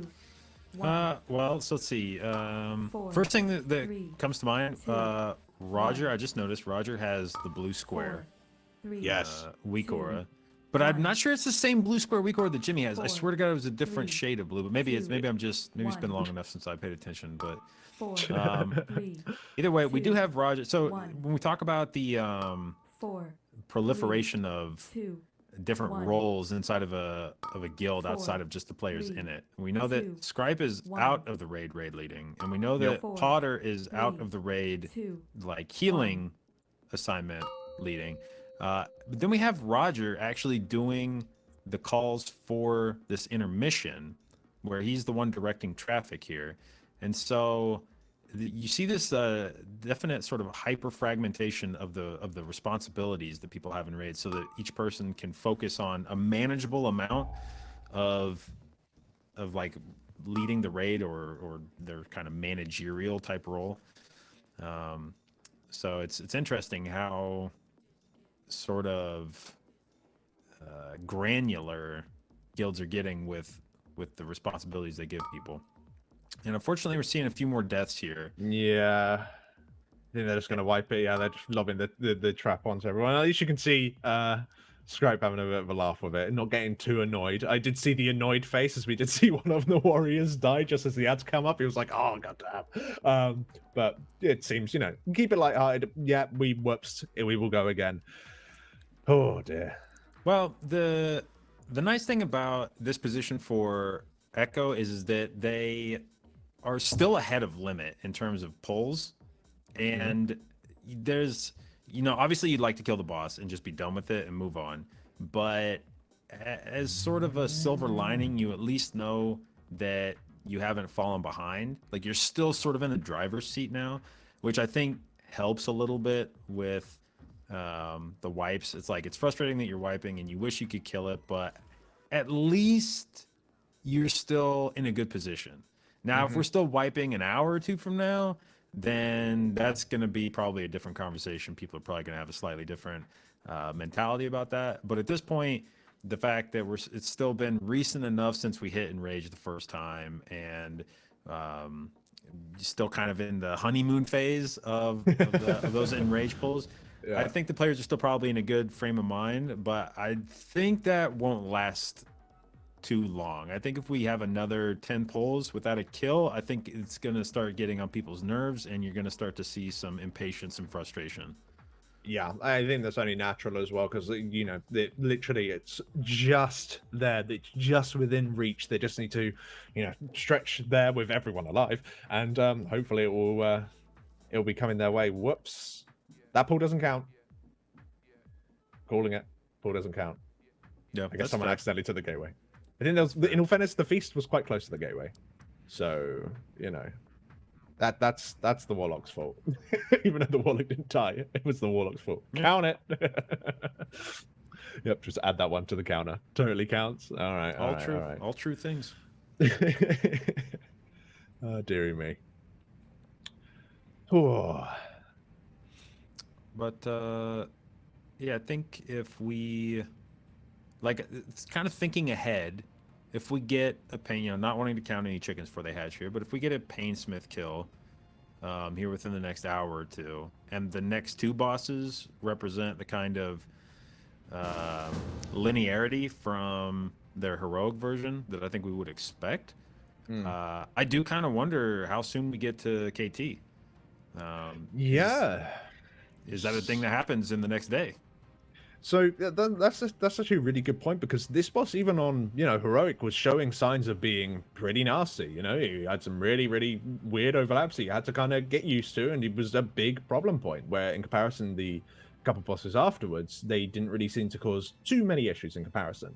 Talking about Guardians for a moment, Guardian of the first ones.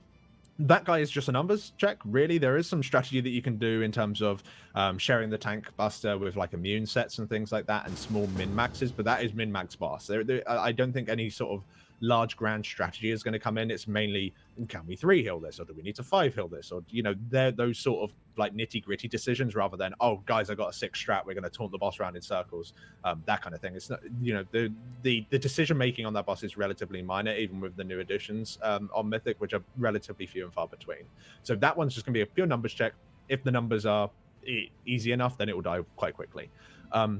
Face grab, on the other hand, it's Mythic. The main one I think that is probably worth speaking about is that all the runes have big beams going towards the middle of the room that kind of one-shot anyone that's touched by them, and you've got to do like all 6 of the runes at the same time. So as much as I want like a weak aura to kind of fix that, that's going to have to be a very clever weak aura, and it's going to have to make decisions. It's going to have to try and read data that isn't normally available to players, such as coordinates within the raid. There are no coordinates within a raiding environment. That's how they're disabled radars. So I'm not entirely sure how clever a weak aura is going to be. They're going to have to come up with their own sort of decision-making rules, or like an algorithm, like okay, so if we need to go counterclockwise on one, then they always go first, that kind of thing. And I think it's going to take quite a large amount of experimentation to get that right. So whether or not that particular set of mechanics happens to be easy, I think if you can get the runes bit done, then yeah, you're probably right. Then you could see KT quite quickly. It's just whether or not they happen to be quite extreme, because all of the mythic bosses so far, minus the first 3 really, happen to be quite extreme versions of themselves. It's more like a mythic, like I was going to say mythic plus, but that's dungeons obviously. It's like mythic and a bonus on top of that. These are slightly harder than your average mythic bosses. At least in terms of the pull count and the amount of effort the raiders have had to put in to actually get these guys down. It looks like they're sorting out BOEs, or doing something with BOEs though. Getting some Obviously got a little bit of a delivery from Just somewhere. doing a little shopping, you know. Yeah, just, a bit of shopping. I like this. It's nice. It's got a socket. Yeah, it looks good. And you know, a guild bank a lot of times treated as free stuff. And speaking of free stuff, we've got a lot of free stuff on the raid. Like every time they kill a boss, we get more free stuff. It's kind of like having a guild bank for Twitch chat. Is like we kill a boss, you open up the guild bank, you take whatever you want. And so this giveaway, every time a boss dies, we're giving away to 3 winners. And we got 3 different sets of things that we're giving away. The first is this wonderful sort of nutrition package. And it's from, you guys probably know the company that Genji's associated with. It is, let me pull up the exact things that we got here. All right, so the ESN bundle with 3 ELX flavors, 3 IGF flavors, 2 shakers, and a cap. So it's your full, like, your full thing. You're going to be able to drink on this stuff for weeks. You'll be set for a long time. For definitely, well, I was going to say definitely for the Race the World first, but based on Sylvanas, you might run out of this before we're done with the Race the World first. We'll see. Secondly, we got this fantastic Logitech and Blue setup. The microphone, headset, mouse, keyboard, pretty much everything you need minus the PC itself to, you know, be a gamer. And lastly, you've got the Catarix Attaché d'Air, this like monster looking backpack. You could fit at least 6 or 7 BOEs in that thing. At least. So it's like a 30 slot bag at least. It's a fantastic giveaway, and it's every time we kill a boss. So you guys, you know, you're obviously at least partially responsible for these kills with your activity in chat. Emotes, they've done research on this. There was a paper released at some point between, I think it was like Eternal Palace and Nihilotha. There was research done on this, and they could prove a statistically significant correlation between Twitch chat activity and the ability for a guild to kill a boss, like the progress on a boss. And so when you guys type more, you'll see better progress, and that's science. And therefore, if you type more, you get yourself closer to these giveaway prizes. So you're only helping yourself here. Yeah, so the more you spam chat with random emotes, the more giveaways there will be. That's the takeaway. We're just spamming more in chat now. Oh no, what did I say? The wording. Oh, dearie me. So, really good goodies to be giving away, and hopefully we'll be able to give them away within the next short amount of time as they ready up to go into this pool, a pool that could certainly lead to EU getting a world first for the first time since, well, BFA in Queen Ajara with the Eternal Palace tier. So a long time since they got it. And let's hope that they can really pull it together, because they're looking good. They just need to get in that phase. So hype in the chat, even if it is just the word more, because because of course it's Twitch chat. It's gonna happen. But yeah, no, hopefully they can get into this. It's gonna be super good. We're so close. That'd actually be like that'd be actually like sick Twitch chat spam, like right as the boss dies, and chat's just like more bosses, more bosses. Damn right, we want more. Do you think Painsmith has a hidden phase? That'd be so good. That'd be so good. It doesn't, but it'll be so good if it did. I'm trying to think what a hidden phase would be. It would have to be. Yeah, I don't know. Like, I don't think you could incorporate the lava. I wonder if something could come out of the lava. Maybe Ragnaros Part 3? Yeah. And maybe like a bunch of walls come up from like each of the individual grids on the ground, and you have to be chased around like you're in a version of Pac-Man, and one of the spike balls is coming after you. Huh. There's that. I would probably stop raiding. Yeah, I think I would as well. I'll be done at that point. Like, cool idea, but N. No, no thanks. I'm done. Big no. Oh. I thought it would already be going too long, but yeah. So we're seeing phase 1 is pretty much on autopilot now. Oh yeah. I don't think we've really seen any deaths in here, and I say that not even sometimes you don't even if you're thinking that, you don't say it out loud because you're afraid somebody will die, and then chat will point that out. But honestly, it's been, I think, so long since they've had like a phase 1 death that wasn't an immediate wipe that I'm feeling very confident in saying that we're just done. Those are a thing of the past. Phase 1 deaths are just, that's yesterday's news. It's all about phase 2 deaths because of the knock-on effect to phase 3, and then that's what we're really looking at now. Is just it's all about phase 3. Yeah, really, really is. And the intermissions, I think that as long as the intermissions seem to be a really big sticking point where it's not everyone dying. Very, very rarely is it everyone dying. It's just 1 or 2 people just whoopsing. Like Raznal, I think, just made a bit of a mistake by probably going too close to one of the spike balls. It's just a thing that happens. It's just these very small things. Those spike balls are so close. The way that they're handling that mechanic, I can completely understand why that mistake was made. It's something that they really, really need to try and cut down on because, each battle res is so precious when the last phase is so volatile, and it's something that they have had the least amount of time in, that when you're using them in the intermissions or in the phases, you're kind of shooting yourself in the foot a little bit. You really want to be saving them for a later point. Dude, Revis is gonna come to my house and beat me up. 4, 3, 2, 1. I'm sorry, Revis, if you're watching this on if you're watching this at some point in the future, I apologize for that. That's 100% me. That was Cast a Curse, like a prime example of it. 4, 3. And here we go. Have to cheese that particular wave because there's no gap in it. Right now, it seems like now just walked through it with a CD. Here's how alpha Gingy is. He does not, unlike the rest of these cowards with the dots in the middle of their screen to keep track of their character. Mike's just like, I know where my guy is. I don't need any help. Like, it's I'm perfectly capable of keeping track of where my character is on my screen. Thank you very much. Be interested to see if these ads will die. They should die correctly. They've got everyone alive, but that's not as stacked as I think they would otherwise like. You know what I mean? Like, it'd be cool if they're all a bit more pixel stacked, but I think the cleave was already going to all of them as we head our way into phase 2 here. With that mythic change being that there's ads at the end of the phase that you just need to nuke down, so you can't be full single target for this fight. But yeah, making our way through, and once again, phase 2, every single phase is primed to small deaths just because of mistakes, but generally we're not seeing a lot of grand like sort of overall big arcing deaths. Like as an example there, that was a individual death just due to a positioning mistake, and I'm not sure if they have a battle res available just yet. Can we see on the action bars as to when battle res is available? Oh, they do. In which, yeah, I think they may do, or it's within 40 seconds. One of the two. You can see it just in the left-hand side of the screen there. Yeah. So I think it was actually going to be ready in 40 seconds, and unfortunately they've already had 2 people dead. They're probably just going to eat these spike balls to the face.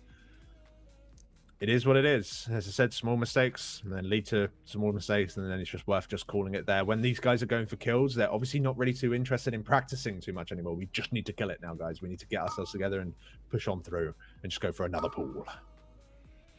Yeah, and it's we're not even seeing like the same guys die every time. It's clearly just luck of the draw. If you get mechanics, then you're in danger, and clearly it's difficult because different guys are messing it up each pull, and so it's just it seems to be kind of a certain chance that things aren't going to go your way and you're going to die when you get the mechanics, and we're at the point. This is where you start chain pulling, I think, because now you're at the point where you're like, okay, look, fight's difficult, people are going to make mistakes, and we just got to keep doing pulls until the things line up, until we get everyone successfully deals with their mechanic and lives through it, and that we line it all up for 3 phases in a row and the boss falls over. Yeah, I think that you're entirely right on that. They shouldn't dwell on it. It's just very much, and it's easy from a spectator's point of view, like, lol, how do you die to that? This is harder. This is so much harder. They're making this fight look so clean that when anyone makes a mistake, it's like, how do you do that? The fight's so clean. No, the fight is just really, really hard. And they're doing an amazing job to try and even make it look as consistent as it is. It's not an easy thing to do. But it's something that they do need to do. They really can't afford really having any player dead for the entire phase 3 just because they haven't done any of their heroic splits yet. They have gone and done a normal mode to go and pick up their shards. Yeah, that was Jimmy just... Frag just decided to peace out there. Well, you know, sometimes didn't get a very good point of view on that, but I think he had enough of that. Maybe he didn't crit. Just that. Nah, I'm out. It is what it is. I maybe it was some sort of technical problem, I assume, considering he's been doing like stellarly on this fight. Now I've jinxed it. Odd. Fair enough. Well, as I said, deaths in phase 1, a thing of the past. Clearly, we are only having issues in phase 2 and beyond now. So I'm just not going to talk about phase 1 anymore. That didn't work out very well immediately after that. Yeah. So... One strat that they really could try and do is the one brought up by EMDB right there. It's just, you know, just kill it instead, rather than doing all this complicated stuff. Just kind of like kill the man. The man is there and he has health, and you're supposed to remove that health. So if we go down that line, maybe that will work. Amazing. Gorefiend. Is this harder than Gorefiend? I can't even remember how difficult Gorefiend was. This is a very different fight to Gorefiend. Gorefiend was... but it's also kind of facilitating a very similar role, though, strangely enough, within the instance. It does seem to be a bit of a gatekeeper, and there might very well be some squishy, easy loot pinata bosses on the other side. It's probably one of the reasons they're hanging on to their heroic splits just yet, because having heroic gear for this would allow them to, you know, it's not going to save them from one-shots. Most of this stuff one-shots you, right? But it might be able to allow you to go into the last phase with no battle res and one person dead and still make the damage check. They're going to gain a lot of gear from these heroic splits. You generally do on the second week. On the mythic week, the heroic splits are super impactful. So the fact that they're kind of holding off on that, it just means that they have to play to that more exceptional sort of level. Just because you can't really have anyone dead, because otherwise you're not going to really make the damage check, as shown by the fact that they've reached enraged like a good 2 or 3 times now. And it's worth keeping in mind that, you know, when you progress on a boss like Painsmith, this can feel like it's taking an eternity, especially compared to some of the bosses before it. And, you know, when you hit 100 pulls on a boss after every other boss in the instance has taken, you know, like 20 or less pulls, it feels like it's taking forever. But if you screw up now and do your heroic split too early, then you spend days on Sylvanas. And spending a few extra hours on Painsmith to avoid doing heroic and just saying to yourself, like, if we just play better, we can still kill it. Spending a few extra hours now, compared to how catastrophic it could be if you chose the wrong classes to do splits on for heroic on a boss that takes hundreds of pulls, like it's really a no-brainer. And so yeah, it's frustrating kind of watching this and being like, God, why don't you just do heroics so you can be done with this boss by now? And it's like, yeah, but in the grand scheme of things, like spending an extra 10 or 20 pulls because we had worse gear is a pretty small price to pay to be really sure that we get the loot to the right people on the last boss. Of course. And well, why do you need heroic splits when chat can spam more? If they just spam the word more, it does increase people's damage by up to 10%. So, yeah, and really this is chat's fault. Like, you guys, like, the chat per minute in here is really just not reflective at all of a kill. Like, this is not at all. Can you imagine how embarrassing this will be if this is the kill and like people come back and watch this and they see the chat on this poll? You're like, you're watching the VOD and you're seeing chat and you're like, I can actually read chat. Like, chat's going so slow, I can actually read it. Like, what kind of a world first kill was this? Yeah, no, it's well, now it's a more kill. Well, hold on. Oh, I'm getting confused. They're going into the intermission. They've got to move around as a team and hopefully not in on any of the spikes, which is harder. It's easier said than done, even though I made a mess of saying it. Just goes to show how hard the initial task is. As they are trying to move around, dodging these fireballs, it's so important to stay together on this, because otherwise you'll spawn fire in really bad spots for other people. And upcoming here is a wall with no gap. Have fun cheesing, because that's what you got to do. Unluck. They're going to group up nice and quickly again and move around as a team, heading over towards the right-hand side. And I think they've got to dodge 2 more walls. I think on the last wall after this one, they will be spawning some ads and with the patches of fire they put. So if anything, this is the most important one to try and get as stacked up as possible. They did a very, very good job. Hopefully nobody dies to the last little bit, which they didn't. They popped a bunch of CDs, not last, mind you. They want that for the last phase. Pop a bunch of CDs, nuke down these ads, perfect intermission, still got a battle res available. I can't say many more things that will probably curse this actually, so I should probably shut up about it. But they're doing really, really well. Do you think that's the play? Do you think at a certain point, if we decide this might be the kill, we just stop talking because anything we say could possibly curse it? Yeah, okay. When we get to intermission, we'll jump to comms just to make it so that, and then we'll just sit here in silence. So we okay? can't cast. That's actually perfect. Jump to comms so we can't curse it. Yeah. All right. Okay. So, but they've got to get there first. Yeah. Phase 2. So I want to see a phase 2 where, or I guess a phase 3 where we show up with no deaths and a battle res. And if that's the case, that's what I've been saying this whole time. If we get to phase 3 with everyone alive and 1 battle res, it's a kill. Yeah. And it's looking good so far, bunging these chains out on the side. Got to deal with these little spiky poos here, which they're managing to circumvent. And of course, on Mythic, these chains, when they expire, when they expire, when the tank buster comes in, they'll do a big pulse of damage nearby. So there it goes, leaving very little safe space for anyone within the raid team itself. But they're managing to do it very, very well. You see the turtle coming out from Roger there, as he can't be asked to walk around. Fortunately, we do have 1 death there from the tank. But if we get a quick res on them, it shouldn't be too bad. I think this is one of the overlaps where now normally takes it anyway. So it's not exactly like, oh god, this has screwed up the tank rotation. This is actually pretty standardized in terms of the tank rotation here. Very efficient death. Yeah. If you're going to die at any point, there was a good time to die. In terms of being a tank right there. But they seem to be making their way into this last little overlap, a pretty nasty one at that. But they seem to be able to hopefully get this done. Unfortunately, I think with that second tank death there, having to use the res elsewhere, that maybe there wasn't enough more. Or maybe there was too much more. Maybe we need less. Try spamming less. Maybe less. Can we just try spamming less, chat? Maybe that will help.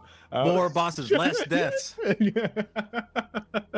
Oh dear, it is what it is. It just goes to show it's a hard boss. You've seen Mirrors, we've seen his point of view, and maybe we can have a look at it next poll as well. That'd be kind of neat.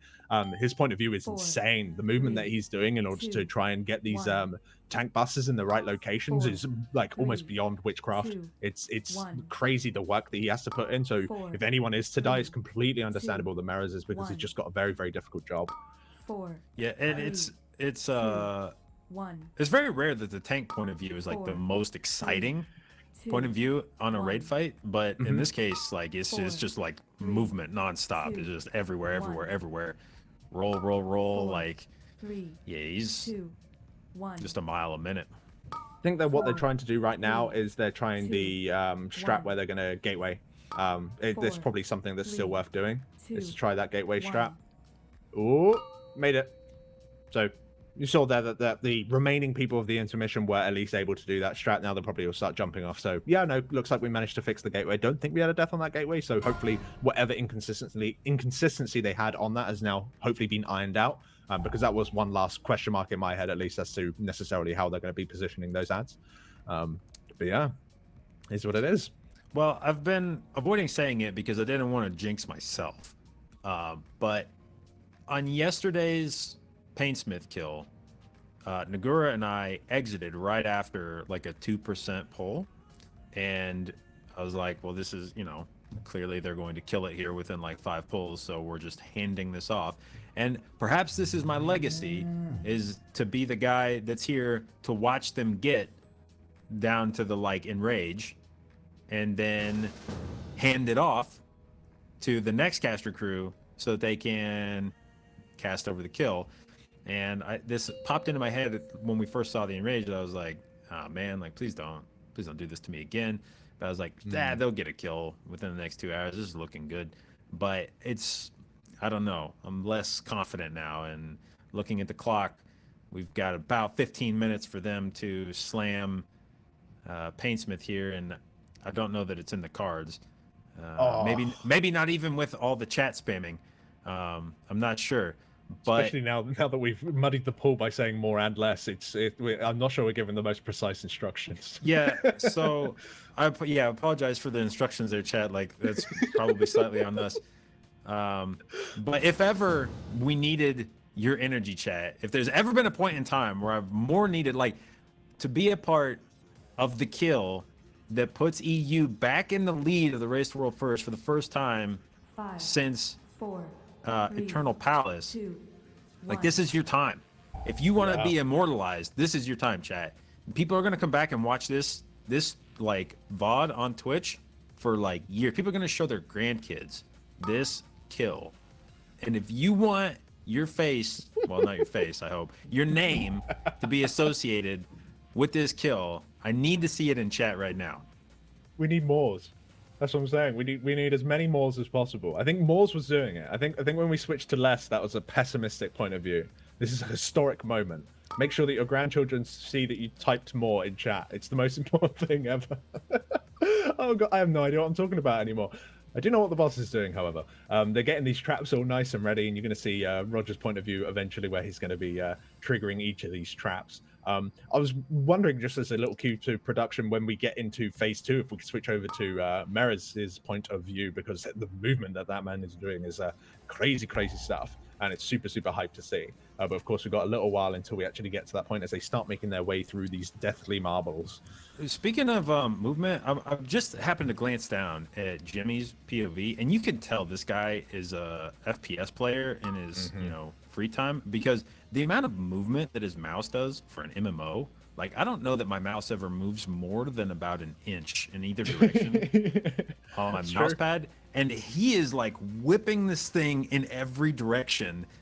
Like, this thing is all over the mouse pad. Yeah, no, you're totally right. I've just looked down at my mouse pad and it's just covered in like just random bits and pieces. I've got like no space on mine, so yeah, you're probably right on that one.